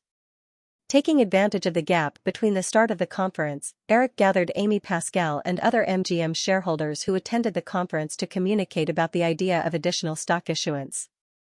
Amy Pascal and others naturally had no objections. Although MGM seemed to be thriving after the completion of the integration, the capital chain was very tight. With a debt of $1.7 billion, the principal and interest due every year would be no less than $200 million. Another reason why Correa repeatedly sold MGM was that he wanted to continuously restructure the debt through the sale to achieve the goal of reducing expenses. After this transaction, Correa was completely driven out of Hollywood, and the new MGM certainly could not play this kind of capital game again, so these principal and interest expenses could not be saved. If an additional 20% of shares could be issued, the financial situation of the company would be greatly improved. At the same time, there would be sufficient funds to repair MGM's production and distribution system, and to start the production of The Lord of the Rings and other major series. After discussing this matter, the staff announced the start of the conference. Everyone left the lounge and walked into the conference hall. In addition to the creators of the Breakin' Doll series, the protagonists of the new companies 007, Mission Impossible, Night at the Museum, Resident Evil, and other major series were all present today. The scene could be described as star-studded. However, they were not destined to be the protagonists today. The reporters at the scene focused all their attention on the shareholders and executives of MGM. As the CEO of the new company, Amy Pascal went on stage in high spirits and spent more than 10 minutes to introduce the general overview of the new company. At the same time, she answered a series of recent media concerns about the acquisition and integration of MGM. More than 100 invited reporters were patiently waiting for the question and answer session after the speeches of several MGM executives. Some people's eyes had fallen on Eric sitting in the guest seat more than once. However, when Amy finally announced that MGM would be issuing additional shares, all the reporters at the scene immediately perked up. In recent media predictions, many people felt that MGM would choose to privatize like Firefly, which was also in line with Eric Williams' usual style. What's more, MGM currently only had 12% of the outstanding shares, so it was very easy to choose to privatize. Therefore, this piece of news, which was very different from most of the media's speculations, made all the media present boil with excitement. They all questioned MGM or Eric Williams' intentions for making this decision. Unfortunately, after Amy's speech, Frank Marcoso, who had been changed to MGM's president, went on stage again. He introduced MGM's production plans for the next few years and invited the celebrity guests to come on stage for a simple interaction. After a full half an hour, the media's anticipated Q&A session finally arrived. When Eric, Drew, Amy, Frank Marcoso, and John Carrier took their seats on stage, the host announced the beginning of the Q&A session. All the reporters raised their hands in an uproar. The host randomly picked a reporter. This was a woman with wavy brown hair and rimless glasses. She took the microphone but didn't immediately ask the question that everyone was concerned about. Instead, she pointed at Eric and said, "Mr. Williams, I'm a reporter from the New York Times. According to public news, Firefly Group has completely withdrawn from MGM. So, what identity and position are you sitting here today?" Eric smiled. He had already expected that he might be asked this question. Moreover, many people were well aware of the deeper reason. However, Eric didn't intend to avoid it. He smiled and replied, "If you must have a reason, I should be considered as a shareholder representative of MGM. My personal Firefly investment company is the largest shareholder of LTD Group. LTD Group is the third largest shareholder of MGM, currently holding 10% of the shares." "That's it?" the female reporter from the New York Times asked. "Mr. Williams, why did you complicate this matter? Wouldn't it be simpler to directly use Firefly Group's capital to operate this matter?" Although many large enterprises in North America had monopolistic practices, the executives of any enterprise would not publicly discuss the company's monopolistic practices. They would not even admit the intention of monopolizing, because any of these words could become evidence of the company's antitrust investigation in the future. Eric certainly knew the rules. He pretended to ponder for a moment and said, "Firefly Group's internal system is already large enough. If it continues to expand, it will appear very bloated. This is very detrimental to the healthy development of the company. Therefore, MGM is completely independent of Firefly Group's system. The possible competition between the two sides in the future can also prevent Firefly Group from losing its initiative and becoming arrogant and lazy." The reporter couldn't find any fault with this half-truth answer. The next questioner could only lead the topic to MGM's upcoming stock issue. "Mr. Williams, why did MGM decide to increase its stock issue instead of privatizing it?" Eric's current personal wealth had accumulated to an amazing level. In the next few years, with the explosion of the internet wave, his personal wealth would be even more shocking. Therefore, he now no longer pursued rapid growth of wealth, but expanded the influence and control brought by this wealth. Just like MGM, Eric only indirectly controlled 10% of MGM's shares through LTD, but he could completely control the company. At the same time, because he only held a small amount of shares, the resistance from the outside world would be much lower. To turn Hollywood into his own kingdom, Eric would use a similar method in the future to gradually invade other media groups. Of course, these words definitely couldn't be said. It would definitely make many people uneasy. Therefore, in the face of this question, Eric only replied, "Every company should have its own independent development path, so I don't think this is a problem. The reason why we are issuing more shares is to allow MGM to develop better in the next few years. As you have just seen, MGM will continue to film James Bond, Mission Impossible, and other series. At the same time, they will start the production of Tolkien's epic, The Lord of the Rings series. All of these require a lot of funds. Mr. Williams, 007, The Golden Eye also had an Easter egg from the second movie of the Break-In series. Movie fans have been paying close attention to it. Will MGM allow 007 and Break-In to overlap in the future?" Hearing this question, Eric smiled and handed the microphone to Amy Pascal, who was nearby, and said, "Let Amy explain this question to everyone." Amy Pascal and the others were ignored for a while. Of course, they were not dissatisfied with Eric attracting all the attention, but it was inevitable that they were disappointed. Seeing that Eric took the initiative to hand the microphone over, Amy knew that he was also hinting to the reporters at the scene. She gave Eric a grateful look, then picked up the microphone and said, "The company has already discussed this question in detail. Our plan is to use the next 10 years to create a special agent movie universe that belongs to MGM. MGM's 007 series, Break-In series, Mission Impossible series, and other special agent movie series may be developed in the future. Soon, everyone will be able to see James Bond, Charlie's Angels, and Ethan Hunt appear on the same screen at the same time. Special agent movie universe? Other special agent movie series, James Bond, Charlie's Angels, and Ethan Hunt appear on the same big screen at the same time." There was a brief moment of silence among the reporters as they digested Amy Pascal's words. Then, they quickly reacted and the scene erupted again. Thunderbolts and Mission Impossible were undoubtedly the most popular secret agent movies in recent years. The 007 series was even more well-known. In the past, there might have been some spoof B-grade movies that crossed with other movies, but there had never been a case of a blockbuster forming a crossover episode. One had to know that this kind of crossover not only involved the movie's copyright, but also whether the relevant lead actors were willing to act in it was a very big problem. Just the possibility of the 007 series and the Breakin' Beauties series crossing paths had already made a lot of movie fans look forward to it. MGM was ambitious to create a so-called secret agent movie universe. Just the thought of it made some of the reporters, who were also movie fans, very excited. After a moment of silence, the cameras flashed wildly again. The impatient reporters threw aside the rules and loudly asked questions.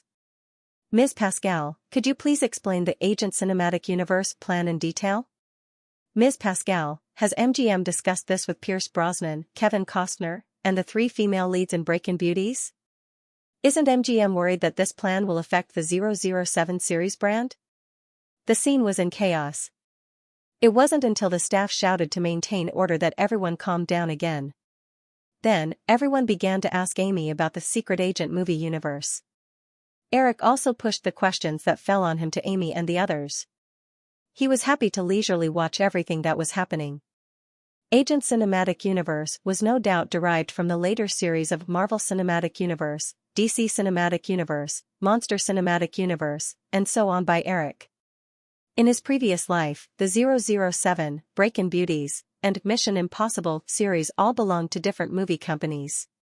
It was impossible for them to cross over. However, things were different in this spacetime.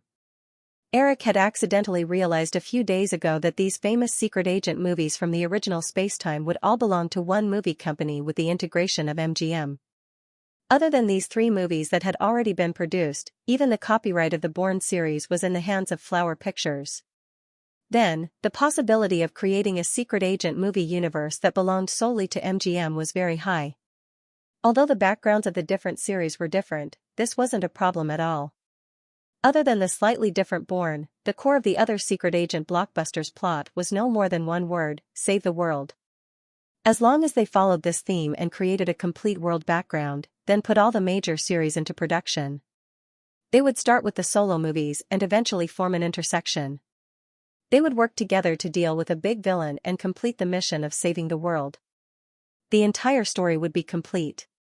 At the same time, the intersection of the major secret agent movies would bring more popularity and influence to these series. Behind all of this, of course, was a huge economic benefit. As expected, when MGM announced at the press conference that they would create an independent secret agent movie universe with the 007 series, Breakin' Beauties, and Mission Impossible series, the next day, the North American media and even the world's media began to boil over. James Bond, Charlie's Angel, and Ethan Hunt, these secret agent heroes will appear on the same screen. I have to say, just thinking about it gives me a strong urge to go to the cinema. I hope MGM can really create a perfect series. I'm very doubtful of the feasibility of this plan. With the success of the 3 major movie series, Pierce Brosnan, Kevin Costner, and the Breakin' Beauties have already earned tens of millions of dollars. If the 5 of them are combined, just the amount of money spent on the movie alone will be a very scary number. It's hard to imagine how much the budget of the complete movie will be if there is an intersection. Perhaps, when the movie is released in the future, the global box office of the movie will have to reach $1 billion to recoup the cost. This is no doubt a very stupid idea. I really don't know if Eric Williams has been blinded by his own success. The secret agent movie universe is an intersection of 3 blockbusters with unlimited potential. If he is not careful, the reputation of the 3 series will be destroyed at the same time. Maybe this is just a gimmick thrown out by MGM. After all, they are about to implement the stock increase plan. While the media was reporting, the Yahoo Online forum was also filled with discussion. However, compared to the various opinions of the media, the movie fans were very unified in their expectations of the movie. Following that, the box office of James Bond, GoldenEye, which was currently in theaters, showed a significant increase. The audience went to the cinema again to look for the details of the intersection between the movie and the other series. In the 3rd week, the agency originally predicted that the box office of James Bond, GoldenEye would fall below $20 million. However, with this news, the box office of GoldenEye increased significantly in the new week, earning $23 million. The total box office successfully exceeded $100 million, easily breaking the total box office of the original movie. In the next few weeks, the total box office could even be pushed to $150 million. With the stimulation of a series of good news, MGM's stock price had risen from $10.50 before the summer break to $13.70 after the press conference. After the completion of the integration of the three companies, the total share capital of the new MGM reached 365 million shares. When the stock price reached $13.70, the market value of MGM successfully exceeded $5 billion. Therefore, the next 70 million shares increase plan would bring MGM about $1 billion in cash. With this fund, MGM would also completely get rid of the shadow of debt that had been entangling them and embark on a path of positive development. The stock increase would be completed by MGM executives in the next few months. After the press conference, Eric divided some of his energy and began to plan for the MGM agent movie universe. Both Thunderbolts and Mission Impossible were special agent movies that rose to prominence in the past 2 years. Although they were both adaptations of old TV series, they didn't receive much opposition when they were added to the special agent movie universe. Instead, they aroused a lot of anticipation among the fans. However, Eric's addition of the 007 series to this plan caused some controversy. Most of the focus of the controversy was that this plan might dilute the brand effect of the 007 series. The media also specifically interviewed the previous 007 actors. The first 007 actor, Sean Connery, publicly expressed his opposition to this plan, claiming that MGM was messing around. Eric just laughed at these objections. So far, the original 007 novels, except for Casino Royale, had all been filmed before 1987. Moreover, many of the series before 1987 had little to do with Ian Fleming's novels. In order to prove their pedigree, the title of almost every episode of the 007 series was used to a far-fetched connection with Ian Fleming. It was either the name of Ian Fleming's pet, the name of Ian Fleming's holiday cabin, or a sentence in Ian Fleming's novel. Ironically, the only 007 series that had grossed more than $10 at the global box office, Skyfall, the title of the sequel had nothing to do with Ian Fleming. Instead, it was the title of the MGM scriptwriter at the time. In Eric's view, this kind of far-fetched conclusion was almost completely unnecessary. The biggest advantage of the 007 series was actually its global popularity over the past few decades. As for the box office appeal, the previous James Bond, License to Kill, only grossed $34 million in North America. It could be seen that the box office appeal of the 007 series was not that high. If you could not make a good story, no matter how famous you were, the audience would not buy it. The reason why Eric came up with the idea of the secret agent movie universe was actually because of the influence of Daniel Craig's version of 007 in the original spacetime. In the original spacetime, Casino Royale was undoubtedly one of the best films in the 007 series before and after the new era. Although the 007 series liked to flaunt its bloodline, most of the time, it was used to creating a new story for every episode. Often, it would completely throw away the fame that some of the previous characters had accumulated. This was a very regrettable waste. Daniel Craig's version of 007 took a different path. In Eric's view, the appearance of this path was very coincidental. After the success of Casino Royale, MGM could not wait to start the production of the sequel. But unfortunately, the production of the sequel happened to coincide with the Hollywood writers' strike in 2008. There was no way to gather famous writers to create a new story like before. In desperation, the production team could only piece together bits and pieces on the basis of Casino Royale to create a sequel to Casino Royale, which was Quantum of Solace. The audience who had not watched Casino Royale would not even understand the plot of the sequel. Therefore, it was conceivable that MGM did not have any expectations for this sequel at all. But surprisingly, this sequel that confused many audiences created a global box office of nearly $600 million, which was comparable to its predecessor. So, starting from Quantum of Solace, MGM seemed to have been enlightened. They no longer completely broke away from the story of the previous episode in every episode, nor did they rack their brains to find a big villain for Bond in every episode. They no longer forced the story to be related to Ian Fleming for the so-called bloodline. Instead, they got rid of the various constraints of the past and created a hidden storyline that ran through several sequels. Under this change, the subsequent Skyfall created a peak in the history of 007, with a global box office of $1 billion. Although the later Ghost Gang received bad reviews, it also received a global box office of nearly $900 million.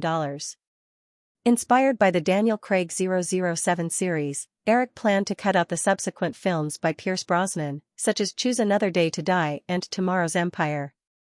He abandoned the idea of looking for villains all over the world and used the Ghost Gang as the ultimate boss. He pulled Charlie's Angel and Ethan Hunt into this big background story to create a complete secret agent movie universe. At the beginning of this story, Eric set it as the only novel by Ian Fleming that had not been adapted to the big screen, Casino Royale. GoldenEye would also be the last film related to 007's old enemy, the Soviet Union. Of course, while thinking about the storyline, MGM also had to solve another problem, which was a lawsuit that had entangled the 007 series for decades. More than 30 years ago, the villain organization Ghost Gang that appeared in Ian Fleming's novel was actually based on the setting in the novel by another novelist, Kevin Mike Gaylor. After a long lawsuit, the copyright of the Ghost Gang was awarded to Kevin Mike Gaylor. In order to set the Ghost Gang as the ultimate villain of the MGM secret agent movie universe, MGM had to solve this copyright problem. Of course, perhaps in the past, MGM was not willing to pay millions of dollars in copyright fees. But at this time, when it came to money, it was not a big problem for the current MGM. Kevin Mike Gaylor was still alive at this time, and the copyright fee of $2 million was completely acceptable in Eric's view. After all, the Ghost Gang had appeared in 6 previous 007 films. Although MGM had not used it again in these years after the original Judgment, the reputation of the Ghost Gang was completely worth the price. Throughout August, while Eric was busy with the MGM secret agent movie universe, he also took time to go to Silicon Valley in San Francisco. After some preparation, Firefly Electronics, which was responsible for the development of MP3 players and e-readers, was officially established. At the same time, Firefly Electronics also signed a secret agreement with the hard disk manufacturer, Seagate, to commission the development of micro-hard disks.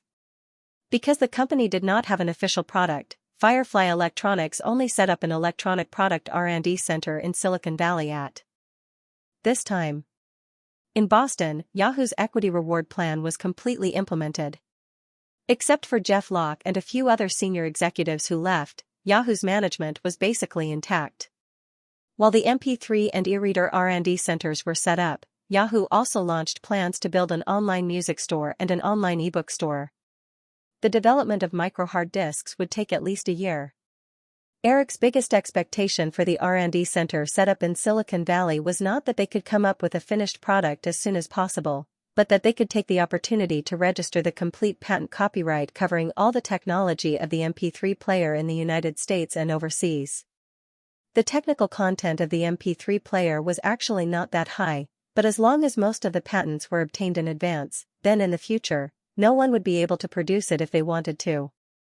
Eric could also use this advantage to seize the absolute initiative in the era of online music. After returning to Los Angeles from San Francisco, Firefly also sent news that the Wachowski brothers had completed the production of the director's debut film, Crazy Flowers, which they used for practice. Eric heard a call from Katzenberg on the plane, so after getting off the plane at Santa Monica Airport, he rushed directly to Firefly Cineplex in Praia Vista not far away and went into the screening room with Katzenberg, the Wachowski brothers, and others. Crazy Flowers told the story of a pair of gay girls who wanted to get rid of their current lives. They planned to cheat $2 million from the mafia boss and instigate internal strife in the mafia. If you stripped away the outer layer of gayness and the female lead, this was actually a typical blacklist film. Of course, because of the gay and lesbian elements, the film had a bit more charm. In the screening room, Eric finished watching the film and nodded with satisfaction. He said to Katzenberg beside him, "Based on the quality of this film, if we let the new line operate it, we might be able to recoup $4-5 million of production cost from the box office alone." Now, you don't doubt the ability of the two of them, right? After making films for so many years, Katzenberg, of course, did not lack foresight. He nodded and smiled. Of course, I'm already looking forward to the two of them. The two whispered a few words to each other. The subtitles on the screen ended and the lights in the screening room came on. Eric got up and said to the Wachowski brothers, "Get ready. I hope you can bring the crew to Sydney as soon as possible. Most of the preparation work has been completed. You just need to start shooting as soon as possible." The Wachowskis were stunned for a moment before they reacted. Andy Wachowski said, "Eric, does that mean we've passed?" "Yes." Eric nodded and said, "But I'll be watching the production of The Matrix, so I hope you won't let me down." "Of course, definitely not." Andy Wachowski rubbed his hands excitedly. After talking about the filming plan for The Matrix for a while, the Wachowski brothers left in a hurry. Katzenberg brought Eric to the office and talked about another matter. "Eric, based on the current scale of the digital domain, it's already a bit difficult to support the production of Firefly and MGM. We also have many orders from other film companies. Stan and I discussed yesterday that they hope to continue expanding the number of employees in the digital domain. After MGM got on the right track, the two companies would produce no less than 5 films with CG special effects every year. According to the 500 special effects team for each film, they would need 2,500 people. At the same time, the use of CG special effects was becoming more and more widespread.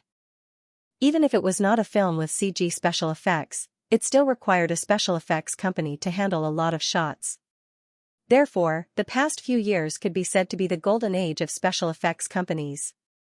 As long as you had enough technology, there was no shortage of projects at all. And for a giant in the digital domain, it was even more prosperous. However, Eric knew that the good days of the special effects company were only a few years away. When the new era came, with the further development of computer technology and other software giants joining the ranks of special effects software development, the special effects company would quickly fall from a noble industry to a commoner class. The high-paid special effects artists now would also be reduced to technical workers. Eric had already planned to cash in on the digital domain in the next few years when special effects films were at their peak. At this time, out of consideration for the future, he could not continue to blindly expand the scale of the digital domain. Thinking of the upcoming The Matrix in Australia, Eric said, "Forget about continuing to expand in the United States. If possible, it's best to set up a branch overseas. A special effects company won't consume too many social resources. Instead, it can generate very considerable tax revenue. I think Canada, Australia, and New Zealand will be very welcoming. We can set up branches in these countries and ask for tax benefits." "That's a good idea." Carson nodded and said, "Then, which country do you think is more suitable for us to set up a branch in?" Eric immediately thought of New Zealand. In his previous life, Vita Digital, which was as famous as the digital domain, came from New Zealand. However, Vita Studios had already been established. It was founded by Peter Jackson and a few friends a few years ago to shoot his personal movies. Although the scale was small, it had all the essentials. Although Eric would be assured to hand over the Lord of the Rings series to Peter Jackson, he would not support a special effects company that had nothing to do with Firefly. After thinking for a moment, Eric said, "Let's choose between Australia and New Zealand. The Matrix, The Lord of the Rings, and other movies will be shot in these two countries. This will save a lot of energy. Well, I will communicate with Fox. After all, News Corporation is based in Australia. We can get more benefits from the Australian government through them." With that said, Eric looked at his watch. There were still more than 2 hours before he got off work, so he said to Carson, "In that case, I'll go to Fox now." "You go ahead." Eric got out of the car outside the Fox headquarters office building in Century City and walked to Elizabeth's office with ease. However, he was stopped by the secretary, who was holding a microphone in her hand. Although she recognized Eric at a glance, she mustered up her courage and said, "I'm sorry, Mr. Williams. Do you have an appointment?" Eric looked at the young blonde girl in front of him and asked with interest, "Can I make an appointment now?" Looking at his watch, Eric continued, "Let's make an appointment at 4:05. It happened to be 4:05 in the afternoon, and the secretary certainly understood that Eric was teasing her. She was even more aware of the relationship between Eric and Elizabeth. However, she had just joined the company a few days ago and didn't know whether she should let Eric in directly under such circumstances. Eric saw the embarrassed look on the secretary's face and said with a smile, "Okay, I'm just kidding. Does Liz have a guest now?" The secretary shook her head. Eric said, "Then call her and tell her that I'm here." Only then did the secretary react. She put down the microphone that was still connected in her hand and dialed Elizabeth's landline. After saying a few words, she motioned for Eric to go in. Eric pushed the door open and walked into Elizabeth's office. Elizabeth was buried in a pile of documents on her desk. Eric noticed that Elizabeth's shoulder, which was wearing a white shirt, paused for a moment when he came in, but she didn't look up to greet him. He smiled, walked around the desk, leaned on the edge of the desk next to Elizabeth, and said, "Why did you change to such an inexperienced secretary? She doesn't know anything." There was no response. Eric smirked and reached out to flick Elizabeth's crystal earlobe. Ah, with a soft cry, Elizabeth's whole body trembled slightly. She raised her face angrily and said, "You bastard, I'm working." "What are you doing here at this time?" "It's nothing. I just came back from San Francisco and suddenly missed you, so I came over to take a look." Humph. A hint of joy flashed across Elizabeth's face, and then her face tensed up again. "What's there to see? I don't have Agent Movie Universe here." "Oh, so today's little flame is here." Eric laughed and reached out to pinch Elizabeth's earlobe. "MGM doesn't have an animation studio either." Elizabeth slapped Eric's hand away and retorted, "That's obviously not the same." "Alright, don't be angry. Come, give me a kiss." Eric comforted her softly and lowered his head. This time, Elizabeth dodged slightly and allowed Eric to kiss her on the lips. After he kissed her and left, Elizabeth's tone was still sour as she said, "Mission Impossible, Night at the Museum, Thunderbolt Girls, and now 007. With so many popular series, you're almost spoiling her to death." Eric smiled and explained, "It's not like you don't know the situation at MGM. Without the stimulation of these popular series, it has been declining for so many years, and there's no way it can recover. Besides, Fox is doing well now. This year, Jim Carrey's King of Lies should have a total box office of $180 million in North America. The production cost was only $40 million, and the return on investment was higher than any of the blockbusters released during the summer. Also, I heard that you've been negotiating with Lucas to restart Star Wars. How did it go?" Hearing Eric mention Star Wars, Elizabeth's mood improved a little. The Star Wars series had been popular for more than a decade, and there had always been talk of restarting it. Moreover, according to the agreement, although almost 20 years had passed, Fox still had the distribution rights of the Star Wars series. Although the majority of the profits from this series belonged to Lucas, Fox could still make a lot of money just by relying on the distribution rights of various channels. Elizabeth said, "I've already been in contact with Lucas a few times. The project can probably start preparations next year, but the actual release will have to wait until 1997 at least." Although Elizabeth's tone was still a little unsatisfied, Eric knew that it was 2 years earlier than in his previous life, and that was already pretty good. "There's no point in being anxious about this kind of thing," Eric said. He picked up the document in front of Elizabeth and casually asked, "What are you busy with?" "The script for this year's The X-Files. Can you help me take a look?" The X-Files was about to produce its 6th season. According to the plan, after the 7th season ended next year, Brad Pitt and Famke Janssen would not renew their contracts, and this classic sci-fi series would come to an end. Eric had completely let go of this project a long time ago. He didn't even look at the content of the first 2 seasons. He only knew that the series ratings were very stable. Now that he was looking at the script for the new season, he even felt a little unfamiliar. Seeing that Eric was focused on reading the script, Elizabeth got up and pushed him into her office chair. She said, "Look at it first. I'll go make you coffee." Eric nodded. Anyway, the matters regarding the digital domain branch weren't too urgent. He put the script on the desk and continued to flip to the next page. After a while, Elizabeth came over with 2 cups of coffee. She pulled over another chair and sat down next to Eric. Just as she was about to ask, Eric had already pulled out a few pages from the script and said, I want this episode.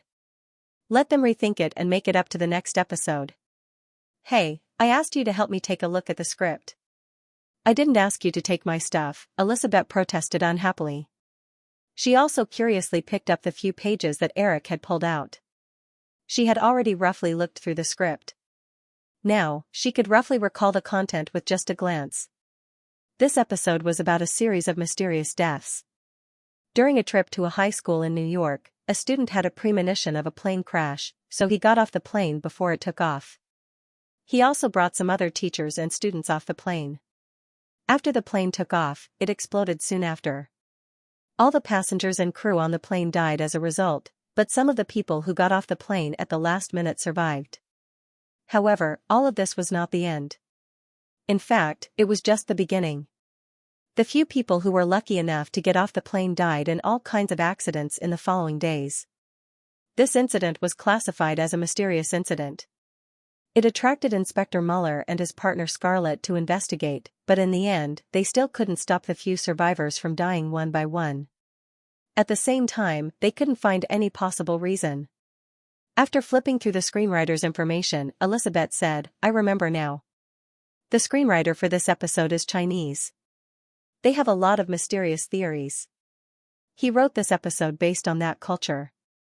I think it's about something like the Grim Reaper. There was no doubt that the story in front of him was Final Destination from his previous life. Eric just didn't expect to see this script here, and it was almost used in the X-Files. Smiling as he listened to Elizabeth's vague words, Eric explained, there is a kind of fatalism in the East. Their Grim Reaper rules that everyone has a certain lifespan. When the time is up, you must die, and no one can escape from the Grim Reaper. This episode's script uses this theory. Yes, that's it. Elizabeth nodded. Then, she remembered something and said, I forgot that you can speak Chinese. Then, do they have any other strange customs? Eric pretended to think for a moment and said, yes, their men can marry 7 wives. Nonsense. Elizabeth curled her lips and waved the script in her hand. She raised her chin and said, if you want it, give me something in exchange. Eric looked as if he had made a big decision. How about I let you have it tonight? Elizabeth reached out and lightly pinched Eric's waist. Eric grabbed her little hand and said, okay, let's stop fooling around. I have a script for you. Now, I can exchange it with you. This script is very suitable for New Line, and that script is more suitable for Fox.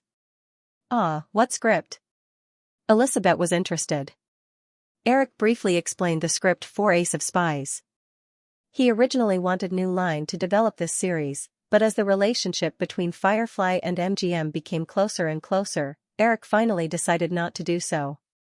In order to protect the brand's image, just like how Disney would never spoof their own Snow White and Cinderella, MGM would never spoof the 007 series. Although Firefly and MGM didn't have much contact on the surface, Eric had been leading the MGM Secret Agent movie universe project recently. Under such circumstances, it was very inappropriate for the New Line to make a spoof of the 007 series, Trump Card. After hearing Eric's explanation, Elizabeth roughly understood why Firefly did not want the script. She said in a sour tone, you are really protective of her. I will protect each and every one of you. Okay. Elizabeth was slightly touched. She then realized that Eric said you in the plural. She reached out and lightly hit Eric. Greedy guy. Eric patted Elizabeth's shoulder comfortingly and said, tomorrow, let the scriptwriter of this episode contact New Line. I will find some time to send the script for Ace of Spies to you. Oh right, one more thing. If possible, try to pick the female lead for Ace of Spies from Victoria's Secret's Angels. I will keep that in mind. But if their acting skills are not up to standard, I will not agree. The female lead for this episode is just a vase. She doesn't need any acting skills. She just needs to be pretty. Eric smiled and looked at his watch. He said, it's almost time.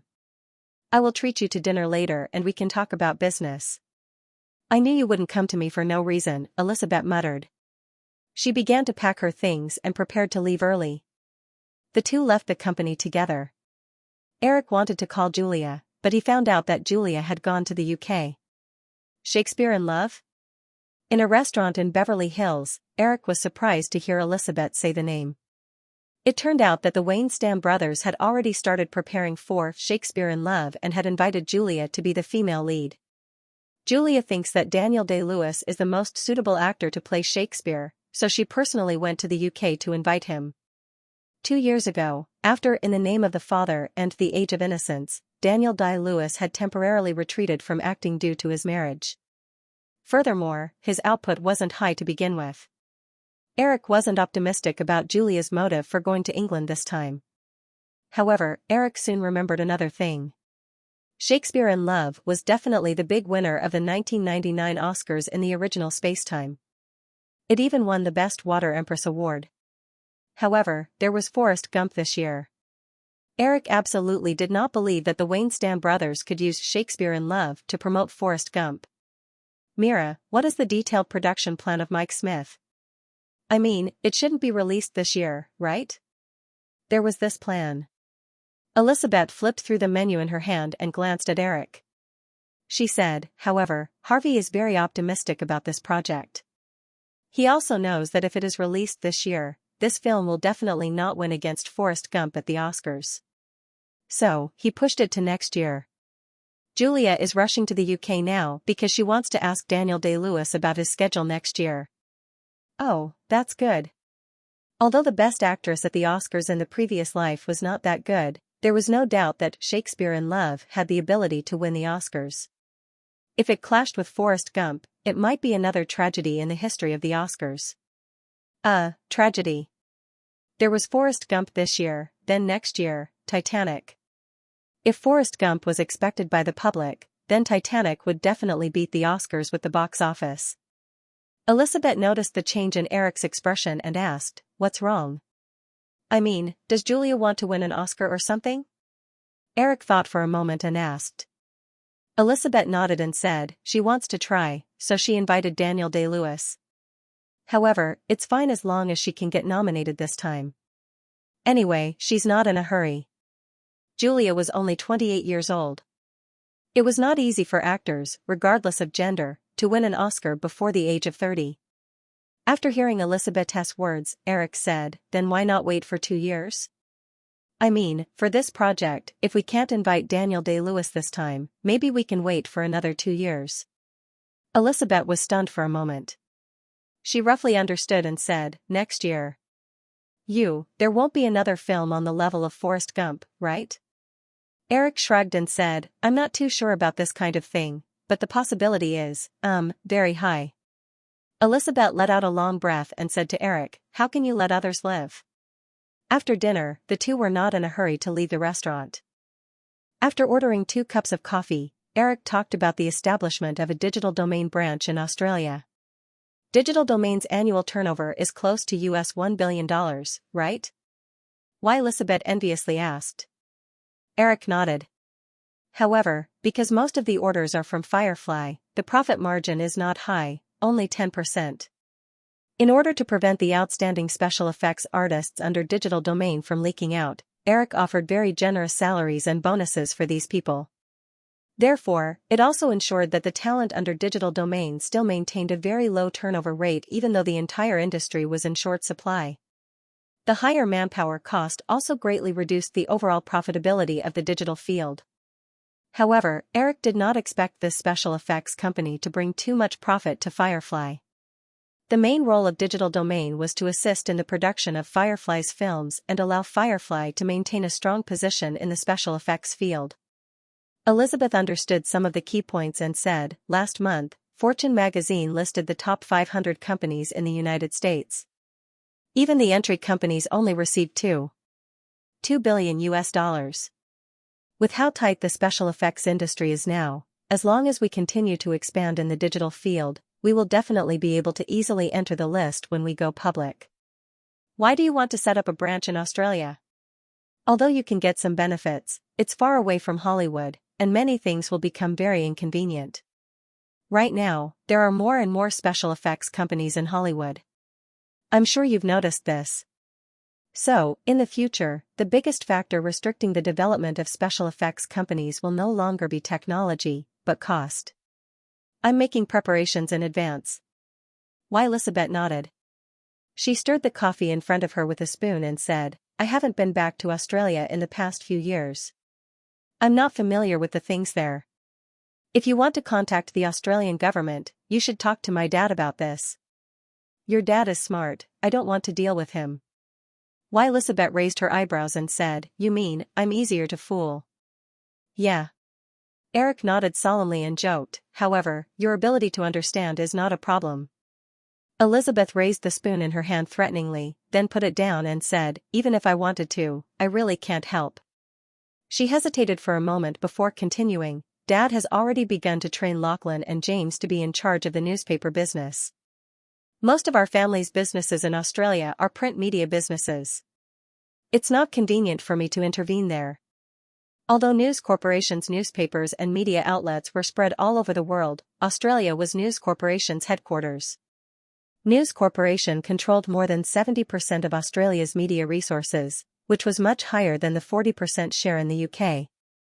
Although Eric was well aware of the future decline of the print media, Murdoch obviously didn't think so, and he had always regarded the print media business as the foundation of News Corporation. Eric could tell from Elizabeth's brief words that Murdoch was still inclined to let his son take over the business. Otherwise, he would not have let the two of them be in charge of the foundation business of News Corporation and only let his daughter be in charge of the film business. At this time, with a large number of newspapers around the world, more than 50% of News Corporation's profits came from the print media business. In addition, there were some TV stations in Australia, the Far East, and the UK. Although Fox had been developing very well in recent years, it was not the most important in the entire News Corporation. However, if this situation continued to develop, it would be interesting in the future. In his memory, News Corporation would undergo a split more than 10 years later. It would be resplit into the News Corporation, which focused on the print media business, and the Fox, which focused on the film and television business. At that time, because of the decline of the print media, the new News Corporation's market value was only about $2 billion, which was only 2% of Fox's market value of more than $80 billion. Then, as long as Elizabeth could firmly control Fox, it was equivalent to inheriting the entire News Corporation. By then, TSK, what are you thinking about? Why are you smiling so slyly? Elizabeth's voice sounded in his ear. No, nothing. Eric immediately shook his head and said, I think, since your old man arranged it this way, you can focus on the Fox business. Well, you don't have to worry about the digital domain branch. I'll find time to talk to him personally. Elizabeth narrowed her eyes and looked at Eric for a moment. She pouted and said, I feel like you're up to something. Liz, you have to believe that I've always been on your side. Is this you singular or plural? Eric did not hesitate and said, singular. Elizabeth smiled but still said, as if I'd believe you. Since he had made up his mind to let Elizabeth manage Fox, Eric did not talk about the digital domain branch anymore. He finished his coffee, looked at his watch, and said, It's still early. Let's go watch a movie. Oh. Elizabeth dragged her voice and said with slight dissatisfaction, How many times have you treated me to a movie? Is this the first time? Seems like I have to choose carefully. How about Independence Day? I'm not going to watch your movie. Let's watch Bragger. What a good girl. You're thinking about your family even when watching a movie. Eric handed his credit card to the waiter and complimented her. Elizabeth raised her chin and said proudly, Yeah, not like you. In the following days, Eric personally communicated with Murdoch. Murdoch was naturally very willing to help, but he still put forward a condition. He hoped that News Corp could invest in the Digital Domain Australia branch. Eric did not hesitate and agreed to give News Corp 30% of the branch's shares. With Murdoch's help, Stan Winston quickly brought the management team to Australia to negotiate with the local government. The Australian government was well aware of the benefits of having a giant special effects company in their country, and they were quite enthusiastic about it. With the help of the local tyrant, the Murdoch family, they quickly came up with a tax reduction plan that would last for 10 years. At the same time, in order to attract more films, the Australian government also gave a US $7.5 million cash subsidy for the upcoming filming of The Matrix in Australia. This was equivalent to 10% of the filming budget of The Matrix. Of course, Hollywood also reciprocated. After the announcement of The Matrix, all the special effects for Thor: Kings, The Lord of the Rings series would be handled by the Australian Digital Domain branch. At the same time, in August, there was another sensational news in the United States. On August 24, Microsoft officially launched Windows 95 at their headquarters in Seattle. With a better user experience and overwhelming publicity, Windows 95 sold 1.4 million copies in the first week. Windows 95 is different from Yahoo's free browser. Windows 95 has a price tag of $210.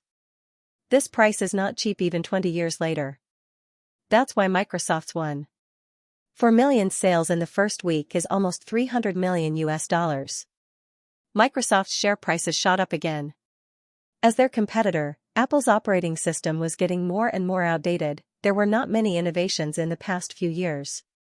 In addition, Apple's recent PC products had suffered from various problems, and their sales had plummeted. Therefore, after Windows 95 was released, it immediately showed signs of dominating the market. However, Apple was far behind. While Windows 95 was selling like hotcakes, the sales of Apple computers also ushered in a precipitous decline. Eric received an invitation to the Windows 95 conference, but he did not go to Seattle to join in the fun. After all, although Windows 95 was selling like hotcakes, he was not in a good mood. This was because in the following weeks of research, the most popular software for the Windows 95 operating system was the latest version of Yahoo's browser. After the browser, it was still not Microsoft's own software. It was Yahoo's YCR chat tool. After that, it was Microsoft's own Office software suite. Windows 95 had greatly reduced the difficulty of using computers for ordinary people.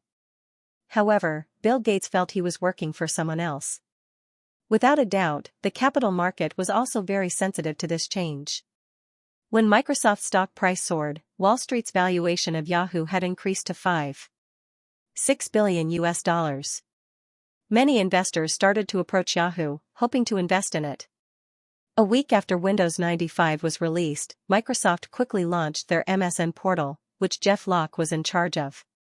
The layout was similar to Yahoo's portal format. This was considered an announcement of their entry into the internet industry. Although Jeff Locke was responsible for some of the research and development work at Yahoo, he had been responsible for the operation of the website after that. Furthermore, he was very tight on time. It was conceivable that MSN could only be considered a facade. Whether it was in terms of content or user experience, it was far from comparable to Yahoo's portal. Eric only browsed MSN's portal a few times and stopped worrying. With MSN's current status, it might not catch up with Microsoft even after a few years of development. Furthermore, Yahoo was also improving rapidly.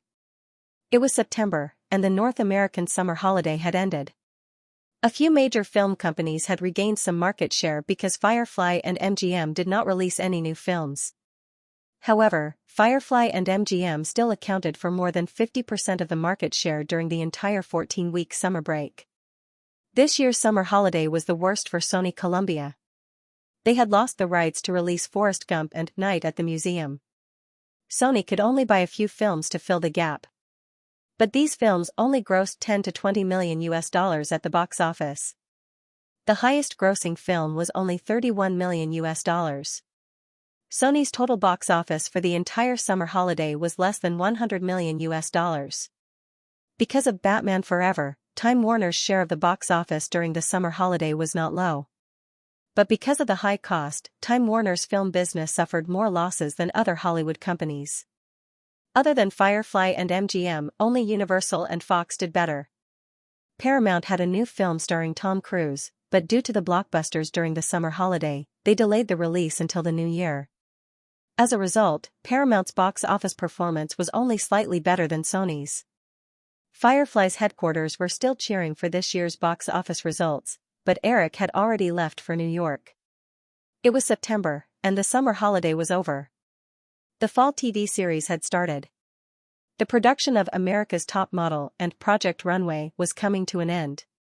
Cindy Crawford and Linda Evangelista had even put the project on hold and temporarily devoted themselves to preparing for the New Year's Victoria's Secret show. Eric came to New York not only to watch these two reality shows, but also to take a short break. It was September in East Hampton. Eric was sitting lazily on the lawn of the manor, flipping through the script in his hand. Joanna was sitting quietly beside him, peeling an apple. After a while, a peeled apple was handed to Eric. He took a bite but did not take it. Joanna smiled and asked, "What do you think of the script?" "There are still some areas that need to be improved, but overall, I'm very satisfied," Eric said as he turned another page. Joanna said, "You've been working so hard on the script recently. Are you interested in it?" Eric raised his eyebrows and nodded. "Yes, it's almost time for me to start my next movie. But the main reason is that I like the script." The script in Eric's hand was Casino Royale 007, which he and the scriptwriter team of MGM had been working on. The original Casino Royale was set after 2010. Although it was the first of Ian Fleming's original works, other than the casino plot, the rest had little to do with Ian Fleming. The story revolved around a huge sum of money, and there were still all kinds of hunts, fights, and explosions. However, in the original version, there was the first woman who made Bond fall for her. This woman, Vesper, became an indispensable factor in the success of this Bond sequel. Even the sequels more or less mentioned this Bond girl, who Bond fell in love with for the first time. Eric also liked this character very much. Therefore, although the script in his hand had made a lot of changes to fit in with the Secret Service movie universe, the character of Vesper was completely retained. Eric was now thinking about who to play Vesper. In his memory, Eva Green, who played Vesper, was only a 15-year-old girl. The shrewdness, stubbornness, gloominess, and mystery of this character were not easy to replace. Eric searched all over Hollywood but could not think of a suitable candidate for the role. Hearing that Eric was really planning to shoot a James Bond movie, Joanna said, "The James Bond series must be shot all over the world. Do you have that much time to travel?" "If I want to do it, I can always arrange it," Eric said. In recent years, with the development of the internet and digital communication technology, long-distance communication became more and more convenient. No matter where in the world, it was convenient to keep in touch with Los Angeles. Therefore, even if he was away for a long time, he could still keep in touch with the headquarters. What's more, Firefly Group was now completely on the right track. There were no big expansion plans in recent years. Eric's departure would not have a big impact on the group's operations. Thinking in his heart, Eric threw the script aside and lay down on the lawn lazily, enjoying the warmth of the afternoon. Anyway, the female lead and the shooting plan would have to wait at least until next year. There was no need to worry about it at all. The big production that MGM was currently shooting was The Break-In Girls 2, which would be released next summer. Then there was Mission Impossible 2 that had just been negotiated with Kevin Costner. It would also be shot early next year and released at the end of next year. In this way, James Bond, Casino Royale would probably start shooting in the middle of next year, at the same time as Amazing Night at the Museum 2, and would be released in the summer of 1997. Then, the specific preparations for this project would have to wait at least until the beginning of next year. As for the Lord of the Rings series, it would have to wait until 1997 to start production. After all, MGM had just stabilized and needed to accumulate for another 1 or 2 years before they could announce a one-time investment of $300 million to produce the Lord of the Rings trilogy. MGM was about to issue new shares. If they announced the start of the project soon after the financing, it would definitely cause anxiety in the capital market, causing MGM's stock price to fluctuate. What MGM needed the most now was a stable development environment. Although Eric was very clear about the potential of the Lord of the Rings series, others would not know this. They would only see the huge risk of a one-time investment of $300 million. Seeing that Eric was lying down, Joanna thoughtfully took a pillow from the side and put it under his head. She looked at her little man with gentle eyes.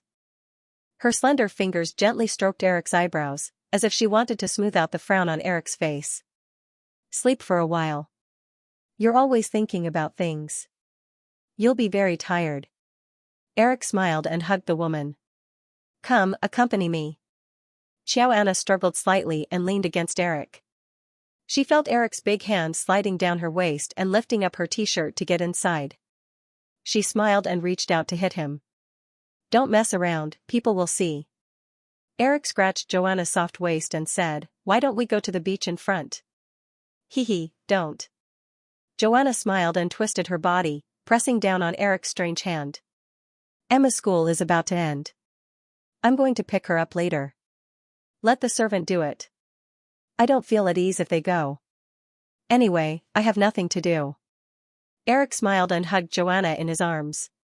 Smelling the faint fragrance of the woman's golden hair, he said, the three of them are really lucky to have you to take care of them. Joanna said, I like them too. Have they been naughty during this period of time? As their father, I can help you teach them a lesson. Hee, of course not. They've been very obedient. Really? Eric deliberately said in a doubtful tone. I heard about Xianxia. Vicky told me on the phone last time. Don't mention it. It's too embarrassing. I don't know how Xianxia got the password to HBO. That night, when I came out of the shower, Xianxia pointed at the man and woman on the TV and asked me, Mom, what are they doing naked and hugging each other? I didn't know how to answer. Ha ha ha. Eric couldn't help but laugh. After a while, he asked, what happened after that? It wasn't easy to coax her. Later, I found out that Eva was watching TV and Xianxia saw her enter the password. She remembered it after seeing it once. Joanna smiled and continued, Xianxia isn't naughty. She's just a little too curious and smart. Since that's the case, maybe we can hire a tutor for her after some time. Or you can teach her yourself. I've been teaching her Polish recently. She's learning very quickly, Joanna said. Eric nodded and said, that's not a bad idea. After chatting for a while, Joanna looked at her watch and stood up. It's almost time. I'll go pick up Emma. Okay. Eric nodded and kissed Joanna. Watching the woman leave, he closed his eyes and enjoyed the last touch of warmth in the evening sun. Joanna returned to the villa and told the maid a few things about dinner. She didn't see Hawaii or Kevin around, so she asked. Madam, Miss Eva is here. She didn't tell us to tell you and Mr. Williams. She's now watching a movie with Miss and young master in the screening room. Xianxia nodded and went to the private screening room of the villa. She opened the door and saw her sister and two little ones sitting on the luxurious leather chairs in the dim light. The movie on the screen was Men in Black. Seeing the door of the screening room open, Eva Pakula quickly lowered the volume and greeted, Hi, big sister. Joanna turned on the lights and looked at the two little ones sitting obediently beside Eva. Then she turned to her sister. Isn't it Fashion Week? Don't you have work? Eva hugged Kevin in her arms like a doll and said pitifully, Can you not talk to your sister in such a disdainful tone? I've been rushing to 3 shows in the past 2 days. I'm exhausted. Although Eva had some feelings for Eric in the past, it had been a long time and those feelings had faded. Joanna also knew that her carefree sister simply liked the rich life in East Hampton Manor. Joanna treated her sister, who was 14 years younger than her, like a mother. She doted on her sister and hoped that she could be independent. Seeing Eva's pitiful eyes, Joanna was a little helpless, but her heart softened. She leaned against the door and asked, How are you getting along with the boy Emily introduced to you? We broke up with that guy a long time ago. He actually has a drinking problem. Who knows if he'll hit people when he's drunk? I heard that all American men have this problem. You don't want your sister to be beaten up in the future, do you? Okay, I can't be bothered with you. Joanna sighed and glanced at the screen. Don't bring Xianxia and Kevin to movies in the future. I'm going to pick up Emma. Since you're here, don't forget to say hello to Eric. I know. Eva saw that her sister had finally let her off. She quickly nodded and pointed at Hawaii. Xianxia, say goodbye to Mommy. Goodbye, Mommy. Hawaii stared at the screen without turning her head. Joanna left with a helpless look. Eva saw the door close and cheered. She changed into a comfortable position and leaned lazily on the leather chair. A moment later, a small voice sounded beside her. Auntie Eva, why are the cockroaches in the movie so big? Because they're alien cockroaches. What's an alien cockroach? They're cockroaches from another planet. Where are they? Oh, you're so annoying. You have so many questions. I might as well buy you an encyclopedia. What's an encyclopedia? It's a book that can answer all the questions you want to know. Hawaii's eyes suddenly lit up. Auntie Eva, then, can you buy me an encyclopedia? An encyclopedia isn't just one, it's a whole set. It's so expensive. Ask your father to buy it for you. He has money. Hawaii blinked her beautiful big eyes and remembered this in her heart. She asked again, then, Auntie Eva, is Daddy also from another planet? Huh? Eva Pakula was stunned. Then, she remembered the scene where Eric made a cameo appearance in the movie. She laughed and pinched Hawaii's cheek. She said mysteriously, yes, your father is an alien. You're also a little alien, haha.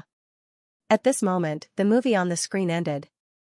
Eva got up, turned on the lights, and turned off the equipment. She carried the clumsy little Kevin and held Hawaii's hand as she walked out. The three of them went to the lawn in the backyard.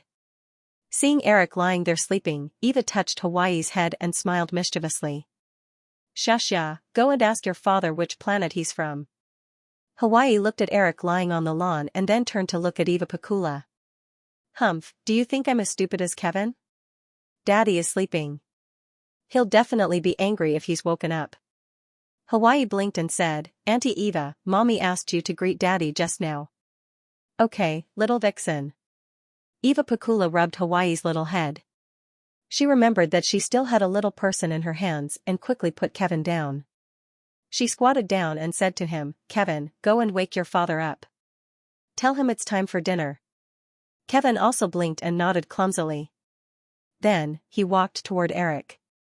The two girls with the potential to be two-faced stood still and watched Kevin walk to Eric's side. They were anticipating a good show. However, Kevin walked to Eric's side and sat down on the ground as if he had completely forgotten Eva's instructions. He picked up the script that Eric had thrown to the side and started flipping through it. He had no intention of disturbing his father's sleep at all. Eva's eyes widened. She was shocked. Could it be that this was the true black-bellied person? Eric felt something strange beside him in his sleep. He opened his eyes and saw Eva sitting beside him. She was looking at her precious son, who was flipping through the script, as if she was looking at a child prodigy. Kevin obviously couldn't understand it. A few pages had already been torn out. Eric sat up, hugged his son, and kissed him. Then, he hugged Hawaii and asked, You, what's going on? Did you look at the wrong person? Eva shook her head. Her eyes were still lingering on Kevin for a moment. Then, she said, TSK, Kevin will definitely not be simple when he grows up. He's more suitable to be the President of the United States. Oh, what nonsense are you talking about? Eric shook his head and said, What about you? Isn't it Fashion Week recently? Yeah, isn't it Fashion Week recently? Why didn't I go to work? Eva pouted and directly continued Eric's words. She said unhappily, Please, don't be like my sister. I was just interrogated once. Eric didn't know the situation. He shrugged innocently and said, Okay. With that, Eric got up and walked toward the villa with the two babies in his arms. He said to Eva behind him, Ask the servants to tidy up this place. I understand, master. Eva dragged her voice. Eric carried Kevin and Hawaii into the living room and sat down on the sofa. The little girl obediently leaned against her father. Her big eyes looked up and down at Eric. After a while, she asked, Dad, where is Pandora? Are you really from that planet? Eric was stunned. Then, he remembered. He pinched his daughter's face and said with a smile, Baby, why are you suddenly asking this? Hawaii raised her face and looked at Eric's head. She said, I just saw you in a movie. Aunt Eva showed me. Okay, Dad is not from Pandora. It was just a movie, Eric replied. Then, Dad, can you buy me a set of encyclopedias? What do you want this for? Aunt Eva said that all the questions can be found in the encyclopedia. Eric touched his chin and looked up and down at the little girl in front of him. He smiled and said, "Baby, do you know how old you are now?" 2 years and 5 months. Hawaii's mind was very clear. Yes. Eric smiled and said, 2 years and 5 months. So, you should do what a 2-year-old child should do. Like Kevin, play with toys, eat, and sleep. Hawaii looked at her brother and shook her head. But these things are so boring. But this is the life a child of your age should live. When you grow up, even if you want to go back to the present, it will be impossible. Hawaii didn't understand why she wanted to go back to the present in the future, but she nodded obediently. Then, she stared at her father with sparkling eyes. She had a cute expression she learned from Emma. "Dad, can you buy me a set of encyclopedias?" Eric slapped his forehead. All right, it seemed like he had wasted his breath. However, after hearing his daughter repeatedly talk about encyclopedias, Eric suddenly remembered that Yahoo didn't have an encyclopedia section yet. This service would definitely be a big traffic user. Maybe he could send an email to the Yahoo team tonight to mention it. After thinking for a while, he saw that his precious daughter was still looking at him with hope. Eric could only say, "Okay, I will get someone to send a set over tomorrow." "Thank you, Dad," Hawaii said. She leaned over and kissed Eric on the cheek. Then, she stared at Eric's expression for a few seconds to make sure that her father wasn't patronizing her. Then, she jumped off the sofa and ran off.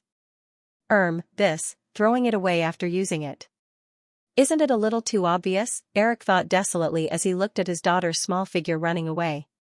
While Eric was enjoying his vacation in East Hampton, many people were not as relaxed as him. September 17th, the last day of New York Fashion Week.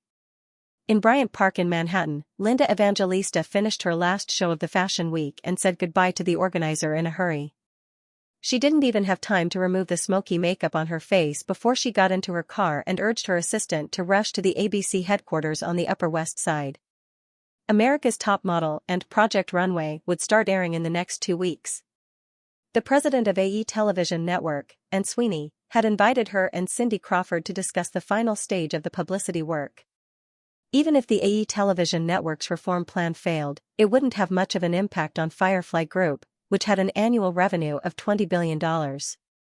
However, for Annie Sweeney and the employees of AE Television Network, as well as the production teams of the 2 reality shows led by Cindy and Linda, the success of America's Top Model and Project Runway, as well as the prosperity of AE Television Network, were directly related to their future careers.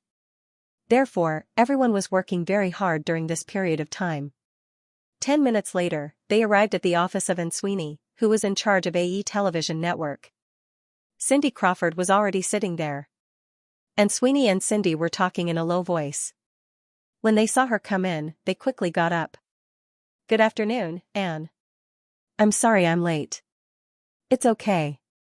You're not late," Anne Sweeney said as she hugged Linda.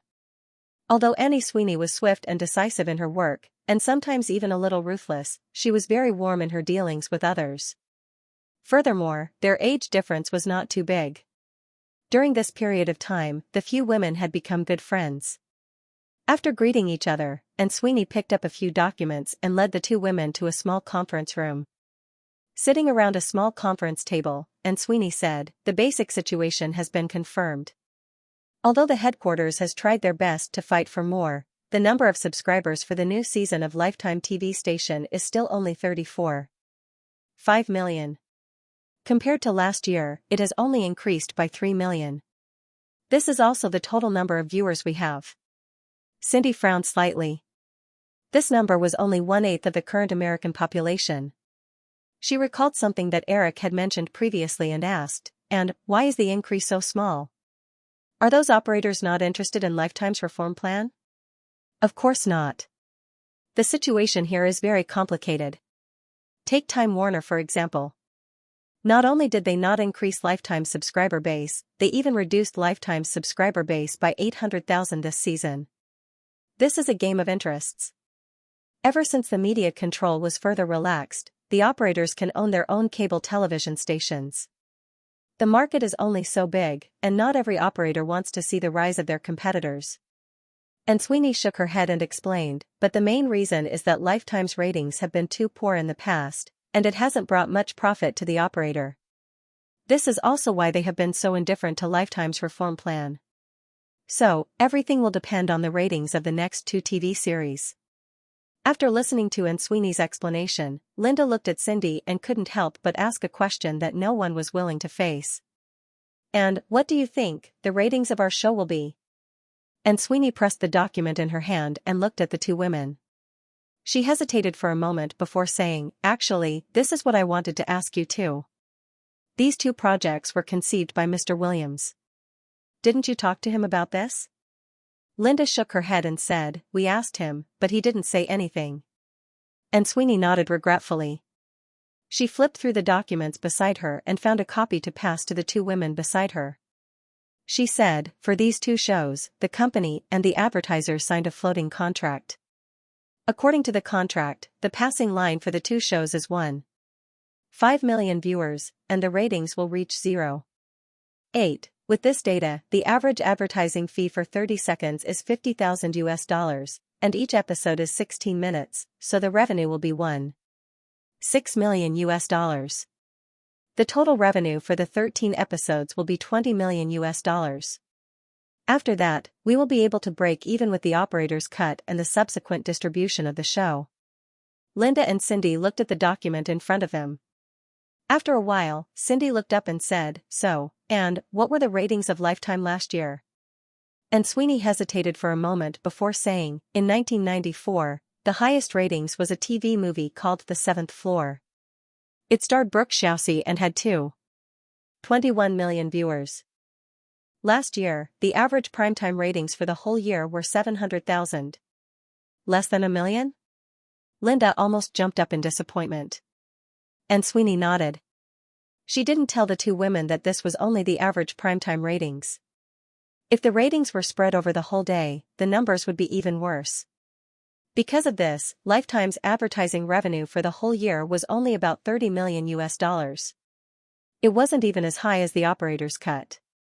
It could be imagined that it would not be an easy task to increase the viewership to 1.5 million, more than doubling it in one go, under the condition that the subscriber base did not change. Noticing the disappointment on the 2 women's faces, and Sweeney said encouragingly, I don't think we need to worry too much. During the ABC period, the company didn't pay much attention to Lifetime. Without outstanding shows, the ratings wouldn't go up. It's different now. Just the production cost of the 2 shows in your hands is more than the total investment of Lifetime's shows in the past 5 years. Moreover, we have the full support of the company's headquarters and Hearst. I'm very confident in the ratings. Linda was more open-minded. Hearing Sweeney's words of comfort, she quickly nodded and said, anyway, this show was created by him. If it fails, I'll go back to being a model. It's not like I'll starve to death. Hearing Linda's discouraging words, Cindy really wanted to reach out and pinch her. She was speechless. She turned to Sweeney and said, and, didn't you call us over to talk about the promotion? And Sweeney chose to ignore Linda's words. She smiled and said, it's like this. I've talked to ABC. Cindy, get ready. Tomorrow's recording of Late Show with David. Linda, your schedule will be next Wednesday. In order to stagger the timing of the 2 reality shows, America's Top Model was scheduled to air next Tuesday, September 19th. Project Runway was scheduled to air a week later, on September 28th, on a Thursday. After properly handling ABC's late-night news program Nightline, ABC poached David Letterman from CBS and successfully took over this ace talk show. During this period, Firefly and Hearst had used their own channels to promote America's Top Model and Project Runway as much as possible. There was also a lot of relevant news on Yahoo. However, because the 2 shows had not proven their ratings potential, it was impossible to invest unlimited amounts of money into them. Therefore, this kind of support was ultimately limited. Therefore, taking advantage of the time before the show's broadcast to promote it on ace talk shows could be said to be the most effective method. Of course, it was also the last method. The 2 women had experience participating in talk shows. Especially last year, because of the explosive popularity of the Victoria's Secret show, they had received many invitations, so they were not unfamiliar with this aspect. After a brief discussion of some details, and Sweeney brought the two women to ABC's production department to negotiate with David Letterman's team. Amidst the intense busyness, 2 days passed by in a flash. On September 19, the results of the past few months of hard work would be verified today. For countless ordinary people, Tuesday was still an ordinary day. Most of the students' summer vacation was coming to an end and they were enjoying their last days off. Young people who had entered society had finished another day of work. Because it was a work day, very few people went out to have fun. After dinner, they were either alone, hugging their loved ones, or holding their children, as usual, sitting in front of the TV. They did not know that at ABC's headquarters in Manhattan, many people were anxiously waiting for the ratings results of the new day. They just happened to recall that recently, they had inadvertently seen the promotion of America's Top Model in newspapers, magazines, and TV programs. Therefore, they picked up the remote control and remembered that their cable package happened to have Lifetime. They took the opportunity to switch to it, wanting to find out what was going on. As for those who did not have access to Lifetime, even if they were more into fashion, although they felt a little regretful, they did not mind too much. People who were indifferent to fashion did not feel anything. After all, they did not lack TV programs to pass the time. For any TV program, you had to be able to target the audience's tastes and capture their emotions to be successful. In order to achieve this goal, Eric had put in a lot of effort.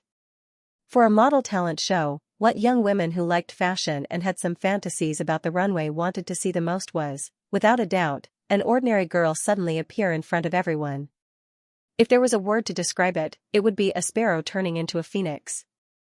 The theme Eric had meticulously planned for the first episode of America's Top Model was a sparrow turning into a phoenix. At 8 o'clock, after the last commercial, Lifetime's TV screen flashed and lit up again. The opening title of America's Top Model appeared. A series of magnificent artistic photos flashed by quickly. At the same time, Cindy Crawford's voice was heard. "Cindy, there are always people who ask me how to become a supermodel. Every time, I patiently guide them. You should do this, you should do that. Until one day, I suddenly felt that perhaps I could use the television to tell all the girls who dream of becoming a supermodel all at once. Then, today, welcome to America's Top Model. After a selection process, we have selected 13 girls from all over the United States. Some of them are from small towns in the West, some from the City of Angels, some from the South, and some from the North. From today onwards, I will use the next 2 months to select the next rising star of the modeling industry through various standard training. The final winner will receive a modeling contract with Elite Modeling Agency, a $100,000 endorsement contract with CoverGirl, and more opportunities in the future. Then, let's start now." As Cindy, who was dressed in professional fashion, appeared on the screen, the additions of girls from all over the United States appeared on the screen. Time flew by in an apartment in Midtown Manhattan. The two girls, Alice and Charlotte, who had met Eric by chance, had separated. Alice had moved in with her boyfriend. Her boyfriend was a Morgan Stanley financial analyst named Scott. He was forced to watch a fashion show that he wasn't very interested in, so he was full of complaints. The image of Cindy hugging his girlfriend was quite pleasing to the eye. However, when the ordinary girls appeared on the screen, Scott couldn't help but laugh. "Haha, Alice, do you think these ugly ducklings can become supermodels? What a joke. If they can become supermodels, then you can become an international supermodel." Alice looked at the ordinary girls on TV and was also a little disappointed. She liked Cindy Crawford. At the same time, she had heard that this show had something to do with Eric, so she paid special attention to it today. Therefore, when Cindy announced that she was going to turn these ordinary girls into supermodels, she was also disappointed. Most of the girls on TV had great figures and good-looking faces, but no matter how you looked at them, they definitely didn't have the glamour of a supermodel like Cindy. Seeing her boyfriend pick up the remote control to change the channel, Alice thought for a while and stopped him. "Scott, wait a little longer." Scott was quite considerate. Seeing that his girlfriend insisted, he went along with her wishes. However, he didn't forget to add, "Okay, I'll just treat it as a joke." In front of the thousands of TV households that had chosen America's Top Model, most of them had the same thoughts as Alice and Scott. Some of them had even changed the channel in disappointment. The show continued on TV. The lucky girls began to gather in the fashion capital of New York. Their different personalities, backgrounds, and experiences were displayed cleverly through the camera lens. Gradually, the audience forgot about these ordinary ugly ducklings. Perhaps they found their own shadows, or perhaps they were controlled by curiosity and voyeurism. Slowly, many people forgot their initial disappointment and began to immerse themselves in the show with great interest. Through the contestants' real-time filming and interviews, the audience had a general understanding of the girls halfway through the first episode. Cindy Crawford appeared with 2 other guest hosts and started the contestants' first competition. She announced that after the competition, one of the 13 girls would be eliminated. The audience in front of the TV was also stunned. It was only the first episode, and the elimination mechanism was already in such a hurry. Wasn't it a little too cruel? Unknowingly, many people's attention was firmly captured by the show. The scene changed. When the camera showed the arsenal on Lexington Avenue, the contestants cheered in surprise, and the audience couldn't help but widen their eyes. The Victoria's Secret fashion show was at the height of its popularity. The Arsenal on Lexington Avenue in Manhattan was also the venue for the first Victoria's Secret fashion show. It had become a fashion mecca in people's hearts. Many young people who had seen the Victoria's Secret fashion show would go to the Arsenal to pay their respects when they came to New York. "Hello, girls. You must know where this is." Cindy Crawford appeared in front of the audience again and greeted them warmly.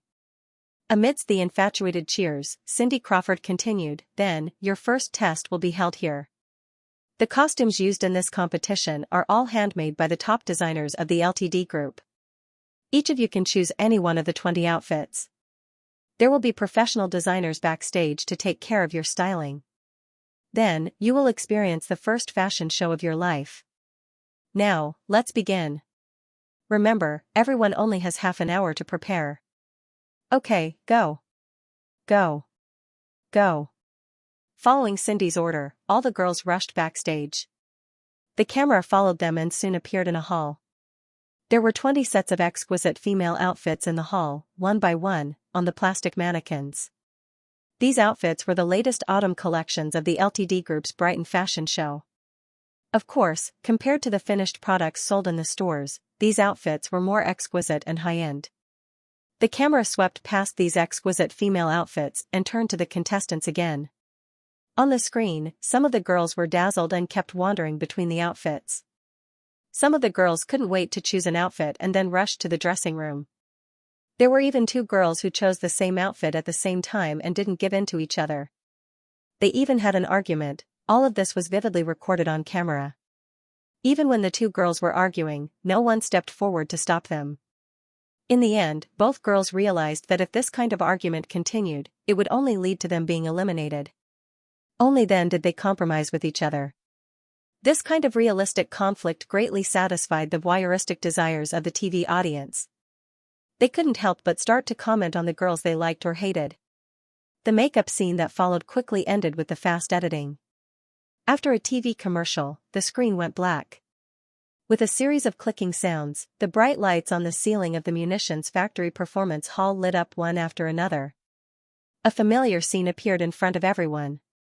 Although there was a big difference in the layout of the scene, many people still remembered clearly that just last year, on that very same runway, 40 carefully selected Victoria's Secret angels put on a magnificent show that attracted the attention of everyone. However, when they thought of the 13 very mediocre girls, many people couldn't help but wonder if those girls had the ability to walk on the runway. Their curiosity was piqued and the audience's eyes were locked tightly on the screen. On the screen, Cindy Crawford turned around the arch of the backstage exit and walked slowly to the runway with a nostalgic smile on her face. Wow, how nostalgic. However, today the stage belongs to our girls. Well, let's not talk nonsense. Let's start now. After that, Cindy and the other judges sat in the guest seats. The photographer in charge of taking photos set up a professional camera at the end of the runway. The music started and the lights began to flash. At the exit of the runway, when the first girl appeared on camera, almost everyone in the audience was stunned. It was a complete 180-degree change. Some people didn't even remember which girl in the camera was the previous one. The gorgeous handmade clothes, the style created by the top designers, and the lighting and music in the scene created a beautiful dreamy scene. In fact, professional fashion people knew very well that even some supermodels looked no different from ordinary people in daily life. They wouldn't amaze people at first glance.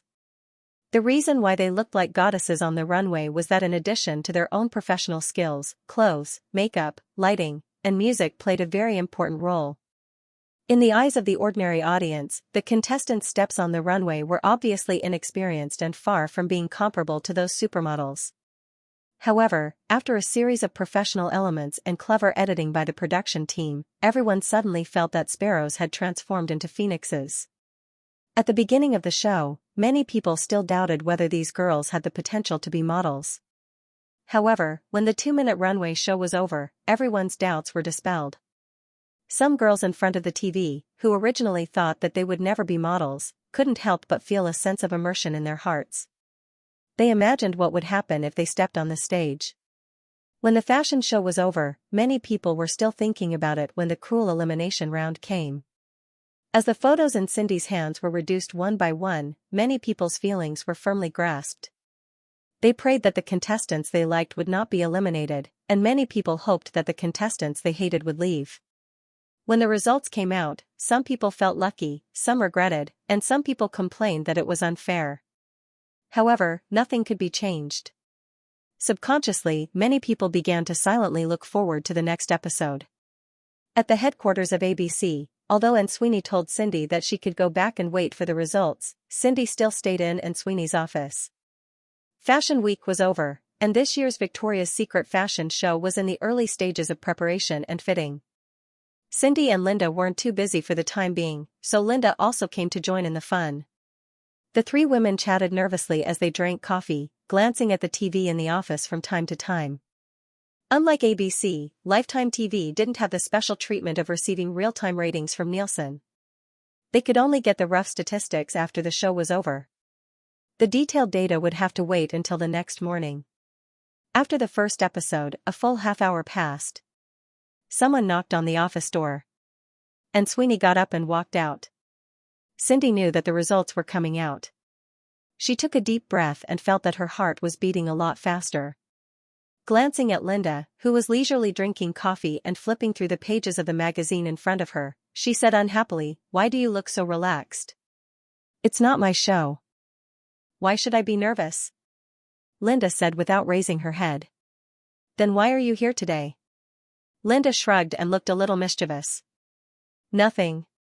I just wanted to see how restless you are." Cindy's heart was instantly filled with anger. She raised her hand and said, "Do you believe that I will strangle you to death? Don't scare me. I'm timid." Linda shrunk her neck timidly. However, her pretense was too obvious. Cindy reached over and pinched her waist hard. Linda quickly dodged and cried out in pain. "Ah, you evil woman. You really pinched me." "Humph, do you think that I've been joking with you?" Linda pulled open her leather jacket and lifted her purple sweater to look at her waist. Cindy didn't use too much force. The place where she was pinched was only a little red, but there were no bruises. Linda gently rubbed it and muttered, "I will definitely complain to Eric. Just you wait. I'll say that you have child abuse tendencies." "Huh, don't think that you can pretend to be Loretta just because you have a baby voice."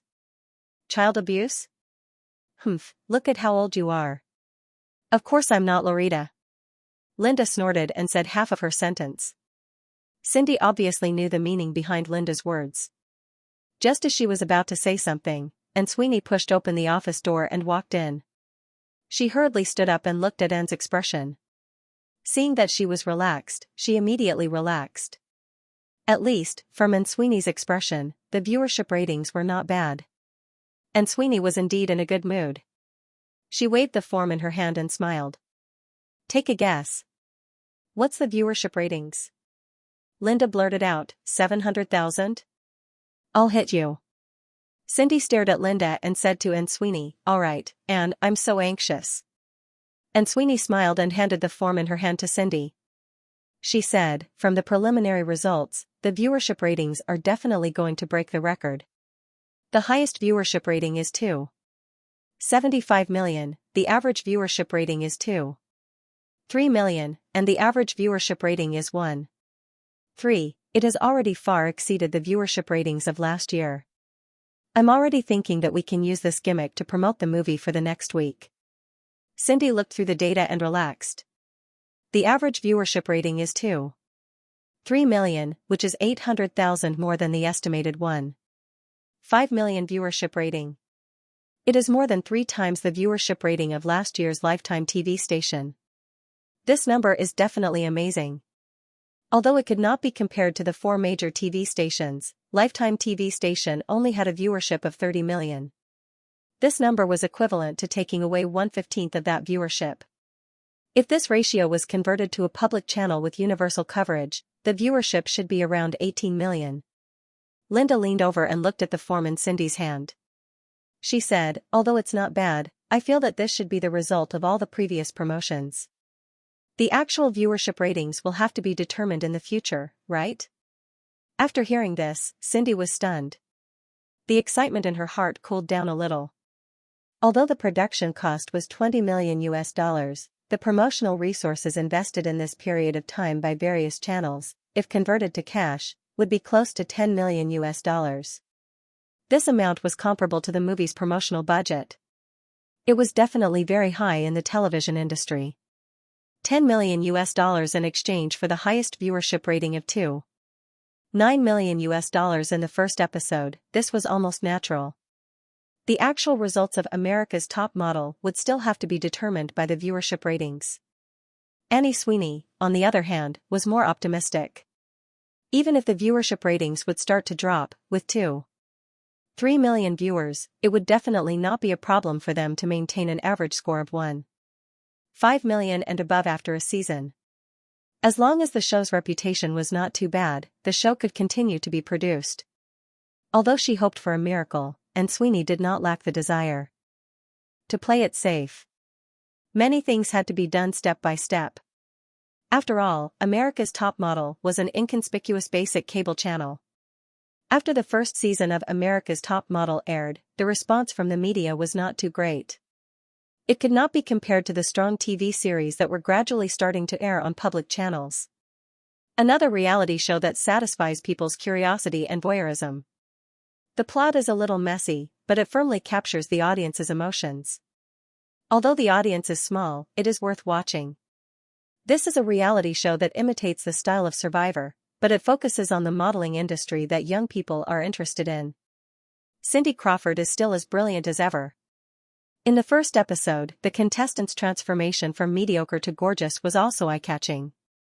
I really like the segment where mediocre girls turn from sparrows into phoenixes, but I'm rather disgusted by the baffling elimination mechanism. I really can't see why that contestant named Lena would be eliminated. Perhaps it's just to attract the attention of the audience. In the midst of these mediocre discussions, Firefly and the Hearst group began to focus on the gimmick of America's Top Model breaking Lifetime's viewership record. After all, the audience did not know much about Lifetime's internal affairs. People often subconsciously thought that a show that broke the viewership record must be very good. However, although the direction of the media was not very popular, this program quickly became a hot topic among the young girls. Whether it was high school girls or college girls who were full of fantasy, or young women who had already entered the workforce or started a family, after America's Top Model aired, they unknowingly had an additional topic of conversation with their girlfriends. Did you watch America's Top Model yesterday? That Courtney is really AB*TCH. I really hope Cindy eliminates her. And has long legs and the best body.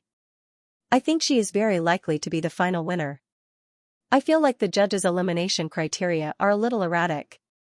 I think the contestants are eliminated based on their personal preferences. It's a little unfair. No. I think they're eliminating the contestants based on whether they can bring viewership to the show. Wow, if that's the case, and will definitely be eliminated next time. She looks very quiet. Who knows? If and is eliminated, I'll never watch it again. The clothes sponsored by LTD are so beautiful. I saw them in L. They're going to release some new clothes in the fall. I can buy one when the time comes.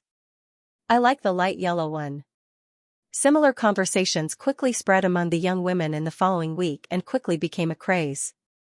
In the early days, the popularity of a TV show could only be seen through the viewership curve over a long period of time. If the TV station wanted to know the audience's opinion, they could only do so through newspaper surveys and random phone interviews. This method of obtaining information was very inefficient and not very accurate. However, with the rise of the internet in recent years, this situation quickly changed. After the broadcast of America's Top Model, although it wasn't very popular in traditional media, its popularity among the general audience was directly displayed on the internet. In just a week, the America's Top Model section of Yahoo forum gained nearly 180,000 new members. On Yahoo's search engine, America's Top Model quickly became a hot topic. The number of fans on Cindy Crawford's personal page skyrocketed. Before the show was broadcast, her personal page only had a little more than 10,000 fans. However, within a week of the show's broadcast, this number had skyrocketed to 120,000 and was still rapidly increasing. This was because the personal page service had just been launched. Although the overall number of users was large, the related social networks were still in the cultivation stage. Most of the popular people's personal pages only had around 100,000 fans. It was far from the scale of millions and millions of fans. Therefore, with the popularity of America's Top Model, Cindy Crawford's fan base was far ahead of everyone else in the industry. It even attracted the attention of traditional media outlets. Unknowingly, the topic spread like wildfire and a week passed quickly. Because of the previous week's audience feedback, everyone was full of confidence in the viewership of the second episode. However, when the viewership statistics for the second season of America's Top Model were released, people were pleasantly surprised. The highest viewership was 3.5 million and the average viewership was 2.8 million. The viewership reached 1.6, breaking all of Lifetime's viewership records once again. Although the viewership numbers were far from comparable to public relations television stations, in terms of viewership data for the core audience between 18 and 49 years old, which was the most important demographic for advertisers. Because the audience of America's Top Model was mainly young women, the 1.6 viewership rating was comparable to that of a public television series. The production and promotion of America's Top Model and Project Runway had always been closely linked. Stimulated by the popularity of America's Top Model, the first episode of Project Runway also achieved an average of 2.6 million viewers on Thursday. The highest number of viewers easily exceeded 3.1 million. Although Project Runway was a fashion production show, under the supervision of Eric and the Survivor team, this reality show wasn't as professional and rigid as the audience had imagined. The audience, who originally had doubts about a more professional reality show like Project Runway, quickly accepted it.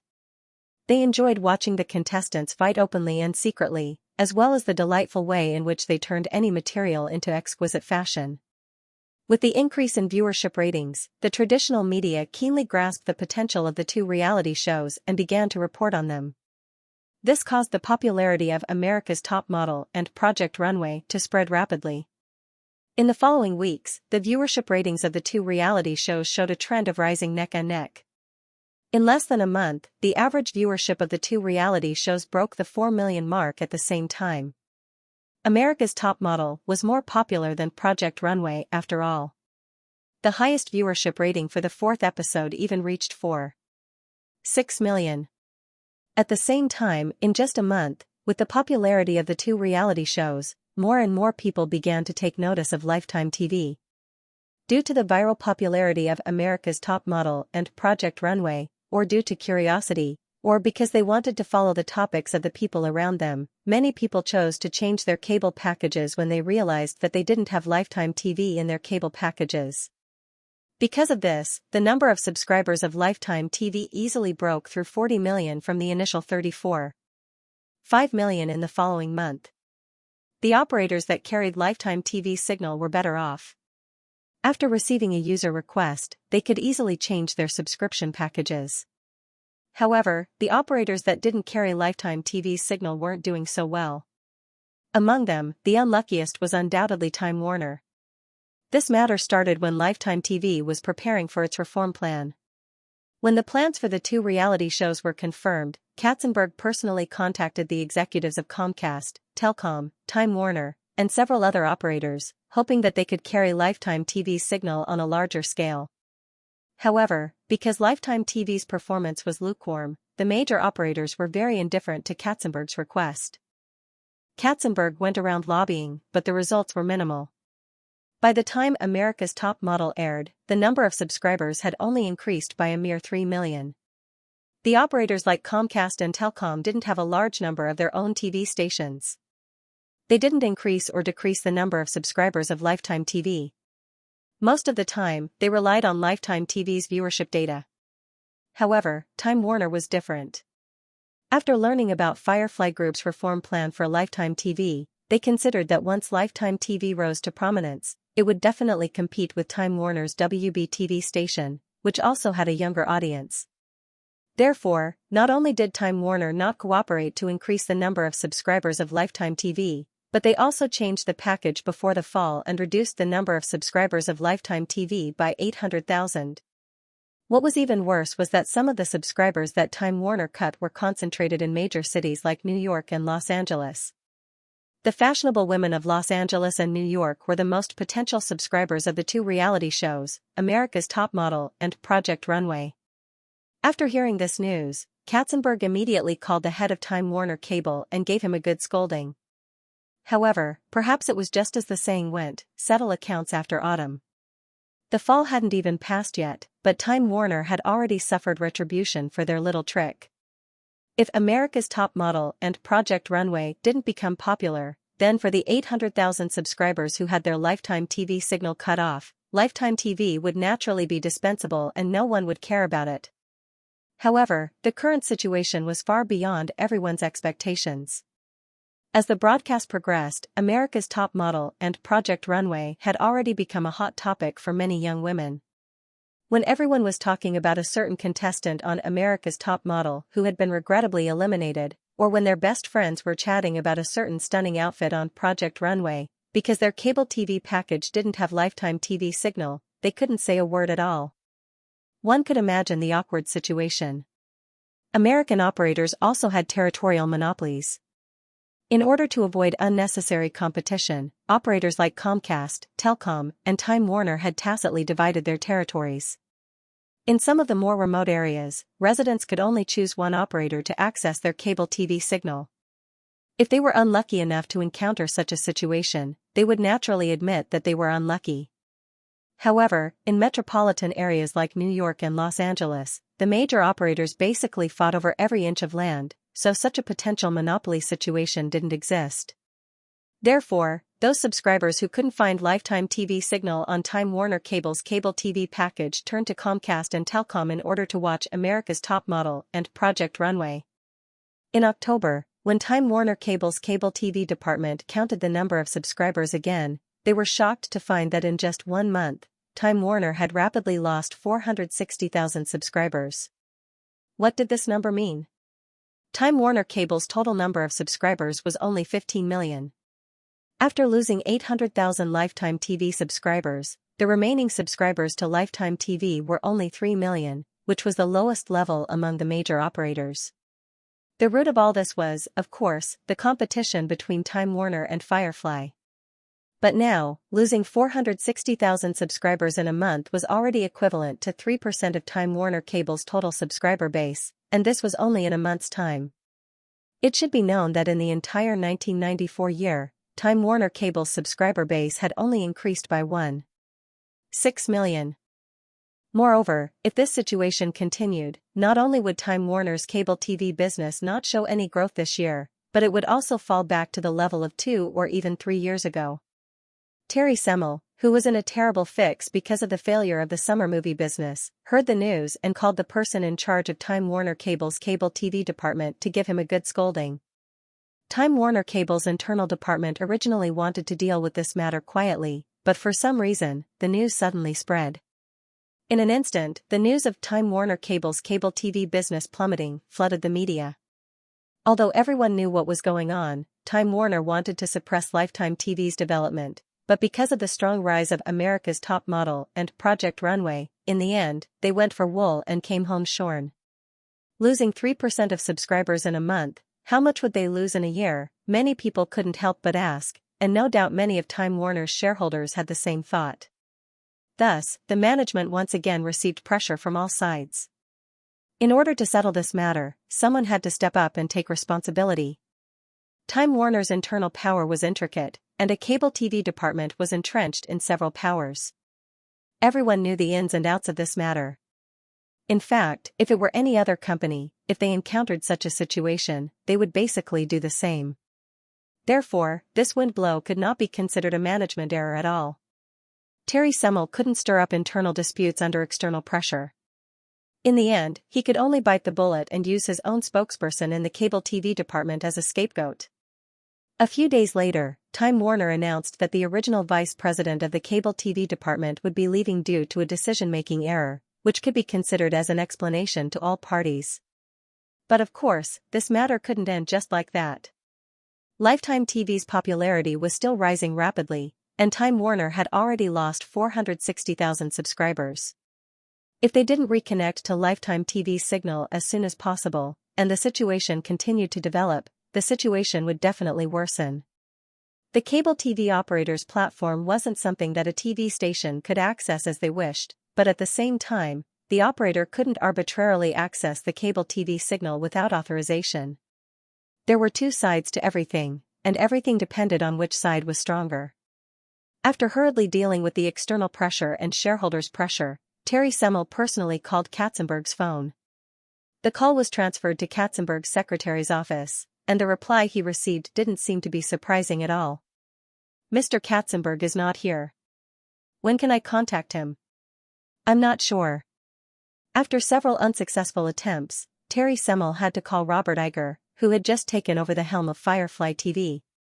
Robert Iger's attitude was very enthusiastic, but he only said that because AETV Network was a joint venture with Hearst Group and was an independently operated cable TV department, it was not appropriate for him to intervene in Lifetime TV's internal affairs. He condescended again and directly called AETV Network's president, and Sweeney. And Sweeney was even more direct. "I'm sorry, Mr. Semel, I don't have the decision-making power on this matter." In the office of Time Warner headquarters in Manhattan, Terry Semel was rejected 3 times in a row. He almost threw the phone in his hand. He looked at the gray sky outside the office window and took a few deep breaths before Terry Semel calmed down. Terry Semel certainly understood that this was Firefly's counterattack to Time Warner's original decision. They wanted to deliberately delay Time Warner for a few months. However, Time Warner definitely couldn't afford to wait in the current situation.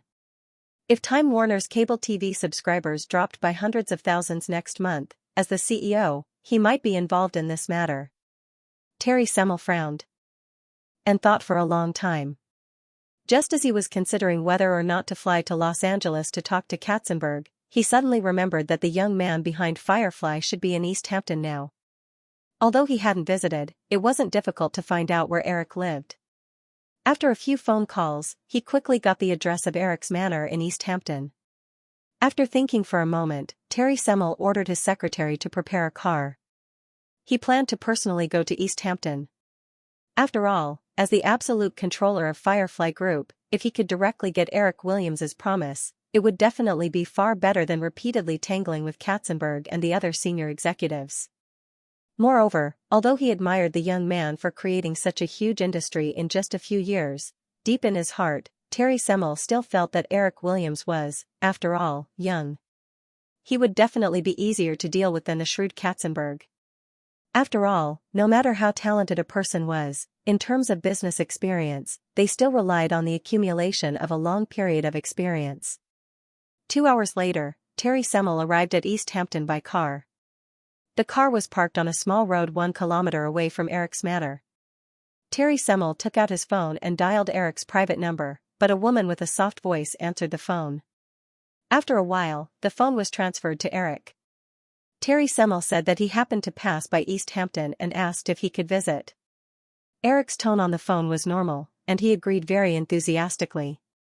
After hanging up the phone, the driver in the front seat looked at Terry Semel. "Mr. Semel, do you want to go now?" No, wait for 10 minutes, Terry Semmel said as he put away his phone.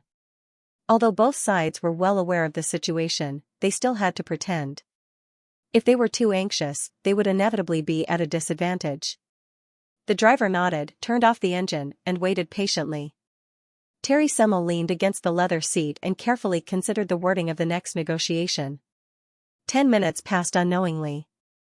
Through the rearview mirror, the driver saw that his boss was frowning and thinking. After thinking for a while, he decided not to remind him. After a while, Terry Semmel came back to his senses. Just as he was about to instruct the driver to drive, a police car came straight from behind and stopped not far away. After two policemen got out of the car, they looked at the black Mercedes-Benz license plate and went forward to knock on the driver's window. The driver lowered the glass window in confusion. Just as he was about to speak, the policeman outside the window said in surprise, "Tony, it's you." "Hey, Loki," the driver saw the police outside the window and greeted him excitedly. He turned his head and said to Terry Semmel, "I'm sorry, Mr. Semmel. Can you wait a moment? Loki is my former comrade." Terry Semmel waved his hand, indicating that it was fine. The driver quickly pushed the door open and got out of the car. Considering that his boss was waiting for him, the driver named Tony did not exchange too much pleasantries. After a few simple words, he returned to the driver's seat and started the car to drive to Eric's manor. What happened just now? Terry Semmel didn't forget to ask. He also realized that the two police officers wouldn't appear here for no reason. Tony pointed at the unconcealed camera on the lamppost outside the window. "They saw us from there. Loki said that Eric Williams donates a lot of money to the East Hampton Police Department every year." Terry Semmel glanced at the camera on the street lamp outside the car window and thought that Eric Williams was really concerned about the safety of his two illegitimate children. The inefficiency of the American police was evident from the fact that they only solved about 20% of cases per year. His car had only been parked 1 kilometer away from Eric Williams's manor for more than 10 minutes, but it had already attracted the police's interrogation. This was not something that could be achieved by throwing money at them. When the car arrived outside Eric's manor, Terry saw a tall woman in a light gray sweater and white jeans waiting at the door. He asked the driver to leave and got out of the car alone to greet her. "Hello, Mr. Semmel," Joanna smiled and shook hands with Terry Semmel. She explained, "I'm sorry, Eric is talking to someone. You may have to wait for a while." "Hello, Ms. Pakula," Terry Semmel smiled and shook hands with Joanna. He recognized that it was the female voice that had answered the phone not long ago. He said, "I came to visit on the spur of the moment. Maybe it's a little abrupt." Joanna shook her head and said, "Of course not. Please come with me." Terry Semmel followed Joanna into the manor. He gently looked at the woman who had become famous a few years ago because of tornado and then suddenly retreated. His thoughts turned to the two policemen who had just appeared. Thinking of the two little guys who had rarely seen any news about them in the media in the past 2 years, Terry Semmel felt that perhaps Eric Williams's attitude towards these two children was definitely not like those rich people who avoided illegitimate children. These two little guys might even become the heirs of the Williams family in the future. Thinking of this, Terry Semmel suddenly felt a little regretful. It was a pity that Joanna Pakula's child was a girl. If only it was a boy. Joanna Pakula was Jewish.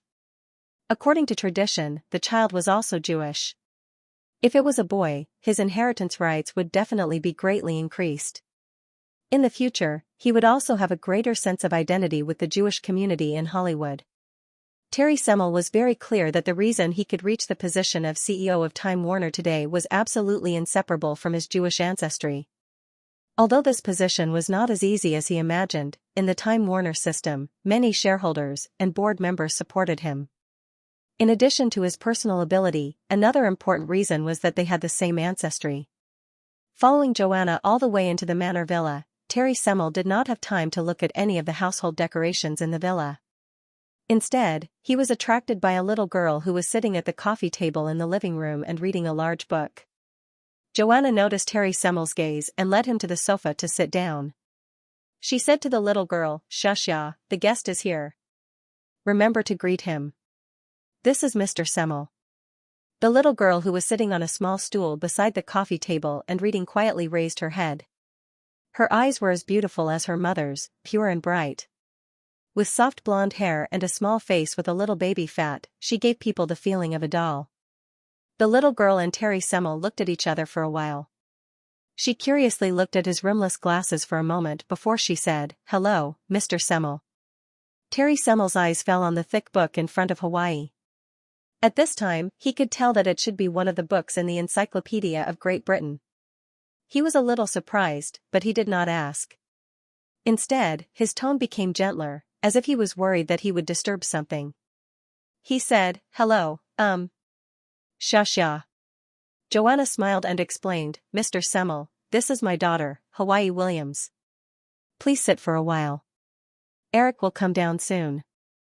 I'll make some coffee." Terry Semmel thanked Joanna and watched her walk away.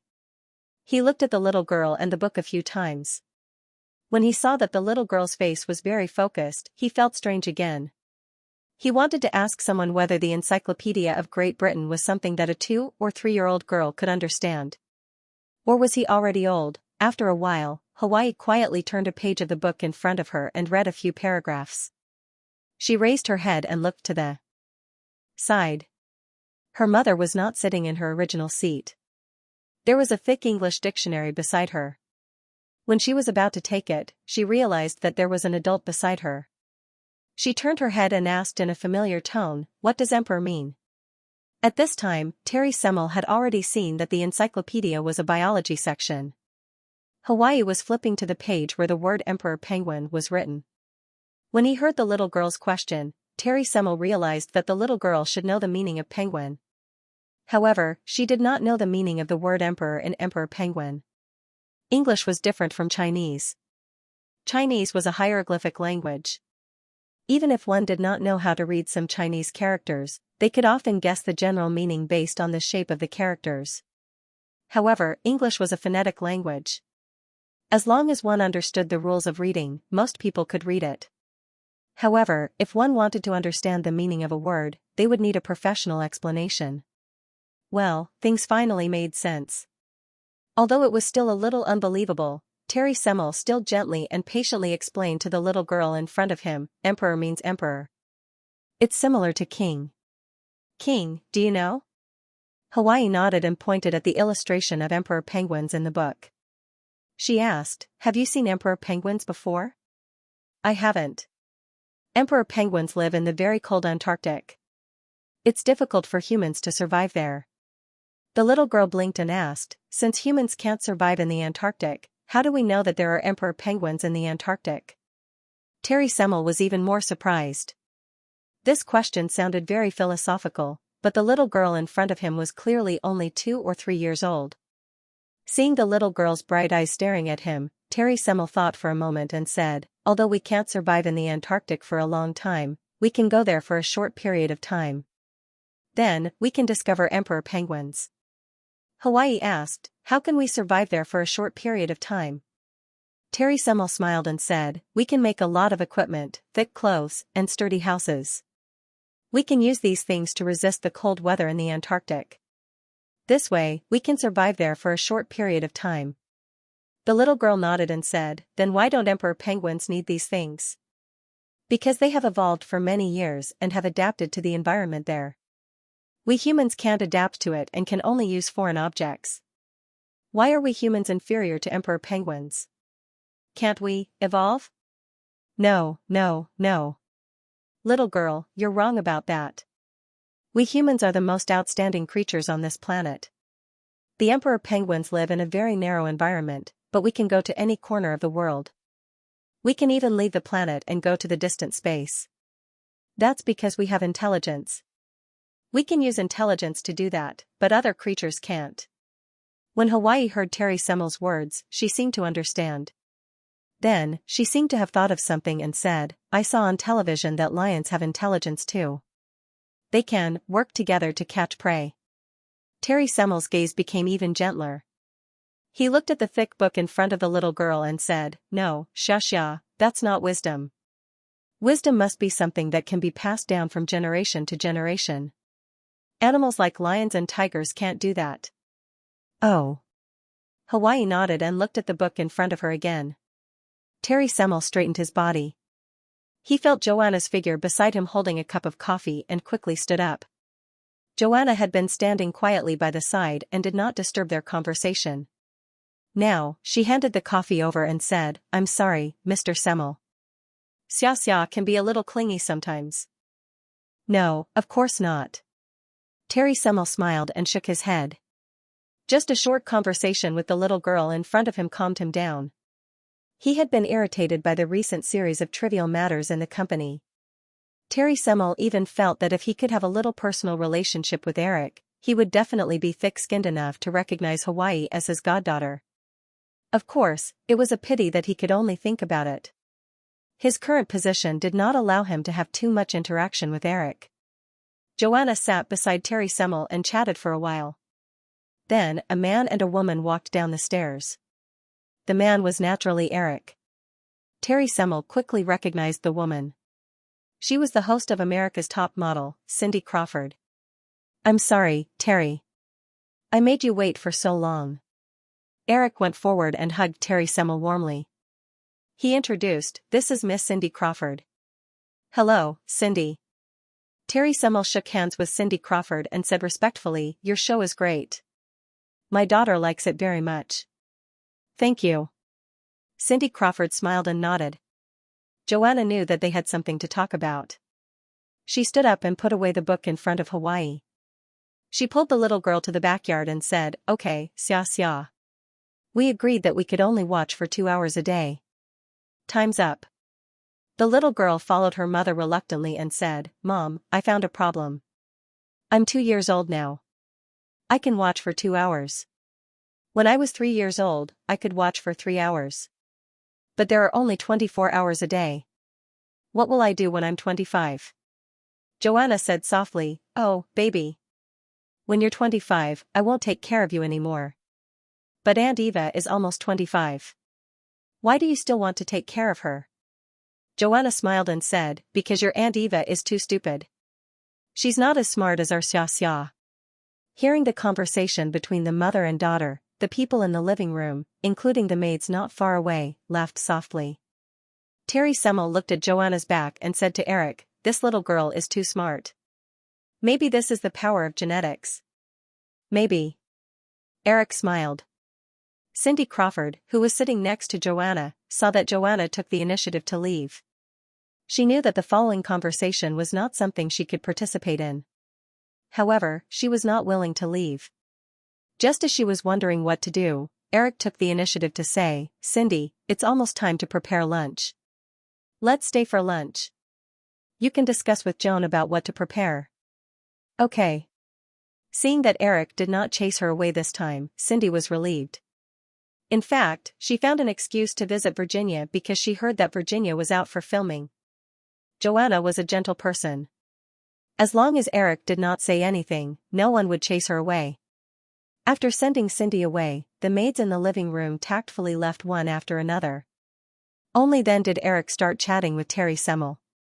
When Cindy Crawford walked to the door that led to the backyard, she turned her head and saw that Eric and Terry Semmel had already started chatting. She then pushed the door open and walked out.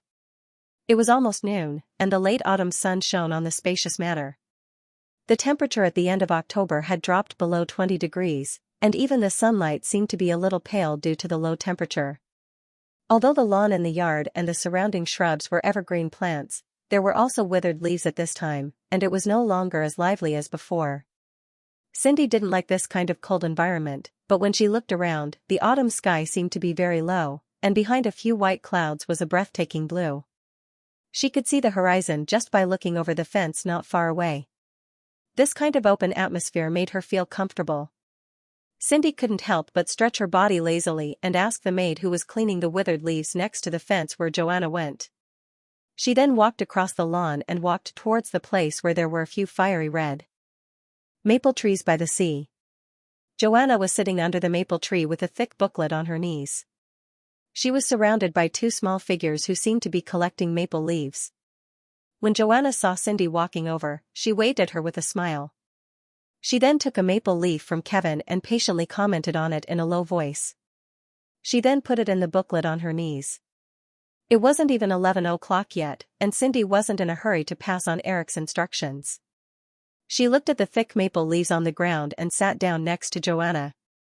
She then said, "These maple trees are really beautiful." Are they maple trees? I feel that the trunks are different from the ones I've seen before. Joanna nodded and pointed at the holes on the trunks. She then said, "This is sugar maple. You can use the sap to make maple syrup in the spring." Oh, so this is sugar maple. Cindy came to a realization and carefully examined the small holes on the tree trunk. Maple syrup had very low sugar content and was not easy to make people fat. It was a food that women liked very much. She often ate it, but this was the first time she recognized the sugar maple tree that produced maple syrup.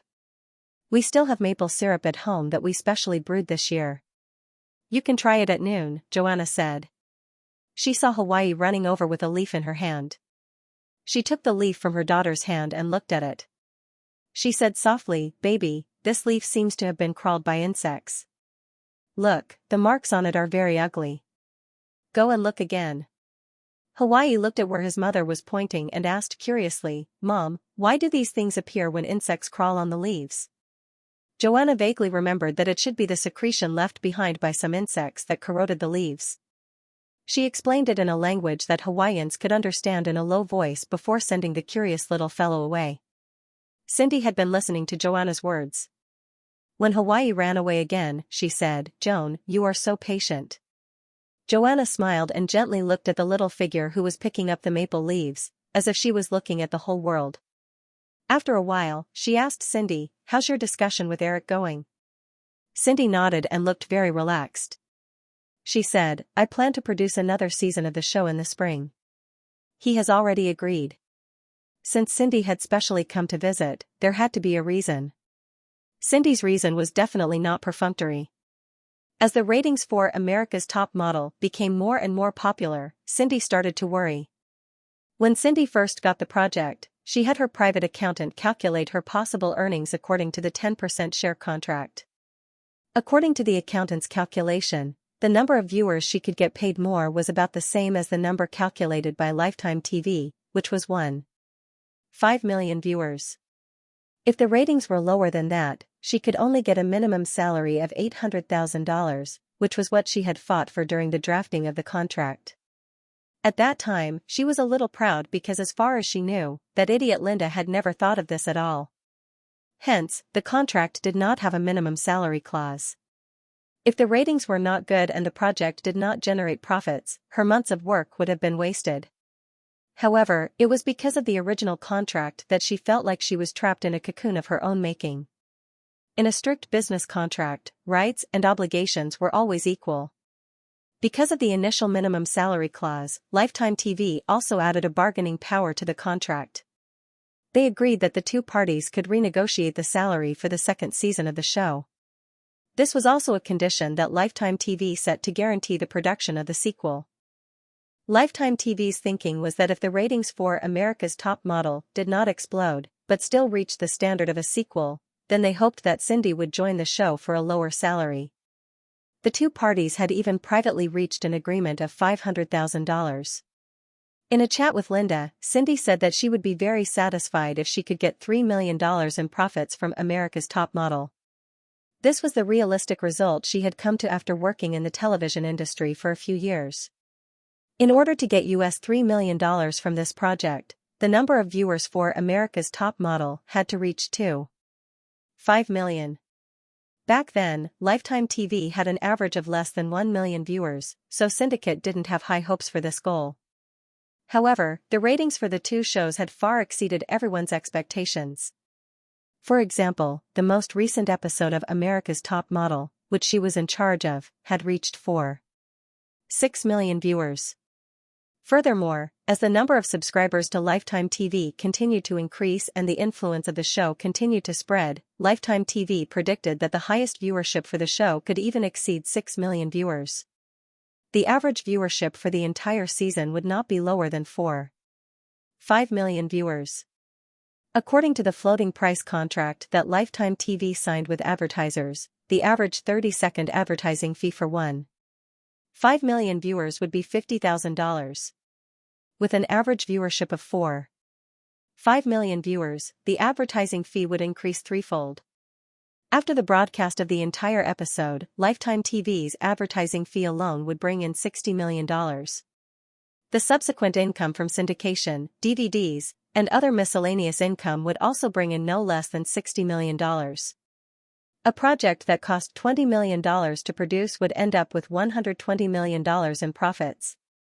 After deducting the $20 million production cost, the net profit would be at least $100 million. With a 10% share of the profits, Cindy would be able to get $10 million. How many Hollywood A-listers could get $10 million a year? So, here came the problem. With America's Top Model and Project Runway, she and Linda had not only crossed the threshold of $10 million a year, but they were also far ahead of all the other supermodels in the industry who only had an annual income of $1 million. As long as the two shows maintained enough popularity, the two of them could even sit firmly in the position of the supermodel queens. However, the right to negotiate for the guaranteed salary had recently made Cindy restless. If the viewership ratings did not meet expectations, Lifetime TV could use the right to negotiate and reduce Cindy's guaranteed salary to save on the production budget. But now, the viewership ratings had skyrocketed, but the right to negotiate was still in effect. Cindy had received a whopping $10 million for the first season, so if the TV station wanted her to reduce her share for the sequel, it seemed very reasonable. If the two sides could not come to an agreement, Lifetime TV even reserved the right to change the host. Cindy was very unwilling to reduce her share of the profits. America's Top Model was more popular than Project Runway. If her share of the profits for the next season was lower than Linda's, she would become a joke. But the threat of being replaced made her even more afraid. Before the show had any prospects, the host position had already caused a lot of competition. In the end, it fell to her and Linda. America's Top Model was already a huge success. If she and Lifetime TV had a disagreement, the project team would reveal that they wanted to change the host. It would be strange if those jealous bitches did not fight over it. When the time came, the change of host would cause a media storm, and it would definitely cover the loss of popularity caused by her departure. In other words, America's Top Model did not rely on her that much, but she could not bear the impact of losing her position. After hesitating for a long time, Cindy finally took the initiative to look for Eric today, hoping to settle everything in advance. She also found a good reason for her visit. She wanted to start production on the second season at the end of the year. According to the competition rules, the final 3 contestants of Project Runway would appear at the New York Fashion Week in February next year, so the production would take more than half a year. During this time, there would be a 2-month winter break. It was impossible to produce 2 seasons per year. However, America's Top Model was different. A season of 13 episodes could all be broadcast in December. After the first season was broadcast, preparations would begin at the end of the year. The second season would be released in March next year. In the morning, she had rushed over to discuss her plan for the second season with Eric. She had even taken the initiative to tell him about her bargaining rights. Judging from the smile on Eric's face, he must have been gloating or something. However, he did not make things difficult for her. He personally promised her that her contract would remain the same and said that he would talk to Anne Sweeney about it. She was finally able to put down the huge rock that had been tormenting her for half a month. Sigh, he really is a little man that makes me want to swallow him whole. As she recalled the situation not long ago, Cindy turned to look at Joanna, who was holding a small pair of scissors and carefully cutting the maple leaf that the little guy handed over. She then clipped it into the pages of a book. She could not help but ask, "Joan, is it boring to just take care of the child every day? In a few years, you won't think so anymore. Women have to settle down." Joanna turned to look at Cindy and smiled. She continued, "You know, I was born in Poland. At that time, the Soviet Union was still around. The situation in Poland was not good. I was starving when I was a child. You must have never experienced starvation before." "Haha, I have always wanted to leave Poland since I was a child. After many twists and turns, I finally left. However, I realized that it was not heaven outside. I wandered around like this until 4 years ago, when I accidentally met Eric. Then, I had Xianxia." Joanna said casually. When she saw Hawaii running over again, she hugged her daughter and kissed her affectionately. The little girl was sensitive enough to sense the change in Joanna's emotions. She let her mother hug her and asked in confusion, "Mom, what's wrong?" "Nothing, baby." Joanna shook her head and let go of Hawaii. She looked at her watch and turned to Cindy, who was deep in thought. "Cindy, can you help me take care of Kevin and Xianxia? I have to go and pick up Emma. The kindergarten is not far from here.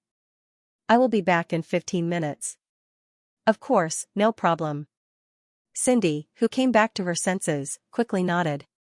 She then said, "By the way, Eric said that he would like to have lunch with Terry Semmel.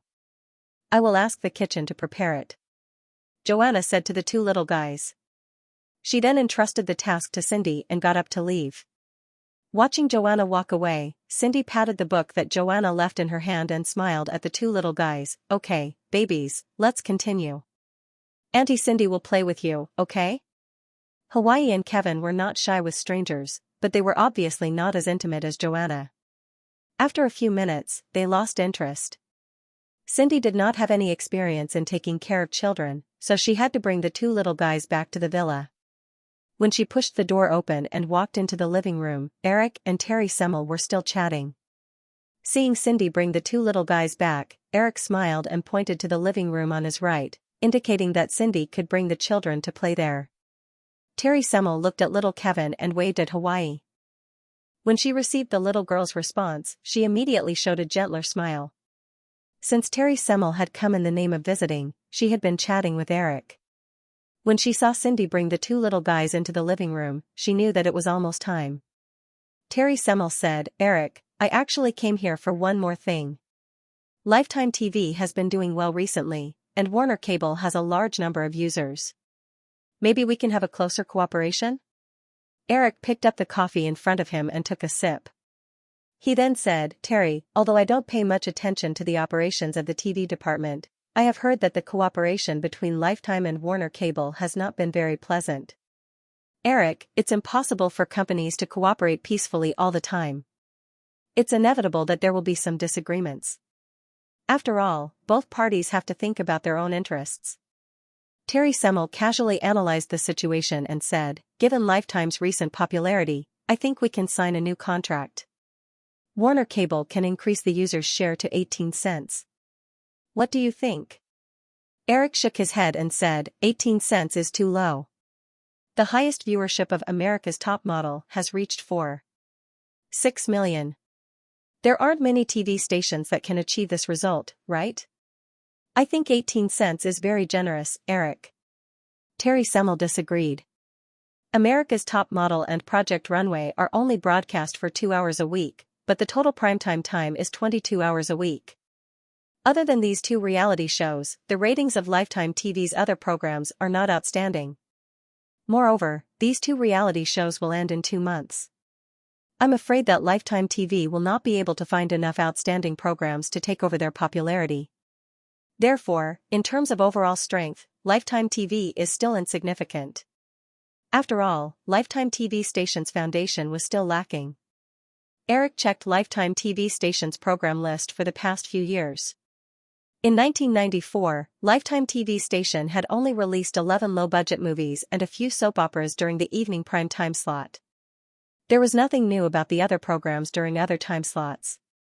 However, since America's Top Model and Project Runway had made a good start and accumulated a lot of popularity, it was only natural that they would continue to invest in more programs. Terry, I admit that you're right, but this situation will soon become history.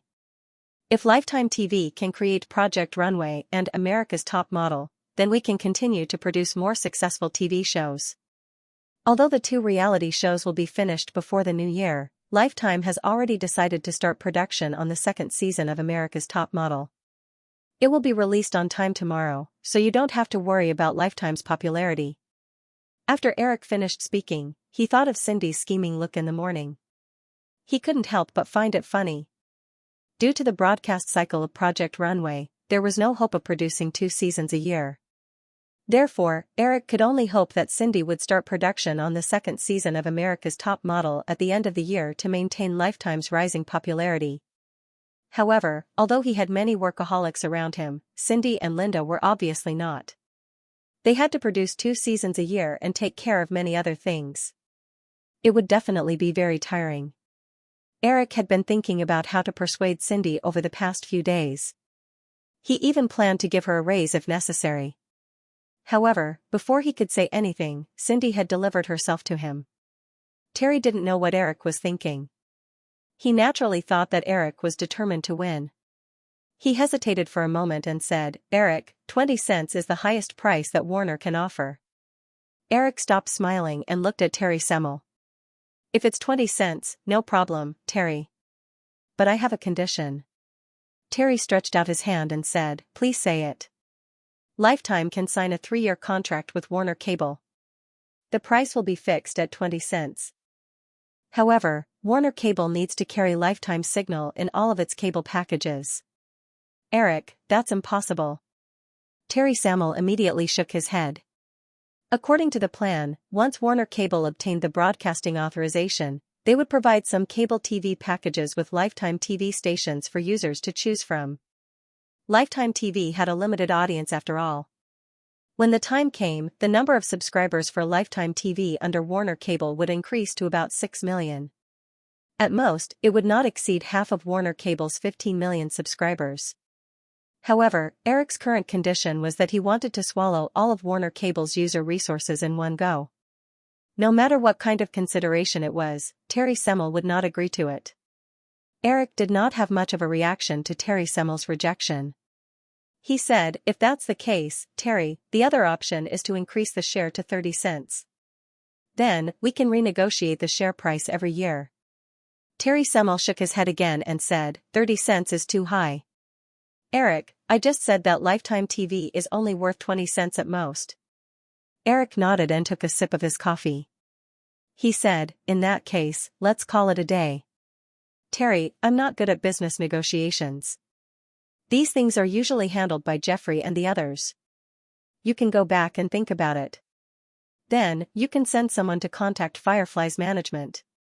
After that, Eric looked at his watch and said, "It's almost lunchtime. You can try my apple pie later.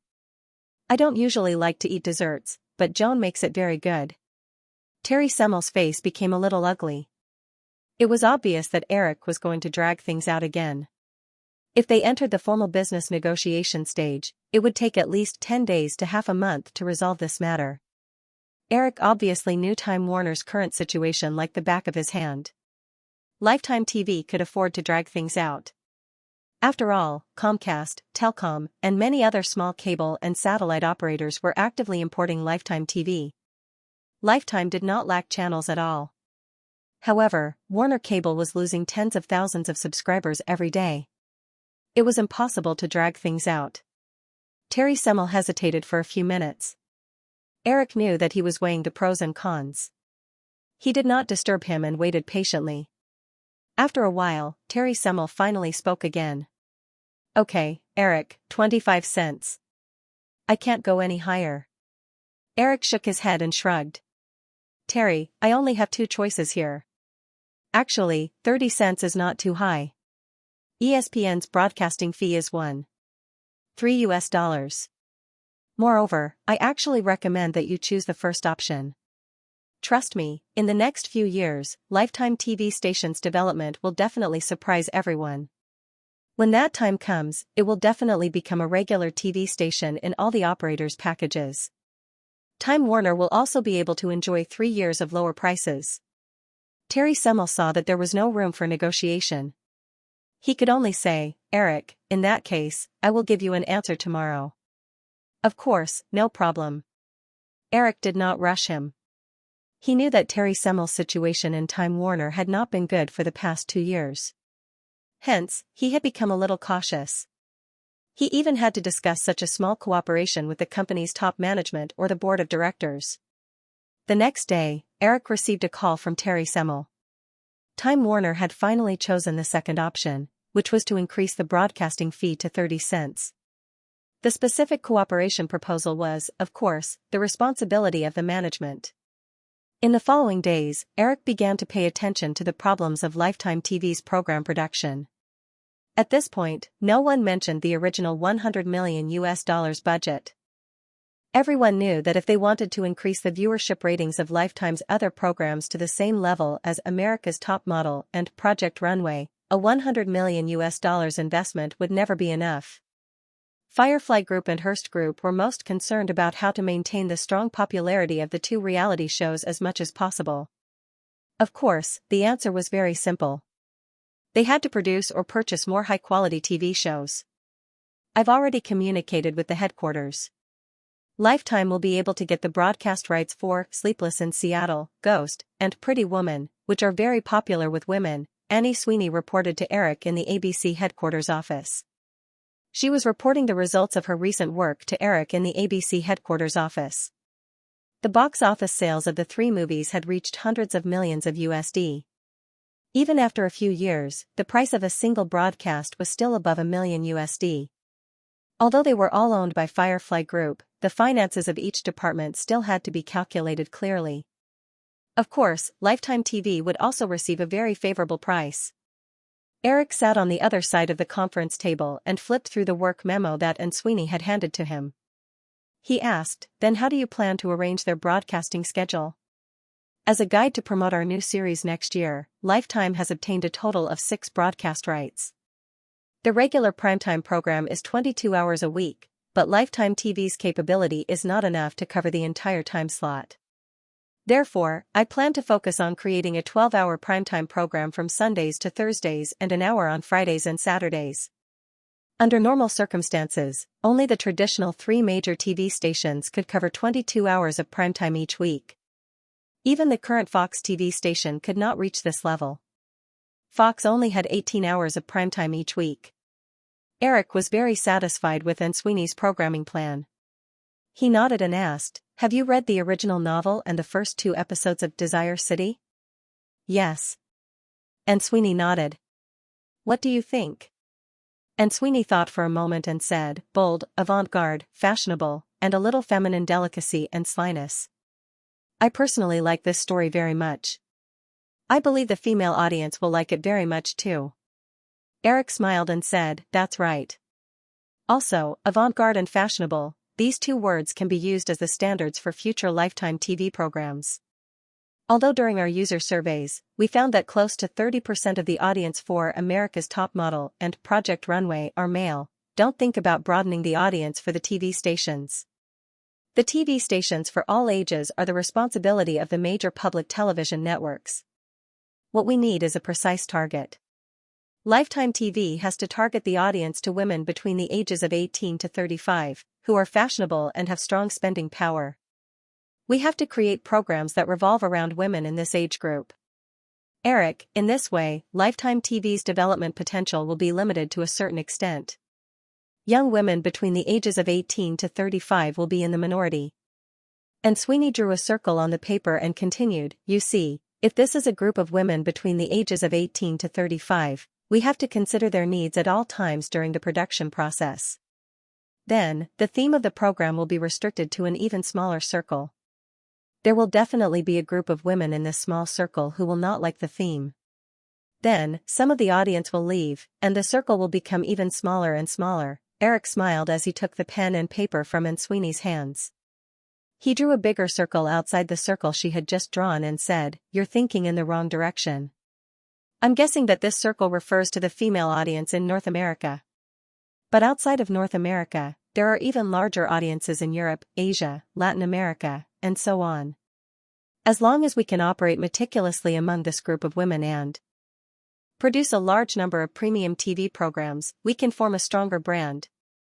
Then, Lifetime TV's signal will be able to reach a wider market outside of North America. I hope that you won't limit your vision to North America, but to the entire world. Your future business goal is to let all the women in the world have a deep-rooted impression of Lifetime TV. That is, Lifetime TV's programs are fashion indicators and a source of topics for women to talk about. It's best to reach the point where it's difficult for a girl to integrate into the female circle if she hasn't watched Lifetime." And Sweeney's beautiful eyes widened slightly. She was very surprised by Eric's ambitious plan. She subconsciously asked, "Really? Can we do that?" When Ted Turner founded CNN in 1980, almost everyone laughed at him for overestimating himself. That was because the media industry believed that professional news channels couldn't possibly make money. But now, CNN News Network has spread all over the world. The annual profits it generates are on par with the three major television networks. This is a possibility. Okay. And Sweeney shrugged and said, maybe I'm a pessimist, and you're the opposite. Your words remind me of a saying. Do your best and prepare for the worst. And Sweeney raised her hand and rested her chin on her hand. She looked at Eric with admiration in her eyes. She chuckled and said, haha, Eric, so you're not 100% confident. Even a few months ago, who would have thought that Lifetime TV's program would be watched by more than 4 million people at the same time? So, the prospects I described are real. Since there's such a potential gold mine, what we have to do is to dig it out as much as possible. And Sweeney lowered her head and flipped through the original program production plan. She said, if we're more conservative, Lifetime TV will be able to generate good profits from this year onwards. But if we follow your idea and go for the best route, the investment in the production of the program will definitely increase greatly. In the next 2 to 3 years, Lifetime TV might not be able to generate any profits. Firefly is not a listed company. So, you don't have to give up the long-term development plan for the sake of the financial report. Yes. And Sweeney smiled again and said, since Big Boss doesn't mind, I'll do it. Yes, I'll rearrange the original plan. Eric smiled and nodded. I can temporarily not ask for profits. But if we don't achieve a sufficient annual growth rate, we'll still be hit with a big stick. Heh, boss, if you have some bad taste in your words, you should tell other women. After they finished talking, and Sweeney packed up the documents in front of her and hugged them to her chest. Just as she was about to leave, she thought of something and asked, oh yes, will you be attending the party tonight? America's Top Model and Project Runway had achieved such outstanding results. The company definitely had to show their appreciation, so the party was set for tonight. Eric nodded and said, I'll be there. Also, call and invite the author of Desire City, Candace Bushnell. I feel that there are some areas in the script that need to be changed for the first 2 episodes. There's also the follow-up plot. I plan to discuss it with her. Oh, and call Elizabeth Hurley as well. Tell her to meet Candace Bushnell in advance and talk about the female lead. Annie Sweeney also knew that Eric didn't have much time to discuss the script with Candace Bushnell, so she could only take advantage of the party.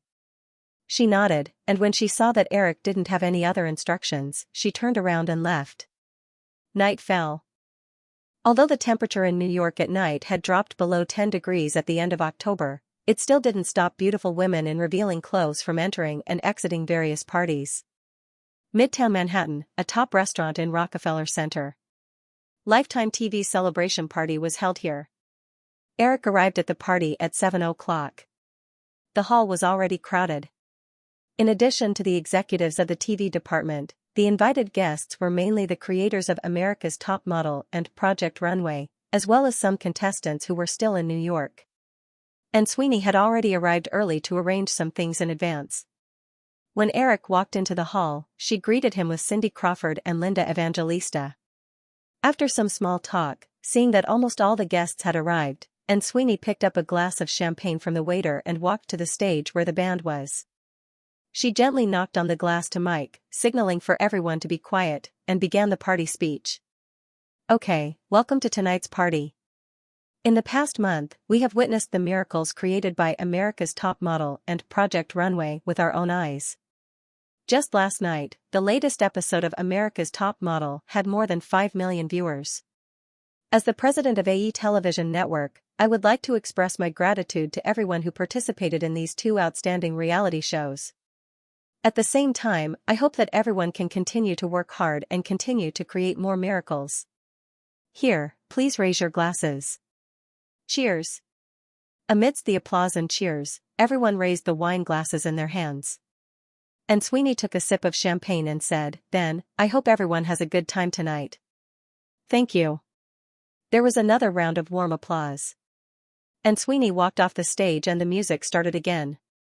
And Sweeney had just finished her speech when Cindy Crawford, who had been holding on to Eric's arm, pulled him onto the dance floor. At this time, she didn't hide her body tightly against Eric. She hugged the man's waist and whispered in his ear, "Eric, will you be in Manhattan on Halloween?" Eric enjoyed hugging the beauty in front of him, and said with a smile, "No, when the time comes, I'll take Emma and the other two to ask for candy. You know, the residents of the Hamptons are all very rich, so we should be able to get a lot of delicious food." Cindy rolled her eyes as she rubbed her soft body against Eric's body in a displeased manner. "If we're talking about wealth, who can compare to you?" Eric used a little force to stop Cindy's teasing and said, "Stop fooling around. Do you want me to embarrass myself in front of so many people?" Cindy giggled and whispered in his ear again, "How about we go to the bathroom?" Eric looked interested. "Is it a man or a woman?" "Of course it's up to you." Eric pretended to hesitate for a moment and said, "Then I've decided not to go. I'm a respectable person now." Eric stopped Cindy, who was about to make trouble again. He patted her slender waist and said, "Okay, you have fun. I just remembered that I have something important to do this time." Cindy immediately showed a pitiful expression. "Do you have to be in such a hurry? The party has just started, and the song hasn't ended yet." Eric was about to say something when he caught a glimpse of Linda Evangelina passing by. He waved at her, and Linda walked over in confusion. Eric pushed Cindy in his arms to Linda. "Linda, I have something to do. Why don't you dance with Cindy?" "Hee, okay." Before Cindy Crawford could say anything, Linda Evangelista giggled and hugged her, dragging her to the dance floor. She even teased, "Cindy baby, let's go. I'll accompany you." Between the two women, Cindy Crawford, who often exercised, had more stamina, but this was a party. Of course, she wouldn't compare herself to Linda. She could only give Eric a resentful look as Linda dragged her away. Seeing Eric waving at them and then walking away, the resentment on Cindy Crawford's face immediately disappeared. She glared at Linda Evangelina, who was hugging her. "Okay, he's gone. Let go." However, Linda didn't listen to her. Instead, she pulled Cindy closer to her with a smile. One of them was handsome, while the other was charming. Linda was wearing a conservative black knee-length evening gown, which made her look even more capable. Now that she was standing next to Cindy, who was wearing a white deep V-neck evening gown, they looked like a couple. Even the surrounding couples who were dancing felt a little ashamed of their inferiority. Seeing that Cindy wanted to break free, Linda tightened her grip and said, "What, are you in a hurry to find a man? Don't forget that Eric is still here. I just don't want to be together with you." Linda stared at her for a moment and said in a low voice, "Oh. I see. You're feeling inferior." Linda said and raised her chin proudly. She was a little taller than Cindy, and the heels she was wearing tonight happened to be taller than Cindy's. At this time, there was a clear difference in height between the two. She patted Cindy's waist and continued, "Don't worry. I won't dislike you." Cindy gritted her teeth and gestured at Linda's waist. *TCH, enough is enough. Linda's waist tightened, and she hurriedly reminded him with a guilty conscience, "Poise, pay attention to your poise. Don't forget where you are, I will scream." Cindy narrowed her eyes. "You're wrong. If you continue, I'll make you cry." After Eric left Cindy, he quickly found three women chatting on a sofa in the corner of the hall. They were Anne Sweeney, Elizabeth Hurley, and another woman who was about the same age as Anne Sweeney, around 35 years old. The woman was wearing a light blue one-shoulder evening gown. She had beautiful blonde hair, delicate features, and a pair of eye-catching pearl earrings. Eric had read some information and recognized this woman as Candace Bushnell, the author of City on Desire.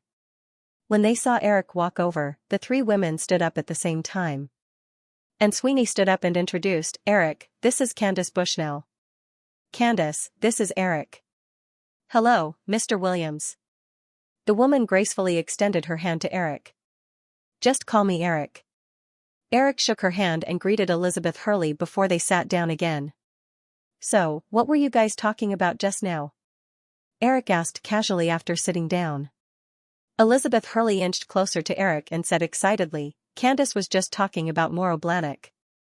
He'll be holding a new product launch at Gramercy Park Hotel next month. Manolo Blahnik, oh, I love this high-heeled shoe brand. Nowadays, many high-heeled shoe brands' designs are getting weirder and weirder. Only Moro Blahnik can insist on a generous and elegant design style. I must find a way to attend the launch next month. Oh, right, Candace, what date did you say? The 3rd, November 3rd, Candace Bushnell replied with a smile. Elizabeth Hurley took out a memo from her handbag and jotted it down. She didn't forget to ask Eric, do you know about Moro Blahnik? Eric had heard of it before. In his memory, the series City on the Hill frequently mentioned this high-heeled shoe brand that made the female lead, Carly, crazy. However, he only knew the name. Glancing at Anne Sweeney and Candace Bushnell, who were smiling as usual, Eric sighed inwardly. Elizabeth Hurley was still a little naive in front of these two women with high IQ and EQ. Smart women wouldn't talk about fashion brands in front of men because most men didn't know about these things. Many of them were even disgusted because these fashion brands often had the potential to blow up men's credit cards. Eric saw that the two women didn't take the initiative to help change the topic. Instead, they seemed to be adding fuel to the fire. He had a rough idea of what was going on. After chatting for a while, Eric said to Anne Sweeney and Elizabeth Hurley, "And, Liz, can you give me and Candace some time? I want to talk to her about the script." And Sweeney stood up and said, "Of course, you guys talk." "Oh, Liz, come with me. The desserts in this restaurant are pretty good. I'll take you to try them." Elizabeth Hurley thought that if they were talking about the script, it would be more appropriate for her, the female lead, to be there. However, she didn't have any intention of disobeying Eric. She walked away with Anne Sweeney. After Anne Sweeney and Elizabeth Hurley left, Candace Bushnell sat beside Eric. She elegantly crossed her left leg and adjusted her skirt before asking, "Eric, is there any problem with the script I submitted?" Eric looked at the woman beside him with great interest. The general view was that Western women aged easily. However, the fairies around Eric often broke this rule. Needless to say, Catherine and Joanna were the same. Candace Bushnell and Anne Sweeney, who had just left, were both in their late 30s. However, their beautiful appearances didn't pale in comparison to Elizabeth Hurley's at all. Instead, they looked more mature. Without answering Candace Bushnell's question, Eric took a sip of the champagne in his hand and leaned back on the sofa to make it easier for him to admire the intellectual beauty in front of him. He said, "There's no big problem with the script. It's just some small details. So, I think you can talk about the female lead first." A strange look flashed across Candace Bushnell's face. She realized that Eric had noticed something from the details of their conversation. However, she quickly regained her composure and said, "Eric, I don't think Miss Hurley is suitable for the role of Carrie Bradshaw." After saying this, Candace Bushnell tried her best to maintain eye contact with Eric. She didn't let her guilt show. However, the hand holding the wine glass had unknowingly tightened a little. Because of her yearning for life in the metropolis, Candace Bushnell came to New York alone at the age of 19. However, it wasn't as easy to settle down in Manhattan as she had imagined. At first, she could barely make ends meet by writing children's stories for newspapers. It was only in recent years that she had her own column in the New York Observer. Even so, her life wasn't considered rich. Carrie Bradshaw, who often hovered on the edge of bankruptcy in pursuit of fashion, was actually a true portrayal of herself. Eric Williams had personally selected the copyright of City on Desire, which made her realize that this would be an important turning point in her life. Therefore, she valued this TV series more than anyone else. In recent days, in order to write a satisfactory script, she had repeatedly revised and deliberated over the process. She even suffered from a slight anxiety disorder. When she heard that Lifetime TV had selected Elizabeth Hurley as the female lead, she immediately found many videos of Elizabeth Hurley in the past. Then, she realized that the British supermodel didn't fit the image of the female lead at all. The candidate was personally selected by Eric Williams. She knew that she had no room to resist. Originally, she had secretly convinced herself to silently accept it. However, in the process of interacting with Anne Sweeney, she felt that the female president of AE Television Network didn't seem to be satisfied with the female lead candidate. The two sides reached some consensus in private, which led to today's scene. When Eric heard this, he quietly looked at Candace Bushnell. Looking at this beautiful woman, who was biologically at least 10 years older than him, forcing herself to maintain a confident expression, it was quite satisfying. After more than 10 seconds, Eric noticed that the glass in the woman's hand trembled slightly. Then, he stopped. He raised his hand and said, "Continue. Convince me."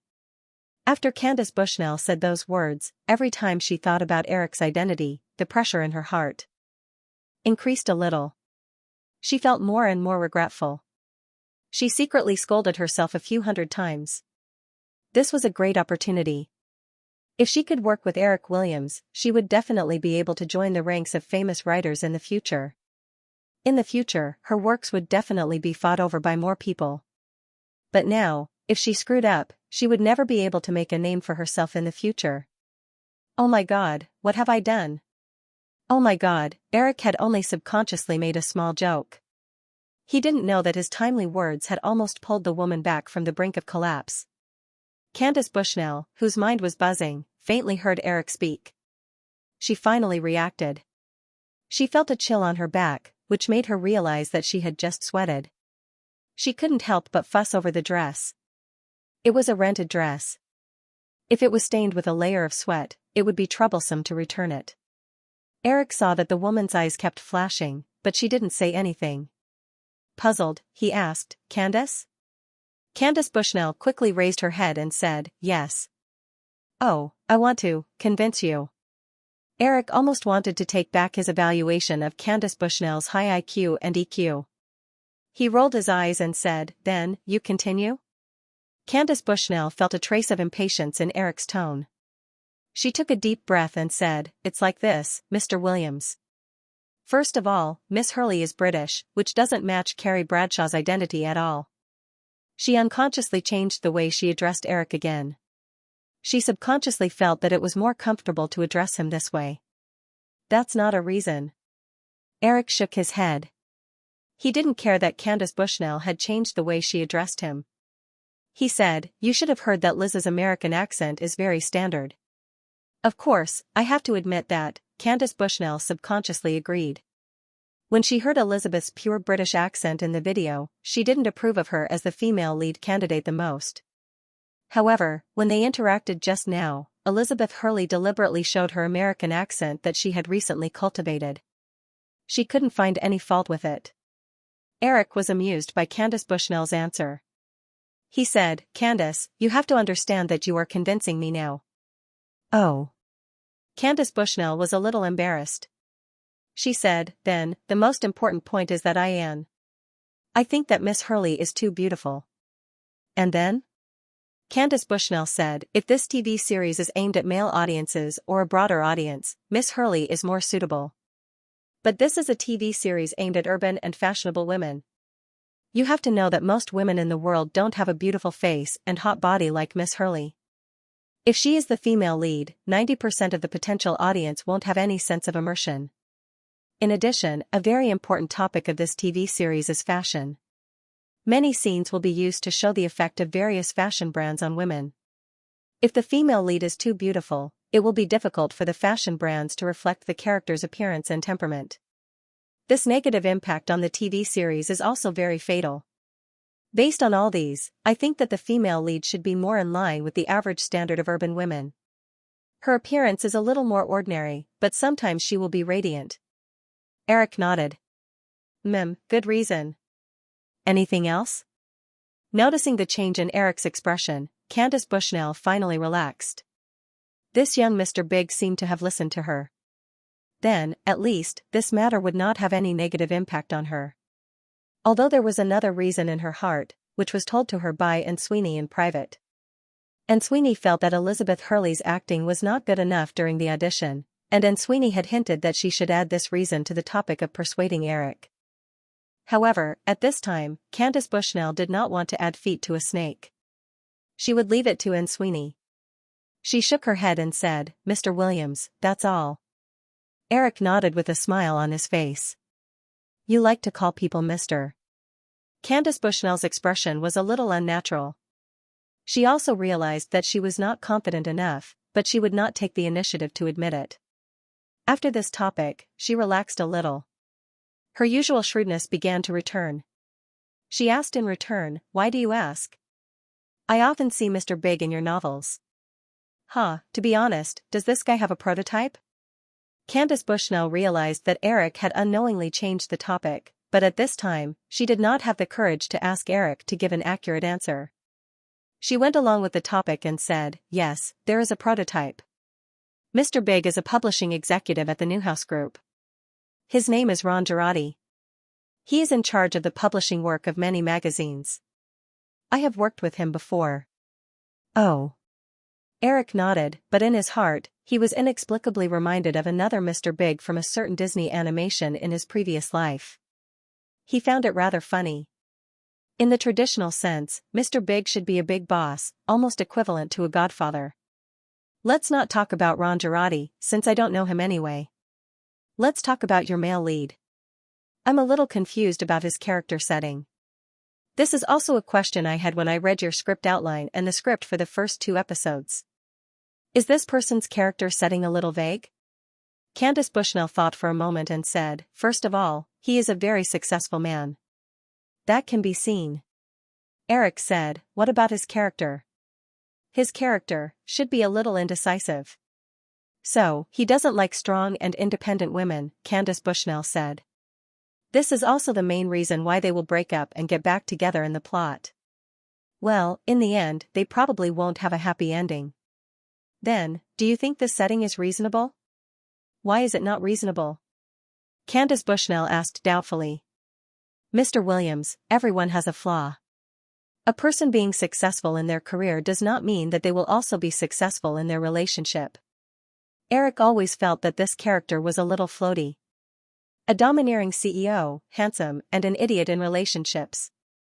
Then, if he continued, it would be a trap. Shaking his head slightly, Eric did not intend to dwell on this issue.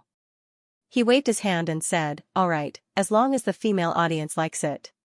When Candace Bushnell heard this, she raised her eyebrows slightly but did not say anything. Eric did not mention this point anymore. He began to talk about his suggestion for Candace Bushnell's script. Regarding the script, I don't know much about fashion issues. You can handle this yourself. However, regarding the plot, I hope you can make some changes. First, I need more narration. Although you have a very deep understanding of topics like sex and fashion, it does not mean that the audience will be able to understand what you are trying to say just by looking at the camera. So, I hope to hear more explanatory narration. The topic of changing the script became more relaxed, and the two of them unknowingly started chatting. Half an hour later, most of the issues were dealt with. Eric finally added, "One more thing. This is my personal preference. Don't always write the male characters as being too weak and passive in the process of interacting with women. Although this is very immersive, I think that a slightly experienced woman would find it a little fake, right?" While talking about the script, Candace Bushnell had unknowingly drunk a few glasses of wine.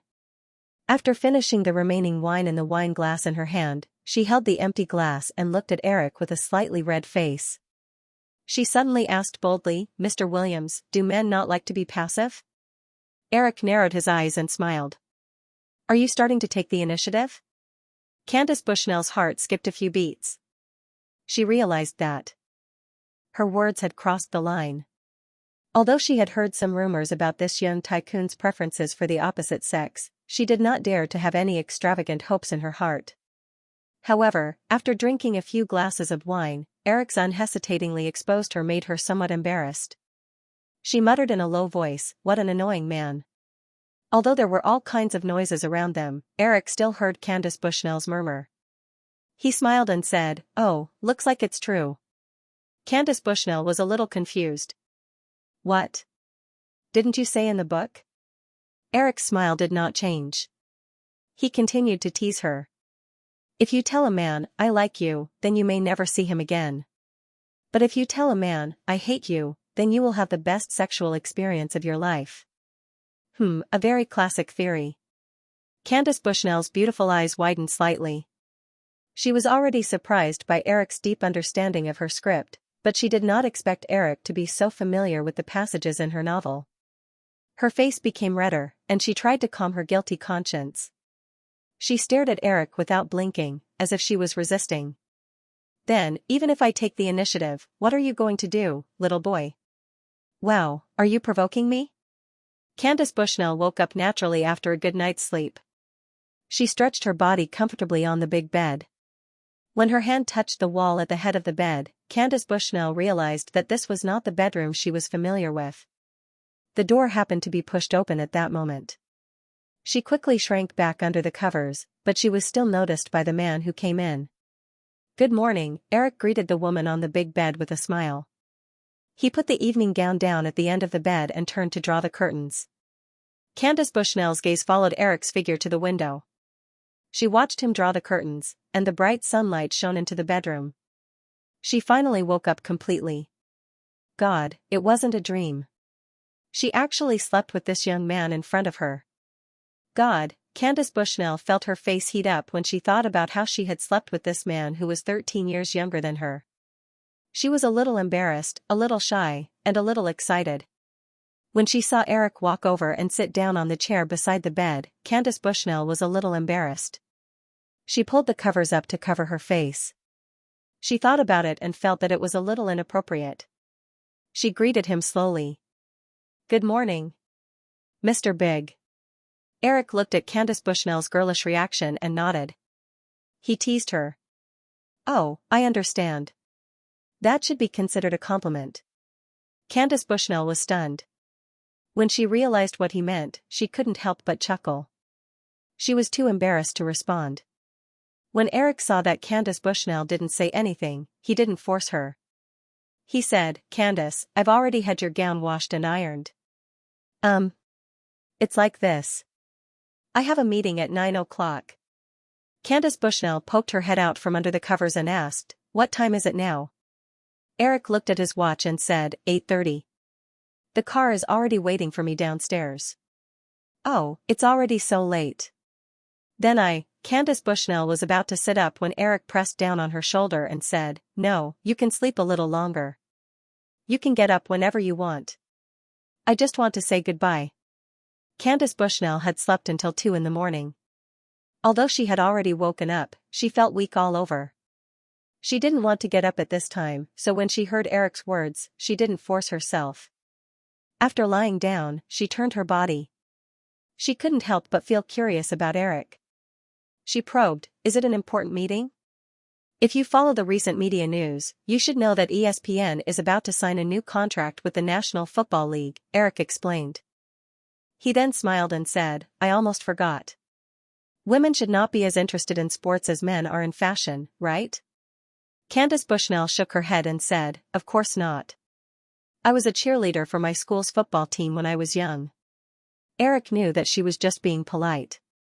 He smiled and took out a card from his suit pocket and placed it on the bedside table. He said, "I made some breakfast. You can eat some when you get up. If you don't like it, there's more in the fridge. The driver's number is on the card. If you need a car later, you can call this number." Candace Bushnell was a little disappointed that Eric didn't give her his personal business card. However, she didn't take the initiative to ask for it.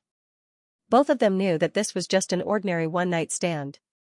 She wasn't stupid enough to ask for more. When the woman nodded, Eric continued, "Also, regarding the female lead of Want City, I discussed it with and over the phone this morning. Since Liz isn't suitable, we'll have to find another candidate. But we have to be quick. We can't drag this out for too long." Candace Bushnell knew that since Eric had appointed Elizabeth Hurley as the female lead, their relationship was definitely not ordinary. When she heard what he said, she asked, "Then, what about Miss Hurley?" "You don't have to worry about that. I'll arrange it." After Eric finished speaking, he got up and said, "Then, goodbye." "Goodbye." Candace Bushnell reached out from under the blanket and waved at Eric. When she heard the door close, Candace Bushnell turned around and lay on her back on the big bed. She stared blankly at the ceiling for a while. She felt that she couldn't fall asleep anymore, so she had to get up. She fumbled around for her underwear and put it on. Barefoot, she walked into the bedroom. When she saw a note on the sink and a cup of brand new dental equipment in it, her somewhat empty mood suddenly improved a lot. She tore off the note and took a look. So, this is what he wrote. she thought to herself.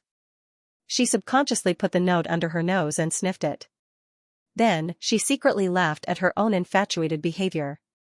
She put the note down and noticed the big bathtub in the bathroom. She suddenly became interested again. After a comfortable hot bath, she wrapped herself in a bathrobe and went downstairs. There were a few simple breakfasts on the coffee table in the living room. As usual, it was a very considerate note. Next to it was her bag and phone. She walked over and turned on the phone that had been turned off last night. She looked around and saw a round table not far away by the floor-to-ceiling window. She picked up the breakfast and walked over. There was also a stack of newspapers on the table. She guessed that he would read the newspapers while eating. She remembered that Eric had casually mentioned the cooperation between ESPN and the National Football League before he left. Although Candace Bushnell had no interest in sports, she still curiously flipped through the newspapers while eating breakfast. The New York Times indeed used a large page to report on the cooperation negotiations between ESPN and the National Football League, NFL. In the past, ESPN's contract for the broadcasting rights of NFL games was negotiated on a yearly or season-by-season basis. This time, however, ESPN was ambitious and wanted to sign an 8-year contract with the NFL. Moreover, it was a completely exclusive contract. Once the contract was signed, ESPN would have the exclusive broadcasting rights of the NFL every week. Candace Bushnell didn't understand the various professional analyses in the newspaper articles. She was secretly speechless when she saw that the total contract amount was $9 billion. $9 billion was already beyond the scope of her imagination. $9 billion for an 8-year contract. Was the broadcasting rights of NFL games really worth that much money? ESPN was a TV station owned by Firefly. They wouldn't lose money because of this, would they? While her thoughts were running wild, her phone suddenly rang. As soon as she picked it up, a somewhat noisy female voice came from the receiver. Listening to her best friend bombarding her with a series of questions without any intention of stopping, Candace Bushnell had to take the initiative to interrupt her. Okay, Sonia. I admit that I slept with him. Stop being so long-winded. There was another round of exclamations from the other side. Candace Bushnell helplessly moved the receiver away from her ear. After her friend finished speaking, she said, "Come on, Sonia. I was hoping to find my Mr. Big, but this is Mr. Big. A delicate little woman like me will be crushed into powder if I pounce on him. This is just a one-night stand. I don't know why either. Anyway, I was brought back in a daze by him. Also, now that you mention it, I remember that those women at the party last night with glowing eyes must have hated me to death. Well, it seems like I have to be more careful these days to prevent being schemed against." "Oh, now?" Candace Bushnell heard another question from her best friend. She looked out of the glass window and her vision fell on Central Park, which was shrouded in sunlight. Central Park in late autumn was not as vibrant as it was in summer. However, the red maple leaves and yellow leaves complemented each other, giving people a colorful and dreamy feeling. I'm sitting in the penthouse apartment at the entrance of 6th Avenue, eating breakfast made by Mr. Big himself. At the same time, I'm also enjoying the scenery of Central Park and uptown. I have to say, the view here is amazing. I want to stay here and not leave, even if I have to live here as a maid." "Him? He's already gone to work. How can he be as leisurely as us little women?" "What? Don't even think about it. If I let you in, who knows what kind of trouble you'll cause." "No, okay, absolutely not, okay." Candace Bushnell didn't know what was said on the other side. She blushed and spat, but the voice on the other side of the phone was relentless. "Ah, you shameless woman," Candace Bushnell shouted, her face red, but there was a smile on her lips. She couldn't stand it anymore. After a moment, she seemed to be unable to withstand her best friend's relentless pursuit. She stuttered for a moment, her fingers unconsciously gesturing as she replied, "He's probably a little, the kind in bed, and then, well, it's very comfortable. He can definitely send you to the sky and float for a night, but it won't prevent you from getting out of bed and walking back on your own the next day." "Bah, you bad girl, how dare you say I'm a wanton woman? You were the one who asked such a dirty question first." Oh, I understand, you're jealous, yes, jealous, humph. Eric's residence was less than 2 kilometers away from the ABC headquarters on 67th Street in the Upper West Side. When Candace Bushnell and her best friend were talking about him in private, Eric had already arrived at the ABC headquarters. Today, they were going to discuss a topic of great importance to ESPN and even the television department of Firefly. It was about the $9 billion broadcast rights contract between EPSN and the National Football League. Among the hundreds of cable television stations that had appeared in the United States, ESPN was undoubtedly the most dazzling one. Since the late 1980s, ESPN had become the premier television station for all sports fans in North America with the large number of broadcast rights contracts in its hands. What's more, ESPN was the most expensive of all the television stations in North America. It was also the only basic cable television station that had an average subscription fee of more than $1. Even the similarly popular CNN under Turner Broadcasting only had an average subscription fee of 68 cents. The average subscription fee of all the cable television stations in North America was about 20 cents, less than 1/6 of ESPN's. In his memory, the market value of Disney, which had swallowed ABC, was about $200 billion at its peak. However, ESPN alone was worth $50 billion. After the decline of public television networks, ESPN's profits and revenue accounted for more than half of Disney's total television revenue. Although Eric didn't pay much attention to sports in his previous life, he also remembered that after the new century, when various sports television stations were competing to catch up, the main reason why EPSN was able to maintain its strong position in the industry was that it held a large number of sports broadcast rights in its hands. As the most popular sports in the United States, the broadcast rights of the NFL were certainly in the hands of ESPN. Eric didn't know the development trajectory of EPSN until a few days ago, when ESPN President Steve Stan came up with an ambitious plan to monopolize the broadcast rights of the NFL league. Only then did he understand how ESPN rose to prominence. ESPN's current subscribers were about 90 million, and the average subscription fee was $3. The total annual broadcast rights share and advertising revenue was about $2 billion. Therefore, when this huge plan involving $9 billion came out, Robert Iger, who had just replaced Tom Murphy in charge of the television business, was shocked. Robert Iger was very interested in the prospects described by Steve Stan, but he felt that the possibility of the plan being implemented was very slim. Although he didn't have much hope, he still submitted the plan to Katzenberg. Katzenberg's vision was also very sharp. Of course, he saw the huge potential hidden in this plan, but at the same time, he also saw the greater risk in the plan. Once the contract was won with $9 billion and the plan failed, the consequences would be unimaginable. Moreover, there was another disadvantage to this plan. Because they wanted to monopolize the broadcast rights of all events, the price of $9 billion had exceeded the original broadcast rights price by more than 50%. Therefore, since ESPN raised the price of the NFL league, other leagues would definitely ask for a price increase. Once the contract was reached and ESPN's revenue growth did not meet expectations, not to mention the gradual increase in the broadcast rights licensing price, just paying the NFL's annual copyright fee of $125 billion was enough to slowly drag ESPN down. In the end, Katzenberg couldn't make a decision and had to submit the plan to Eric himself. Although he knew that ESPN's way to maintain a strong position in the industry was to monopolize the live broadcast of various events, Eric was still taken aback when he saw the contract amount that could reach $9 billion for the first time. He had originally made up his mind that Firefly would maintain a stable operating strategy in the next few years and would not make too many moves.